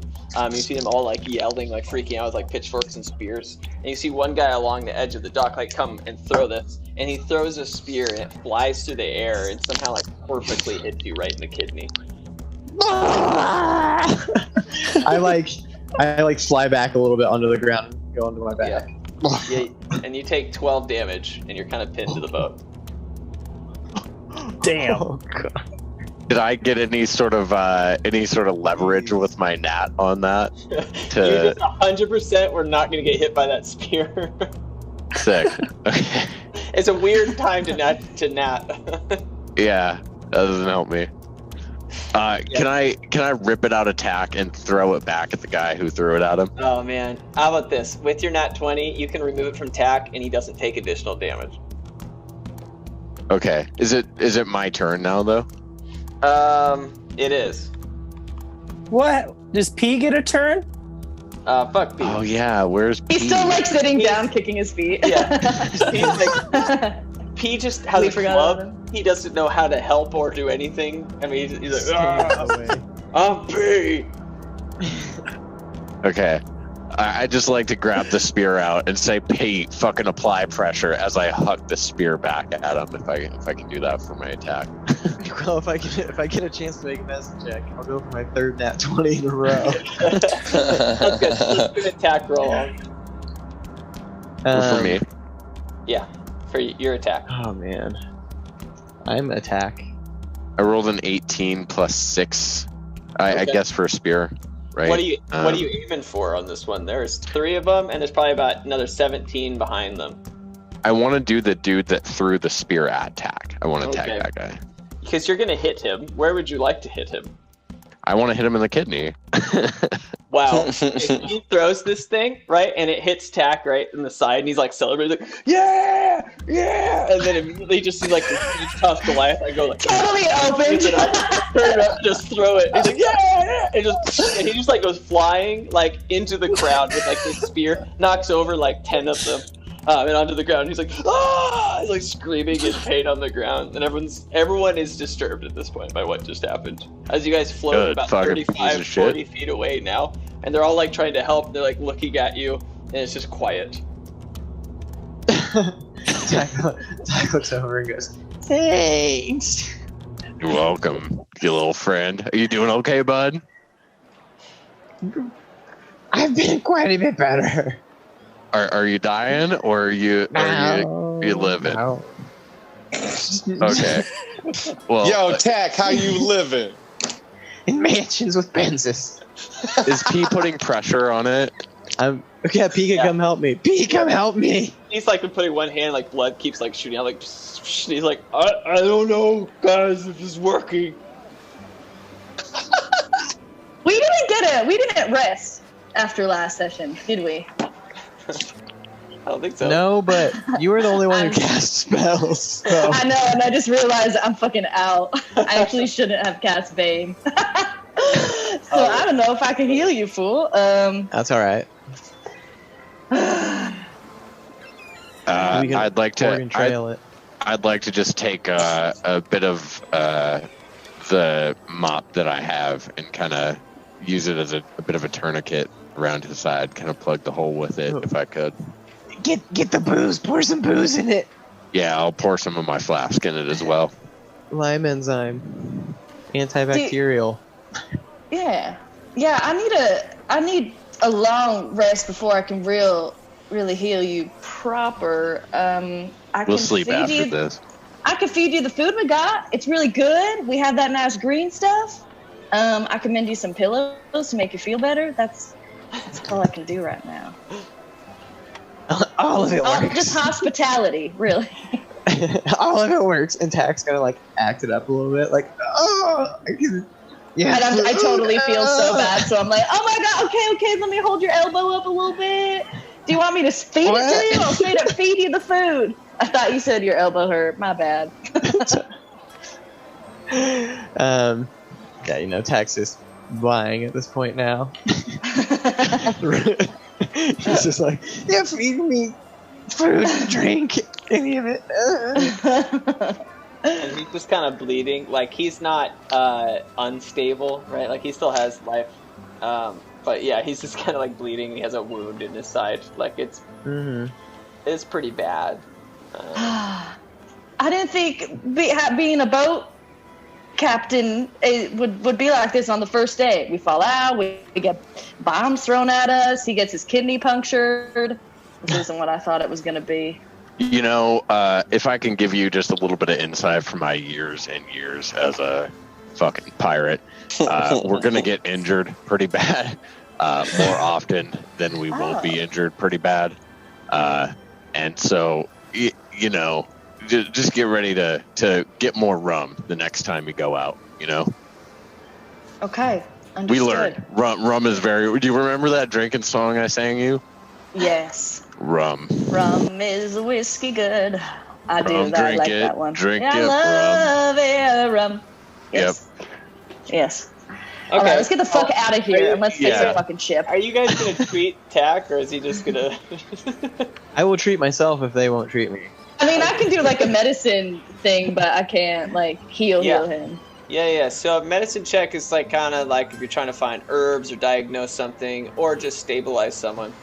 So you can't really like heal someone with a medicine check, but you can just attempt to. Well, I don't know. It's All right, you can slow the bleeding. You can or something. I guess. Yeah. Yeah. All right. Okay. Cool. Do I need to roll for that medicine check or no? This is just so easy. Yeah, I just did it. Yeah, great. You just wrap his wound, and he's not gonna get worse. Okay, I put some extra band-aids on you just for like fun. Like, look, I know people like the extra band-aids in weird places, so here's some. Oh, I want one on my cheek. Okay, got it. Shout out to Nelly.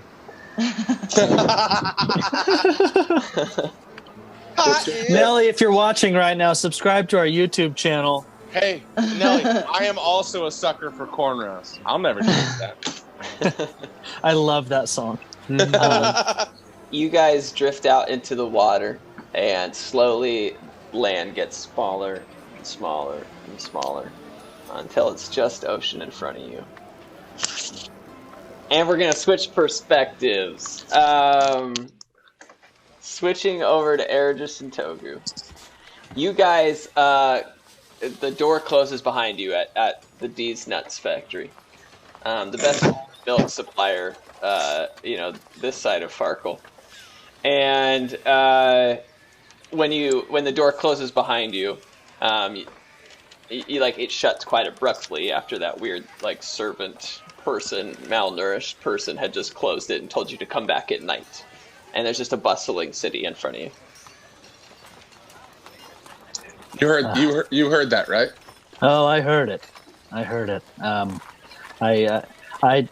feel like we're really taking care of a lot of issues here. Now, not only are we going to save Raven from a bunch of pollution in his home, but it was pretty clear that those workers weren't employees.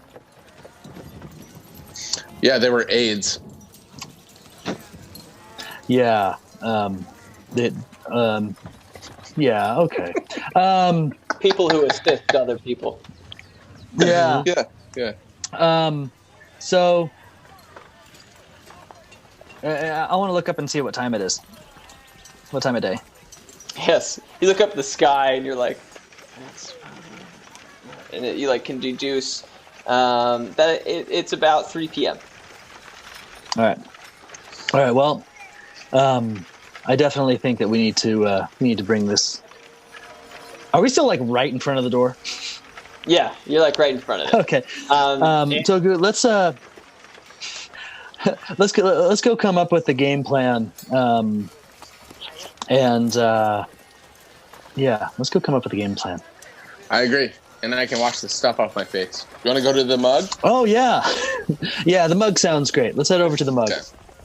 Come on, you guys. And I turn to the mercenaries you guys ready for some mug? Yeah. And they start to follow you. You take one step, and you just see this, dust being, shot up from the ground, right? And you're kind of in a desert situation, so you just see, dust being shot up, and it's, in a line, shh, and it's, coming closer to you. This line of dust. And then this dust just takes over your whole face, almost like a dust devil, hitting you in the face. And as the dust settles, you realize that it's Calvin, and he's on top of this little kind of bicycle type item. And he looked at you guys. He's like, "Well, hey guys." Hey, Calvin. Hey. What you doing?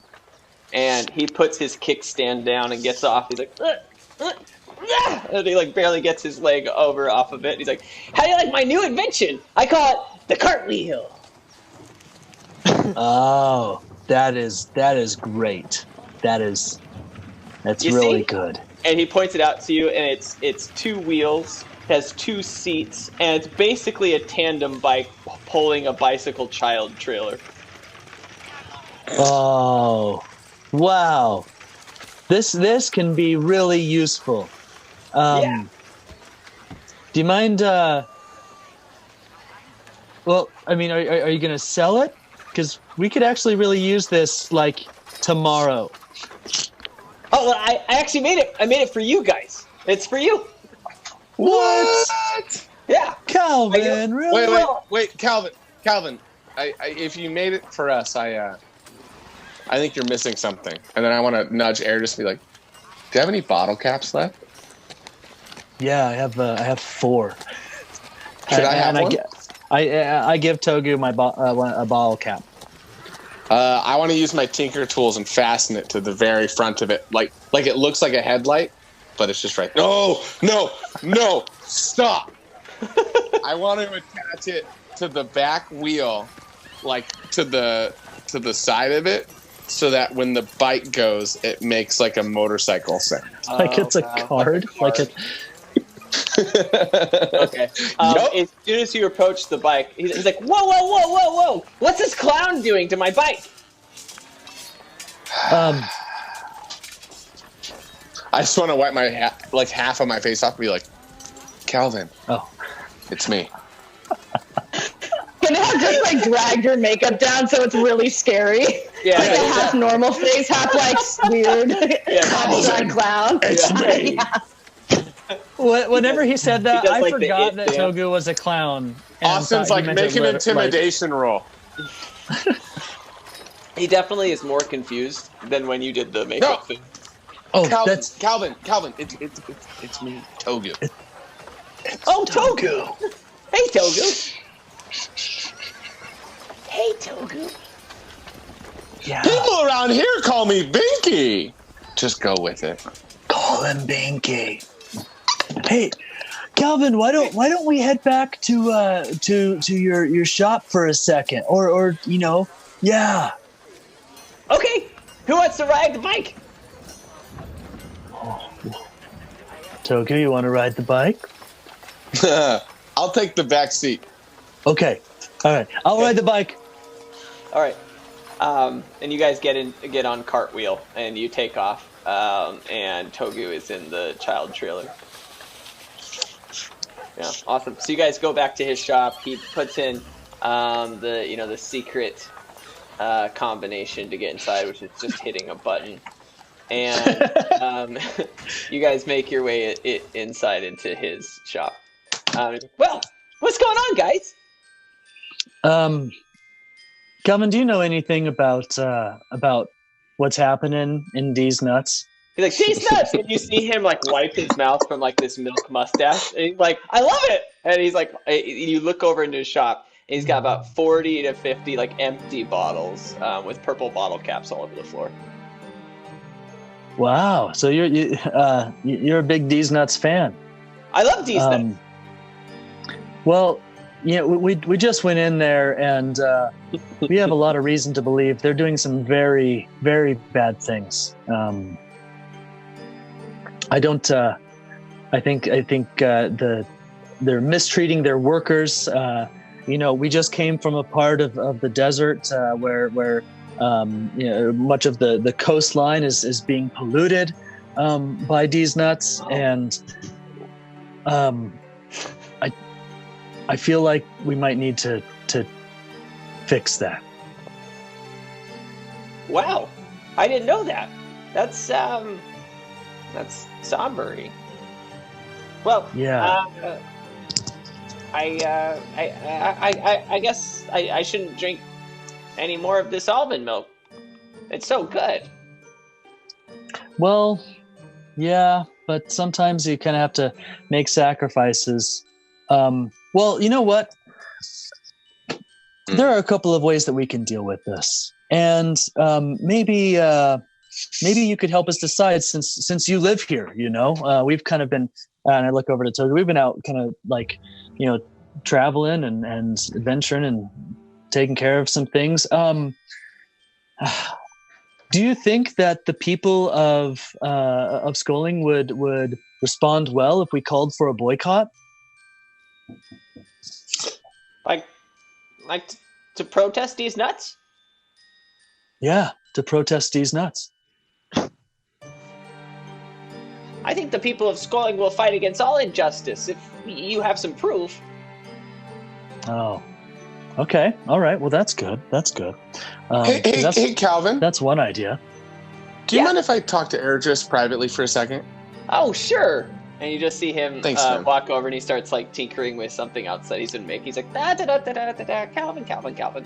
I'm so sorry I interrupted you. No, you're good. I have an idea. Cool. Okay. So that factory, it's big, but it's not massive. And from what I could perceive, the technology to get milk from almonds is really not that advanced. Yeah, they really didn't know. They didn't seem to know how to do it. Have you met my brother Gunter? Oh, of course, yeah. We have plenty of space at the mug. There's plenty of room. Do you think, I mean, Calvin obviously loves these nuts. Yeah.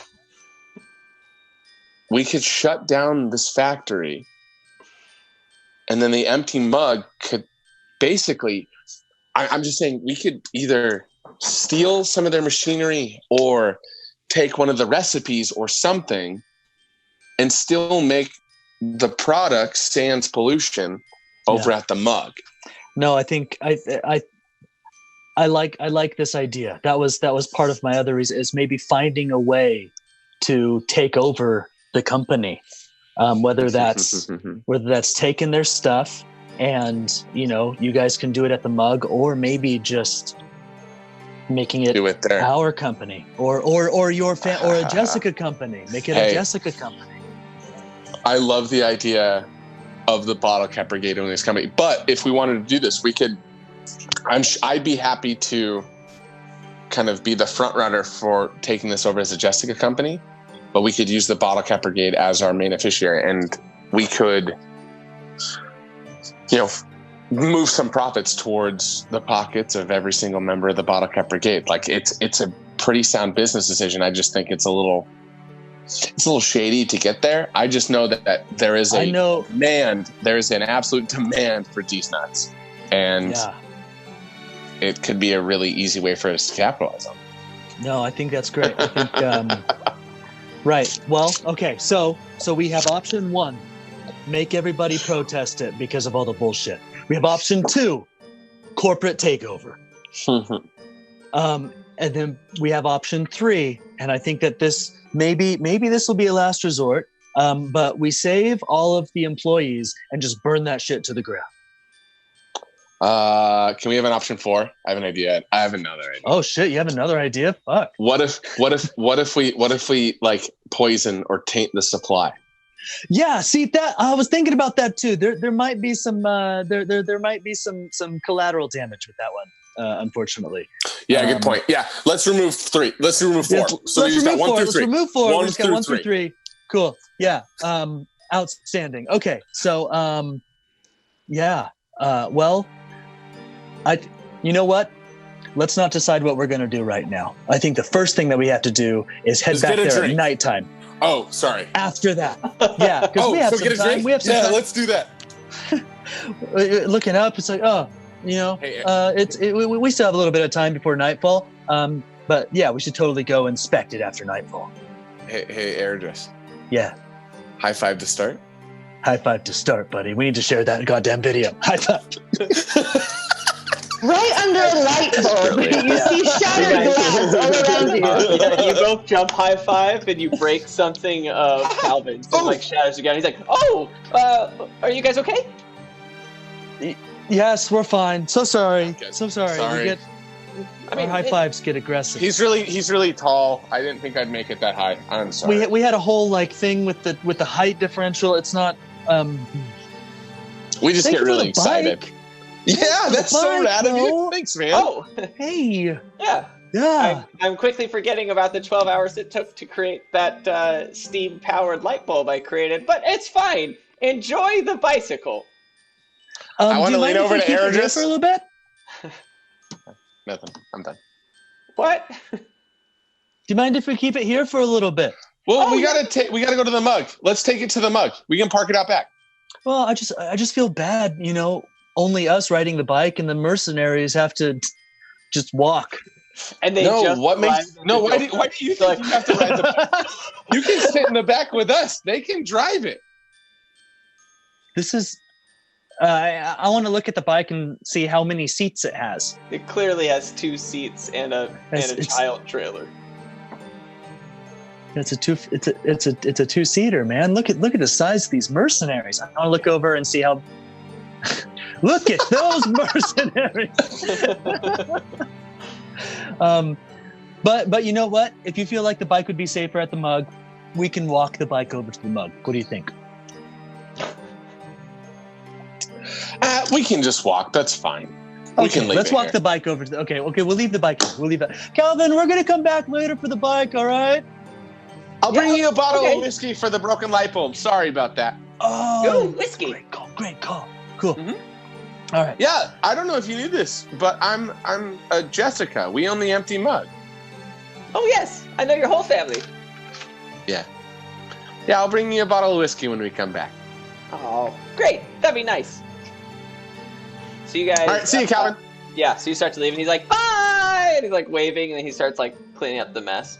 And you guys walk to the Empty Mug with the. On our way there, are we like passing through like a marketplace? I want to see if there's anyone.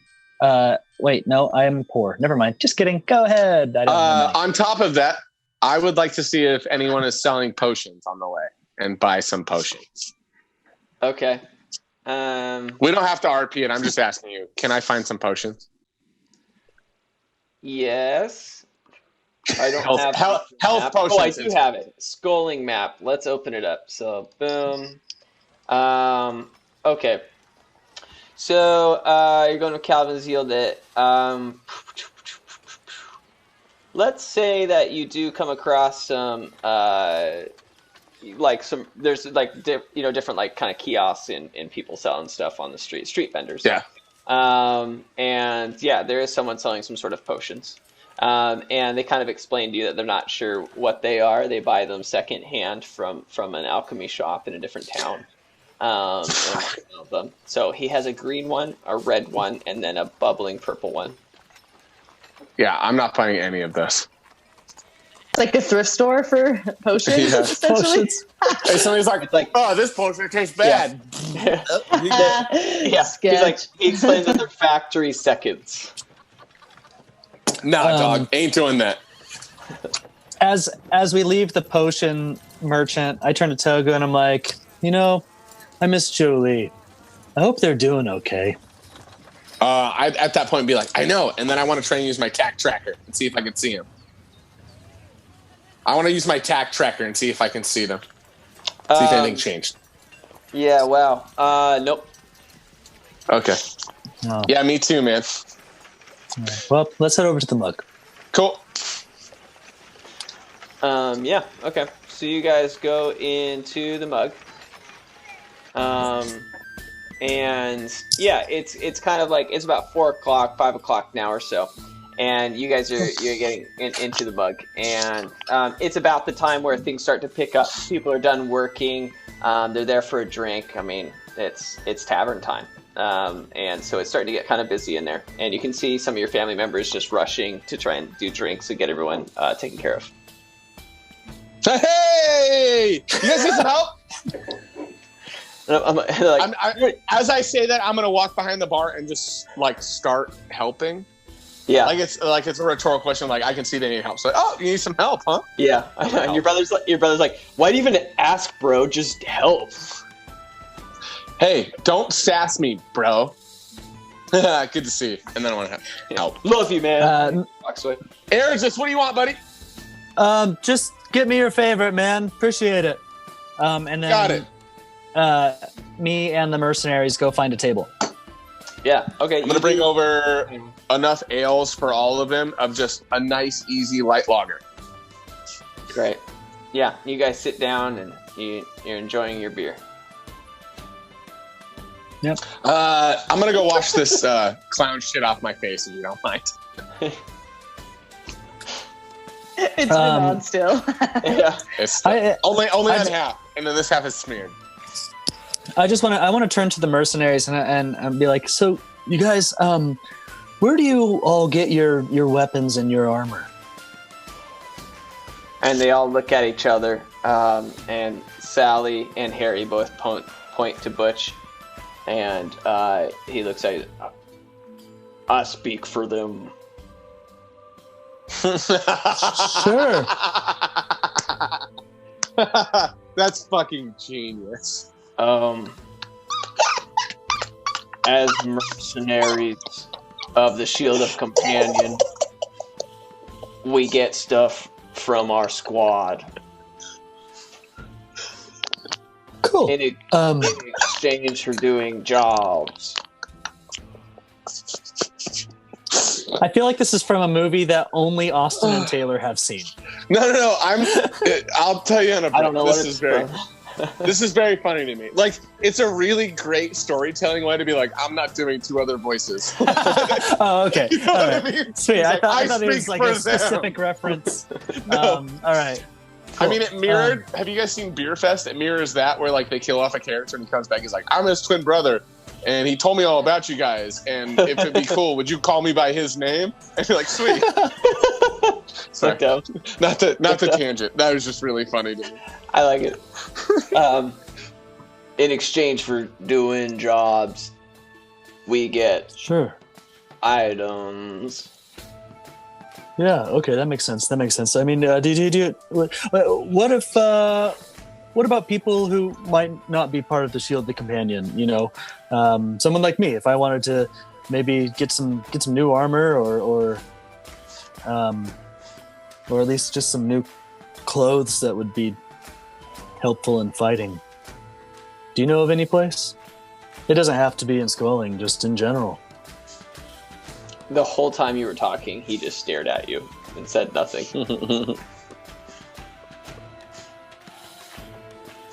Yeah. And then I just take a drink and and wait for Toku. And act like you've been having a stimulating conversation. I love when I create characters that are not fun to talk to, and then we have a whole scene dedicated to talking to them. He's full of charisma, though. Let me tell you, Butch is just incredible. So you have probably the most painful 4 minutes of silence as Toku goes and takes care of his paint, and then comes back. On a real note, though, what were you looking for? I could tell you if you know it already. Oh, I just at some point, if I were to do shopping, like I was going to take a note of where to go. Oh, word. Okay. Well, I'll help you do that if you want to go somewhere. That's cool. Togu, you come back and you see Eric just take a large drink, and it seems like they're having a good time. Hey guys, sorry. Hey, Togu. I had to freshen up a little. Woo! Okay. You guys ready for another round? Just Eric just has drank his drink, like all of it. I could. Well, I don't know. I don't want to get super drunk before later. You know. Good thing I gave you a non-alcoholic beer. Oh, thanks, man. Yeah, let's go get some real stuff. Mercenaries, you guys good here? Butch, you good? Butch, you good? Butch speaks for them. I speak for them. Yeah. Oh, well, I guess Butch tells Sally I said, what's up? 3 more, you got it. Eric, do you want to come help me grab those? Yeah, sure, okay. Thanks, man. Dude, those guys are freaking weird. Dude, I feel like that, like it's like full on like mercenary mode. Like that's just like what I have to do, you know? Like probably like the shit that they've seen like in their mercenary travels have really fucked with them. I hope it's that. I hope it's not just them being fucking weird. Let's go grab that. Oh, and don't let me forget to grab that bottle of whiskey for Calvin. No problem. So I want to grab 3 more pints for them. We're going to do 2 shots at the bar with me and Eridris, and then I'm going to grab a bottle of middle shelf whiskey to take back to Calvin. Okay. Is the intent to kind of kill time until night? Is that what we're kind of doing right now? Okay. Yeah. Yeah, we can kind of fast forward through this shit. Just make sure we get all the stuff done. Yeah, great. Yeah. Thanks for asking, because we were just gonna keep RPing until you told us. Once I don't even know why we're here. So I just yeah, we're here to kill because it's 3:00, and he said to come back at night. And okay, night isn't until- well, yeah. For the sake of storytelling, we'll do a montage. Thank you. Gosh. Absolutely. As long as it includes getting that bottle of whiskey. Yeah, that's very important. You guys will get the whiskey. You'll have several drinks. Erigis, make a charisma saving. Oh, it's charisma saving. Okay. Charisma saving. Come on. An 8. Yes. Togu convinces you to drink several times. Now you can make a Constitution saving roll. Sorry. I make decisions for him. This is for 12. the montage. Okay, great. So yes, you guys have a fun time. The mercenaries drink probably like 6+ drinks each, unaffected. Just alcoholics, just used to it. Like just not even a thing. And then Togu, you drink quite a bit too. I mean, you guys are all having fun. Erigis doesn't drink that much. Is kind of drunk. I'm gonna give you a -2 to all of your rolls. But you're just kind of drunk. You're like fairly tipsy. His first one was non-alcoholic. Does that matter? What? His first one was non-alcoholic. Does that matter? I'm assuming that you continued to give him more drinks because you thought it was funny. Okay. Yeah. I did. Yeah. It's sweet. It's a blessing and a curse. Yeah. And then it's about nighttime, and it occurs to you because the light's no longer coming in this little like pane glass window next to your guys' table. Oh my god. All right. Are we good? Is it go time? Do you guys want a cup of coffee or something before we go, or are you just ready to do this? Actually, that would be really nice. I'm feeling it a little bit. And I wanted to be like sharp. I wanted to be sharp. Don't worry about it. Well, let's go back to my room. I've got coffee in there. Mercenaries, you coming? You keep coffee in your room? What kind of? Yeah, because the best part of waking up is having coffee right there. Okay. This is some like Michael Scott making bacon in his kind of shit. All right, can we montage getting coffee and Yes, you guys get coffee. You feel a little bit more sober. I was gonna ask you before we leave. In my room, I want to look and make sure I've got no potions stashed away and no extra gold stashed away in my room. What an interesting question. Wow, we're in a conundrum. How about this? Yeah, whatever you want. You fucking do. You have, you always keep 1,000 gold on the side. And yes, you find one healing potion, not minor, just healing potion, which is 1d8, I think we decided. I'm gonna grab both. It's whatever you want it to be. Okay, well, I'm gonna grab both. All right.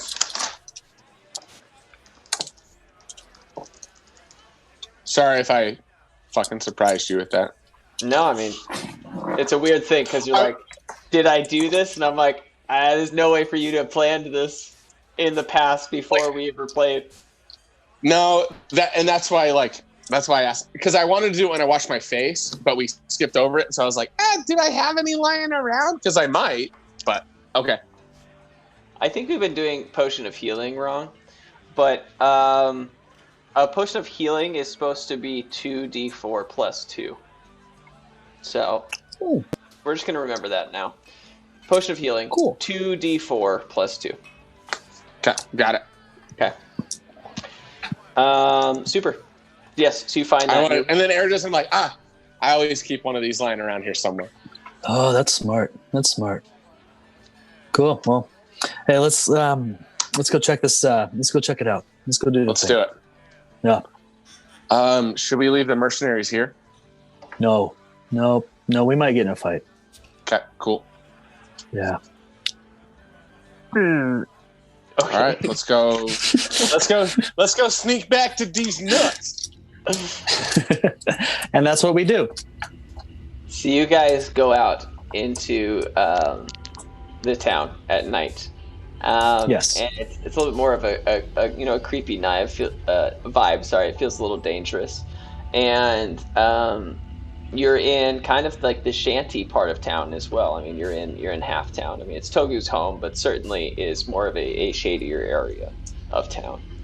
And you're walking through town. You occasionally see people. I mean, everything just looks weird. Like you see a guy coughing, like, and you just think something's like wrong with him, or something's like evil about him. And then two Typical people 2020. Yeah, normal 2020. I didn't mean it that way, but that's funny. And then you see two guys like in cloaks, like talking. They look at you, and they go back to talking. You're like, "What is that?" And you guys just keep walking through town, and everything's kind of strange. Like, what is that? And you finally turn the corner, and one of the city lamps, which is basically like a street light, is illuminating enough light that you can see the front of the factory, and you can see the logo, and you're about like 40 feet away from the building now. And just to clarify, the front of the building is 2 sliding doors, and there is an alleyway on both sides of the building. I'm not sure exactly where that goes from your position, but you can start to see some windows up above on the second story. Okay. I want to pull Airdris out of the lamplight and try and get into the darkness as soon as possible. Yeah, okay. Like you basically turn the corner and you grab him and pull him back. Yeah. Sorry. I think we should stay out of the light as best we can. It's a good idea. I also don't want to go through the front door. Can we go? Let's just go check shit out a little bit before we do that. The front door is always going to be there. Okay, I'm behind you. Let's do it. Cool. I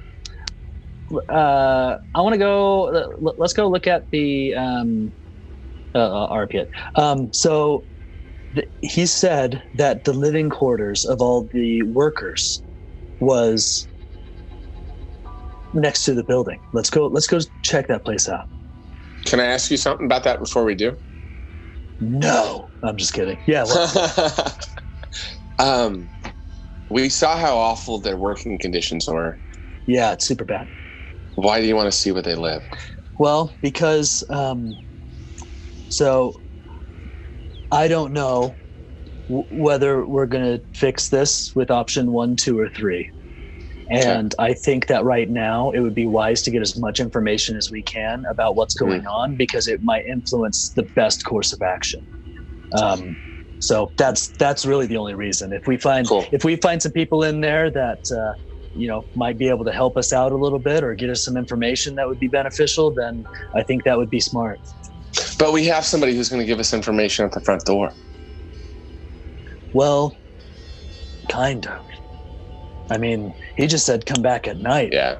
I just don't want to get caught snooping around something that doesn't help our story. Like, we know these people are in an awful spot already. Yeah. Like, seeing that they live in an even worse spot isn't going to help us solve the problem.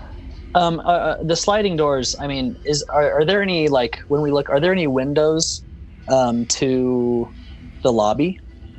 Like, can we see whether or not the person's there? There are no windows other than up above, but no, they're like wooden doors. And the windows go to like the second floor, right? Yeah, so you'd have to get up a bit. All right. Probably 20 you know feet. what? Oh, what if we send a mercenary? What if to I knock send on the Steve? door? Oh, I love that idea. Let's just sneak Steve in, see if that concierge is there. See if that the person in the lobby. And if they're not, then we do some snooping. But if they are there, cool. All right. Yeah. Low 5 to start. Low 5 to start. Low 5 to start. Very Because we're sneaking. and I give him, and you low 5 when you sneak it. It's a good smart. And I give him little nuts, little low 5 nuts. All right, Steve. And he comes up. Do you want me to play? Do you want me to play this, Austin, or do you want to play it? Can we sneak around? Right. Can we sneak around to the side of the door, like in that alleyway, before we do this, Austin? If you're cool with that, I just think we should get by the door. So Let me get by the door. Let me explain a couple things. First, Steve comes out, and as soon as Steve comes out, you just hear rustling on Togu's waist. and you look over Erdris, and you just see like this cobra that's wrapped up like a whip, and it like looks up at you, it's like, bitch, and it just looks back down.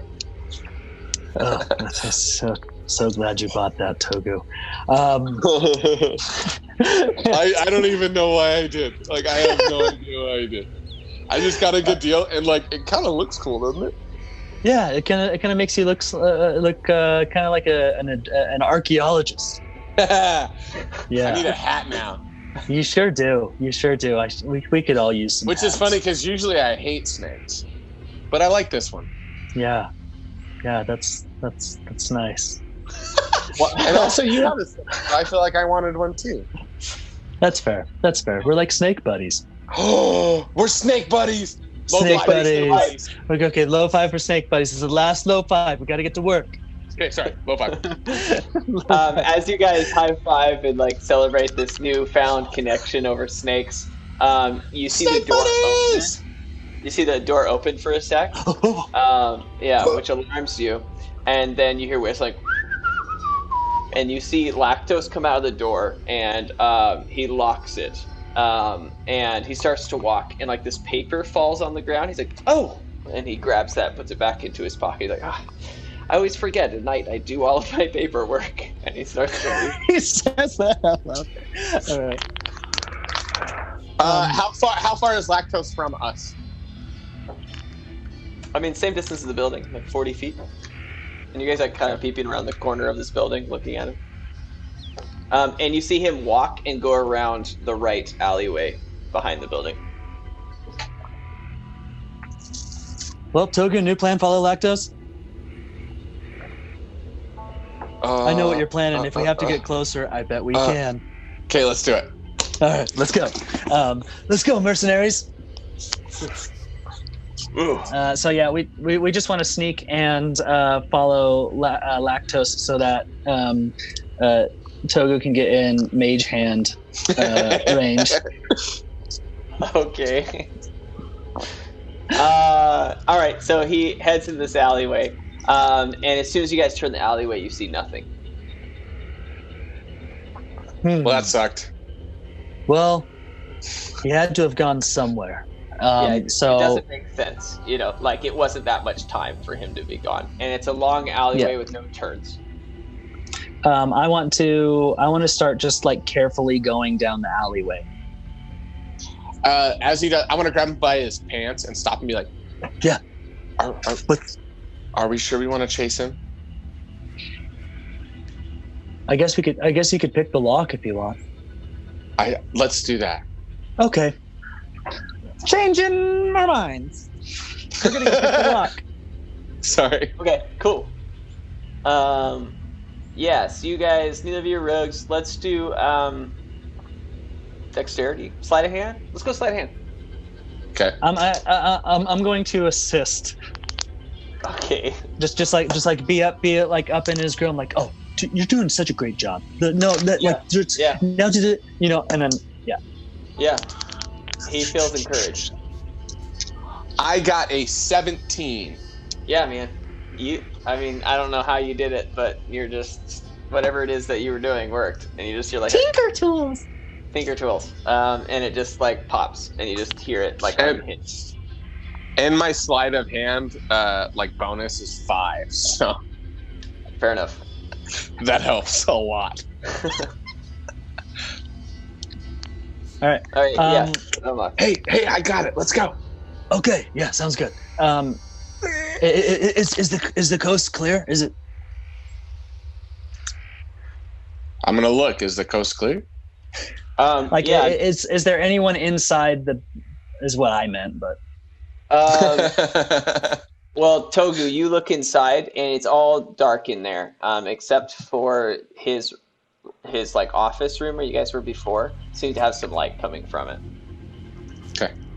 It looks like there's nobody. It looks like there's nobody in here, but there's a light in the office. All right, perfect. Yeah, let's go. All right, we go inside. And slowly shut the door. And I want to lock it from the inside too.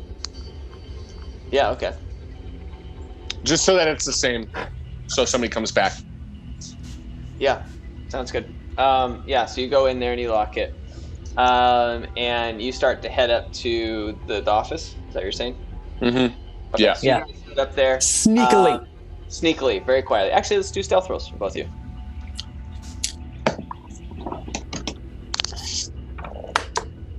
Sweet. 17. And I got a 16. Okay, yeah, you both did great. So you're going up the stairs like very quietly, and you're like Togu's like in front of you, and he steps on one. And it's like you guys like stop for a second, and nothing happens, and then you guys continue again, and you go up the steps, and Togu, you like look around the corner into this window, and then Aaron, just imagine your head popping up above him as a cat head, and you're both looking into this. Yeah. Actually, I believe your body is flip-flopped now. Oh, really? Okay. So as you, Togu, as you're feeling his head plop on top of yours, what's really happened is that there are 4 legs like on your back, and his human head is but you just feel kind of strange because there's like 4 legs on your back, and you're like, what is that? Wait, how come you turned back? Oh, god damn it. And then I sneeze. I look at my paws, I'm like, fuck. It's like, well, at least I have my face, right? DM question. Does he still talk normal? No, because now I'm like inverted. Now I'm Eredris face, cat body. Oh yeah, so it's like yeah, like full on scream, scream. Like it's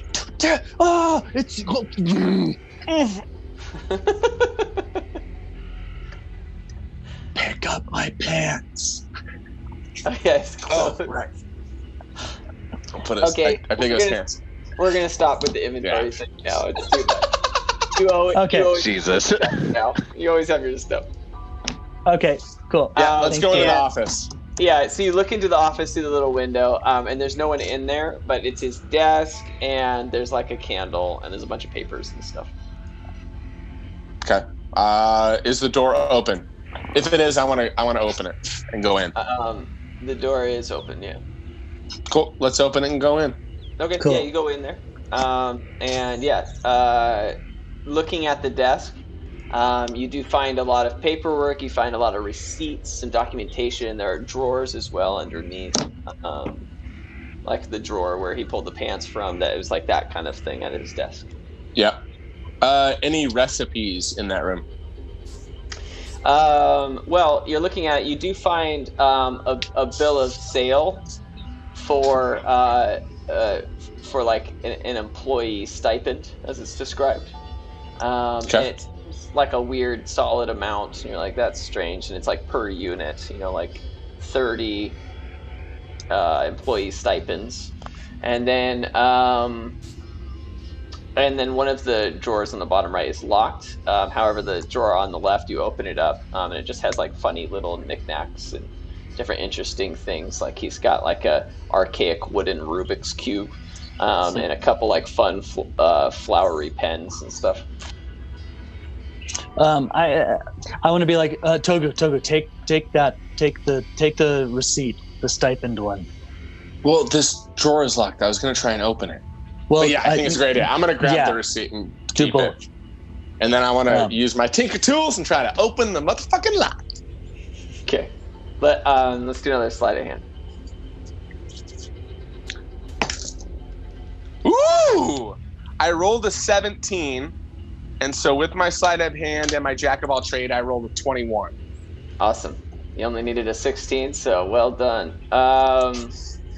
You like just break it open. It like it just opens, starts moving, like stops. So you can open it. Yeah. Anyway, so then you open it. We start checking it out. Yeah. You're like, great. We're looking for incriminating stuff. We're looking for. I wanted to describe it really well, and then it made it weirder. So yeah, you look at this drawer, and you do find you find a lot of like notebooks of different things of like his personal journal. You also find a lot of like detailed notes of things like code words, like how when it says like different things with the bills, what it actually means. So when it says employee stipend, it literally spells out like cost of slaves. Like it's like very well written data against him. And then the final thing is a little binder that separate from the rest of the paperwork that does have all of the formulas and ingredients for making almonds. I want to open the binder and take out one page, or like I want to take out the main page for the recipes. Just pull it out and put the binder back in, and then I'm gonna lean over to Eris and be like, "Hey, Airdress, I have an idea here. The snake? You know the snake I bought earlier? Yeah. I bet if we lock him in a drawer, the second that drawer gets opened, he's not going to be very happy." That would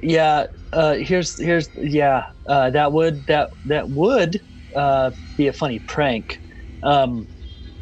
There's literal evidence of slavery in the drawer. Good point. Sorry, we could probably just take a lot of stuff and have everything that we need. Let's take all that. So do I leave the snake in the drawer still, though? I mean, he's a poisonous snake. Yeah, if you want to do that for flavor, sure. Cool. Let's do it. We're going to grab all the binders, and then I'm going to leave my snake in the drawer and then shut it. Okay. Wait, did you put the snake in there or not? Yeah. Oh, yeah. Okay. Oh, yeah. So you put the snake in there. As you grab it, like looks at Eric, he's like, "You motherfucking bitch," and then you just put it back in there and then close the thing.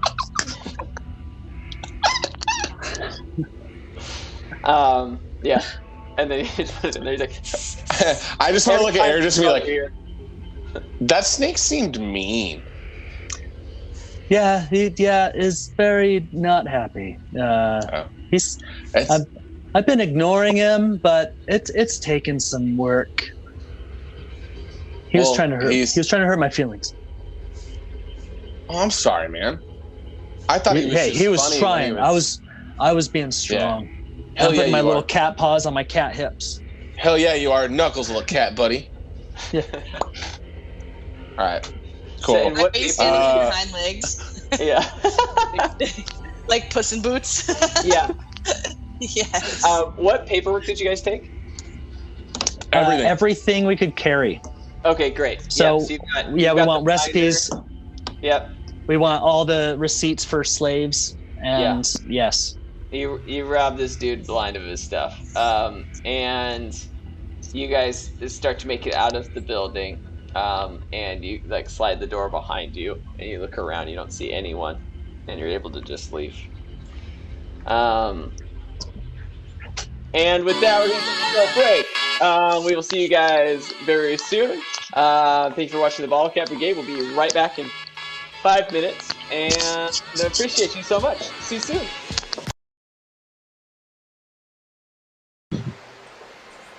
All right, welcome back, and we're gonna dive right back into the session.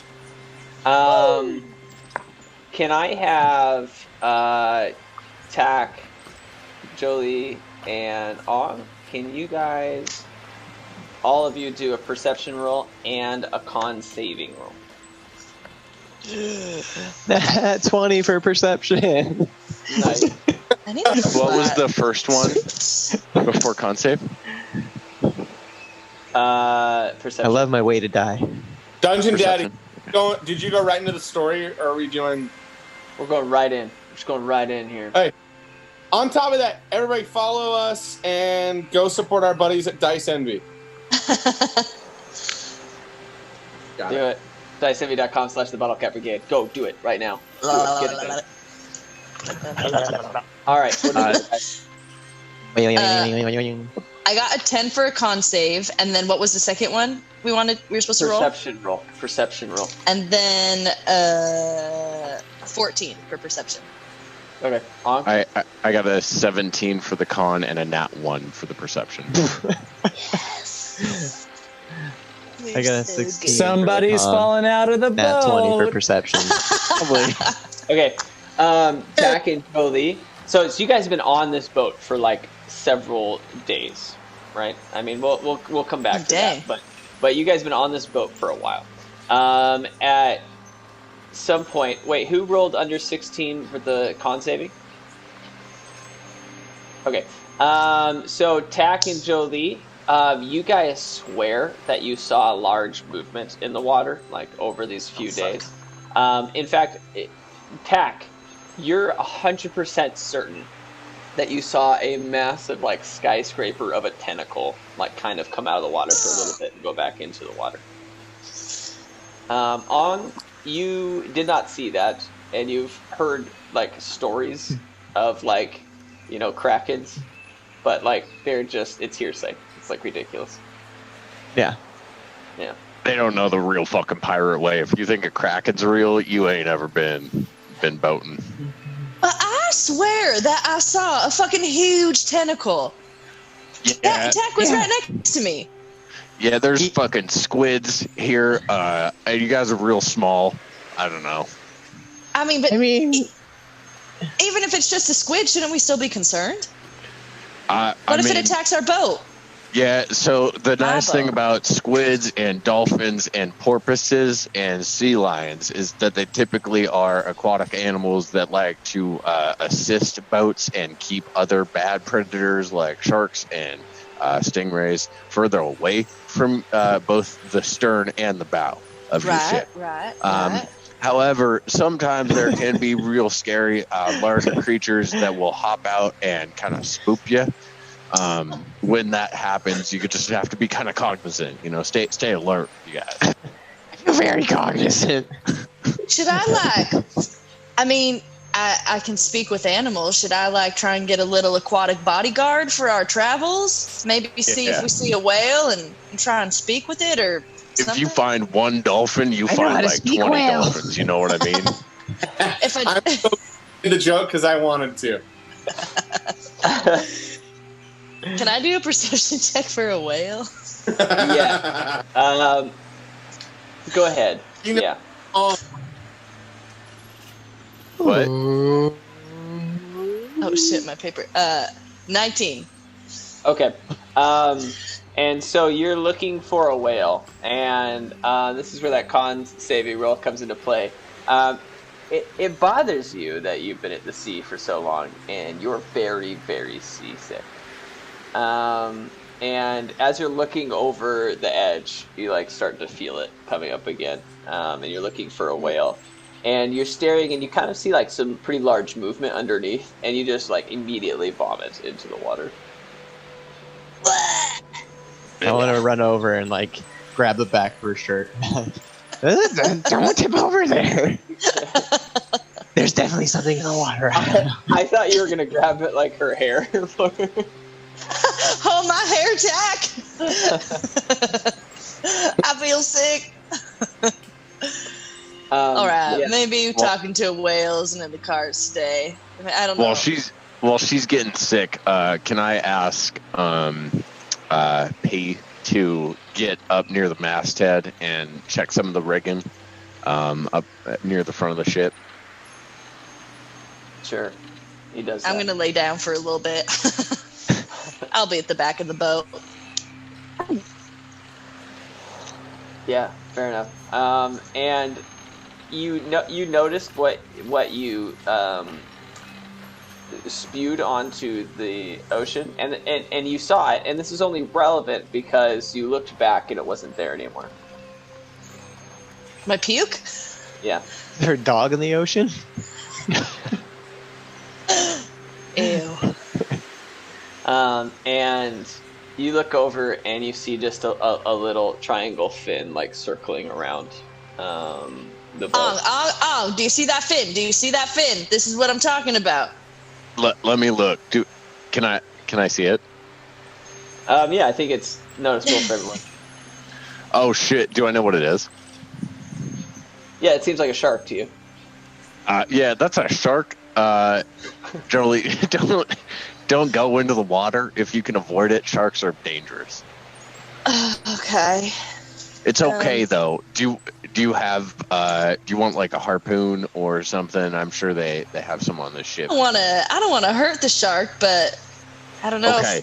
if Tack and I were seeing that possible tentacle. I know you don't believe us, but maybe we should have some protection, or maybe I'm being crazy. I know I'm Maybe being an octa shark for all we know. Are there any? I want to make sure you guys feel good about what we're doing here. Are there any like cannons on this? I haven't really had a moment to look around or observe anything. Yeah, no. It's a small boat. There are 4 oars that are built into the side. Yeah. Okay. Off of the spar deck, are there any like harpoons on there, or is it just like kind of a? There are no weapons. Okay. What about on the left side of the boat? Yeah. You mean the port side? Is there a cannon underneath the boat? Because no, there's no weapon on the boat. Okay. Yeah, All it's a right. cheap little boat. Well, we really have 1 or 2 options, you guys. If you think that there's real, like a real threat down below it, I'm here to simply navigate and direct the boat. I can take some defensive maneuvers to see if we can shake something out behind us. If you think that it's something where we should stop and fight or prepare, we can do that too. From my nautical experience, I think it would be wise to go serpentine a little bit and see if we can shake it, see if anything pops out. That we can just pop a couple quick bolts in and scare off. You know what I mean? All right. I trust you. Let's just keep moving forward. All right. I'd like to yell at pay masts at full fucking draw. Fucking lower the sails. Let's fucking take as much of the shit off of this motherfucker as we can. Get light and go. Pay. Yeah. Well, and he's just like, okay. And he starts doing something. He doesn't really understand what he's doing. I'm assuming, I want to go meta here. I'm assuming because P was found where he was, that he has like at least a basal knowledge of how to be a ship hand. Would that be a fair assumption? He knows how to fish. Okay, that's good enough. That's all we need here. Yeah. Good. Good. As he's like pulling this thing over, P looks down and just sees like some movement underneath. He's like, "What's up?" And he just puts his hand into the water, and he's like touches something. He's like, "Oh," like felt like he was like, "It's a slimy, weird," and he's like looking at it like nasty, and he looks back at it.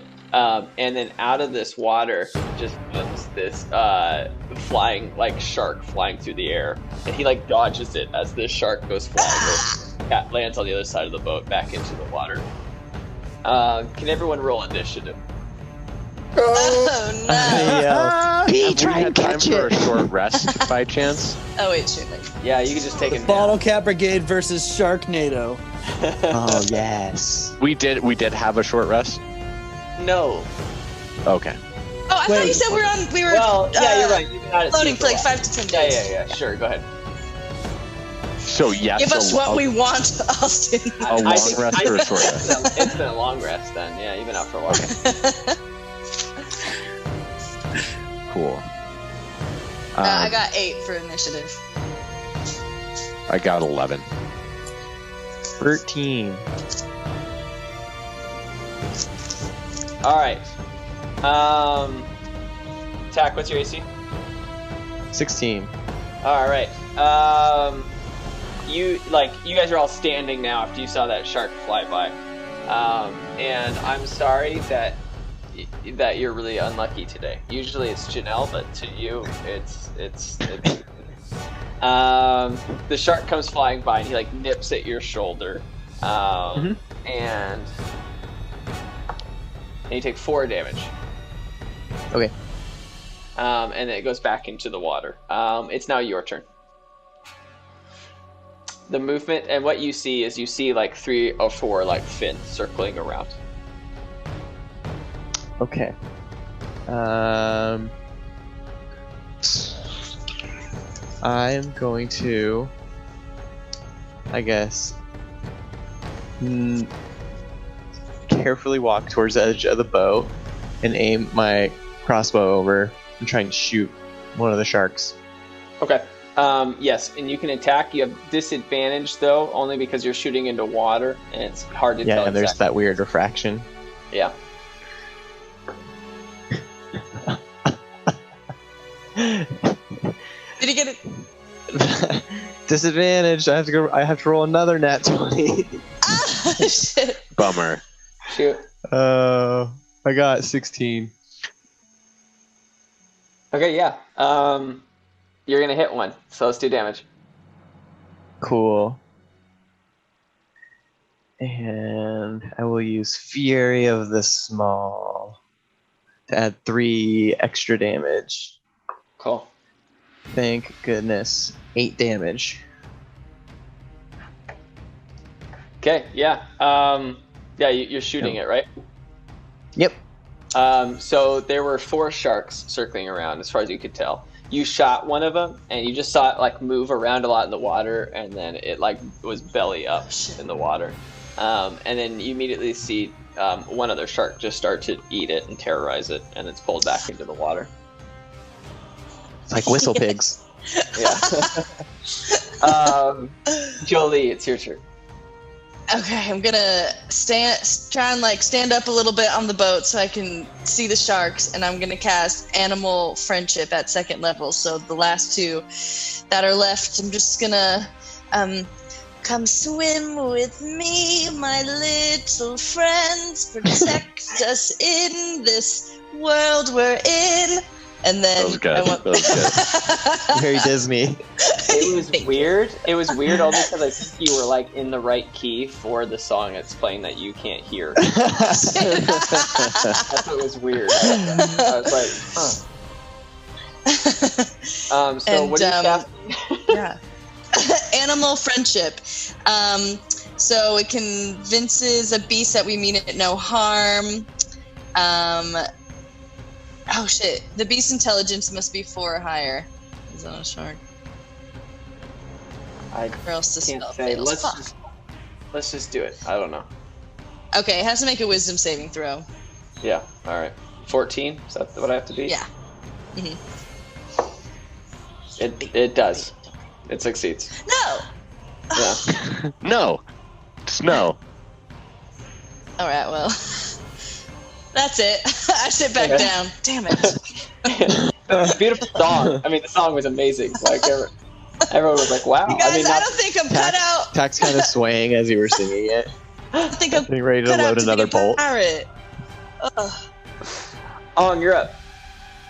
I would like to do a couple things. I would like to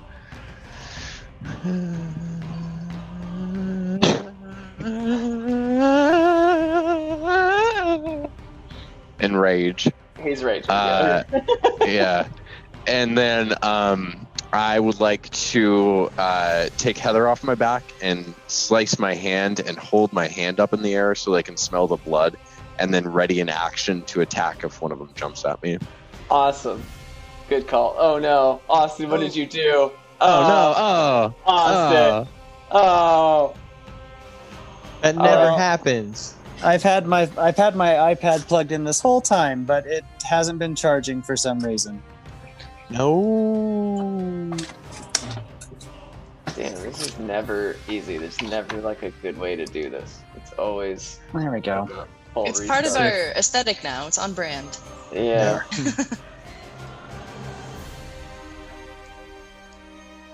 Okay. Well, we're almost done with that fixing thing. All right, everyone's back where they started. Okay. So. Yeah, you ready yourself. Sam. A shark does fly out to bite you. And so it failed its attack roll anyway, so now you can respawn. I'd like to both attack recklessly and use my brand spanking new Great Weapon Master little friend that allows me to, it gives me -5 to hit, but +10 damage if I do hit. in addition to a couple other nice little features. Yeah. Papa like. So my first roll was a 17 to hit, which is going to win. So that's what I got, 17 to hit. Okay, yeah, you definitely do.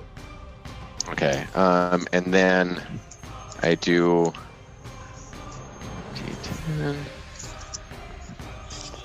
D10. So 8 plus, so 18, so 23 damage.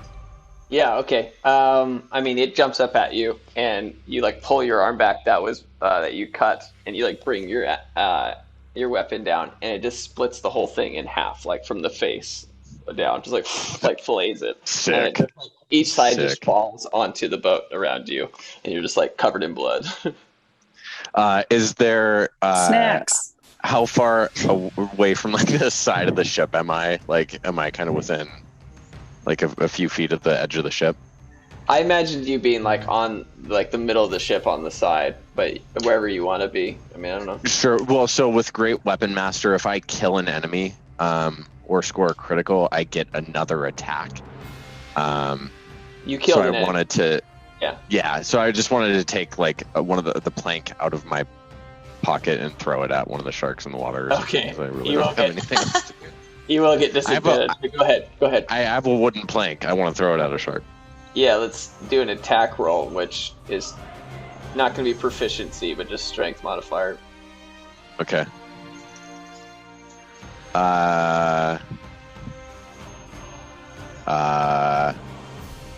13. Yeah, you actually hit it with a plank.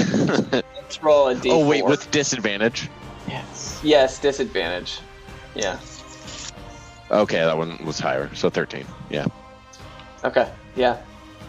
How much damage do I do with the thrown plank, Austin? You're going to do a d4, probably plus your strength mod. Okay. So 6 damage. Nice. Yeah, right on. I mean, you like heavily bruised this shark. And the other two sharks both like have noticed that there's like this dead shark that you just like split, like cleaved into. And you just see their fins that were circling, and they just go down into the water. And as far as you're concerned, they've left. Sometimes I can't You find guys them. okay? You guys? Yeah. Anyone hurt? I'm a little. I'm good. I'm more sad that I didn't make friends with those sharks, but I'm sorry, I had to cut one of them literally in half. it's okay. It's okay. Yeah. I'll pet Let's the just next keep one going. we come across. Okay. Yeah, I really want to make friends. And if you see any dolphins, like talk to them. They're way cool, and they'll They're way like, nicer. yeah, they'll like push the sharks away from you. Oh well, shit. Okay. Yeah. Dolphins it Yeah. is. Yeah, it's Dolphins are pretty cool. friends. So you guys, you now have a whole shark, like shark meat. I don't know if you want to write that down. Oh, sick! I can. You guys want a little bit of cooked shark? I can produce flame. I'm kind of We hungry. can cook some sharks. Let's do it. I'm I'll in cook for us that. a little shark meal. You're kind of tired Popcorn, of popcorn sharks. I'll cook a little bit of meat and then it gives me little bites. Oh, even though we have popcorn shrimp. yeah. All right, I make it for the boat. Onward. So you guys, like the janitor just came in here. You guys, yeah. So you have. So I'll just say this. You guys are on this boat for a while. Like the ocean is your eternity.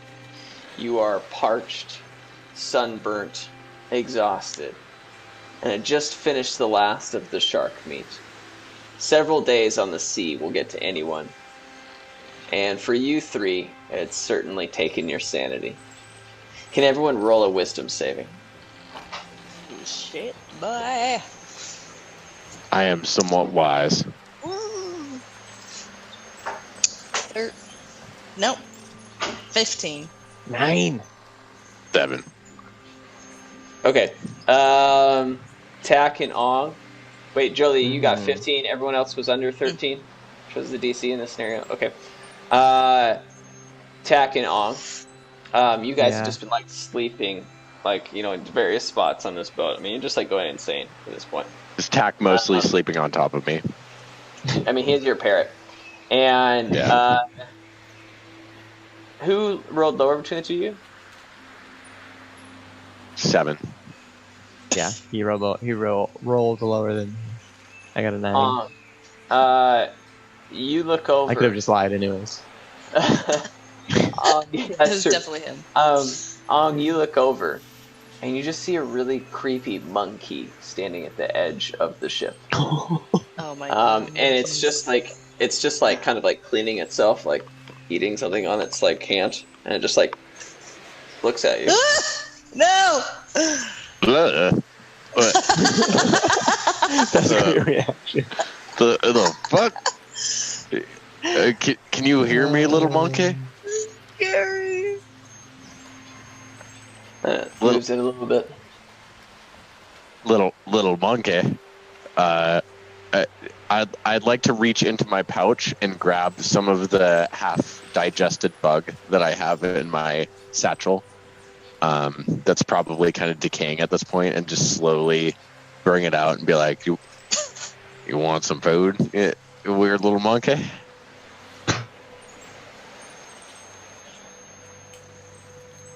You seem lost. Oh god. Nope. I actually have a pretty good idea of where I am, both geographically and as a result of my nautical proficiency. I used to be a pirate, you see.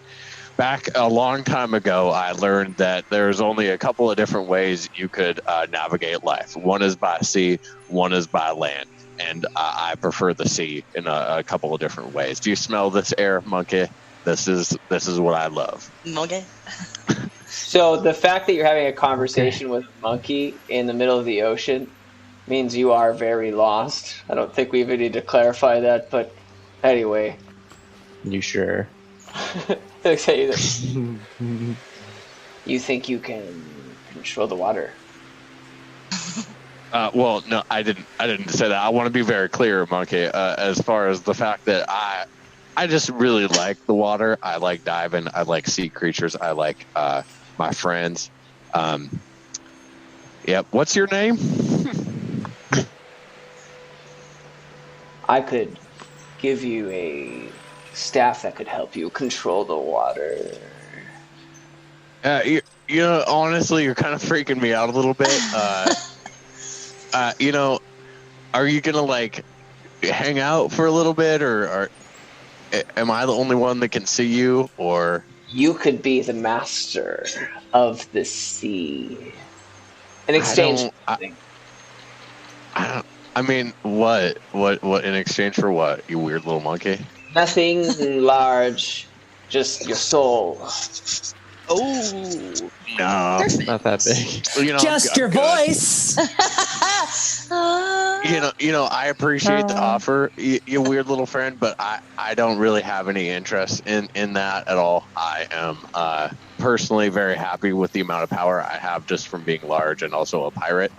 I don't know, like, I think that controlling the sea as a Goliath barbarian for me is something that is more than sufficient. I think any more control over the sea, and I don't know how you feel about this, monkey, but I feel like it would come across as like maybe disingenuous or controlling of something that I shouldn't have control over, you know? Tack and Jolie, you are staring at Ong, and he has been talking to like this bird for like 10 minutes now about how great of a pirate he is. And he keeps calling a bird a monkey, like over and over again. And like you, all the entire conversation, and you've just been seeing him staring at a bird talking. How the tables have turned. Remember when he thought we were crazy for seeing tentacles? He's worried me for quite a while now. Can I hear that? I kind of want to let him keep talking. It's interesting. I turn over to him. I'm like, are you guys not seeing this fucking monkey? Oh That's yeah, right I here? totally see the monkey for sure. For sure. Okay. Oh, All that's right. crazy. I see a rabbit. Oh yeah. Well, I mean, it's a monkey tag. I know you're not the smartest of creatures, but that's okay, I man. can't argue with that. Yeah. Anyway, so this monkey here is offering me a staff to control the sea. I keep on telling it no, but it keeps on like looking at me all weird. What's the hidden deal? I give it my soul, which I like my soul, and I don't want control over the sea. So I mean, maybe if you guys are able to both see the monkey, then I mean, if you want to give it your soul in exchange for control of the sea via a staff that is imbued with magical power, I suppose you could do that. But I just simply don't have interest. However, I think we are becoming friends. So I just try and swat the bird at the front. While Jolie is doing that, I'm gonna whisper to her like, "This is going way too far," and I'm gonna load up my crossbow and aim it at the bird. Oh my god! In case it doesn't leave. I go and try and swat the bird away. Yeah, wow. So, Ong, you look back over, and you just see this monkey again. He's like, save me, Ong. I'll give you everything. We had this conversation. I don't know. You hang out on the boat. Just don't hurt anyone. Yeah. It, like, puts its little hands on your face. It's like, oh, save me. We haven't known each other long enough. My recommendation is we're not very far away from land. Just so you can swim. You're a very small monkey, and it seems like you have control over the sea with the staff that you offer me for my soul. So just use that. You just see, like, I'm worried about you. Tears are, like, coming down this monkey's face. It's like, oh.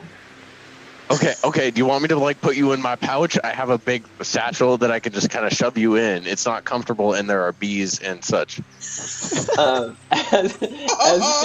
you're like offering this pouch, like Jolie comes up like with her arms waving, and you just see her like waving at this monkey. Yeah, and then you like blink, and you're like blinking your eyes, and you just look up, and you just see this seagull flying away. And it's just like taking off. It's that moment when you guys realize that that wasn't a monkey. Well, most of you knew that, but a bird. And it occurs to you, for there to be a bird, that means you have to be close to land.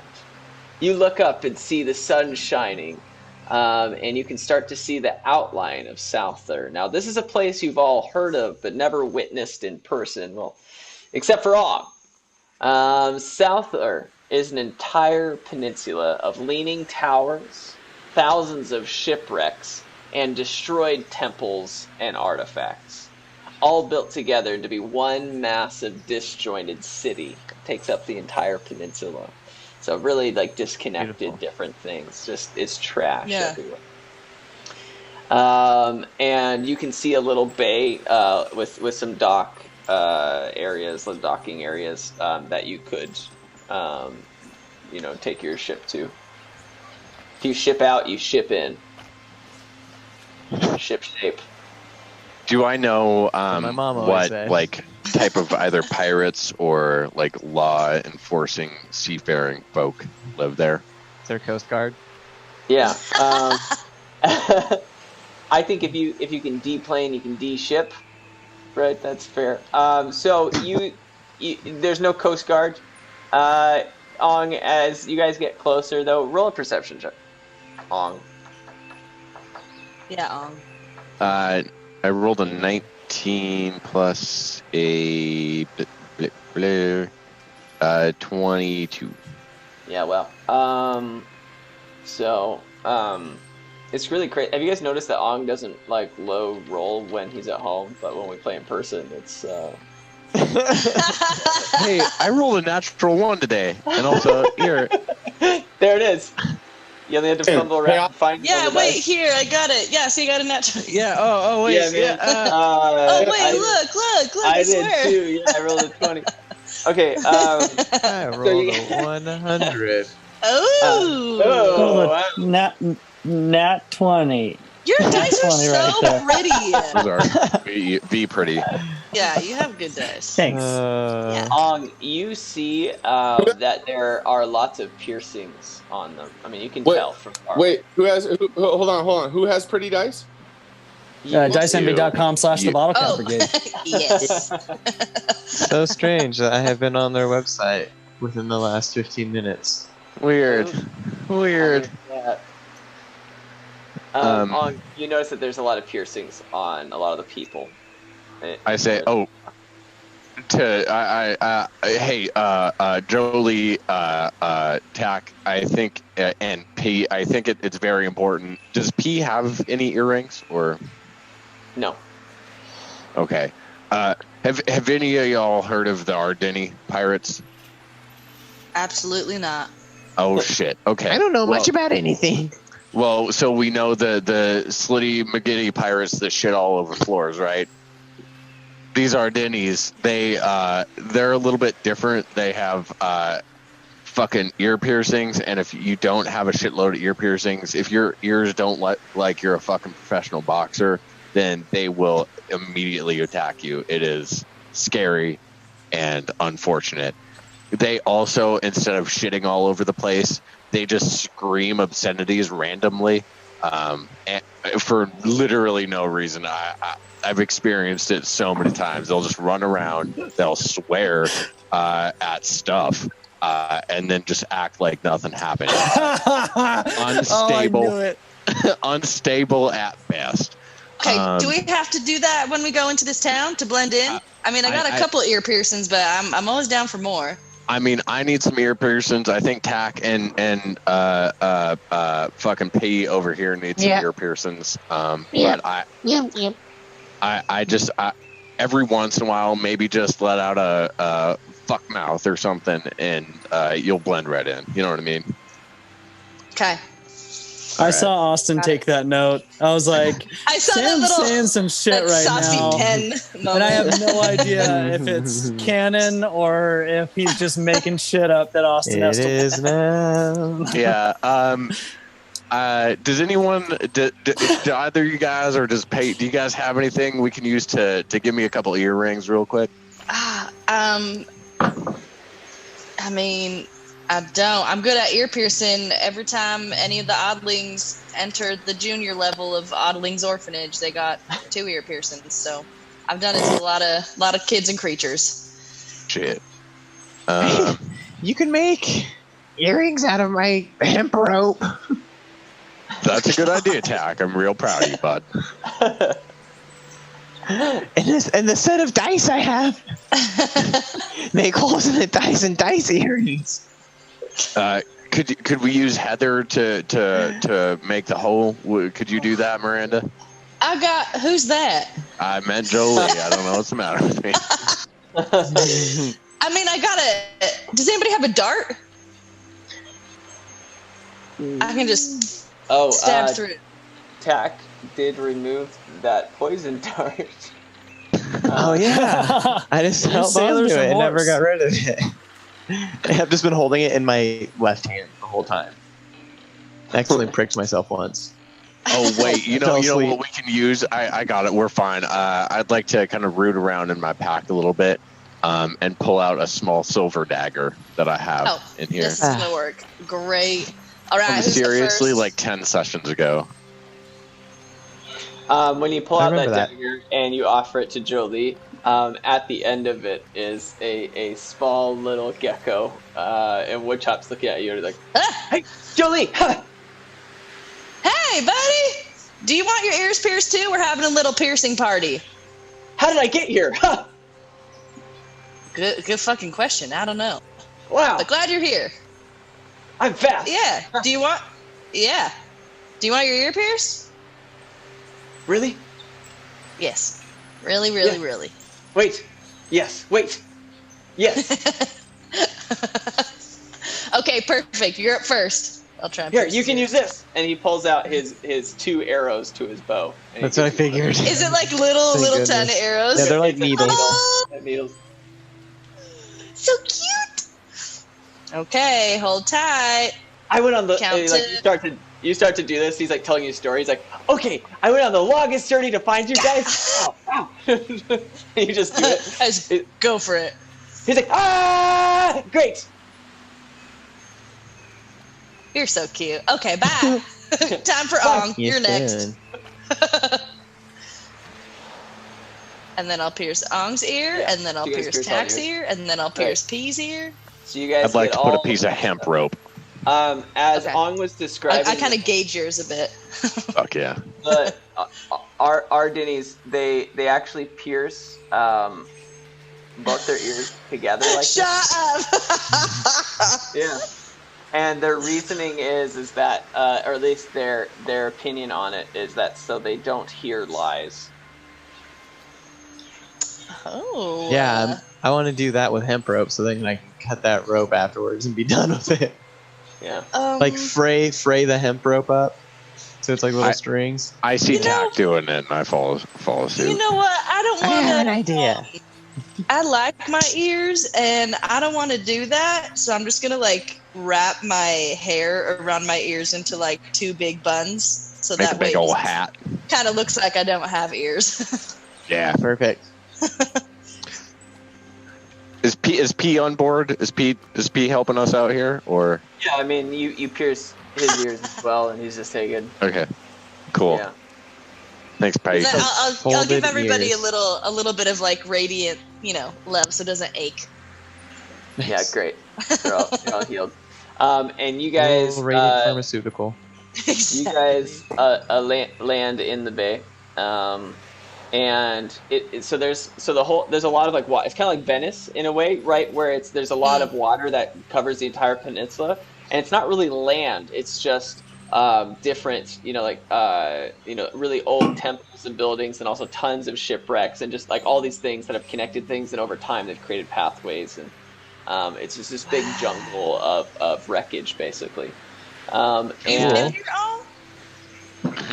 Yeah, I was here. Oh God, it's probably been 13, 14 years ago. There was this lady here. This one time, I still kind of think about her sometime. I don't want to talk too much about her, but she kind of stole my heart. You know what I mean? Oh, I miss it sometimes. I miss Souther. It harks back some fond memories of. Is she still living here? Do you know if she's still here? I haven't heard from her. She's kind of like that Janela character that we ran into some time ago when we were partying, and we had that bit of a one-night foray. I don't know if you were around for that, Jolie, but she stole my heart, and she said she would write, and she said she would be in touch, and then I just never talked to her again, and I just miss her. Oh. Well, I do love romance. It's so sweet. Maybe we'll look out and find her. Yeah, maybe. And you guys can probably go not. make out in a dirty alleyway or a shipwreck. Yeah, that'd be fun. Yeah, you never know. Are you talking about the girl in Marin before we were streaming? Yeah. Okay. What was her name? Right. Jessica. It was Jessica. I don't remember at all. It was Jessica. Right on. Okay. So I mean, you're getting good and bad memories as you look at Souther, and the only the whole dock area kind of funnels to a specific bar, kind of like the local watering hole right there, and you really kind of have to pass through that. It's kind of like their immigrations.